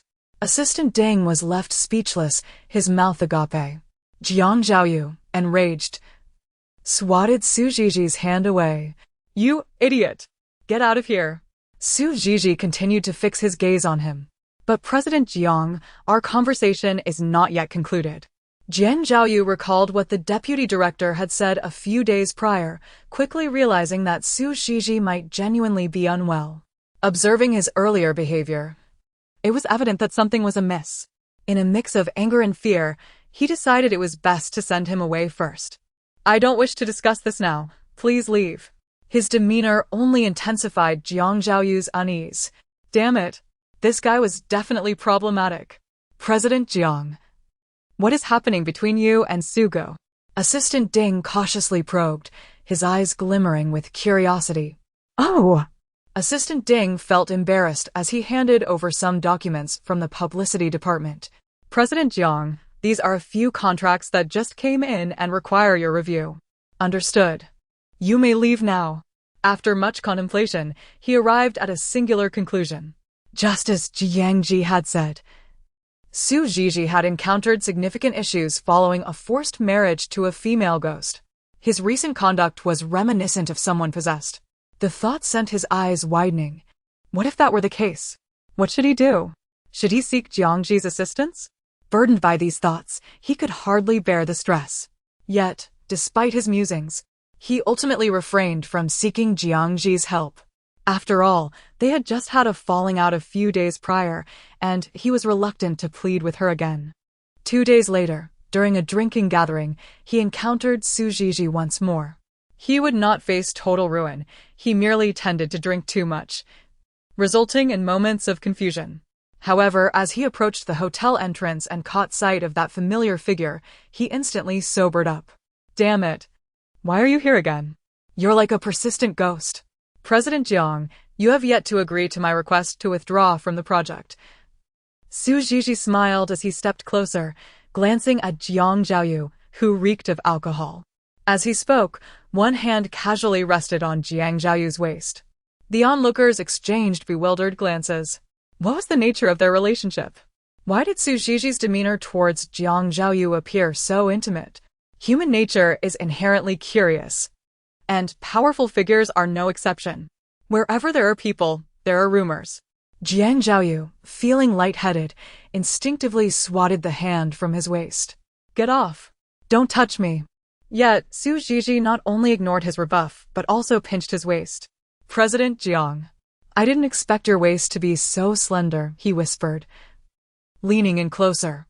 To the other bystanders, the posture was decidedly too intimate. Whispers began to circulate. Who would have thought that Jiang Zhi preferred men? Their interaction seems anything but innocent. But wait, wasn't this guy previously attracted to women? Has his taste shifted? Indeed, Su Zhizhi was quite handsome. Perhaps Jiang Zhi was indeed open to both genders? With a smile, Su Zhizhi guided him toward the car. Chapter 76. You are not incapable. Jiang Zhi struggled and protested. There's no need. Let me go. I can call someone myself. However, the effects of the alcohol left him with little strength, and he could not resist Su Zhizhi. Thus, in front of the onlookers, he was unceremoniously shoved into the car.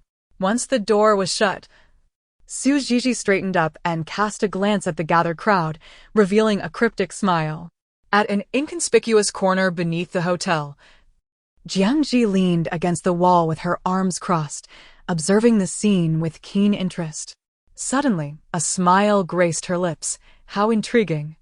Her gaze remained fixed on Su Zhizhi, as if she had uncovered something significant. Prior to entering the car, Su Zhizhi had also noted her presence. Their eyes met, and a flicker of surprise passed through Su Zhizhi's expression, though he maintained his composure. He offered her a smile before calmly taking his seat in the vehicle. In a daze, Jiang Zhi noticed Su Zhizhi beside him, smiling as he tidied his hair. The gesture was peculiar. He was a grown man yet appeared as if a woman was grooming her long hair in front of a mirror. His face was perpetually adorned with a smile, which struck an unsettling chord. Even the driver, a middle-aged man, looked on in bewilderment. Young man, what are you doing? Oh, so you're acting, huh? I thought I hadn't seen you in anything before. What have you performed in? Su Zhizhi casually mentioned 2 previous roles. The driver replied, they seem to be the kind of shows that young people enjoy. I haven't heard of them. He nodded with a smile. That seems to be the case.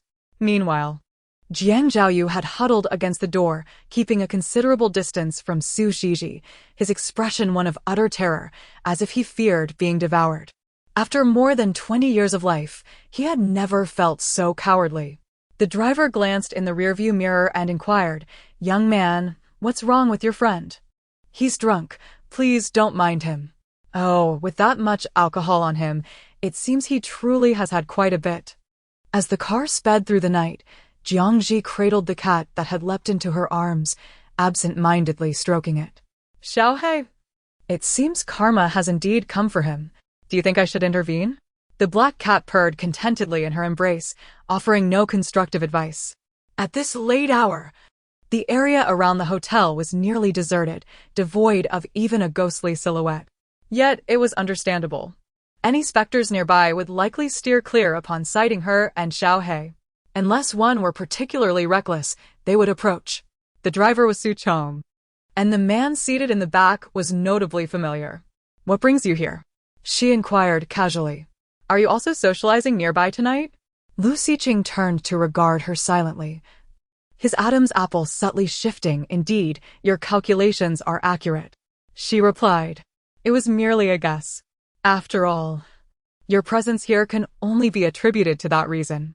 Despite being in Ningqing, he occasionally ventured out for social engagements, which she was aware of. It felt as though fate had intertwined their paths, allowing them to cross each other's paths repeatedly. Without hesitation, she agreed, all right. Upon entering the car, Xiaohei jumped into the front passenger seat, claiming the space like a person. He lay sprawled on the leather seat, his golden eyes intently observing the window, soon captivated by the dangling ornament inside the vehicle. Su Chong chuckled, Little ancestor, you cannot scratch that. It will interfere with my driving. An unregulated journey brings tears to loved ones. Meow. Xiaohei reluctantly licked his paw, his gaze still fixated on the swaying decoration. Su Chong found it quite remarkable, having discovered through several attempts that the cat seemed to comprehend human speech quite well. In the back seat, Jiang Zhi suddenly turned to glance at the man beside her. He held a cane beside him and sat upright, gazing ahead. The formal attire he wore accentuated his refined stature. Broad shoulders and an upright posture concealed any hint of his disability. With genuine curiosity, she asked, "What about Miss Ruan? Isn't she with you?" "No." He turned his face toward her, his deep-set eyes and sharply defined features resembling a work of art. Recalling the possessive demeanor of that girl toward him, she raised an eyebrow. "That's quite unusual. I thought she would follow you wherever you went." Lu Xiqing replied, "In formal settings, I do not bring her along." "Oh!" She nodded, then asked, "Are you two in a relationship?" Her inquiry was casual, devoid of ulterior motives, and her expression remained earnest. However, the driver Su Chong coughed abruptly, as if he had choked. Lu Xiqing regarded her with two probing glances before responding, "No. To me, she is merely like a sister." It was precisely because there were no deeper feelings that he allowed her to act with such caprice. "Oh!" Jiang Zhi pondered, an idea suddenly forming in her mind. Without hesitation, she voiced it. "You only injured your leg. That shouldn't hinder your chances of finding a girlfriend, right?" Cough, cough. This time, Su Chong truly choked on his own saliva. "No." Master Jiang, that was far too direct. He had not mentally prepared for such a statement. It was indeed only his leg that was injured. Everything else remained normal. Yet, he and she were simply bound by sibling affection. Jiang Zhi raised an eyebrow, contemplating. But it seemed Lu Xiqing did not share the same perspective. He likely believed Wan Qingqing's feelings for him stemmed solely from admiration and dependence, without any deeper implications. Very well. She did not wish to prolong the conversation, turning her gaze back to the window, thus concluding their dialogue. The two remaining occupants in the car remained immersed in the aftertaste of her startling words. The implication behind her statement should not be taken as a genuine belief in his incapacity, right? If such a misunderstanding truly existed, how would he clarify? No. Under normal circumstances, he would dismiss others' misunderstandings. He did not wish to concern himself with such matters. But why, when it came to Jiang Zhi? Did he find himself so affected? The man's expression gradually grew serious. Chapter 77. Your second brother prefers men. As Lu Xiqing exited the vehicle, he remained seated in his wheelchair. Noticing this, Jiang Zhi inquired, "Did you also maintain this posture during your recent social engagements?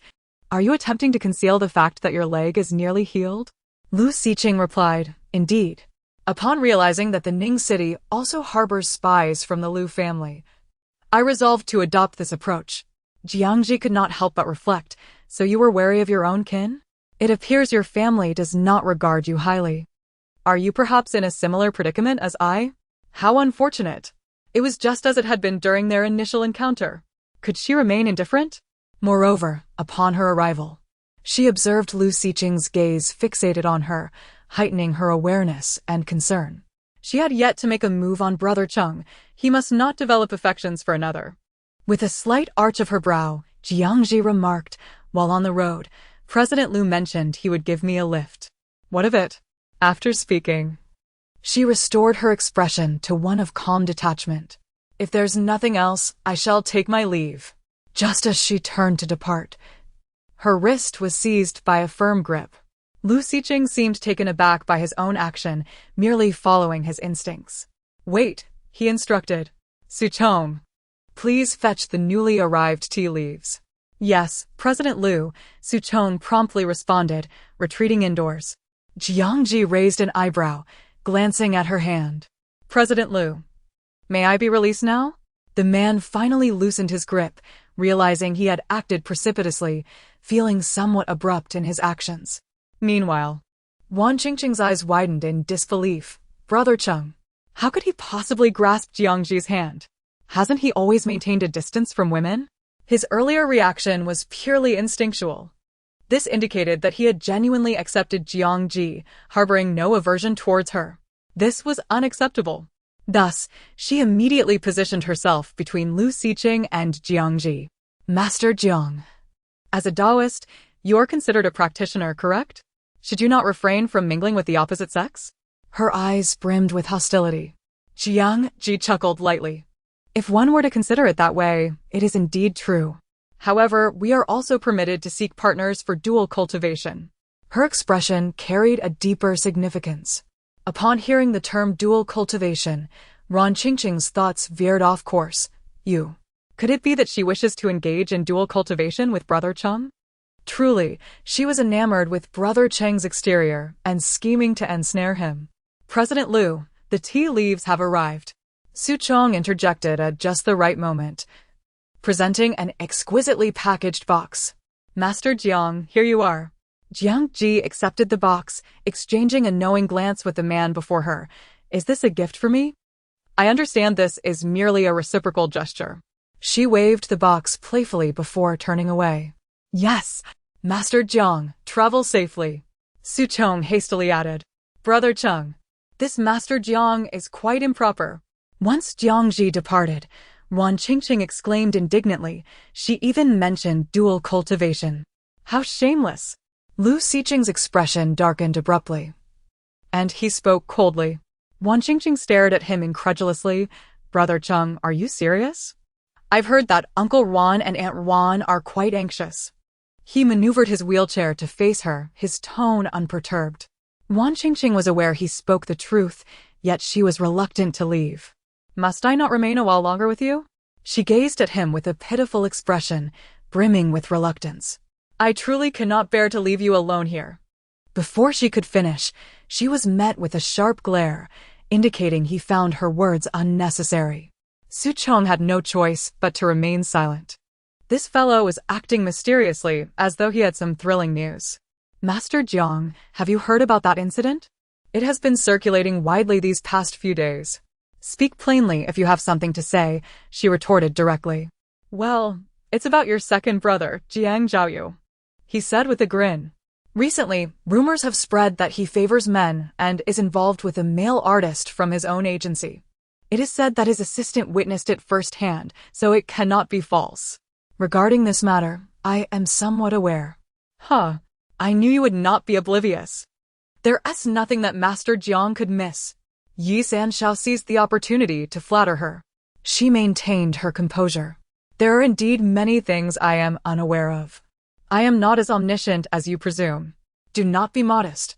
In my eyes, you are capable of anything. Yi Chirue beamed. By the way, regarding that matter, it has been the talk of our group. Your second brother has certainly attracted attention. But does he truly prefer men? Is he really involved with that actor surnamed Su? From Yi Sanshao, it was evident that men could gossip as fervently as women. Neither confirming nor denying, she replied. Master Jiang, you must know. You are simply being coy. You are correct. He found the shift in her demeanor perplexing. The boy from before was no longer the same. Now, he would not utter a single disparaging word about Jiang Zhi. Master Jiang, have you tamed him without my knowledge? He jested, unaware that his jest bore a kernel of truth. Since the incident at Yihai Mall, Hanyu had indeed changed. Even his temperament softened. His parents had noticed these changes and were naturally pleased. Yet only Jiang Zhi understood that it was due to Hanyu absorbing some spiritual energy, which had nourished him thoroughly. The effects of pure spiritual energy were remarkably transformative, and opportunities like Hanyu's were unattainable for others. Perhaps, she replied casually, swiftly concluding the call. In the background, she could faintly hear the voices of the Jiang family, their volume elevated, laden with excitement, all revolving around the matter concerning Jiang Zhaoyu. Chapter 78. Shall we venture into the mountains? Rascal, you can't possibly have an inclination towards men, can you? Jiang Hongchang scrutinized Jiang Zhaoyu with suspicion, wishing fervently to slap some sense into him. Do you realize how many people are gossiping about our family? You're tarnishing our name. Jiang Qin quickly interjected. Dad, please don't be angry. Let's hear what Urge has to say. L.V. Rulin, maintaining a gentle tone, added, Indeed, he deserves a chance to explain. Jiang Hongchang turned his head. Fine. I shall listen to his explanation. After consuming the sobering soup Jiang Qin brought, Jiang Zhaoyu felt somewhat clearer. Dad, Mom, I assure you, Su Zhizhi and I are completely innocent. I do not have any attraction to men. Jiang Hongchang scoffed sarcastically, not attracted to men? Then how do you explain your assistant catching you two flirting and being overly familiar in the office? Was that a misunderstanding as well?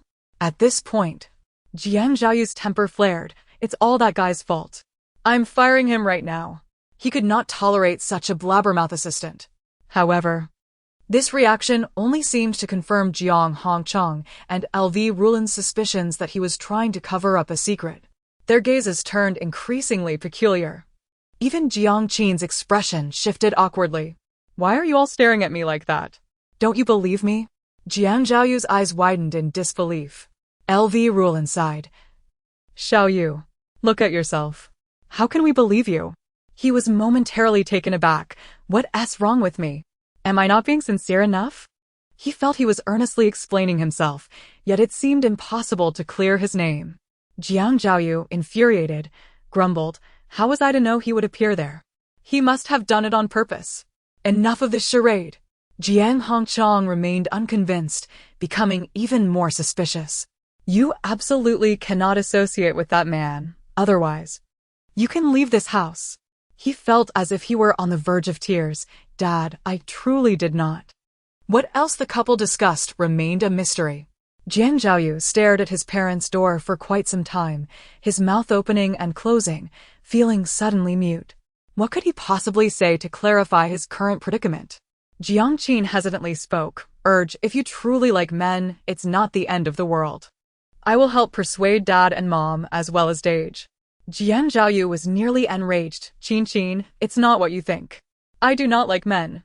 Why will no one listen to my explanation? I'm about to explode. Jiang Qin's eyes radiated understanding. You don't need to explain. I can comprehend your situation. Jiang Zhaoyu, unable to contain his frustration, grabbed her hand, his expression earnest as he sought to absolve himself of this unjust accusation. Qin, look me in the eye. Do you think I'm lying? No. I truly only like women. Finally, Jiang Qin began to believe him a little and let out a sigh of relief. All right then. If that's the case, I trust you. Pausing, she added, but my belief doesn't matter. What about Dad, Mom, and Dage? How do you plan to explain this to them? The mention of this sent Jiang Zhaoyu into a spiral of anxiety. He sighed heavily, wishing he could just vanish. He had never anticipated facing such a situation. I will find a way to make them believe. Upon returning to his room, he immediately called his assistant and reprimanded him. You were the only one who saw it. If it wasn't you who spread it, then who else could it be? I always knew you were a blabbermouth. But I can't believe you dared to divulge my affairs. Xiao Ding, feeling too intimidated to retort, knew he had indeed let it slip. But he hadn't expected it to spread so widely. Jiang Zhaoyu instinctively considered firing him, but then thought better of it. Wouldn't that make him appear guilty? No. He couldn't dismiss this fellow just yet. He needed to wait until the situation settled. Gritting his teeth, he lowered his voice. You better keep your mouth shut. I will eventually settle the score with you. Xiao Ding trembled in fear. However, he was relieved to have retained his job for the time being. In order to clear his name, a few days later, Jiang Zhaoyu finally devised a plan. Consequently, a captivating trending topic emerged online. What caused the drastic change in the male actor after his disappearance? This topic naturally revolved around Su Zhizhi's recent bizarre behavior. Given the numerous witnesses to his odd conduct, the evidence was quite substantial. Netizens swiftly shifted their focus to this matter. It was indeed peculiar. One couldn't help but wonder what Su Zhizhi experienced during his days of disappearance. Curiosity abounded. Had he encountered some supernatural phenomena? His demeanor was certainly unsettling. Ironically, it was Jiang Zhaoyu, the CEO of Ruinqing Entertainment, who was not the one acting strangely. It seemed everyone had misunderstood the situation. Who could say for certain? Discussions among netizens heated up, each expressing their opinions. Meanwhile, those who had previously dealt with Su Zhizhi's missing persons case, including team leader Yao, quickly took notice of this development. After some contemplation, team leader Yao called Jiang Zhi. Miss Jiang, could Su Zhizhi's unusual behavior truly be related to that ghost marriage? Not long ago, we inquired about the family that brought him back from the mountains, but he claimed he couldn't recall the specifics. I then sent someone to search in the mountains, but we found nothing. This matter seems to be a knot in his heart that he cannot untangle. If left unattended, will Su Shizi remain this way forever? She was aware of quite a bit, but even if she were to disclose it now, Team Leader Yao and the others might not fully believe her.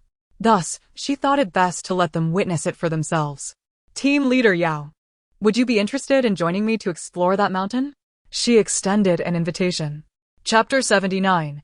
What a coincidence, another encounter. The mountain lay within Ning City, vast and largely untouched by modernity. Its breathtaking scenery was precisely why it had been chosen as the filming location for the movie directed by Su Shizi. Team Leader Yao paused momentarily, ultimately arriving at a decision. Very well. If that household truly faced any troubles, it was imperative for them to assist Su Shizi in resolving this predicament.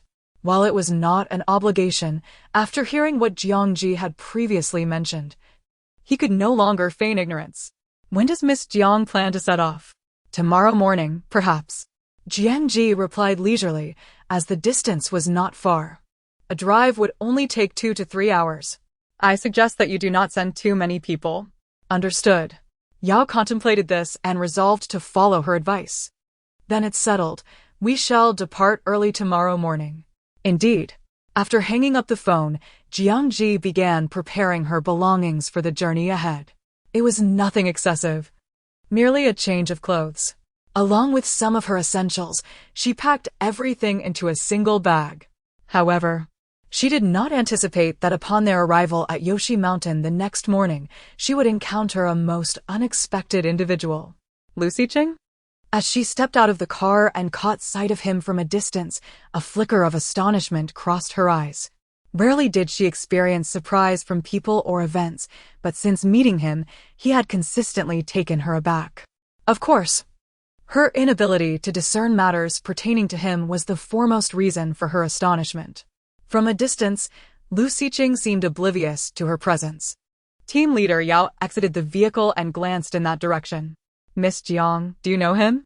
Yes, she nodded, contemplating before deciding to approach him. Primarily, she wished to inquire how he happened to be here. Before she could draw near, Lu Xiqing noticed her and displayed a similar surprise. What brings you here? They both spoke nearly in unison. Jiang Zhi replied, I have business to attend to in the mountains. What about you? Lu Xiqing, seated in his wheelchair, lifted his gaze to meet hers. I was recently involved in discussions regarding an investment project related to this mountain and came for a site inspection. You only brought Su Chong along? Su Chong chuckled helplessly. Master Jiang, Mr. Lu doesn't have many people around him these days, so there were no others to accompany him. Lu Xiqing concurred. Just him is sufficient. We merely need to inspect the mountain. His gaze then shifted to Team Leader Yao and the 2 men accompanying him. Their demeanor suggests they are police officers? His keen eye discerned the truth immediately. Jiang Zhi acknowledged this without objection. We are heading into the mountains. I shall take my leave now. Having understood the reason for his presence, she felt no further confusion. Although she could not decipher his affairs, she could at least tell he was not lying. In truth, he was intrigued by the extraordinary aura of the man in the wheelchair, eager to engage and ascertain his identity. Perhaps this was merely a professional instinct. Jiang Zhi glanced at him, but chose not to unveil his actual thoughts. Very well, you may call him over.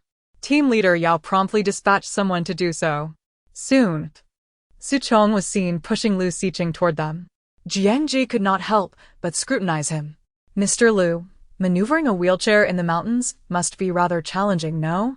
She then turned her gaze to Team Leader Yao and his 2 companions. I merely hope that you will keep today's encounter with me to yourselves. Team Leader Yao responded earnestly. Since Mr. Lu has made such a request, we shall certainly comply.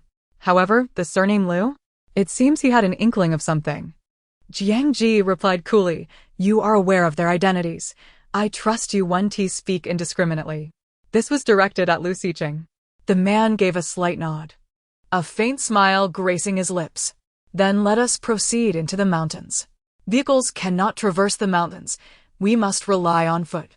Team leader Yao suddenly inquired, Miss Jiang, can you discern where that household is located? Jiang Zhi retrieved a small, exquisite compass from her bag, her gaze fixed intently upon it. It is not difficult. Simply follow me. Meanwhile, Lu Xiqing had switched to using crutches, while Su Chong took photos of the mountain scenery. Are you searching for someone? He volunteered. You may go ahead. There's no need to wait for us. Team leader Yao had no intention of lingering for him, as he knew Lu Xiqing would be slower. Very well, Mr. Lu, we shall proceed ahead. Understood. After Lu Xiqing spoke, his gaze fell upon Jiang Zhi. She met his eyes, nodded, and then turned to walk alongside team leader Yao and the others. Once they had distanced themselves, Su Chong could not help but exclaim, Mr.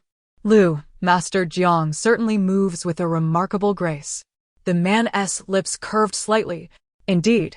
However, since their initial encounter, she had consistently maintained such poise. He had grown accustomed to it. Su Chong was somewhat perplexed. Why are you smiling, Mr. Lu? Let us go explore that area over there, Lu Xiqing instructed. Very well. Su Chong quickly followed him. Team leader Yao and his team had previously ventured into this mountain twice. The first was to search for the missing Su Zhizhi, and the second was to locate the household that Su Zhizhi claimed had rescued him. Yet, in both instances, they had returned empty-handed, having scoured the mountain thoroughly without success. Thus, team leader Yao harbored this lingering concern, unable to release it from his mind. As they followed Jiang Zhi into the mountains, the two subordinates behind him whispered softly, Do you think we can truly find that family? I'm not sure, but it seems team leader Yao has faith in her. However, their doubts evaporated when they soon beheld a wooden cabin that appeared to have materialized from thin air. Team leader Yao, have we been here before? It seems we have never seen this house. Indeed, I am certain. We never discovered this place. The two murmured in disbelief. Team leader Yao, equally astonished, turned his gaze toward Jiang Zhi. Miss Jiang, you truly are remarkable. Upon noticing the compass in her hand, its needle pointed directly at the cabin before them. This is it, Jiang Zhi said calmly, stowing the compass away. There is someone inside. Let us knock. Team leader Yao surveyed the surroundings, and his two subordinates promptly approached the door, rapping upon it. Knock, knock. After several attempts, someone finally came to answer the door. A middle-aged couple appeared, their faces pale and skin rough, clearly individuals accustomed to a life in the mountains. However, their expressions were notably wary. Who are you? What brings you here? Chapter 80, I shall go to fetch him. The two plainclothes police officers immediately echoed her words. Indeed, we are both thirsty and hungry. It matters not that we have no food. A sip of water would suffice. The middle-aged couple behind the door fixed their gaze upon Jiang Zhi, and after a brief moment of silence, finally opened the door wide. Then please, come in. Thank you. You are truly kind-hearted. The two of you performed remarkably well, Jiang Zhi remarked as the group entered the wooden cabin, instinctively surveying the surroundings. Despite its seemingly poor condition, the interior was quite clean and orderly. The handcrafted wooden furniture and the natural wood-colored walls bore witness to rustic charm, adorned with farming and hunting tools, typical of a household residing in the mountains. However, Jiang Zhi was the first to notice the spirit tablet placed on the altar in the center of the room. Team leader Yao and his subordinates quickly registered its presence, momentarily taken aback. How did you find your way here? The male host, a man of robust build, appeared somewhat displeased, perhaps due to his habitual frown. The female host brought them several bowls of water and stood to the side, observing them with equal curiosity. Yes, it is quite difficult to find this place.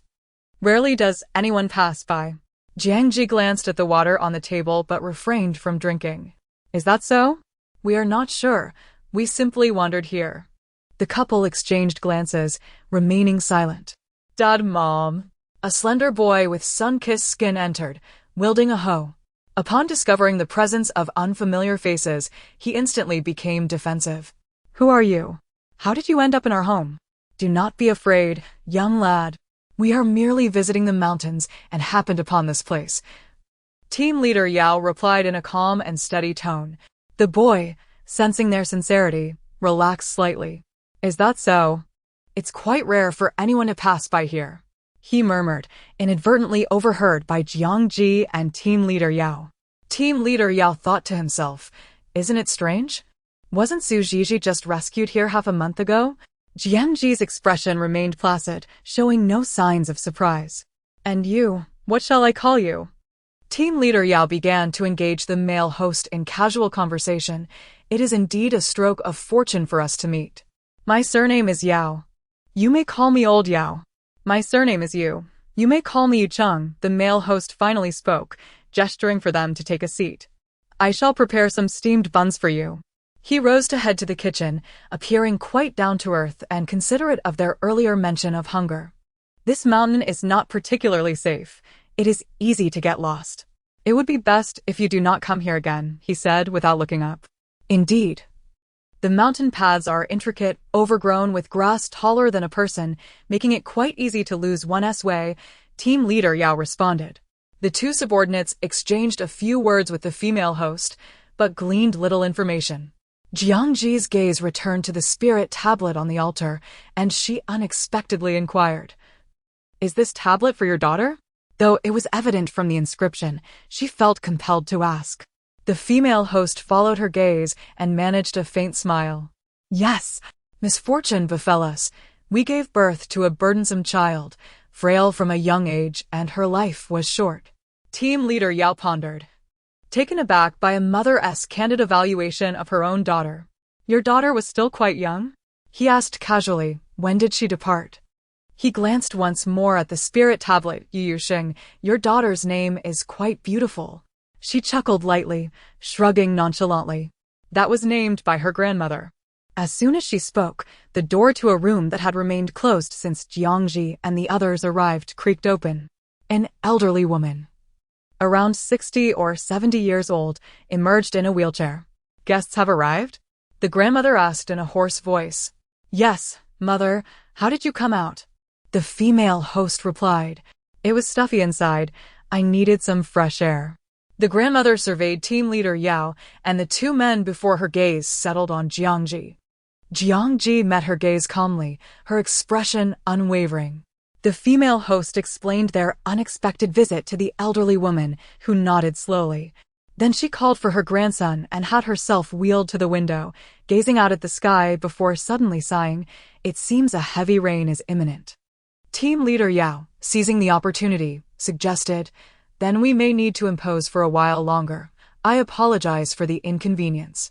It is nothing, the female host replied, her demeanor suggesting reluctance, her smile somewhat stiff. Is it really going to rain? Upon hearing this, Jiang Zhi rose and walked to the door, looking up at the sky. It indeed appeared so. Yet she suddenly recalled Lu Siqing, who had entered the mountains with them not long ago. Su Chong, accompanying him, had only carried a single bag, clearly unprepared for inclement weather. If it rained, finding shelter would be uncertain. Team leader Yao shared her thoughts, speaking up, Xiao Jiang, is Mr. Lu and his group all right? They may have a place to shelter, but we cannot guarantee their safety. The treacherous terrain of the mountains posed significant risks, and rain would complicate matters further. Are there still companions of yours in the mountains? The grandmother turned her head slowly at this question. Then they will have to leave their fate to chance. The boy chimed in, Indeed, it is dangerous when it rains heavily in the mountains. Jiang Zhi paused for a moment, contemplating her decision. I shall go fetch them. She slung her bag over her shoulder and turned towards the door. Team leader Yao immediately rose. Wait, Xiao Jiang, you intend to go alone? It may not be safe. You are just a girl. But Jiang Zhi turned to look back at him, raising an eyebrow slightly. Do not underestimate my capabilities. She was no ordinary girl. It is just rain. How could it possibly trouble me? Stay here and wait. I will bring them back. Team leader Yao had no retort. Left silent as he watched her depart. The female host, who had been sewing, looked on in astonishment. Aren't you companions? You are just letting her go alone? Coughing to regain his composure, team leader Yao explained, "Do not be misled by her youth. She is actually more capable than any of us. She has a knack for finding places we cannot." "Is that so?" The female host's expression remained one of confusion. Chapter 81. Mr. Liu undressed before long. A torrential rain began to fall in the mountains. Jiang Zhi did not have an umbrella in her bag, but this did not pose a challenge for her. A rain-warding talisman effortlessly resolved all her troubles. As she traversed the mountains, not only did the raindrops fail to touch her, but even the water droplets on the nearby grass leaves remained untouched. With no signal available, her phone was rendered useless. She resorted to divination, only to discover Suchong was alone, not with Lu Siken.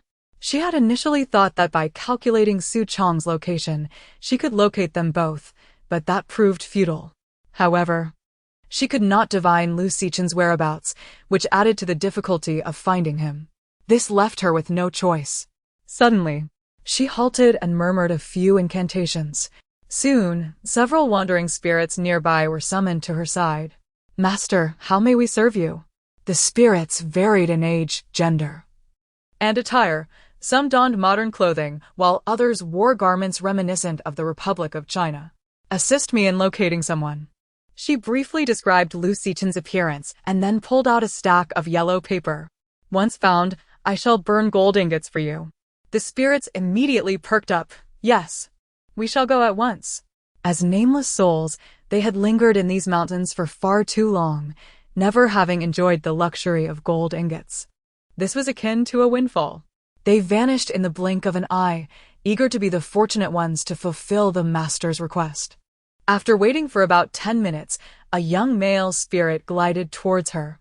"Master, we have found him." "Lead the way," she instructed. "Yes." The male spirit floated ahead, guiding her. "By the way, Master, what brings you to Yoshi Mountain? Are you here for feng shui or to exorcise malevolent spirits?" "To catch ghosts." Jiang Zhi replied lightly, startling him. "What? What kind of ghost are you capturing?" "Master, please do not capture me. I am harmless. Merely a benign spirit." He hastily defended himself. "Rest assured, you are not the target," Jiang Zhi reassured him. "That is a relief." The spirit, quite chatty, could not contain his curiosity. "By the way, what kind of person are you looking for? He does not seem like an ordinary individual." Jiang Zhi responded with little emotion. "Are you a curious child? Just focus on leading me." "All right, but do remember the gold ingots," he thought to himself, realizing that this master was rather aloof. Jiang Zhi remained silent, retrieving the yellow paper and folding it expertly as they walked. Within minutes, she had crafted 3 gold ingots. Upon spotting the man sitting by a nearby rock, the talismans in her hand ignited spontaneously, instantaneously transforming into swirling smoke. The male spirit beamed at her, exclaiming, "Thank you for your generosity, Master." "Enough. Let us proceed," she dismissed him. "Understood." The heavy rain shrouded the entire forest in a mist. Yet when Lu Siken turned to see Jiang Zhi's figure, his expression was one of surprise. "In such a downpour, he began. But upon realizing she was completely dry, he faltered. "I certainly have my methods to avoid the rain. What about you?" Jiang Zhi approached him, observing his current state. Perhaps due to his inability to find shelter, he was seeking refuge beneath a pile of rocks, but had still gotten soaked. His shirt and trousers dripped with water, and his hair was entirely drenched. This disheveled appearance was a first for her. "Your luck is truly abysmal," she remarked. The man's gaze held a hint of resignation. "Indeed, I had prepared a campsite but suddenly lost my way. Otherwise, I would not be in this predicament." Jiang Zhi understood that this was a manifestation of his current fate. Not only was his luck waning, but he was also prone to misfortune. Given his circumstances, such occurrences were rather typical. "Come with me," she offered, handing him a rain-warding talisman. Although it seemed of little use as he was already wet. Lu Siken leaned on his cane, stepping beside her, his gaze fixed upon her. Yes, the talisman she provided was remarkably effective, once placed upon him. Not a single raindrop could breach its protective barrier, as if an invisible shield had been erected around him. As they walked, Jiang Zhi noticed his still damp clothing and pondered for a moment. "Lu Siken, when do you catch a cold like this?" He smiled slightly. "I should be fine." Yet, his appearance lacked convincing assurance. In such a mountainous region, falling ill could become quite troublesome. Thus, she resolved to find him a nearby place to dry off and warm up. "Follow me." She abruptly changed direction, and Lu Siken said nothing as he followed. Upon locating a cave suitable for resting, Jiang Zhi began to gather the dry twigs and grasses that had blown inside. Once collected, a single thunderfire talisman was all it took to ignite a fire instantly. "All right, remove your shirt and dry it," she said casually, sitting down on the ground. Lu Sichen's eyes momentarily widened, surprised, before he nodded. "Very well. Just take off your shirt to dry it by the fire." Jiang Zhi looked up at him with a hint of a smile. It seemed he had finally grasped the concept of modesty between genders. "You may proceed as you wish."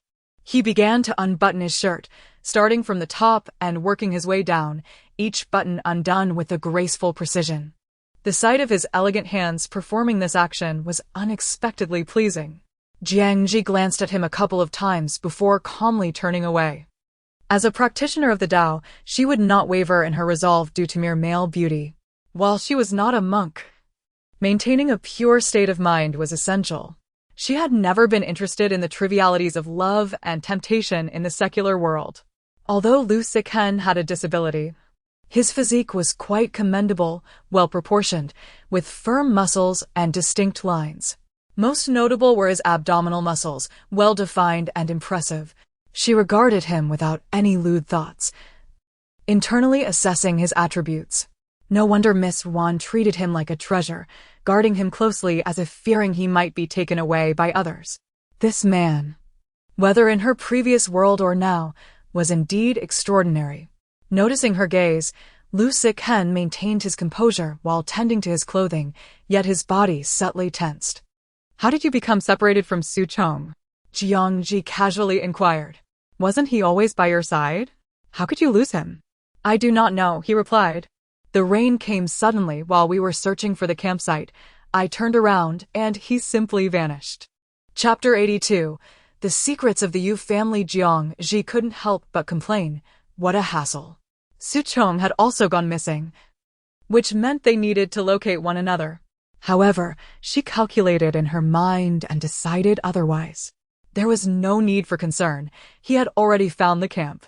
What worried her was him hesitating to brave the torrential rain to find her. Lu Sicheng sighed. Alas, it seems that luck has forsaken him, leaving him unable to find the camp. Jiang Zhi calculated again. After pondering, he ultimately decided to seek you out. "Once your clothes dry, we shall rendezvous with your assistant. If we neglect this, we risk having another stranded in the mountains." She wished to prevent the situation from becoming more complicated. "All right," Lu Sicheng agreed, feeling his clothes had dried halfway.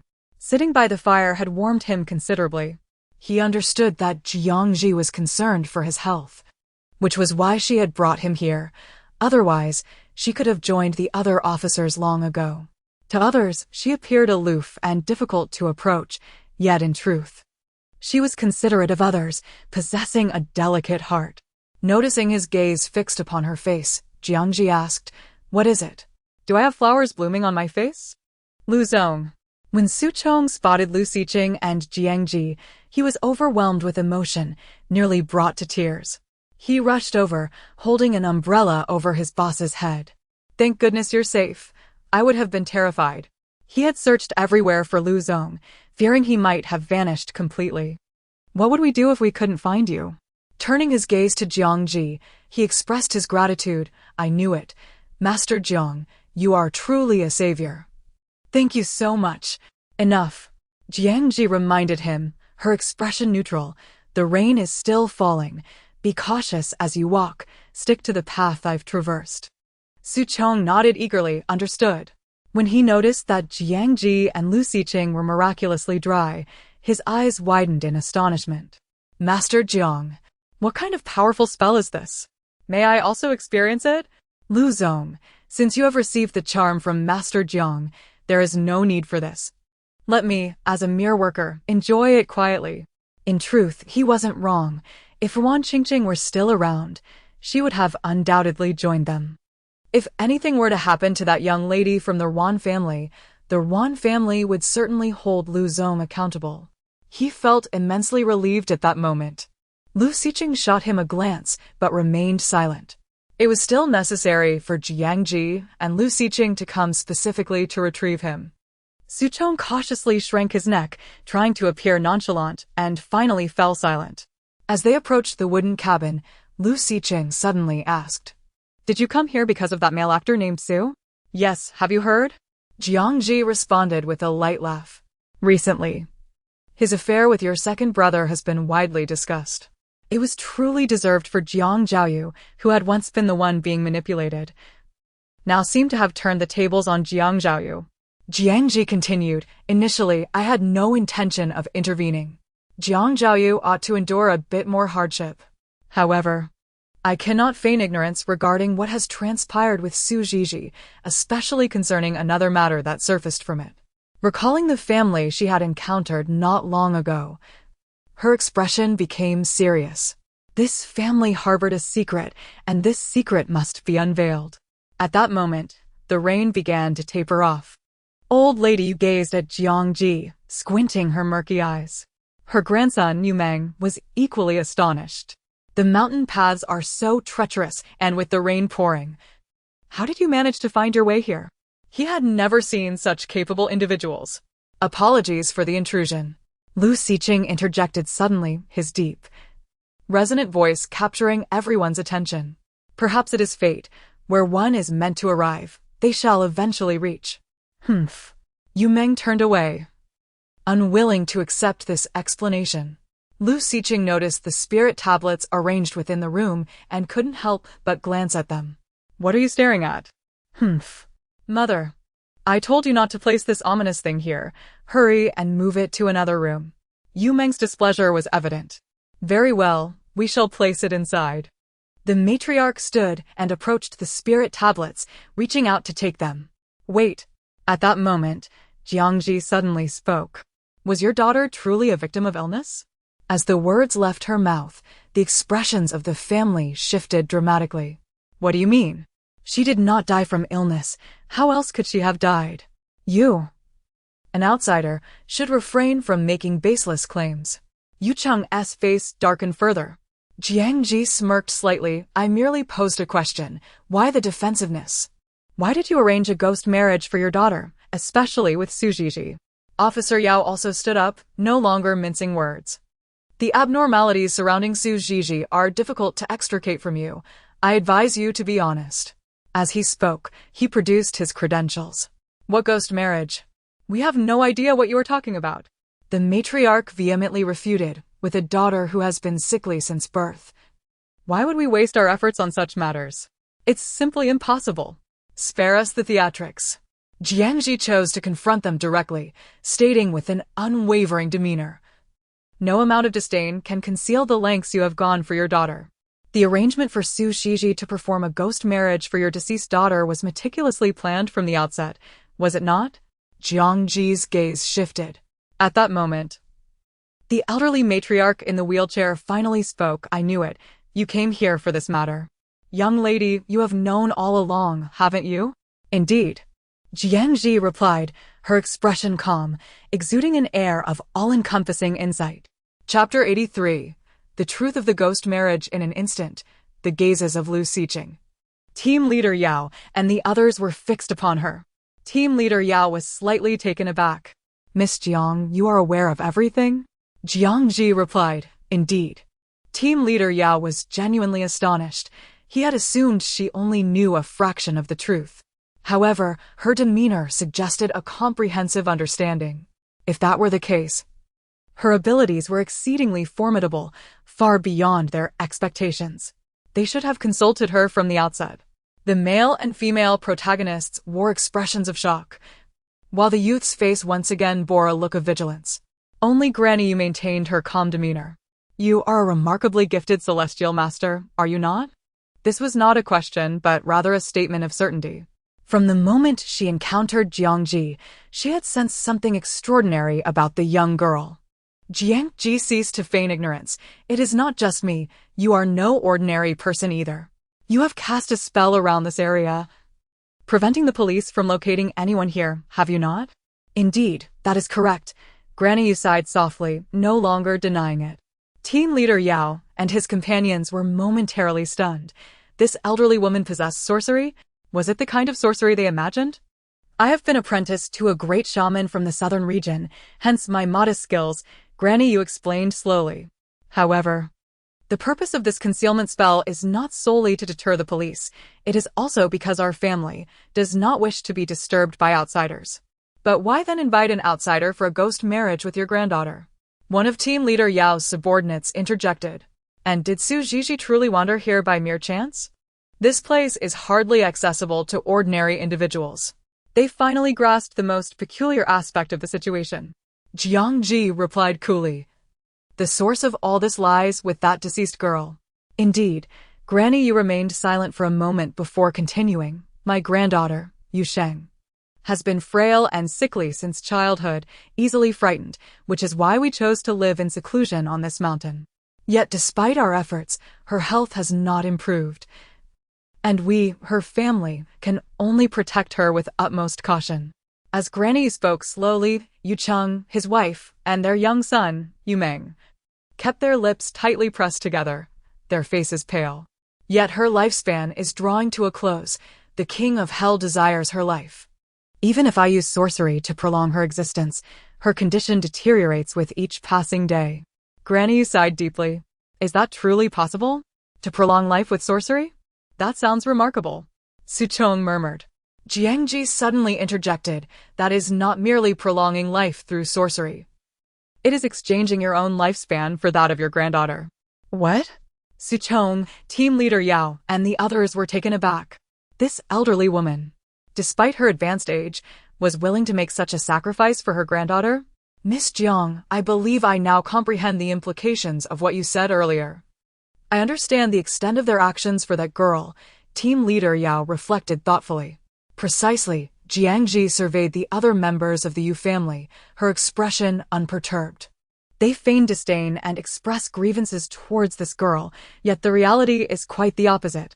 The girl named Yu Sheng is, in fact, the most cherished and beloved member of their family. Their earlier behavior was merely a facade to conceal the lengths they went to for her sake. Even though you used sorcery to prolong her life and wished to keep it a secret from her, the truth cannot remain hidden forever. She eventually learned it. Upon discovering that her grandmother was sacrificing her own life to extend hers, how could Yu Sheng possibly come to terms with such a reality? She realized that she was meant to have perished long ago, and living to the age of 18 was merely luck. Or rather, it could not be termed luck. She was merely living on the borrowed time of her grandmother. How shameful! After coming to this realization on one quiet, moonless night, Yu Sheng left home alone, choosing to end her own life. The river that night was chilling and deep, yet as she stepped into the water, her heart was astonishingly calm, devoid of any hesitation. By the time her family discovered her in the early hours, it was already too late.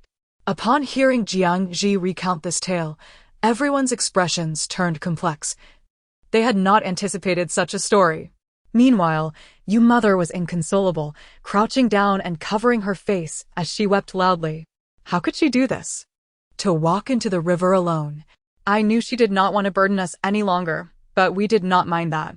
Yu Cheng patted his wife's shoulder, a robust man whose eyes were now glistening with tears. Yu Ming wiped his tears, exclaiming, My sister was indeed selfish. She left us without even consulting us. Jiang Zhi discerned a trace of resentment in the boy's eyes, yet where there was no love, how could there be hate? He clearly loved his sister dearly and did not wish for her departure. That fellow was a star my sister admired. She adored watching his performances and even expressed a desire to meet him.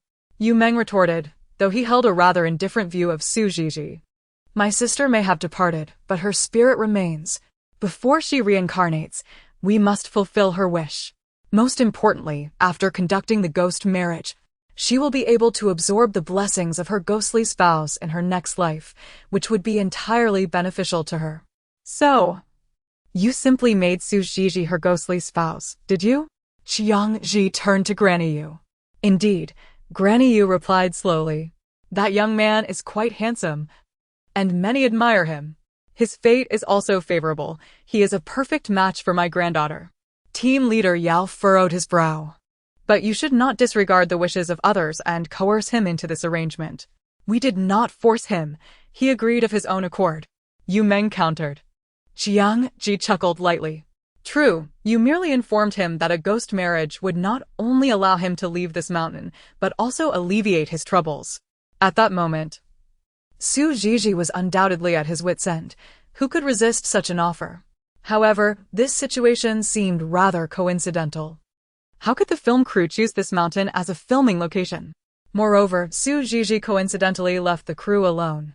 Team leader Yao, adhering to his professional spirit, felt compelled to clarify all the details. Jiang Zhi leisurely replied that, of course, was due to sorcery. Once Granny Yu made up her mind, she performed a ritual that led the film crew's director to select Yoshi Mountain as the filming site. Subsequently, she cast another spell to lure Su Zhizhi here. Thus, she stated that this matter was orchestrated from the very beginning. Chapter 84. The desire for one more meeting. This is truly astonishing. Suchong couldn't help but exclaim, discovering that sorcery could be so wondrous. Previously, he had only known of the formidable spells wielded by Taoist priests, like those of Jiang Zhi, yet he had never encountered such obscure witchcraft. To think it was performed by an elderly woman was indeed astonishing. Unbeknownst to him, the truth was far more intricate. Team leader Yao felt his worldview being shaken. Since becoming involved in the matter concerning Su Zhizhi, he had witnessed an abundance of revelations. Team leader Yao, isn't this illegal? A subordinate leaned in to whisper. Should we arrest someone? He was prepared for action. However, another colleague, with a look of uncertainty, responded, I think this might not fall under our jurisdiction. The crime of sorcery? Or perhaps fraud under the guise of superstition? The crux of the matter was, such offenses did not exist. Yao fell silent. Indeed, this was quite a conundrum. Yet, he had prepared himself mentally from the outset. Ultimately, having unraveled the enigma surrounding Su Zhizhi brought him some solace. But what had caused Su Zhizhi to become this way? He recalled there was still this matter left unresolved. Jiang Zhi cast a glance at him and calmly remarked, It is because Yu Yusheng has possessed him. Huh? What? One of team leader Yao's subordinates, clearly afraid of spirits, instinctively jumped. You all know, right? The incident with Yu Yusheng and Su Zhizhi. Jiang Zhi swept her gaze over the Yu family. This is the consequence of your actions. Little girl, since you are a celestial master, is there any way for you to manifest my granddaughter's spirit? Old lady suddenly inquired. Despite her mastery of witchcraft, she had never been able to see her granddaughter as spirit. Not only she, but her son, daughter-in-law, and grandchildren all yearned to see Yusheng once more. Yet, no matter what she tried, she was unable to achieve this, at one point believing it to be a punishment from the heavens. This was a trivial matter for her. Old Lady Yu's expression finally wavered. Little girl, no, esteemed master, I implore you to grant us this one request, to let us see her once more, may I? She was willing to plead for the fulfillment of this wish. Old father and mother Yu instantly turned to Jiang Zhi, their faces filled with longing. Esteemed master, since you are so powerful, please assist us. The sudden shift in the atmosphere left team leader Yao and his team momentarily stunned. How had it transformed into the entire family pleading for Jiang Zhi's help? This was indeed unexpected. Meanwhile, Lu Xiqing's gaze quietly settled on Jiang Zhi. He had a premonition that she would acquiesce. As expected, she slowly replied, yes, because Yu Yusheng's wish is also to see you all once more. However, she ultimately must reincarnate and cannot remain in this world any longer. All right, that is only right. Old lady Yu paused. You say that child's wish is also to see us again? The other members of the Yu family displayed expressions of disbelief. May I ask, esteemed master, how do you know this? Old lady, you hesitantly inquired. Jiang Zhi replied without flinching, of course, I calculated it. In truth, when she had encountered Su Zhizhi that night beneath the hotel, she had already made contact with Yu Yuxing. Is that true? My sister still wishes to see us? Yu Meng was overwhelmed with excitement. I thought she no longer wanted to see us. When Yu Yuxing had met with misfortune, his first instinct as her brother was to feel abandoned. His beloved sister no longer wanted him, nor their parents or grandmother. But now it seemed that was not the case. The Yu family's desire to reunite with Yu Yuxing grew even stronger. Then, esteemed master, when can we see Xingsheng? Mother Yu asked, brimming with anticipation. Jiang Zhi replied, wait until the matter concerning Su Zhizhi is resolved. Due to the ghost marriage, she can only temporarily remain with Su Zhizhi and must help him fulfill his wishes before she can depart. The Yu family couldn't help but begin to regret their actions in facilitating the ghost marriage for Yu Yuxing, but it seemed too late for regrets now. Jiang Zhi informed them, because of the ghost marriage, Yu Yuxing feels indebted to Su Zhizhi, but at that time, she could not stop Yu. Thus, she is now determined to assist Su Zhizhi in resolving his troubles. Team leader Yao grasped the crux of the matter, so once the troubles are resolved, Su Zhizhi will return to normal? Indeed. Well, that is a relief. He finally felt at ease. It seemed this trip had not been in vain. Therefore, I will notify my colleagues at the Supernatural Investigation Bureau to handle the matter. Supernatural Investigation Bureau? I never knew such an agency existed in our country. Su Chong whispered to his superior. Lu Xiqing cast him a sidelong glance. Since there is a mystic arts association, such a bureau is plausible. True. There must be someone to address those phenomena that defy scientific explanation. Su Chong mused earnestly, Mr. Lu, it seems I have gained even more knowledge. Since meeting Jiang Zhi, he had become increasingly enlightened about such matters. Let us go. Jiang Zhi suddenly turned, causing everyone to freeze in surprise. What are you all dawdling for? Are you planning to stay for a meal? She jested lightly. Lu Xiqing approached her, leaning on his cane. Then let us depart. Su Chong hurriedly followed suit. Team leader Yao concurred, our purpose here has been fulfilled. It is indeed inappropriate to impose further, so we shall take our leave. Wait. Yu Meng rushed forward. Gazing intently at Jiang Zhi, you meant it when you said you would let my sister meet us, right? Jiang Zhi smiled suddenly. Yes, I am always true to my word. Yu Meng did not pursue further, merely standing with his family, watching them depart into the distance.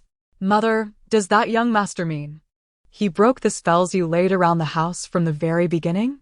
Mother Yu inquired. Indeed, otherwise they would not have been able to enter. Old lady murmured. How long has it been since I have encountered such a formidable individual?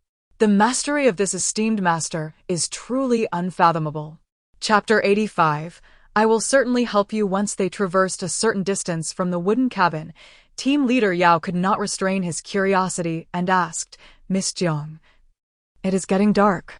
Are we truly able to descend the mountain before nightfall? Jiang Zhi responded without a moment's hesitation, of course. Do you not trust me? As long as she was present, she could undoubtedly guide them down before dusk. Otherwise, she would not have urged them to leave earlier. Team leader Yao's expression shifted to one of seriousness. No, of course I trust you. After everything we've been through, how could I doubt? Immediately, he ceased his skepticism and continued to follow her down the mountain. If she asserted it was possible, then it certainly was. Lu Xiqing, with some difficulty in his legs, walked at a slightly slower pace, but managed to keep in step with Jiang Zhi. Observing this, team leader Yao and the others intentionally slowed their pace. Su Chong glanced at his superior and then at team leader Yao, realizing that Lu was indeed wise, as he did not pose any questions. Instead, he placed his unwavering faith in Master Jiang.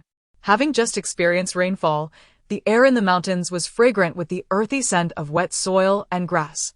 Jiang Zhi guided them along the most navigable path, and within an hour, they successfully descended the mountain.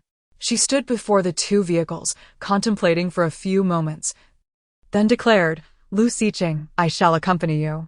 The man's lips curled into a subtle smile, a faint glimmer of amusement dancing in his profound eyes. Yes, let us embark. He personally opened the car door for her. Thank you, she replied in a calm tone before settling into the vehicle. Team leader Yao said, Miss Jiang. Until we meet again. Indeed, until we meet again, she echoed. The two groups each boarded their respective vehicles, departing for different destinations. The mountain returned to its tranquil state. Inside the car, Jiang Zhi gazed out the window, lost in thought, when she suddenly heard the man beside her remark, I never anticipated that a trip to the mountains would unveil such a poignant story. The affairs of the Yu family could undoubtedly be adapted into a television series or film, yet in reality, most people remain skeptical of sorcery unless they witness it firsthand. Jiang Zhi turned to him, their gazes locking, and she raised an eyebrow slightly. Let us consider it an unexpected gain, then.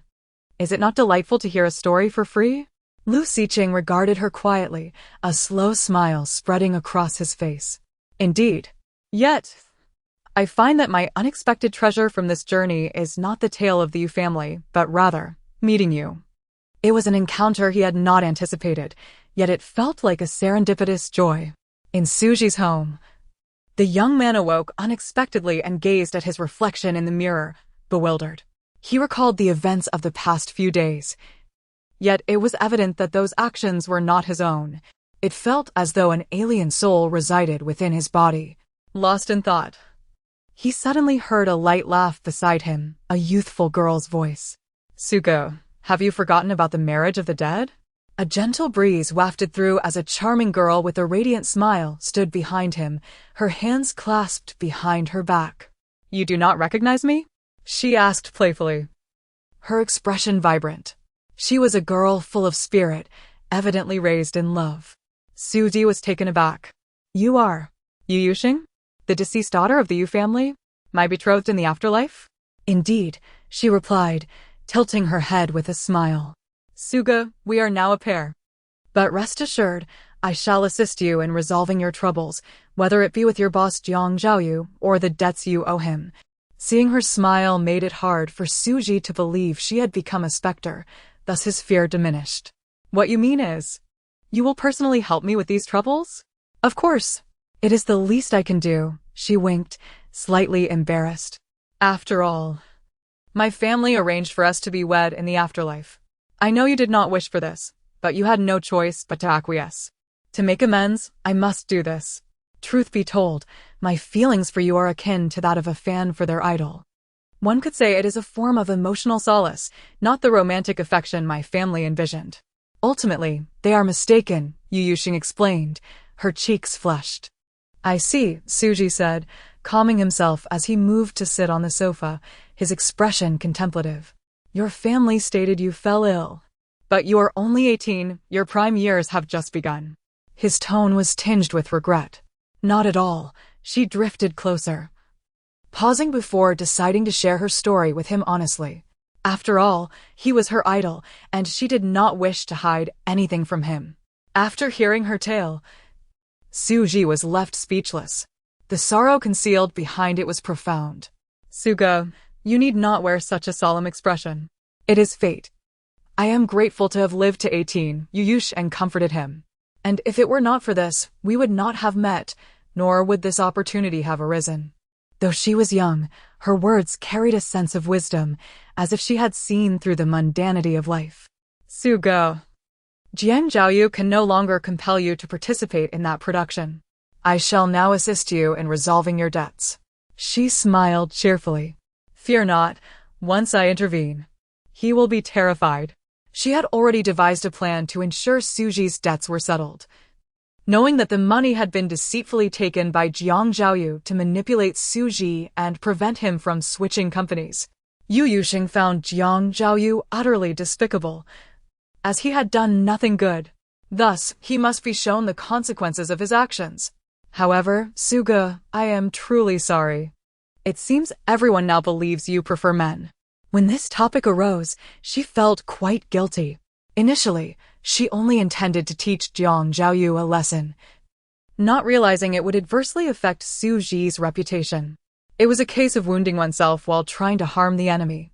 It matters not. At least I no longer need to partake in that plagiarized production, he sighed. This outcome was indeed what he desired.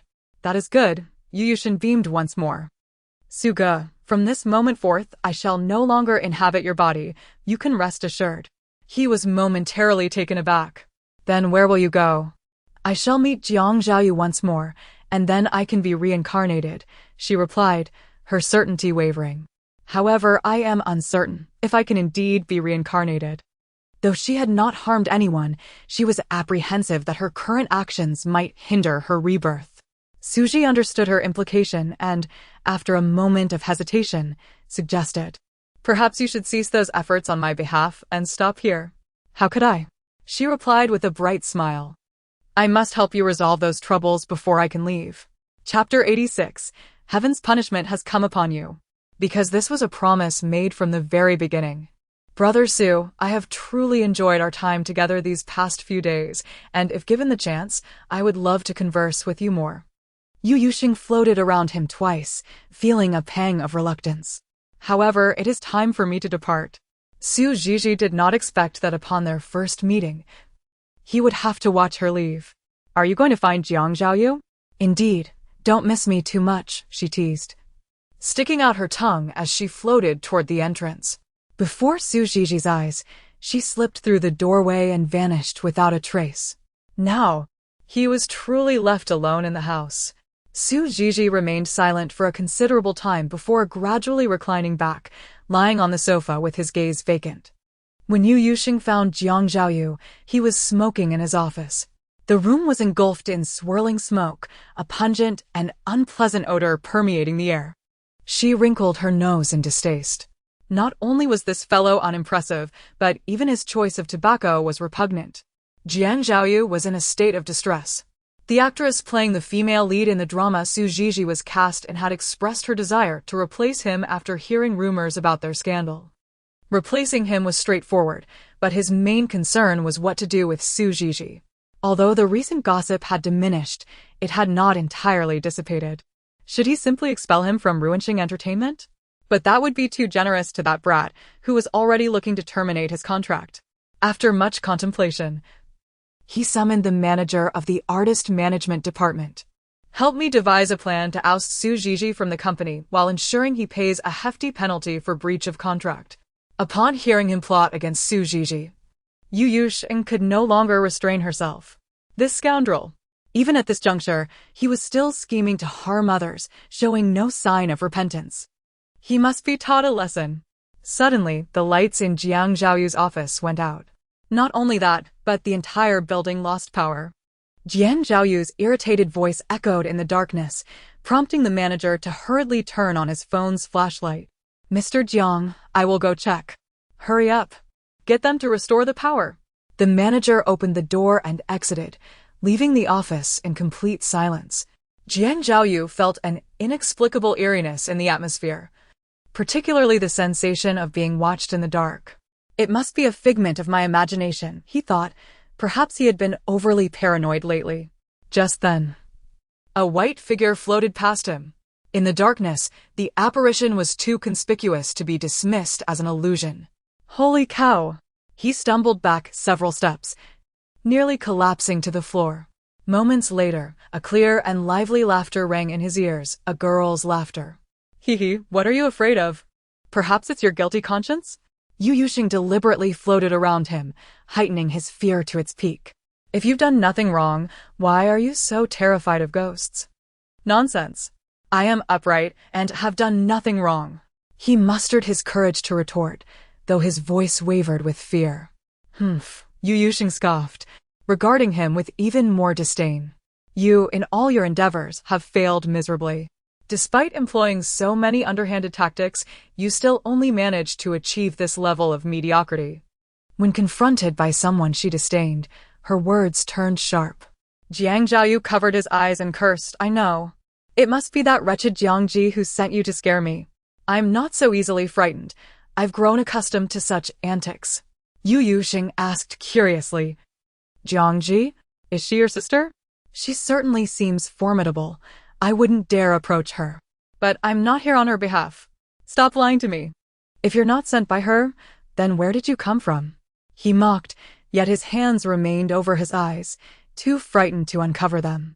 Seeing his cowardly demeanor, Yu Yuxing couldn't help but laugh even more joyfully. Of course, I am sent by heaven to punish you. However, I can offer you a chance. If you are willing to repent, I shall no longer haunt you. Otherwise, I will appear by your bedside every night to keep you company. Listening to her sweet laughter, Jiang Zhi felt his hair stand on end. Repent? What do I have to change? Despite still referring to himself with bravado, his voice trembled with fear. Humph. The first thing you must do is forgive Su Jiji's debt to you. Now, immediately. She enunciated each word with emphasis. Otherwise, I will show you just how terrifying I can be when I die. She had drowned, and her demise was certainly not a pretty sight. Jiang Zhi's shoulders quivered. Su Jiji's debt? Oh, so it was he who sent you. Yu Yuxing leaned in closer to his ear, whispering, Mr. Jiang, your waist is indeed quite slender. But the heart beneath that facade is rather dark. Enraged, Jiang Zhi finally removed his hands from his eyes. So, it is indeed you. The one who led to my family and the world misunderstanding me to this day is this ghostly girl. He almost began to suspect Su Jiji genuinely had feelings for men. Where did you come from? What is your connection with Su Jiji? The moment he asked, he recalled what Jiang Zhi had mentioned about ghost marriages at the police station. Wait, are you the ghost bride of Su Jiji? That's none of your concern. As for what I just mentioned, you can certainly comply, right? If you refuse, this matter cannot simply be brushed aside. Oh no. That is a debt of over 100 million. Jiang Zhi gritted his teeth. That debt is rightfully his. It is only natural to repay what one owes. I am not so generous as to let it go. No sooner had he spoken than a pale face suddenly loomed before him, its dark, hollow eyes staring vacantly into his. Is that so? You're truly not considering it further? Shit. Jiang Zhi nearly lost his mind, his entire being propelled backward. Chapter 87. Master Jiang appears to be as calm as still water. He. Seeing him so frightened fills Yu Yuxing with a sense of accomplishment. What? Still hesitating? Shouldn't Su Jiji's debt be settled? Of course it must be settled. Jiang Zhi dashed towards the door, eager to escape, only to find he could not open it at all. Yu Yuxing, with a beaming smile, reminded him, Stop struggling, you cannot leave. Why not stay and play with me tonight? Faced with this, he finally resigned himself, pressing his back against the door, trembling with fear. I agree. Su Jiji's debt. I will forgive him. That's more like it. She smiled satisfactorily, but words alone wouldn't suffice. Let us put it in writing. Jiang Zhi scrambled to the desk, grabbing a pen to write. Yu Yuxing kindly illuminated the paper with a flashlight, watching him painstakingly inscribe each word. Before his entanglement with Su Jiji, she had been unable to touch anything, but recently, she had gradually acquired the ability to interact with tangible objects. Not bad, though his handwriting is a bit unsightly. He needs more practice. Once he signed his name, she stepped back, satisfied. However, when he nervously looked at what he had just written, he discovered the paper had vanished, just like Yu Yuxing had done, suddenly gone. Damn it, this is infuriating. He slammed his fist on the desk, feeling a pang of pain. That astronomical debt had simply vanished. Why is everyone against him? First Ji Tang, now Su Jiji. And all these apparitions keep coming to intimidate him. President Jiang, what is wrong? Assistant Xiaoding stood at the door, looking completely bewildered. Get out. Jiang Zhi hurled a pen holder at him, his expression twisted with frustration. Meanwhile, Jiang Zhi encountered Yu Yuxing, who had approached her while she was buying incense. Master, Yu Yuxing began, requesting her assistance in delivering Jiang Zhi's written words to Su Jiji. I know you are a good person, unlike that Jiang Zhi. Jiang Zhi accepted the paper, scrutinizing her. Aren't you afraid I might take advantage of you? It's rather bold for a wandering spirit to seek out a celestial master. Yu Yuxing paused, then mischievously smiled. Perhaps it's intuition? I just feel that Master Jiang is not that kind of person. Jiang Zhi couldn't help but think this girl was indeed quirky and charming. If not for her early demise, the daughter of the Yu family would surely lead a radiant life. Just as Yu Yuxing was about to leave, Jiang Zhi called her back. Upon hearing Yoshi Mountain, Yu Yuxing halted. Master, what do you mean? Jiang Zhi spoke plainly, without any circumlocution. Is it your wish to see them once more? If that wish remains unfulfilled, how will you reincarnate? Yu Yuxing, who had been feigning nonchalance, could no longer maintain her facade. Master, in my current state, can I truly meet them? She had tried countless times, yet her parents, brother, and grandmother had never been able to perceive her presence. Jiang Zhi casually retorted, do you doubt my ability to fulfill your wish? Yu Yuxing's eyes lit up immediately. Of course not. Master, you can certainly make it happen. How could she forget that powerful celestial masters can reveal spirits and allow ordinary people to see them? Therefore, she need not worry about this issue. She swiftly changed her mind. Indeed, she would not leave. Jiang Zhi glanced at her before turning away, saying, just follow me. After all, others cannot see your presence, so it doesn't matter. Hehe, thank you so much. Yu Yuxing beamed, trailing behind her, feeling an exhilarating sense of novelty. As a wandering spirit, she was walking alongside a revered celestial master, completely unharmed. This experience would be quite impressive if shared. It was around 8 in the evening, and a man sat in the courtyard admiring the moon. Tonight's moon was exceptionally round and bright, with few stars twinkling. President Liu appeared to be in good spirits, enjoying the moonlight and sipping wine, exuding a certain charm. With Wan Qingqing gone, his surroundings had become much quieter. Yu Yuxing couldn't help but glance over, then smiled and remarked, this brother is so handsome. He looks even better than the movie stars. His aura was particularly appealing. She had a slight penchant for good looks and couldn't resist admiring attractive men. Is that so? Jiang Zhi paused, following her gaze. It was as if by some spiritual connection, Lu Xiqing's eyes also turned in their direction. Wow, Yu Yuxing whispered. Why do I feel like this handsome brother's gaze changes when he sees Master Jiang? It can't be my imagination, right? Although the change is subtle. As a girl, I can still sense it. So, could it be? Did this brother have feelings for Master Jiang? She felt as though she had stumbled upon something monumental. However, just as she began to comprehend, Jiang Zhi emotionlessly said, let us go. Oh, Yu Yuxing thought regretfully. It seemed Master Jiang did not feel the same way. After all, someone like her, a practitioner of the Tao, would likely remain unperturbed even in the presence of such a handsome man. Unlike herself, who felt her adrenaline surge at the sight of a good-looking guy. She knew she was being infatuated, but so what? Who says girls can't be smitten? Master Jiang, you must be quite familiar with that handsome brother, right? How did you two meet? What, are you aspiring to be a gossip reporter in your next life? Jiang Zhi replied nonchalantly. I don't see why that wouldn't work. Yu Yuxing chuckled shyly, raising her fingers. I'm sorry, I just have a penchant for such things. My acquaintance with you is about the same. Ultimately, it's all for the sake of doing what I must. Yu Yuxing blinked, so Master Jiang. What do you consider to be your duties? To cultivate, to ascend, to utilize my abilities to alleviate the suffering of others and accrue merit, Jiang Zhi said slowly. Chapter 88. Jiang Zhaoyu was on the brink of collapse. What else could there be besides this? Oh! Yu Yuxing sighed silently. Her heart indeed as tranquil as still water. I understand, she declared, assuring that she would behave. Although this was the Jiang family. She had terrified Jiang Zhaoyu not long ago, so she would be obedient tonight. Jiang Zhi did not particularly sympathize with Jiang Zhaoyu. She was merely concerned that Yu Yuxing might inadvertently create some chaos that could affect her reincarnation. For a spirit to reincarnate, it must be pure and untainted. Any involvement with bloodshed or murder would significantly complicate the process. Currently, Yu Yuxing's soul remained unblemished, with no issues at hand. After all, her previous actions had not genuinely harmed Jiang Zhaoyu. However, the intention was precisely to inflict psychological torment. Compared to physical wounds and pain, the impact was not inferior. While Jiang Zhi was live-streaming, Yu Yuxing watched with great interest. Master Jiang, you are truly remarkable.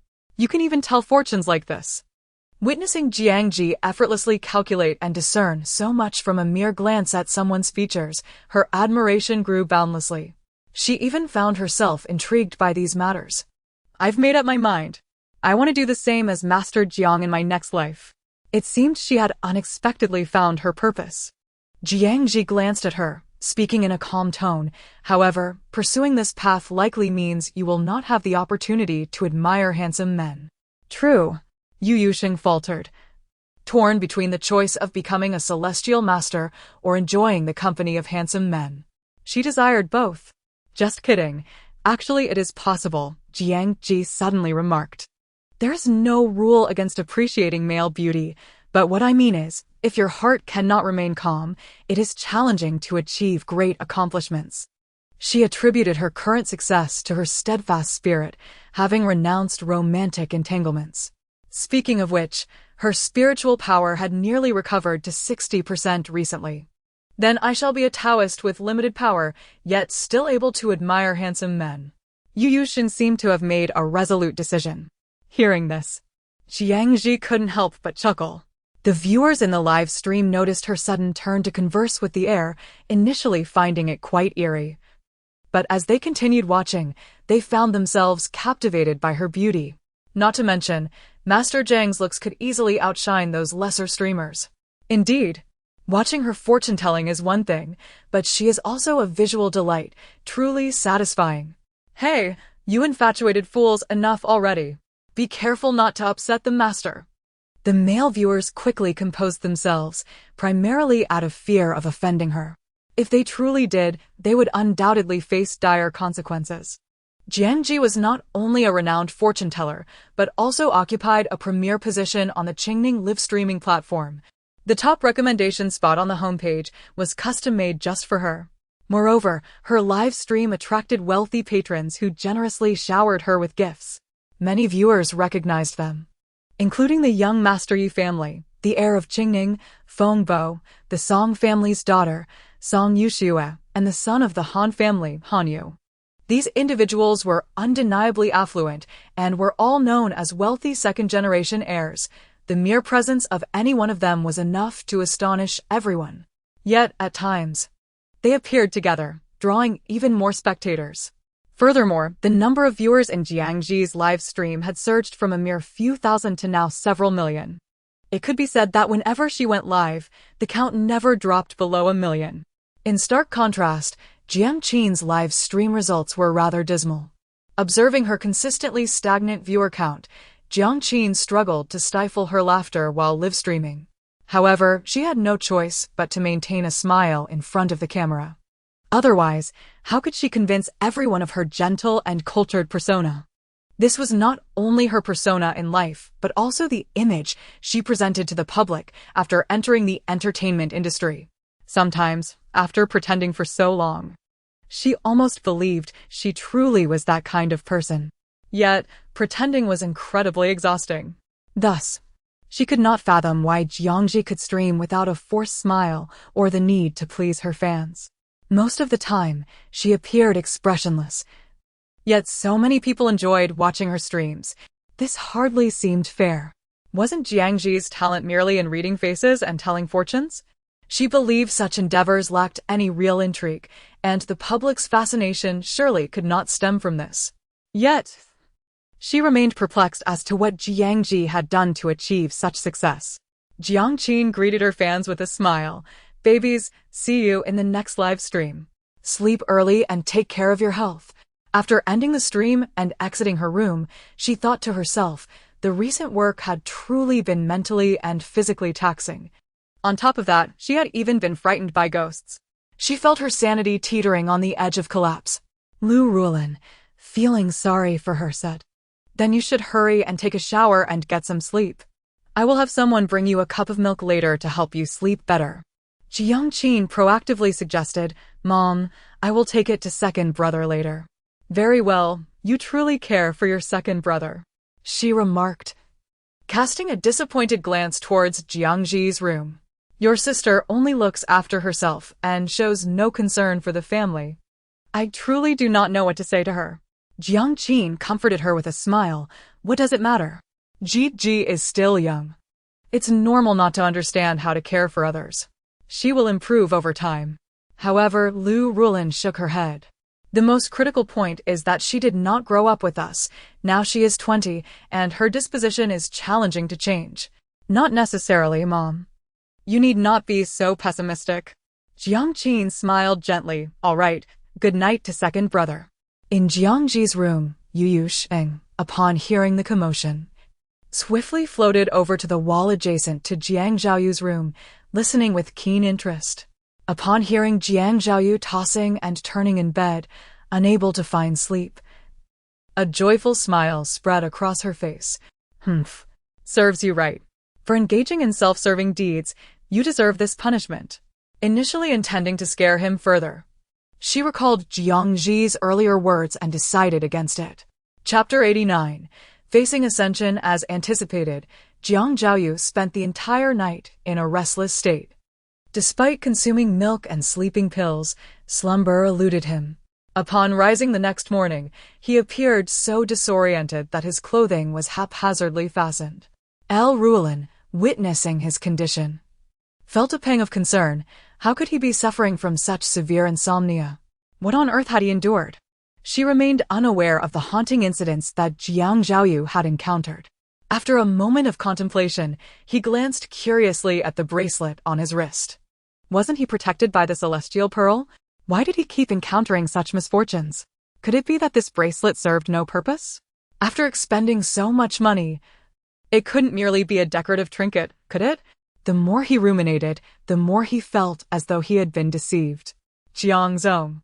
We have arrived at the company. The driver's voice interrupted his thoughts. Jiang Zhaoyu hesitated momentarily, contemplating whether to remove the bracelet, but ultimately decided against it. As Jiang Zhi prepared to leave, she was called back by Jiang Qin. Ji, where are you off to now? Are you going far? She asked hesitantly. You always leave early and return late.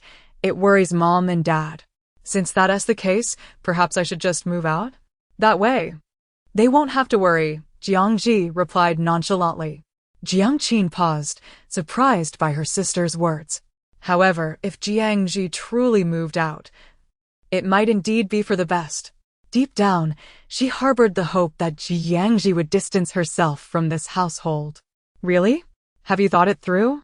Mom and Dad might not agree. Jiang Qin questioned. Jiang Zhi retorted, then can't you help convince them? She recognized that Jiang Qin was eager for her to leave the Jiang family and would go to great lengths to facilitate it. Jiang Qin was momentarily at a loss for words. Why did it feel as though all her thoughts had been laid bare before Jiang Zhi? What else was there that she remained unaware of? Yu Yusheng floated beside Jiang Zhi, curiously examining Jiang Qin. Master Jiang, is this your so-called sister? The daughter adopted by your biological parents? She looks decent, but her smile seems rather insincere.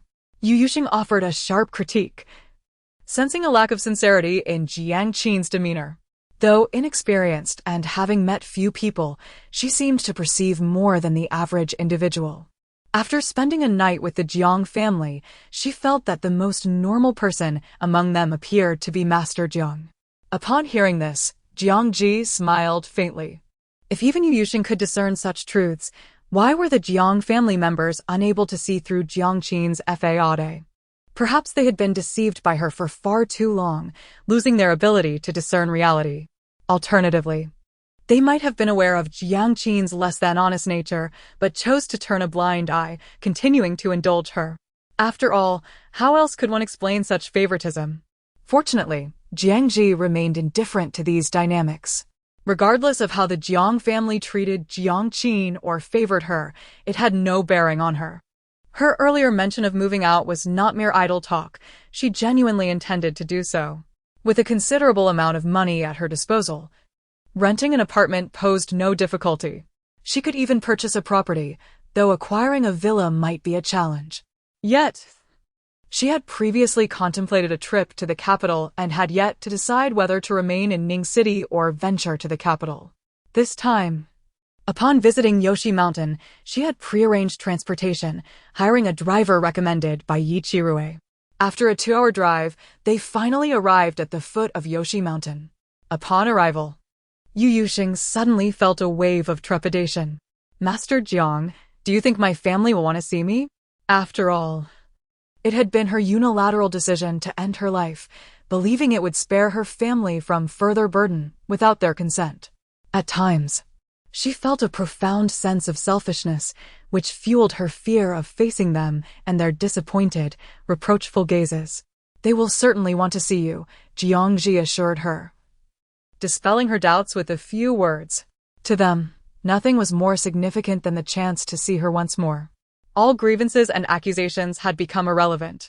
Moreover, the Yu family could never truly bear to blame Yu Yuxing. If you doubt me, come with me and see for yourself, she urged, taking the lead up the mountain. Yu Yuxing had no time for further contemplation and hurriedly followed. I understand, Master Jiang. On the mountain, the Yu family stood outside their home, anxiously awaiting her arrival. Mom, do you think that Master can truly bring Xingxing back? Yu mother clasped her hands to her chest, her tone filled with uncertainty. Yu Cheng and Yu Meng bore expressions of doubt as well. Only Grandma Yu appeared resolute. She will come. If she has spoken, she will certainly fulfill her promise. Why do you believe her so wholeheartedly, Mother? You don't even know her, Yu Cheng questioned. Grandma Yu shook her head. You cannot see it. But that young master possesses considerable merit energy. For that reason alone, I trust her character. Merit energy? What is that? Yu Cheng and Yu Meng exchanged puzzled glances. It is a golden light that surrounds certain individuals. Some can see it, while others cannot. In my youth, I practiced a form of witchcraft, so I can perceive it quite clearly. The golden light surrounding Jiang Zhi is truly impossible to ignore. When a cultivator reaches a certain level, they may face ascension. This master may have been on the brink of ascension at one point. In any case, she is certainly no ordinary person. Grandma Yu's expression was laden with mystery. Father, Mother, Grandma, Ameng. A familiar voice called out, and the family looked up in astonishment to see Yu Yuxing following closely behind Jiang Zhi. Shesheng. They were momentarily stunned, nearly convinced it was a dream. The girl before them appeared so real, so vibrant. Shengsheng, have you come back to life? Yu mother gazed at her daughter with tears brimming in her eyes, arms outstretched, yearning for an embrace. Yet her hands passed through her daughter's form, and she suddenly realized that her child had not truly returned. She merely appeared unchanged from her living self. This was, of course, the work of Jiang Zhi. By channeling a modicum of spiritual energy into Yu Yuxing, she achieved this remarkable effect. Initially, she had not intended to perform such a superfluous act, but just before their arrival, Yu Yuxing had implored her for assistance. Master Jiang, I wish to appear as normal as possible. Is there a way for me to regain my former appearance? Seeing the girl's pitiful expression, Jiang Zhi ultimately acquiesced to her request. Chapter 90. One day. It will be returned thus. The girl who appeared before the Yu family at this moment was indeed in this normal guise. Sheng, I am truly sorry, sighed Grandma Yu. At that time, I disregarded your wishes and arranged a posthumous marriage between you and that young man named Sujizi. Yu Yuxing never expected that upon their first meeting, the first words she would hear were the elder's confession, causing her eyes to instantly brim with tears. No, Grandma. I have never held it against you, truly. She understood that her grandmother acted out of love, wishing for her to enjoy blessings even after death. After you helped me with the posthumous marriage, my spirit has indeed improved significantly, and it even allowed me to interact closely with my beloved idol. She broke into a smile, saying, But I believe the one who deserves our apology the most is Brother Su. He is innocent. Yu Dad and Yu Mom looked at her with a mix of nostalgia and regret. Yes, we owe him an apology. We plan to find an opportunity to express our remorse. Yu Yuxing glanced behind her and cheerfully said, I already know about Master Jiang visiting you before. I truly must thank her, or else I wouldn't have been able to meet you for the last time. With Jiang Zhi's guidance, it was indeed effortless. Thank you, Master Jiang. Yu Meng intended to kneel before Jiang Zhi, but before his knees could touch the ground, he felt an invisible force holding him back. Jiang Zhi's expression remained indifferent as she said, "There's no need. I do not appreciate others kneeling before me." She was neither a deity nor a Buddha. All right then. Thank you sincerely. I had my doubts about your words before. Yu Meng awkwardly scratched his head, his attitude of repentance quite earnest. Jiang Zhi calmly replied, "As long as you reflect seriously, that suffices." Of course, of course. Jiang Zhi continued, "Since we have met, it is time for the next step." Yu Yusheng and her family understood her meaning, and after a moment of silence, Yu Yushen suddenly beamed at those before her, saying, "All right. I have let go of everything, Mom, Dad, Grandma, Ameng. Please do not worry too much about me, okay? They say everyone must face death.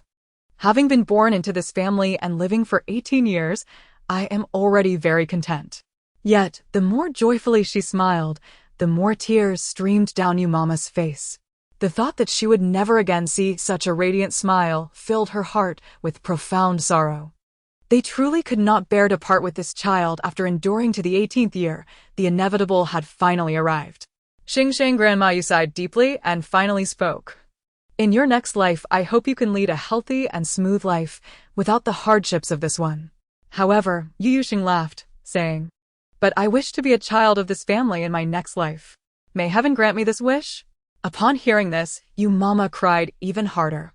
Yu Meng, a once spirited young man, was now in tears, saying, "Sister, take care on your journey." I will," she replied with a smile, reaching out to pat the boy's head, though she could not actually touch him. Jiang Zhi nodded, and with a wave of her hand, Yu Yusheng's figure began to fade into transparency. The restoration of her spiritual power meant that often, no incantation was even necessary to achieve much. "Dad, Mom, Grandma, Ameng, goodbye." As she prepared to depart, Yu Yushen waved cheerfully to her family, "You all take care too." The moment she uttered these words, she vanished completely, as if she had evaporated from the mortal realm. He inquired specifically about the Yu family. "I heard you went to the mountain early this morning. Has everything been resolved?" She was unaware of when they had established contact. However, given Yi Chirue's character, he likely would not have sought out Lu Xiqing on his own. Most probably, it was Lu Xiqing who initiated the contact. Nevertheless, it could not merely be to inquire about her, could it? This thought flickered briefly, and she did not take it too seriously. Perhaps Lu Xiqing did have a legitimate reason to seek Yi Chirue, which prompted the connection. "Is it your family causing trouble again?" She had already surmised that the family most unwilling to see Lu Xiqing thrive was none other than the Lu family. It was rather unfortunate for him. Even at this juncture, he continued to be targeted by his own kin. This might be the most unfortunate son of destiny she had ever encountered, with innate talent that set him apart, even in his current plight. He remained far superior to many ordinary individuals. Upon seeing the text she sent, the man's thin lips slowly curved into a subtle smile. "Thank you for your kind words." Indeed, he harbored this sentiment. Those who had plotted against him and those who sought to undermine him, he would repay them all in kind. Upon discovering that his debt had truly been absolved, Su Zhizhi remained somewhat incredulous about it all.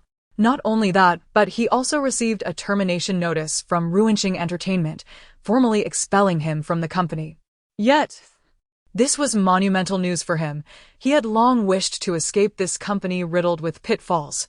His initial decision to join had been hasty, lacking adequate understanding.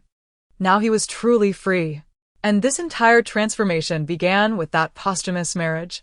A few days later, he stood before a mirror, gazing at the reflection of the person within, somewhat entranced. Ever since that girl bid farewell, he had not seen her again. He even wondered if she still existed in this world. The most palpable sensation, however, was that without her, he felt inexplicably out of sorts and nostalgic. In the past, discovering that a female ghost had possessed him would have incited his utmost resistance and fear. Yet now, the feelings were complex. He even longed to see her once more. Chapter 91 Continuous Rejection of Jiang Zhi. After contemplating for a while, Su Zhizhi chose to purchase a gift and ascend the mountain to visit the Yu family. Leaving the film crew and inadvertently stepping into the territory of the Yu family. Then forming a bond with Yu Yuxing through an unforeseen marriage, these were experiences he had never imagined. He was not ungrateful in the current situation. The Yu family and Yu Yuxing had indeed provided him with substantial assistance, just as they had promised during the previous marriage. The troubles that plagued him would soon be resolved. Xiaosu, you have come? The Yu family was quite astonished to see him at their doorstep. What brings you here? He hesitated slightly before responding. I mainly wanted to inquire about Yu Yuxing. That child has already passed away, Grandma Yu, appearing in a wheelchair. Spoke in a calm tone. If you came to find her, that is impossible.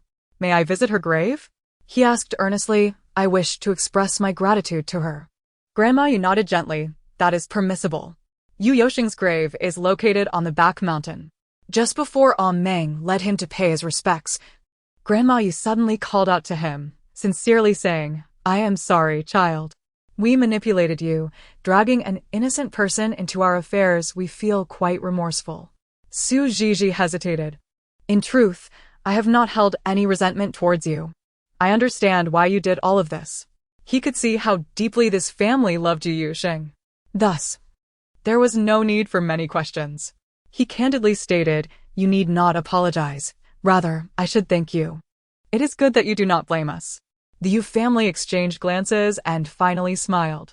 The Yu family's affairs had come to a close.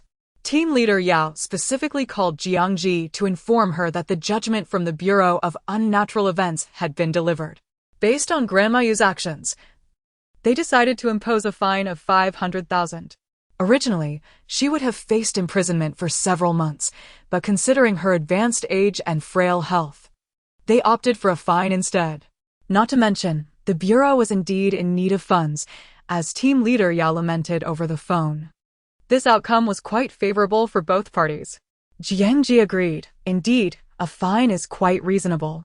500,000 is beyond the Yu family's means. Yet Su Zhizhi had already paid a substantial amount on their behalf 2 days prior. Now his relationship with the Yu family is quite amicable. They are no longer mere strangers and will likely maintain regular contact. Such is the bond forged from past events. Well then, Miss Jiang, I shall not disturb you further. Do feel free to visit me more often. Team leader Yao courteously remarked, we can enjoy some tea together. Jiang Zhi chuckled lightly. Going to the bureau for tea does not sound like a pleasant affair. Team leader Yao laughed heartily. That is indeed true. He merely admired Jiang Zhi's abilities and found himself getting along well with her, which prompted such remarks. Few would earn his recognition. After ending the call, Jiang Zhi continued her live stream. Just as she finished a reading for her viewers, she received a connection request from another streamer. Upon closer inspection, it was none other than Jiang Zhi. Recently, Jiang Zhi had wrapped up filming and spent more time at home, leading to increased streaming hours. However, regardless of her efforts, her viewership remained stagnant, failing to surpass the 1 million mark. Unable to contain herself, she decided to leverage Jiang Zhi's popularity to draw traffic to her own stream. Jiang Zhi glanced at the request and decisively declined. In her room, Jiang Zhi was momentarily taken aback, then bit her lip. She sent another video connection invitation, only to be rejected once more. This time, her pride took a considerable hit and her expression faltered. Jiang Zhi, is it so difficult for you to accept the connection? We are family. Why not lend a hand? Must you make me feel this way? Her face turned pale, and ultimately, she shut down the live stream. Yet, the matter was far from over. After concluding her stream, she resolved to go downstairs and complain to El Rulin. Of course, she would not be overtly critical but rather subtly express that she felt unappreciated by Jiang Zhi. Upon hearing this, El Rulin immediately felt sympathy. How could Ji do this? You are her sister and she won't even stream with you? Jiang Zhi sighed helplessly. Mom, it is not entirely her fault. Perhaps I was too presumptuous. Rulin suddenly recalled something. Wait, Mom wants to ask you, has Shiji's stream really become popular? Are there really hundreds of thousands of viewers now? Jiang Zhi had watched it a couple of times. Indeed, she replied with a mix of envy and admiration. That agency Gigi signed with is quite impressive. Rulin appeared puzzled, but isn't her agency rather mediocre? It has no reputation in the industry. How can it compare to yours? Jiang Zhi smiled faintly, remaining silent. Indeed, it was the first time she felt that agencies and studios were utterly useless. Even her older brother, Jiang Zhao, was struggling to maintain his own standing and could hardly assist her. She watched Jiang Zhi steadily rise, eclipsing her own efforts. The disparity was glaring, especially considering that Jiang Zhi's stream had never been as vibrant as her own before, yet now the roles had reversed. Since her second brother was unreliable, perhaps she should seek help from her eldest brother instead. At that moment, Jiang Zhao remained unaware that he would soon become the scapegoat for his beloved younger sister. After concluding her live stream, Jiang Zhi suddenly sensed something amiss. Calculating with her fingers, her expression shifted to one of subtle intrigue. The half-smile she wore caused Xiaohei, who was basking in the sun on the balcony, to sit up in curiosity. Her demeanor suggested that someone was about to face misfortune. Damn it! The listless Jiang Zhao sat in his office, staring at the Tianju bracelet on his desk with a mix of fear and suspicion. Just yesterday, he vividly remembered placing the bracelet on the bedside table before sleeping. He had forgotten to wear it this morning and had come to the office without it. Yet, just moments ago, he discovered that the bracelet had inexplicably reappeared on his desk. How could one not be frightened? How did this object come to be here? He even began to doubt his memory, wondering if he had actually brought it with him and simply forgot. Or perhaps he should just try it out. With that thought, he grabbed the bracelet and tossed it into the drawer, locking it shut. Surely, there would be no more surprises now. Regardless of whether it was superstition or not, it was better to be cautious. Chapter 92. The sinister bracelet like a lingering specter, it followed him relentlessly. No matter where he went, Jiang Zhao felt an icy chill sweep through his limbs, his head on the verge of exploding. Clearly, this bracelet had issues. This was no mere figment of his imagination. Yet, he had personally acquired this trinket at an auction, spending a staggering 18 million. How could this be? He found it impossible to believe that the treasure he had invested so much in could be flawed. After much contemplation, only one possibility emerged, fueled by indignation. He stormed into Jiang Zhi's room. Upon reaching the door, he pounded on it with fervor. Jiang Zhi, come out at once. Jiang Zhi calmly opened the door, her demeanor unruffled. What is it? He demanded. Did you meddle with my bracelet? His accusation was direct, punctuated by unwavering conviction. I know it was you. You have an affinity for these dark arts. The commotion drew the attention of others in the household. Rulin, dressed in her nightclothes, looked bewildered. Xiao Yu. What do you mean? What has happened? Jiang Hongchang, equally irritated, chimed in. What is all this noise at such a late hour? Can't we have a moment of peace? Dad, Mom, this girl must have cast some wicked spell on my bracelet. Jiang Zhao exclaimed, brandishing the bracelet in front of them, his face flushed with anger. Is this merely to frighten me? To invoke this spectral nonsense, thinking I would fall for it? Jiang Hongchang regarded his son with a look of incredulity. What are you talking about? What spell? Have you become superstitious? Rulin's face was etched with concern. Xiao Yu, perhaps you haven't been sleeping well and are just imagining things. It wasn't that they had blind faith in Jiang Zhi. It was simply hard for them to swallow such a tale. Coupled with Jiang Zhao's recent erratic state, they were understandably worried. How about I arrange for you to see a psychologist tomorrow? You need to talk to someone, she suggested, her maternal instincts kicking in. Troubled by his association with troublesome individuals and his hallucinatory claims, Jiang Zhao, now even more exasperated, retorted, I am not ill. Why would I see a psychologist? You go if you want. With that, he shot a fierce glare at Jiang Zhi, who was observing the spectacle with apparent indifference. In response, she casually remarked, "I haven't done anything. If I truly wished to intervene, it would be far more sophisticated than this. You can keep denying it. I refuse to believe you're not involved."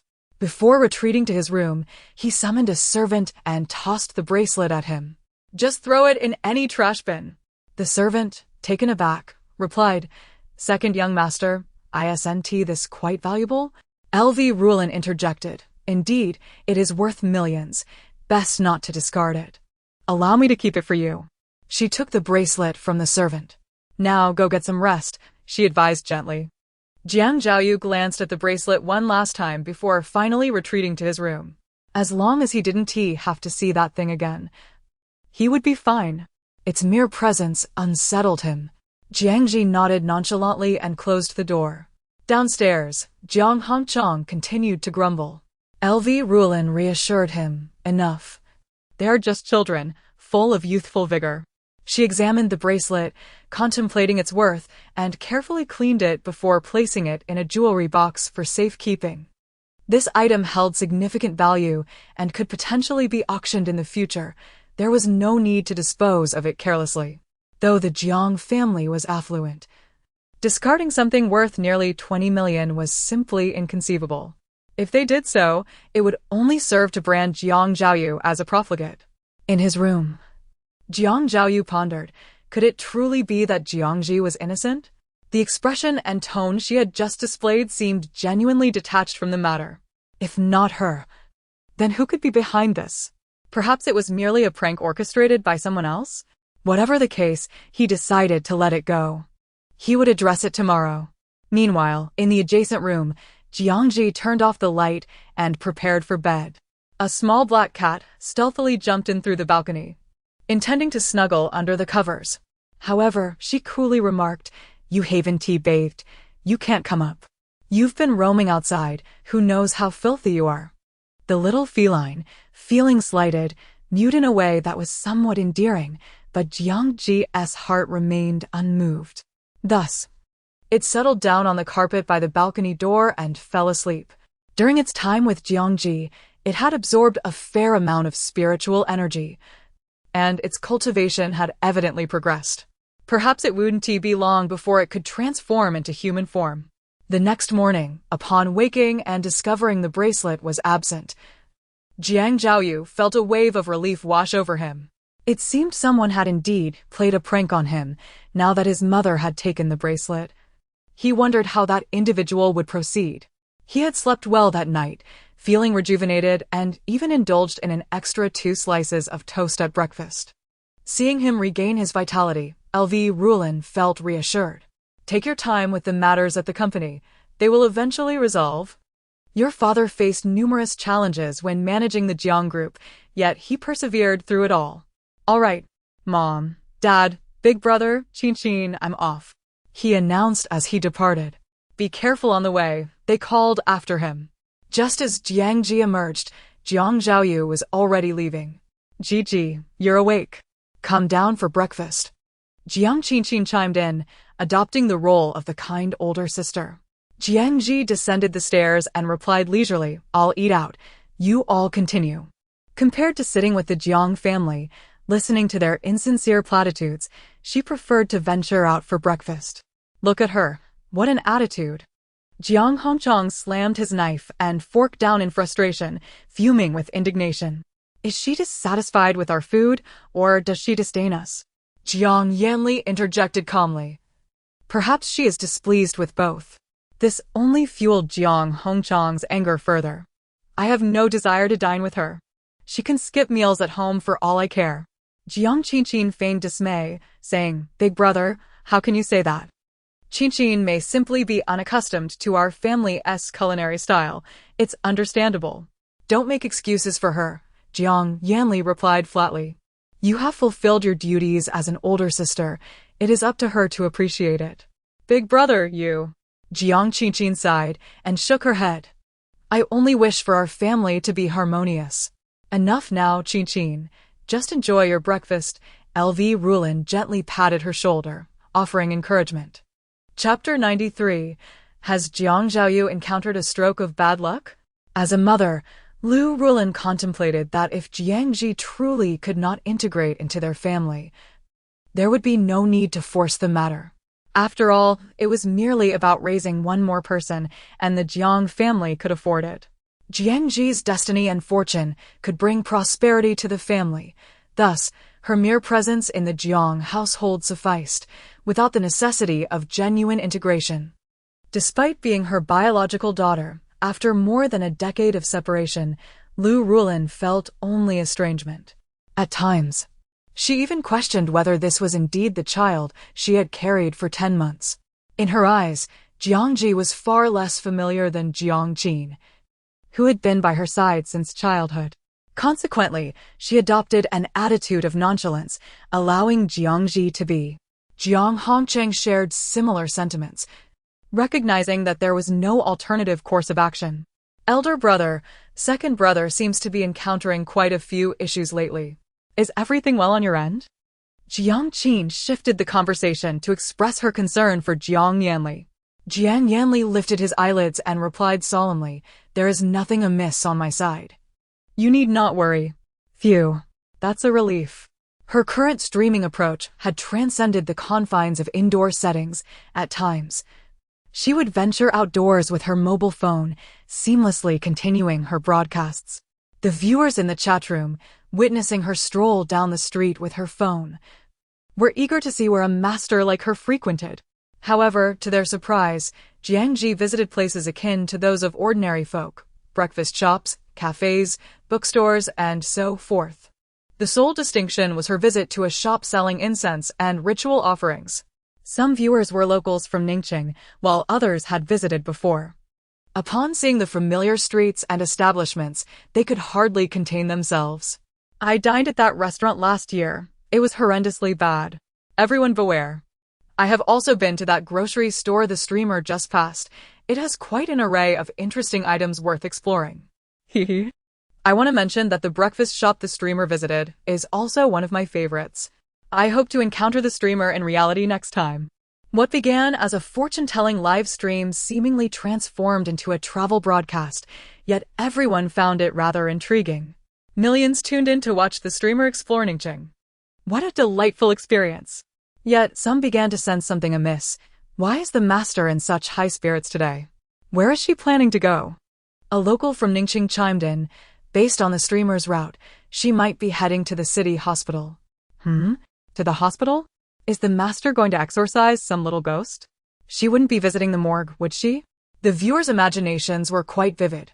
Jiang Zhi suddenly smiled slightly. Indeed. I am going to the hospital. You guessed correctly.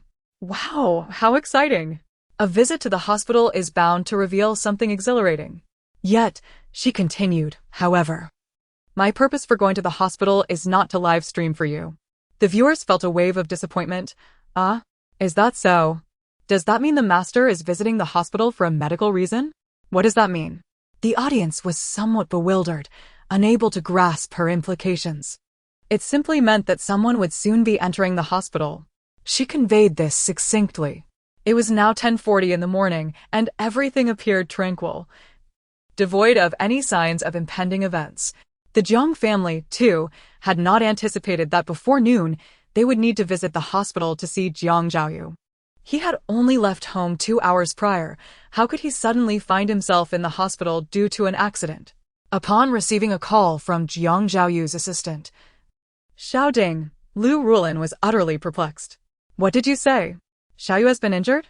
He is in the hospital now? The watering can in her hand clattered to the ground, splashing water everywhere. How is he?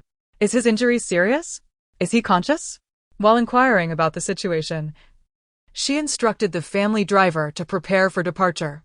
Wait, I need to inform Han Chang and the others. They will be on their way shortly. After hanging up, she hurriedly conveyed the news to the rest of the family, including Jiang Zhi, albeit she was the last to be informed. Ji, your second brother has had an accident and is currently unconscious in the hospital. You must come with us. Upon receiving the news, Jiang Zhi remained unfazed. Yes, I am already at the hospital. What? Lu Rulin was momentarily taken aback, but the urgency of the situation left little room for contemplation, prompting her to instruct Jiang Zhi to wait in the emergency department. "Hold on, we will be there shortly," Jiang Zhi replied nonchalantly. "Understood." Once she concluded the call, the viewers in the live stream instantly comprehended the gravity of the situation. It turned out that a family member had encountered a mishap. The streamer had foreseen this event, which was why she had arrived at the hospital early. It appeared she cared for her family, otherwise she wouldn't have come so soon. Upon reading this comment, Jiang Zhi smiled with a hint of irony. Of course, that was not the case. Her early arrival was merely to conveniently witness Jiang Zhaoyu's misfortune.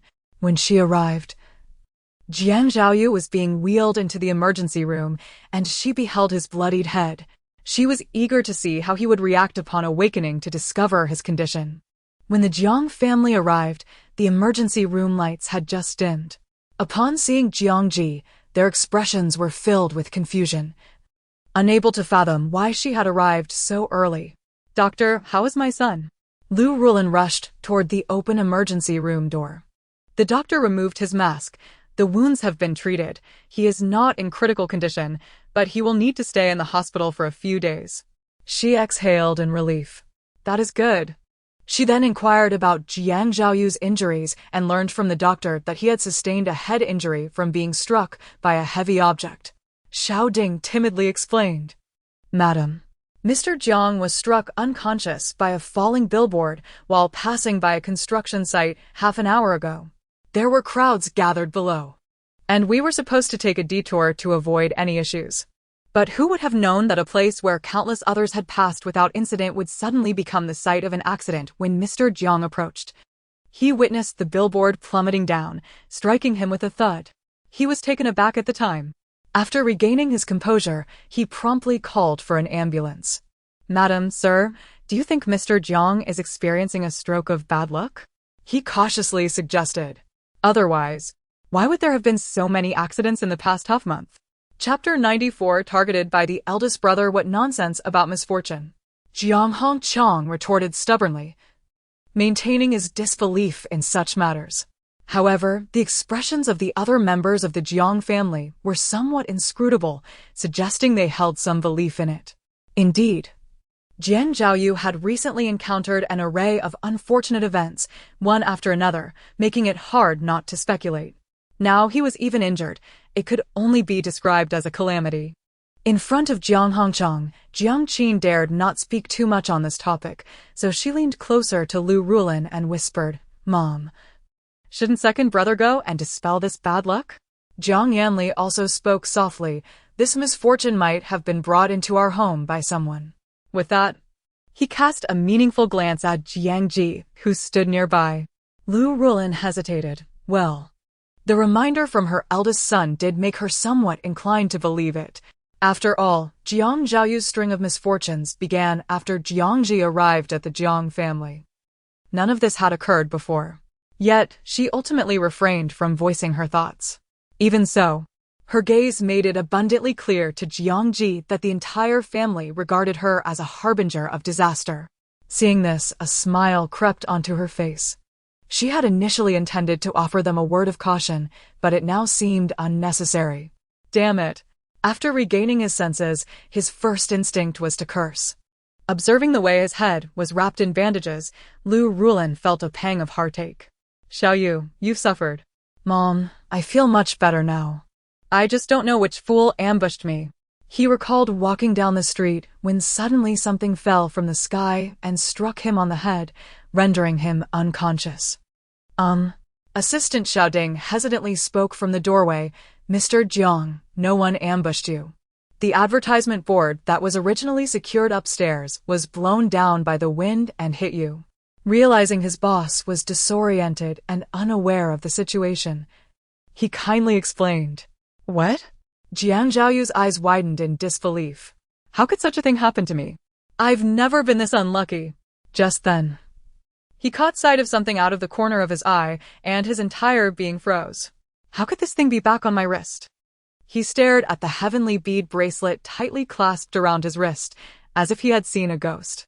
No matter where he threw it, it seemed to follow him. At last, he had come to this clear realization. Jiang Hongchang and Lu Rulin exchanged puzzled glances, unable to comprehend his words. Jiang Yanli reached out to touch his brother's forehead, pondering, no fever, just a lack of clarity? Jiang Zhaoyu shook off his hand. My mind is perfectly clear. It's you all who don't believe me. This bracelet is truly problematic.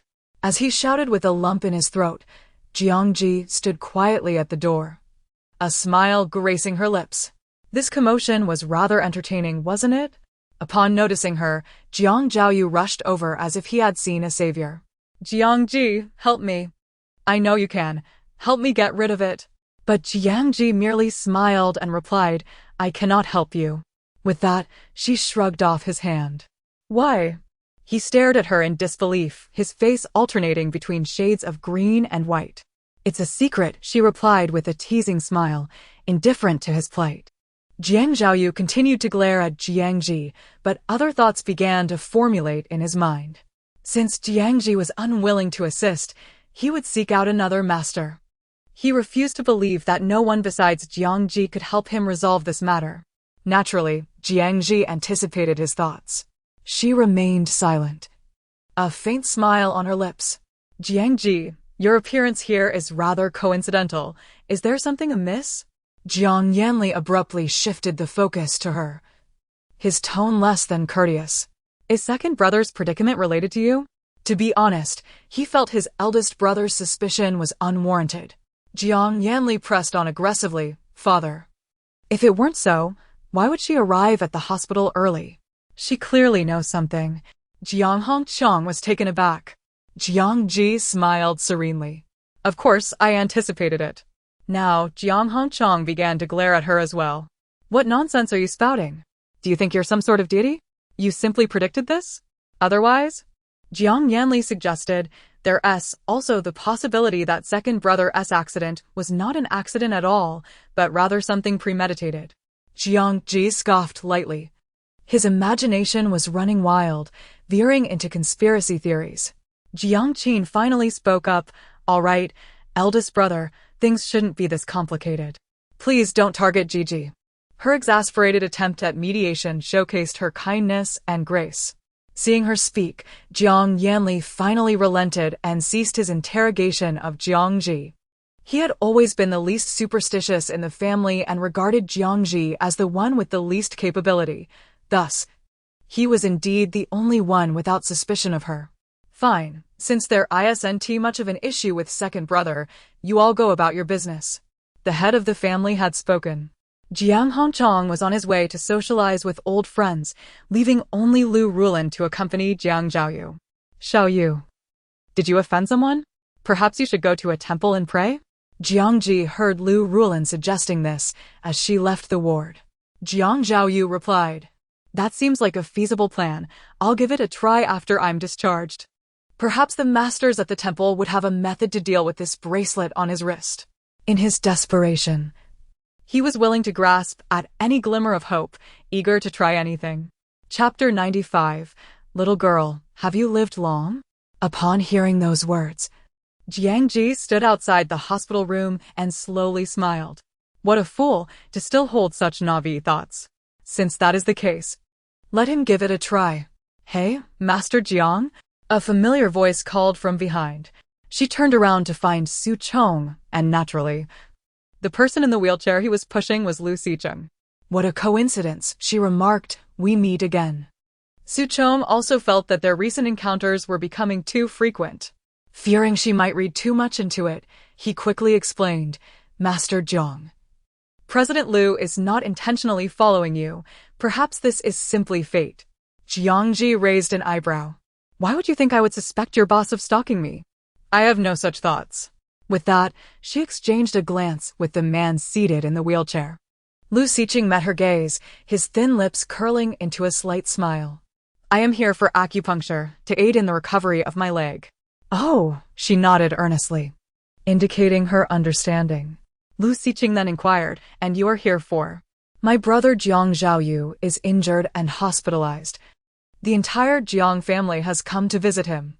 I see, the man mused, appearing somewhat contemplative, as if he had something more to say. Jiang Zhi couldn't help but ask, "What do you wish to express? Please speak freely." He slowly replied, "That was your second brother's hospital room, wasn't it?" As I passed by, I sensed an ominous aura emanating from him. It bore a resemblance to something within him, which made it distinctly perceivable. Could it be malevolent energy? Jiang Zhi chuckled softly. Close enough, but there are distinctions. The malevolent energy within Lu Xiqing arises naturally, while Jiang Zhaoyu's is brought about by external factors. Those external factors being the cursed string of celestial beads he had painstakingly acquired. That string was inherently malevolent, harboring an unsettling presence. Jiang Zhaoyu had worn it for some time, so it was no wonder he found himself in such a predicament. Now, attempting to rid himself of it was proving to be exceedingly difficult. Although he had begun to realize the strangeness of that object, what could he do? Ultimately, he had brought this upon himself. No one had compelled him to acquire the beads or wear them. It was entirely his choice. He had once flaunted it as a prized possession, but now he could only lament his misfortune. "You are going for acupuncture?" "I shan't impede you further," she said, stepping aside to grant him passage. His leg was improving, and he was nearing the point of discarding the crutches entirely, so the acupuncture would indeed be beneficial. After all, he had suffered from a lack of mobility for a considerable time and needed proper care. Indeed, he nodded slightly, his gaze lingering on her until the wheelchair rolled past her. Observing this, Su Chong couldn't help but reflect, "President Liu, please do not be too obvious. We all recognize your admiration for Master Jiang, but she is evidently a person of clarity and purity of heart. If you truly harbor feelings for her, the challenge would be substantial." The thought startled Su Chong, prompting him to quickly apologize. "I'm sorry, President Liu. You are truly astute to perceive that." As Jiang Zhi contemplated their retreating figures, she finally took a step forward. Since there was nothing pressing to attend to, she might as well assist a few wandering spirits within the hospital. The souls drifting about the hospital were mostly recently departed, still in a state of confusion. They were unaware of their circumstances, where they were meant to go, and some didn't even realize they had passed from this world. What Jiang Zhi aimed to do was to lend a helping hand to these lost souls. With her spiritual power largely restored, guiding the departed had become exceedingly effortless. Each soul she helped move on not only earned her merit, but also served as a fulfilling endeavor. So I have already passed away. The elderly man before her suddenly appeared enlightened, as if awakening from a dream. "Thank you, little girl. Had it not been for you, I would have truly thought I was still alive." Jiang Zhi replied calmly, "Your family is grieving for you in the hospital room. You may wish to see them one last time." "Very well, I shall go see them one last time." The elderly man approached the room's entrance, gazing at his weeping descendants gathered around the bedside with an expression of reluctance. As one ages, departure becomes inevitable. Life spans only a few decades, and one must mentally prepare for such an end. Yet, witnessing the sorrow of his children still tugged at his heart. "By the way, little girl, you seem different from ordinary people. You must be able to live quite a long time, right?" The old man unexpectedly engaged her in conversation, curious about the sensation of immortality. "Indeed, it is precisely because life is so brief that it becomes precious," the elderly man sighed. "To live fully within a limited time is the essence of our ordinary existence." "Farewell," Jiang Zhi said, raising her hand to usher the prepared elder to his next life. If longevity is to be discussed, she had indeed lived for an extensive period. In her previous world, cultivators could easily live for centuries. However, day after day, such existence could become monotonous. She must admit that living long does not guarantee happiness. Yet, she had always regarded ascension as her ultimate goal, which made her days less tedious. However, if an ordinary person were to suddenly obtain immortality, they might find themselves facing overwhelming boredom. Moreover, living for so long entails a continuous concern for sustenance and financial matters. One must also endure countless shifts and eras, which is no small feat for an average individual. As a cultivator, she could sidestep many of these issues. Thus, not everyone is suited for immortality. Yet, this notion remains a fixation for many. "Excuse me, coming through." A hurried nurse brushed past her, perceiving Jiang Zhi as merely wandering about, unaware that she had quietly guided several souls to their rest. Her actions were invisible to others. Outside of the departed souls themselves, no one expressed gratitude. However, she had grown accustomed to this and sought no accolades or applause, wholeheartedly dedicating herself to her chosen path. Eventually, she found her way to the rooftop. Typically, this space would be devoid of people at this hour, but as she opened the door, she spotted a frail woman swaying precariously at the edge of the rooftop. The woman was emaciated, her hospital gown billowing in the wind. Upon hearing the door creak open, she turned, her eyes filled with despair and surprise.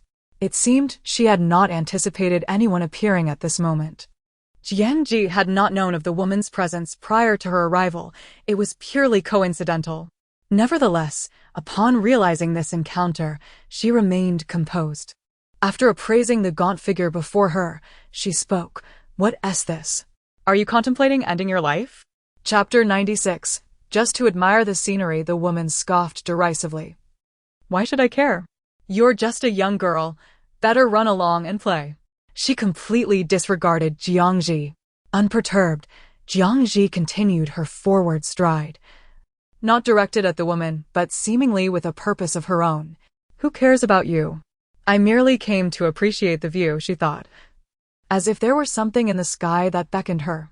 Standing on the rooftop, Jiang Zhi savored the scenery for a while, deeply engrossed, and made no effort to engage the woman in conversation. The woman, however, found it peculiar and couldn't resist casting a furtive glance her way.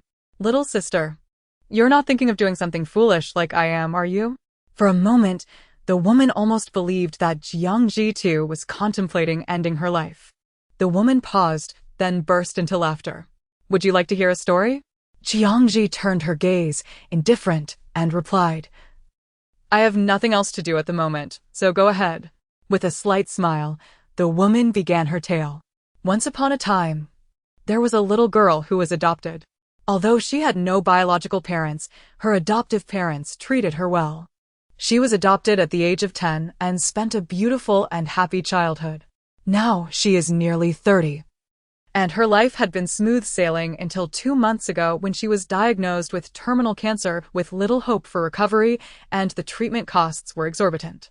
It was then that she faced the two most harrowing realities of her life. Her adoptive parents abandoned her, and her boyfriend, who had always been there for her, suddenly left. In that moment, she realized just how cruel reality could be. After finishing her story, the woman suddenly bowed her head, obscuring her expression. "Do you think she has any motivation left to live?" Having listened quietly, Jiang Zhi slowly replied, "It certainly sounds bleak." The woman's unexpected response left her momentarily stunned. There are countless people with terminal illnesses who contemplate ending their lives. "You are not alone," Jiang Zhi said calmly. "I understand, so I want to advise you otherwise. If you wish to jump, you may do so now." In the midst of their conversation, someone below had noticed the woman standing at the edge of the rooftop, and within a minute, a large crowd had gathered. The hospital security quickly reported the situation to the police and attempted to intervene. There are always better ways to solve problems. Don't resort to such extreme measures. Upon reaching the rooftop, they cautiously tried to soothe the woman's emotions. Upon seeing Jiang Zhi, they were momentarily puzzled, unsure of her identity and how she ended up there. Yet, they had no time to dwell on such questions. Their primary concern was preventing the patient from jumping. The rooftop door was usually locked, and they were baffled as to how she managed to open it. If she were to jump, the entire hospital would bear the consequences. "Please, don't jump. Think of your family and friends, those who care about you." A staff member recognized the woman and whispered, "Her name is Lu Xian. She was just admitted for treatment, and her parents and boyfriend have disappeared." The security guard fell silent, unsure of how to respond. A nurse added quietly, "The situation is that her treatment funds may not last much longer." let alone the subsequent surgery expenses, and the chances of surgery are slim, which is likely why her adoptive parents left. They spoke in hushed tones, wary of Lu Xian overhearing. The security guard, growing anxious, urged, "We must contact her adoptive parents immediately and have them come see her." That's easier said than done. "This is not so simple," came the grim reply. "What if she jumps and we still can't reach them?" The police and firefighters soon arrived, laying out a safety net below while the police attempted to reach Lu Xian's family and friends. "Lu Xian, don't act impulsively. You only have one life. And you cannot undo rash decisions." More people gathered on the rooftop, all eager to save her. Below, many raised their phones to capture the moment. And the nearby media took notice. This would undoubtedly become a sensational event. Seeing the throngs above and below, Lu Xian's nerves frayed, and she edged closer to the precipice. The wind atop the building grew fiercer, as if it could sweep her away, heightening the anxiety of the onlookers. "Miss, what are you doing here? Do you know her?" A security guard shouted to Jiang Zhi, urging her to step back from the danger. They feared she too might be contemplating a similar fate, influenced by Lu Xian. Yet, Jiang Zhi showed no inclination to retreat. The crowd was perplexed. Is she not afraid? How can she remain so composed while witnessing Lu Xian's desperate act? The young woman appeared no older than her 20s, yet she seemed remarkably calm. Wouldn't she be frightened if Lu Xian were to jump? "Contact has been made with Lu Xian's friend," the police suddenly announced. "Lu Xian, your friend Xin-Yi is on her way. Please step back a little." "Why are you contacting her?" "You're just adding to my troubles," Lu Xian replied coolly. "I had no intention of bothering her." The police had reached out to several people, but only Xin-Yi was willing to come. Xin-Yi was indeed Lu Xian's closest friend, but this only intensified Lu Xian's reluctance to trouble her. She simply wished to depart from this world in peace. Yet these individuals refused to honor her wish. Frustration began to well up within her. Suddenly, onlookers below gasped as Lu Xian leaned dangerously over the edge, nearly losing her balance. The crowd on the rooftop collectively held their breath. "Lu Xian, please don't be foolish. Xin-Yi wants you to know that no matter what happens, there are still people who care about you. Don't do something so reckless." "But I'm so tired." Lu Xian suddenly forced a smile. "Living has lost all meaning for me." These people could never comprehend the depth of her despair. She had no desire to explain herself further. In this world, true empathy was a rarity, and they would never understand her plight. Chapter 97. Is she speaking the truth? "I can tell fortunes. Would you like me to give it a try?" Jiang Zhi suddenly interjected, leaving the others on the rooftop utterly dumbfounded. "Indeed, you are quite young. How could you possibly know how to tell fortunes?" They all believed Jiang Zhi had lost her mind. Yet, she remained unperturbed, continuing to gaze at Lu Xian. "Do you know why I refrained from persuading you earlier? Because I knew you wouldn't jump." Her words rang with sincerity. From the very first glance, she had discerned the truth. Although you presently face a dire predicament, seemingly devoid of hope, the heavens have not forsaken you entirely. In the future, your illness will be cured. Despite the loss of everything you once held dear, you will come to possess even more in time. Lu Xian's expression turned incredulous. "Little sister, are you attempting to comfort me? Your methods are far too juvenile. I am not easily deceived." Unfazed, Jiang Zhi inquired, "Weren't you abducted by human traffickers at the age of 7? Your biological parents have been searching for you for over 20 years, never giving up. They are about to find you.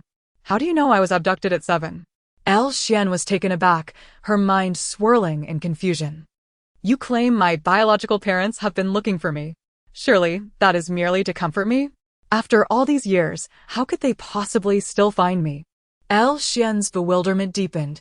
This young girl possessed a rather peculiar approach to persuasion. However, Jiang Zhi's earnest tone and demeanor sparked a flicker of belief within her, compelling her to consider the possibility.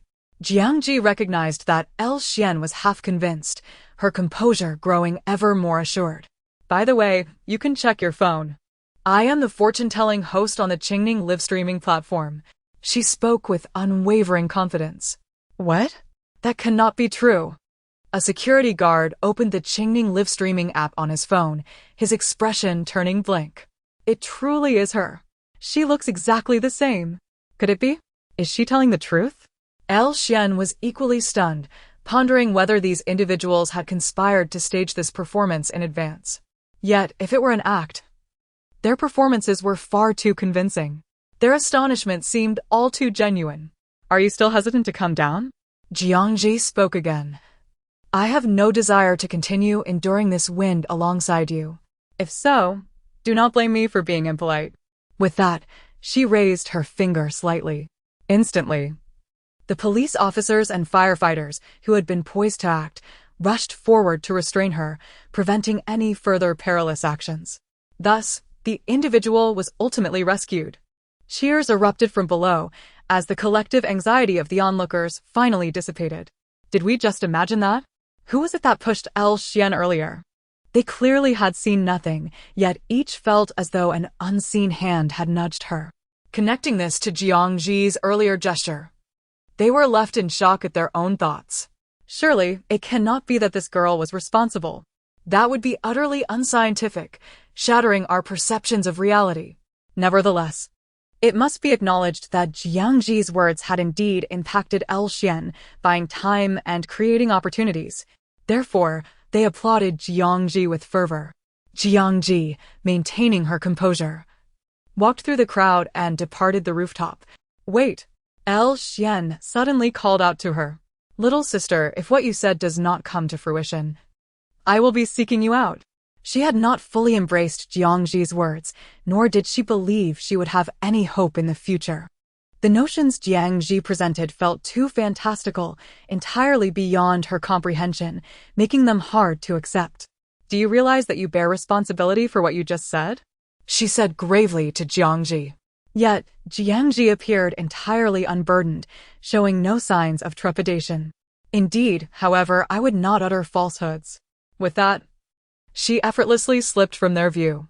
The remaining individuals on the rooftop exchanged glances, momentarily at a loss for words. Su Chong, bewildered, remarked, President Liu, I didn't quite grasp what just transpired. It seemed as if something inexplicably pushed that woman.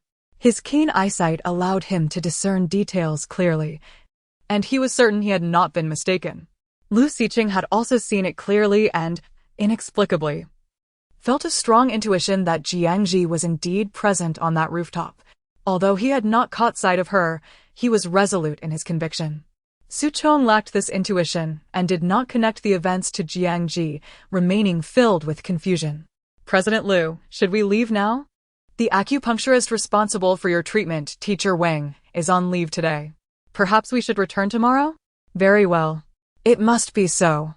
All of this stemmed from the words Jiang Zhi had spoken.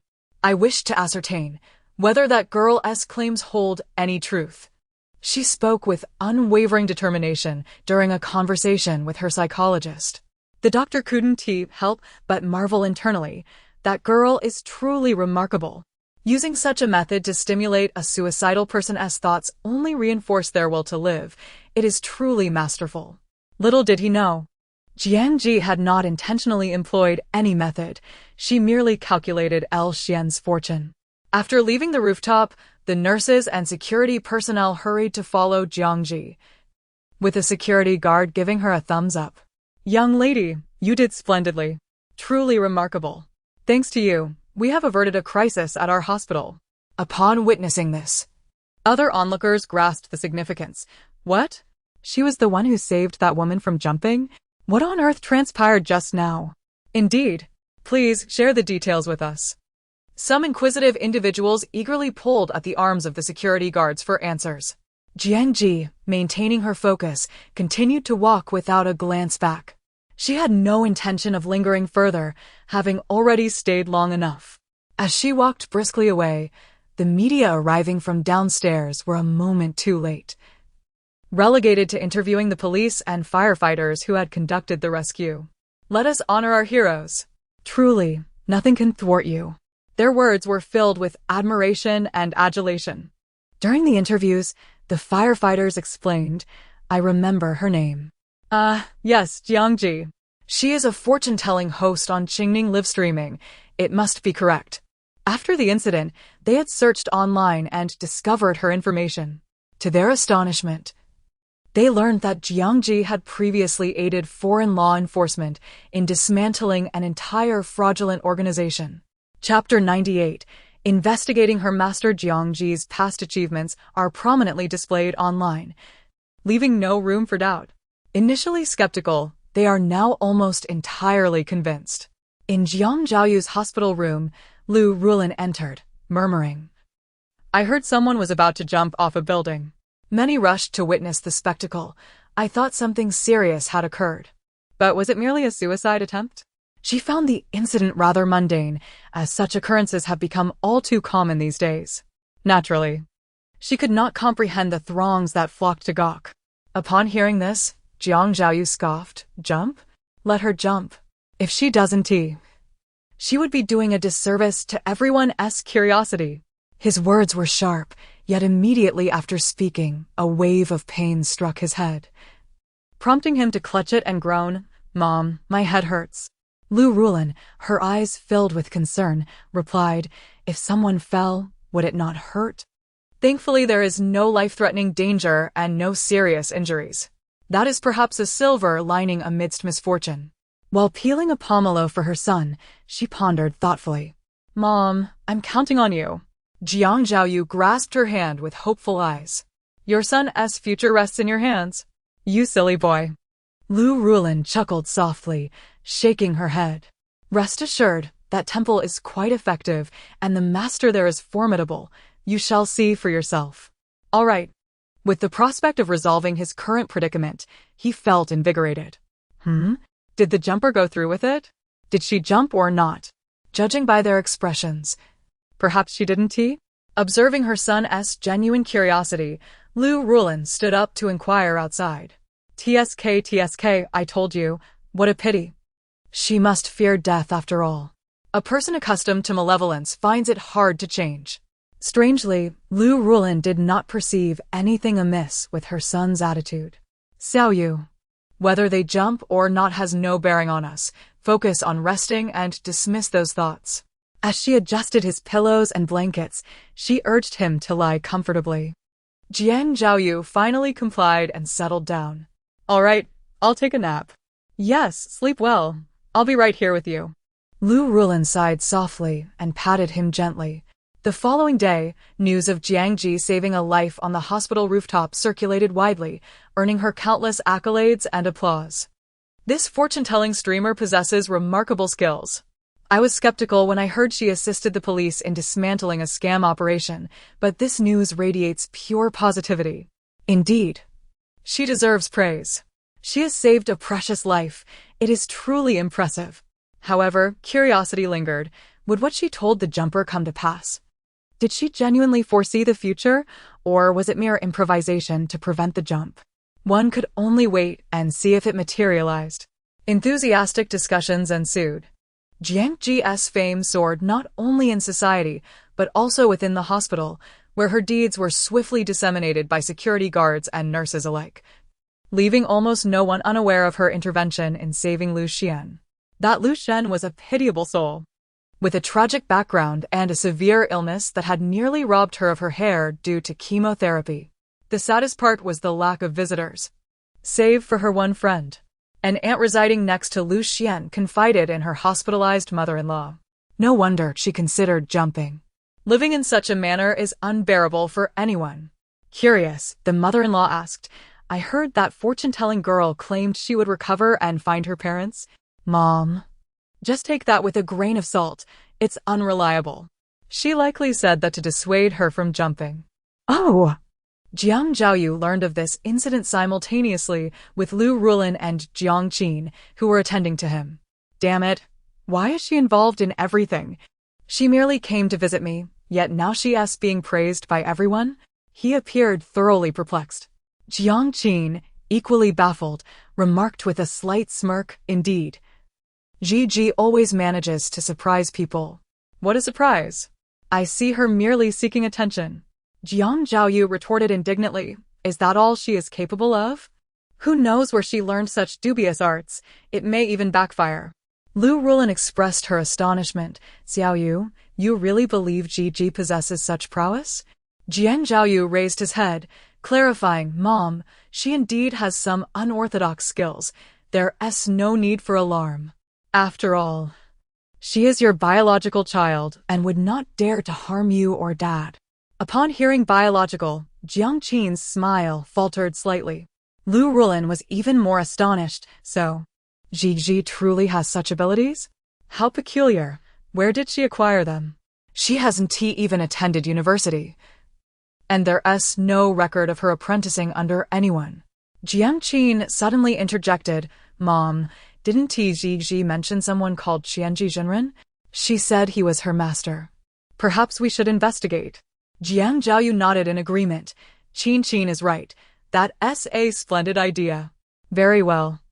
I shall find someone to look into it, Lu Rulin consented. Second brother, Mom, I shall take my leave now. I have 2 newly sent scripts to review. Jiang Qin bid farewell quickly. Jiang Zhiaoyu did not insist she stay, encouraging her to focus on her scripts without worrying about him. Jiang Qin smiled, turning to depart. Understood. Second brother. By the way, Xiaoyu, you have an examination to undergo shortly, Lu Rulin recalled, bringing it up. Prepare yourself. I will accompany you for the checkup. While many could have been assigned to care for Jiang Zhiaoyu, she felt that her presence was the most reassuring. Who could be more devoted than a mother to her child?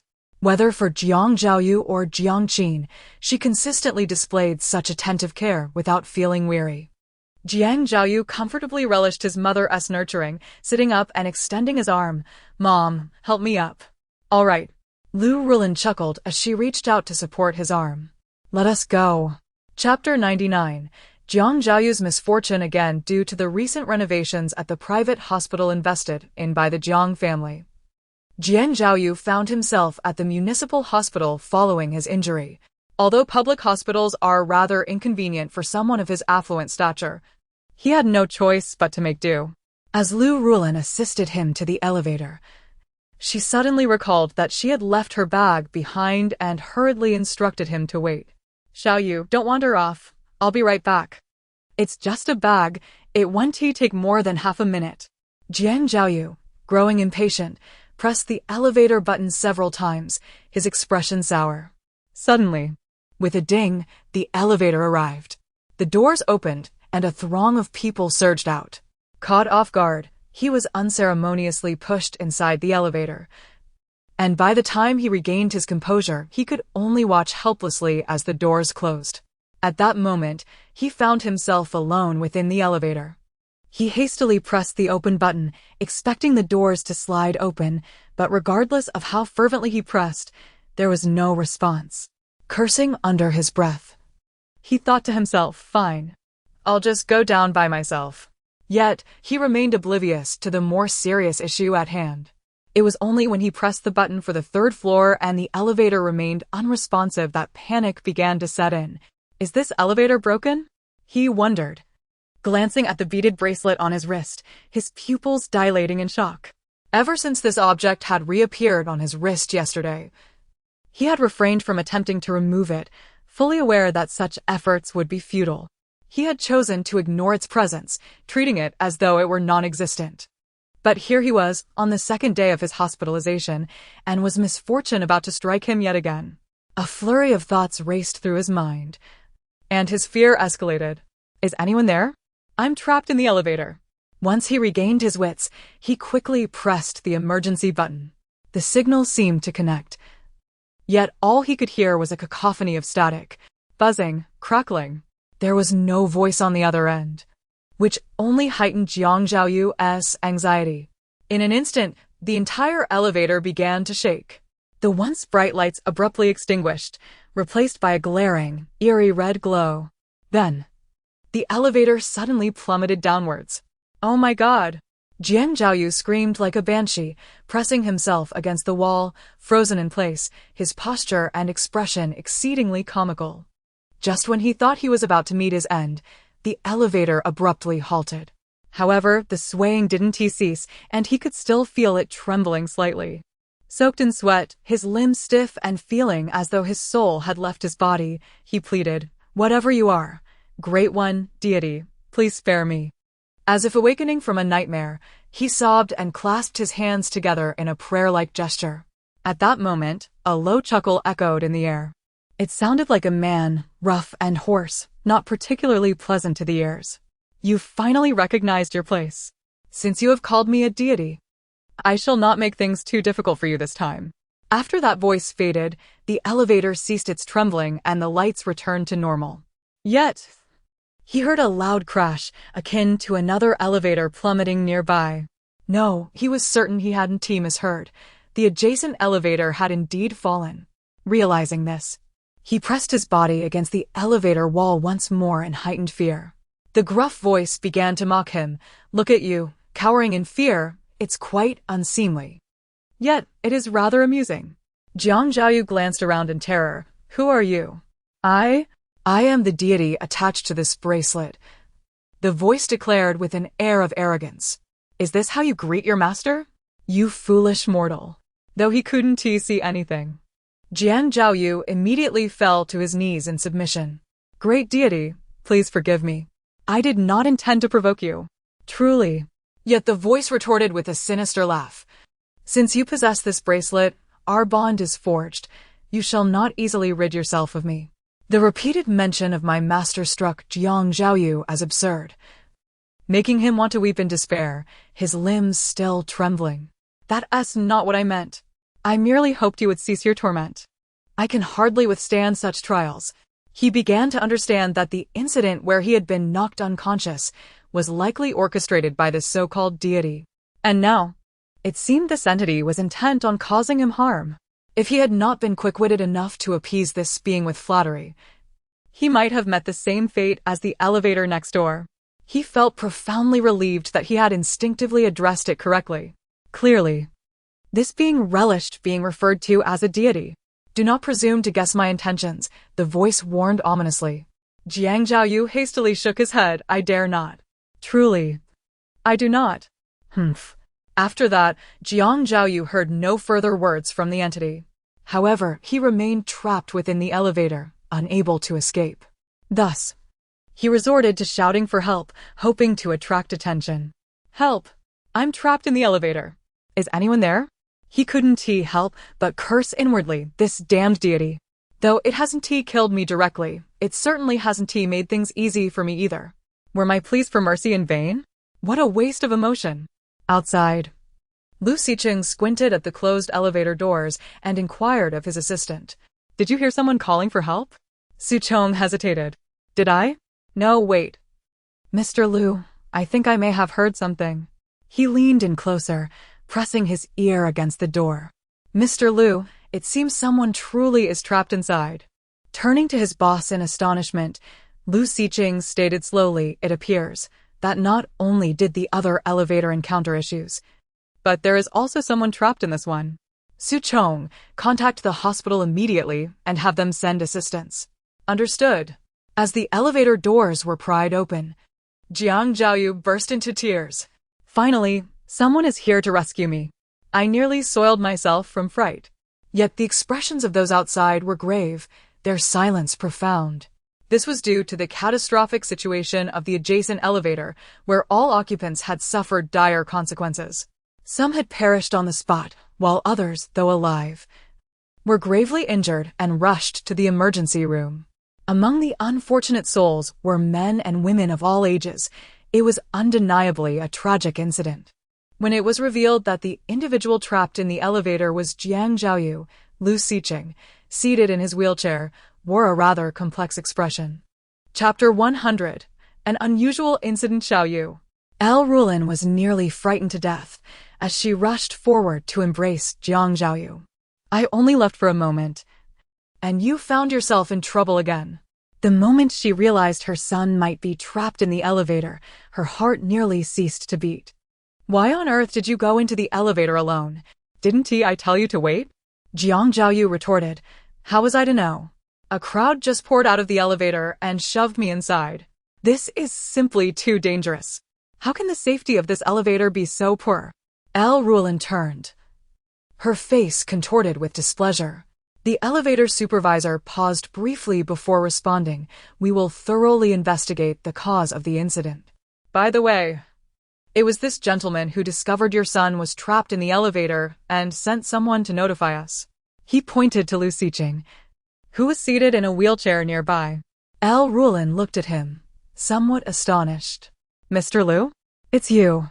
Regardless, I truly appreciate your help." The man remained impassive, not even raising an eyebrow. "No need for thanks. It was a mere trifling matter." Meanwhile, Jiang Zhao contemplated how to explain to his mother the peculiar object attached to his bracelet. If he mentioned it, she would certainly find out. Thus, he was particularly distressed.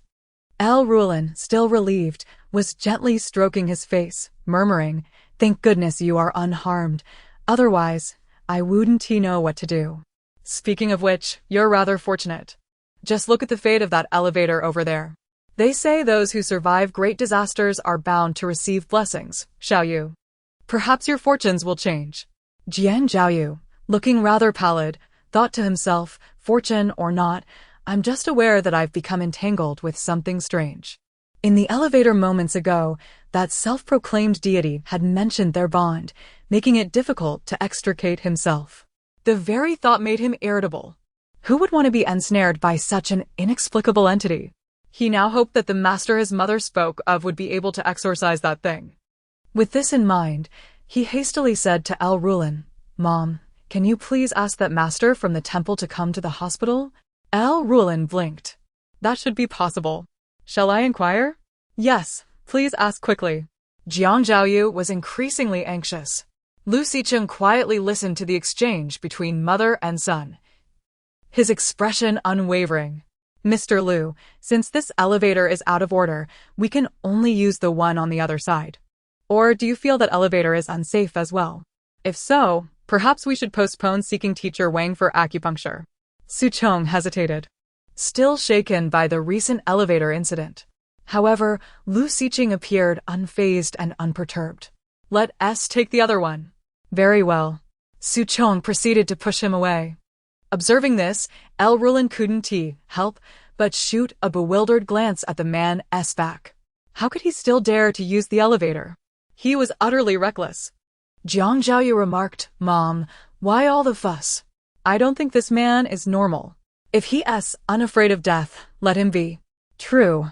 L. Rulin shook her head, dismissing thoughts of others as she prioritized her son's well-being. "I'll have someone bring a stretcher. Since the elevator is out of order, they should carry you up." It was out of the question for Jiang Zhao, a patient, to climb more than 10 flights of stairs. After all, for the Jiang family, matters that could be resolved with money were never an issue. At the moment the hospital elevator plummeted, Jiang Zhi, who was live streaming in her room, abruptly paused and then pinched her fingers.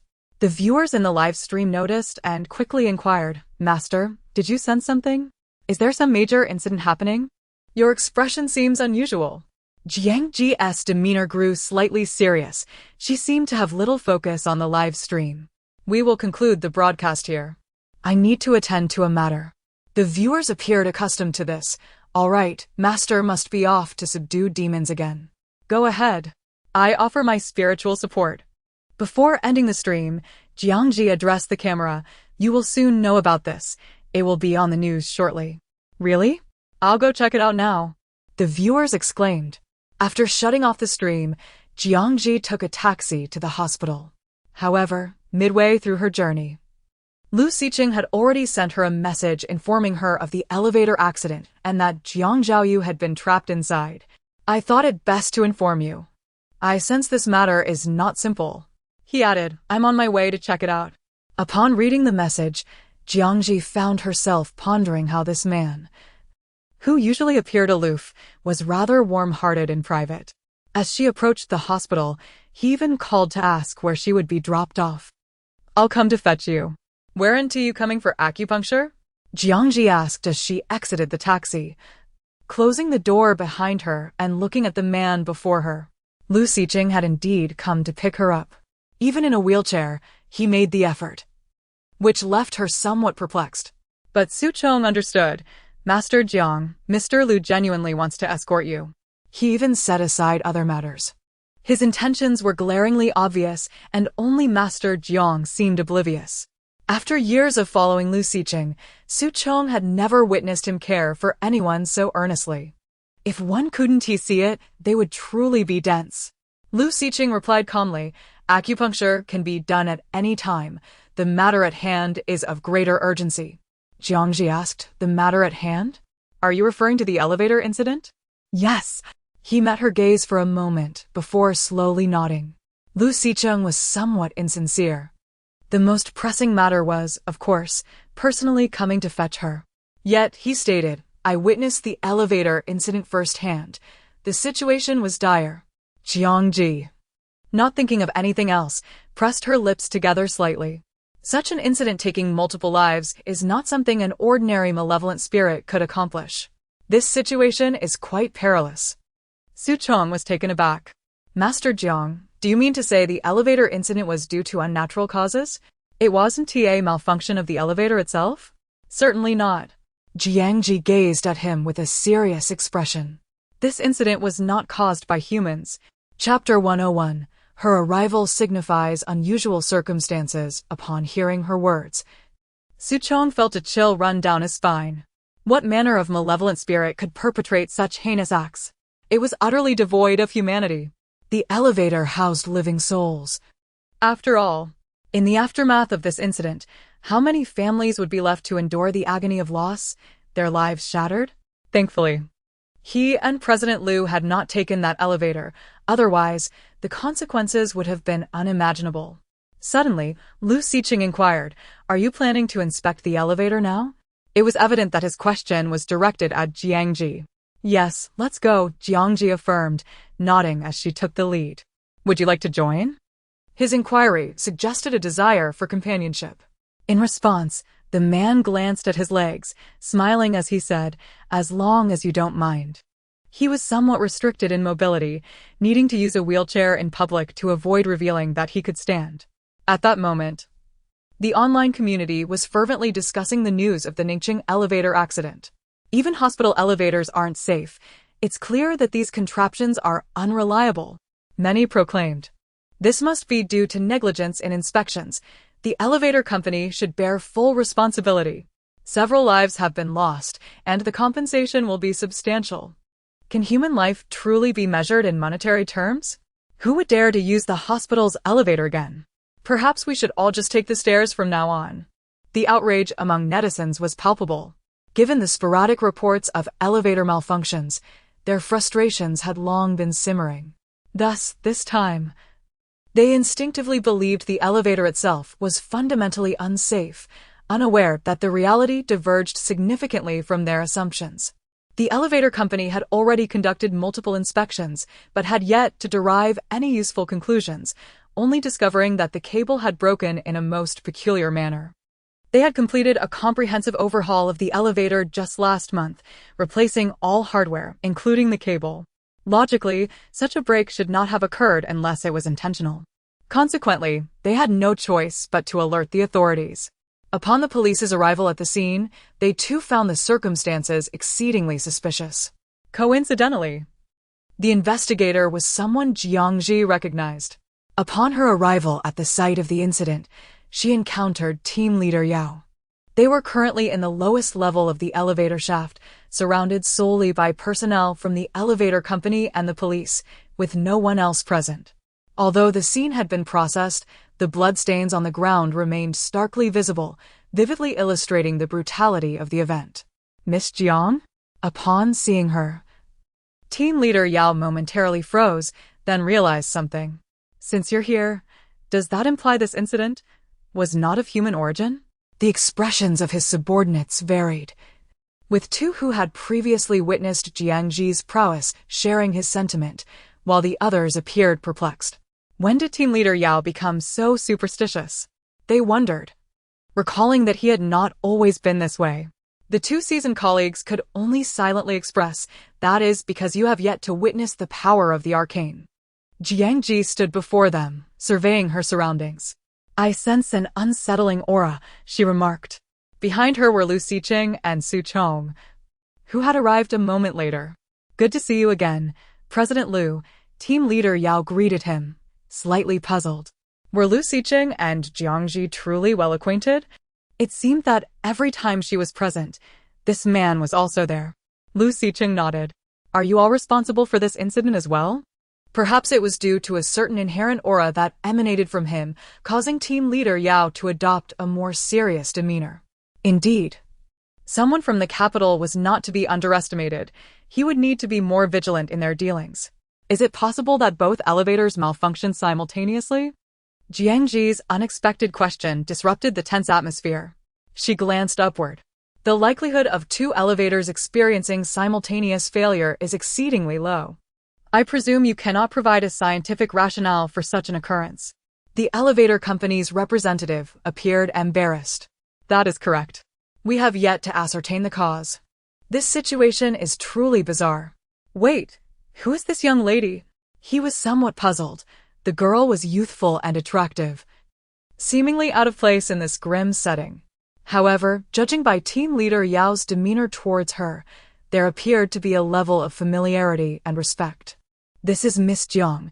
She is a highly skilled practitioner of the arcane arts, team leader Yao introduced, emphasizing that her presence indicated the gravity of the situation. A practitioner of the arcane arts? But wait, team leader Yao, you mentioned this incident may not have been caused by human hands, if not by a person. Then what could it possibly be? The representative's eyes widened in disbelief. Could it be? No, that can't be. Just as he was astonished by his own far-fetched thoughts, Jiang Zhi interjected. There is an insidious energy lingering among the wreckage of the elevator. It is not particularly strong, but it has not yet dissipated entirely. She had detected this unfamiliar aura, which felt both strange, yet oddly familiar. Using her spiritual insight, she discerned the truth, her expression confirming her suspicions. The souls of the victims had vanished. It appeared that the perpetrator had not only acted but had consumed their very essences. This. Su Chong's face reflected anguish. To take lives is one thing, but to devour their souls? That is truly malevolent.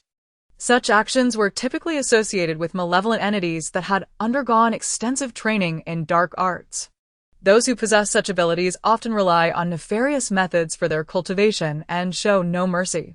At present, she could not determine the origin of this malevolent force or why it had manifested within a hospital. However, she harbored a vague suspicion that required further confirmation. What on earth are you all discussing? The representative stood in bewilderment, utterly lost. Yet team leader Yao patted his shoulder and whispered, We will withhold the details of the incident for now. You need not involve yourselves further. We will handle it. The unspoken implication was clear. This was beyond their capacity to manage. The representative felt a wave of confusion wash over him. A practitioner of the arcane arts had arrived. Did this mean the situation was indeed beyond their control? Chapter 102. The evil god faces retribution as I stepped out with Jiang Zhi. Team leader Yao appeared deep in thought. Initially, I had presumed this calamity was a premeditated human disaster, but it now seemed. Could it be the result of malevolent forces at play? The arrival of Miss Jiang provided him with a fresh perspective. Miss Jiang, if that is indeed the case, regardless of whether the culprit is a human or a spirit, we must apprehend them, he stated with a grave expression. Even if it is a ghost, it cannot evade the punishment it deserves. With that, he intended to reach out to his contacts at the Bureau of Supernatural Investigations. Wait, Jiang Zhi interjected. Let us not act hastily. That entity is not something ordinary people can confront. Was Miss Jiang concerned that acting too soon might alert the malevolent presence? Team leader Yao quickly grasped the rationale and nodded in agreement. Then, Miss Jiang, what do you plan to do? I will perform a ritual to make that entity suffer, she replied, scanning her surroundings with diligence. She needed to ensure that the spirit was not in an optimal state. She aimed to weaken its resolve first. Team leader Yao inquired, What are you looking for? You all may leave. There's no need to worry about me.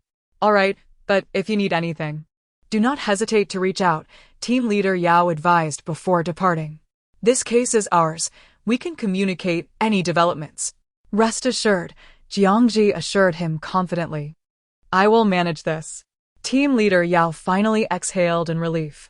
Good, then I entrust this to you. Such supernatural matters are beyond our expertise. However, with someone as formidable as Jiang Zhi involved, I am certain of a favorable outcome.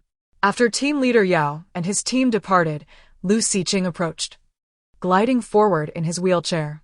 I'll accompany you. He lifted his gaze to Jiang Zhi, who was searching for an appropriate spot to perform her ritual. Are you bored? Jiang Zhi glanced at him, seemingly indifferent, and continued her calculations. To achieve the best results, she had to find the most suitable location in the hospital for her ritual. She was unconcerned about the presence of others, yet Lu Xiqing appeared to think her solitary demeanor was somewhat troubling. I believed we were friends, he remarked unexpectedly. His tone casual. Jiang Zhi shot him another glance, replying, I suppose so. Upon hearing this, a subtle smile graced his lips. Since we are friends, it is only natural for me to accompany you around the hospital. He had evidently made up his mind to stick with her.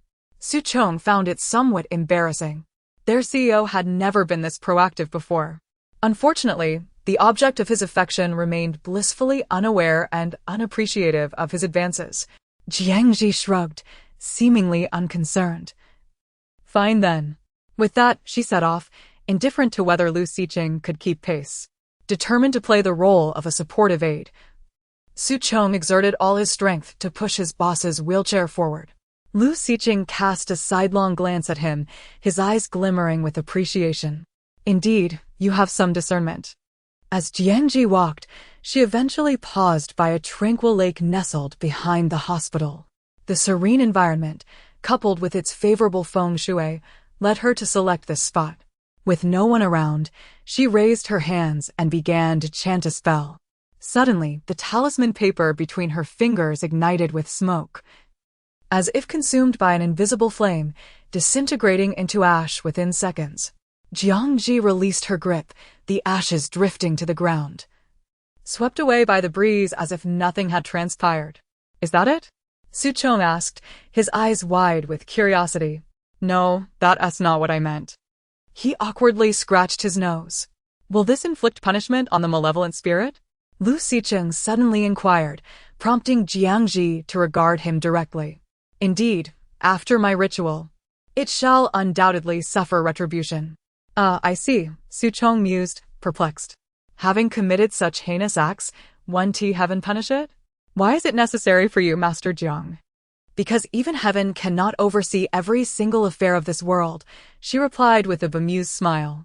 Thus, the presence of priests, celestial masters, and monks is essential. Righteous practitioners exist to uphold the divine order, while those who stray into malevolence are the antithesis.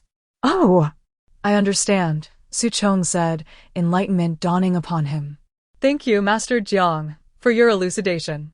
He had never pondered such matters deeply before, but now her words had granted him a sense of clarity. Since the ritual is complete, perhaps we should address our hunger, Lu Xiqing suggested. There is a restaurant nearby known for its delightful cuisine. After a moment's contemplation, Jiang Zhi realized it was indeed mealtime and decided to acquiesce. All right, let us go. After all, sustenance was necessary, and it was not their first meal together. Seeing her agreement, a soft smile flickered in the man's eyes. This time, allow me to take the lead. Very well, Jiang Zhi replied, her hands clasped behind her back, walking steadily behind him like a dignified elder. Meanwhile, in the hospital room where Jiang Zhaoyu was dining on the meal ordered by El Rulin, he suddenly felt a sharp pain in his wrist, rendering him unable to grasp his chopsticks. Cursing involuntarily, he startled El Rulin. What's wrong? Are you unwell? Let me call the doctor, she exclaimed, rushing to his side. Jiang Zhaoyu clutched his wrist, his expression contorted. It burns. It burns like hell. I need to get this thing off. Before he could finish, he yanked off the bracelet and tossed it onto the bedside table. El Rulin approached, perplexed, and touched his wrist. Where is it burning? I don't feel anything. Xiaoyu, are you hallucinating? Jiang Zhaoyu, suspicious, leaned closer and tentatively poked it, letting out another wail. It still burns. El Rulin's expression grew even more bewildered. However, in the next moment, Jiang Zhao suddenly heard that ominous voice from the elevator. Damn that celestial master. She has cursed me with retribution. The malevolent spirit within the bracelet spoke in a voice that was hungry for vengeance. I will ensure she pays dearly. No matter who she is. His tone sounded frail, a stark contrast to the arrogance he had previously displayed. Jiang Zhao felt a surge of joy. It seemed the spirit was weakened. So, it's suffering retribution? That's splendid. Whoever was responsible for this deserved immense praise. Great deity, are you alright? What is happening? Once El Ruelin temporarily stepped out, he cautiously probed the bracelet. You little brat, don't think I'm unaware of your intentions. You believe you can escape from me? The evil god sneered. Even if I am injured, it is but a trifling matter. I will recover swiftly. Yet, he was merely putting on a brave face. The retribution he had just endured had severely depleted his strength. He would need ample time to recuperate. However, he could not allow this boy to discover the extent of his weakness, so he deliberately concealed the truth. But who was this formidable entity that could injure him so? He had lived for centuries without encountering such a capable individual. Chapter 103. Do not look at me with that gaze in this world. Could there truly exist a celestial master of such formidable prowess? Upon realizing this, he suddenly broke into a sinister smile. If that is the case, I find myself beginning to anticipate the unfolding events. Do you think that fellow will discern my involvement? In the restaurant, Jiang Zhi casually sipped her soup and replied, of course not. When she performed her spell, she left no opportunity for the other party to take notice. Moreover, she had never truly revealed her capabilities before him, leaving him unable to ascertain the extent of her power. Upon hearing this, Lu Xiqing could not help but speculate, it seems you have already deduced who might be responsible.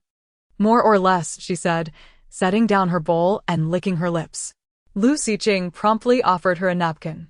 Thank you, she accepted it calmly and wiped her mouth. I believe my guess is not far off, but I still need to verify. Trust your instincts, he urged, his gaze unwavering as it locked onto hers. Jiang Zhi smiled gently. Human intuition can sometimes falter. Thus, I shall refrain from jumping to conclusions. Just then, her eyes lifted to a shy young girl approaching Lu Xiqing from a short distance. Hello, sir. The girl's cheeks flushed as her gaze shyly flickered toward the man. You are quite handsome. I couldn't take my eyes off you from the moment I first saw you. She presented her phone screen, displaying a glaring WeChat friend code. Waiting for him to scan it, Lu Xiqing slowly raised his gaze, his deep eyes resting on the girl's bashful face. Just as he was about to speak, she added, Don't worry, I don't mind that you have difficulty walking. Even sitting in a wheelchair, you are still very handsome. Having said that, she dared not look at him anymore, instead fixating on her own toes. So, shall we add each other on WeChat? The rejection was evident. All right. I'm sorry. The girl took a few steps back, her demeanor slightly bruised as she tucked her phone away and turned to leave. I apologize for interrupting you. After observing the spectacle, Jiang Zhi suddenly remarked, Are you really not considering it? That girl comes from a good family and is quite a high achiever. She's impressive. Moreover, she is bold for pursuing what she likes.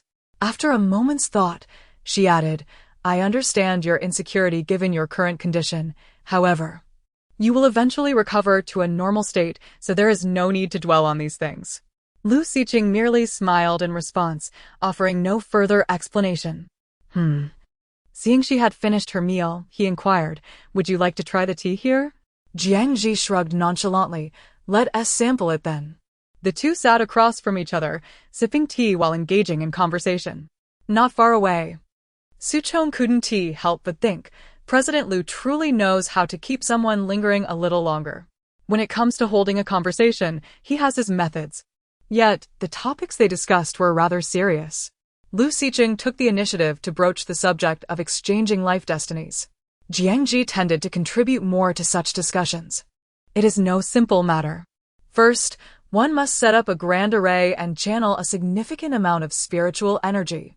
Changing one's life destiny is not an easy task, and any mistake along the way could put both our lives in jeopardy. It sounded perilous. He pondered if the risks were too great. Perhaps this matter could be reconsidered. You are quite peculiar, she remarked, casting a sidelong glance at him. Aren't you anxious? Your current situation is arguably the most perilous.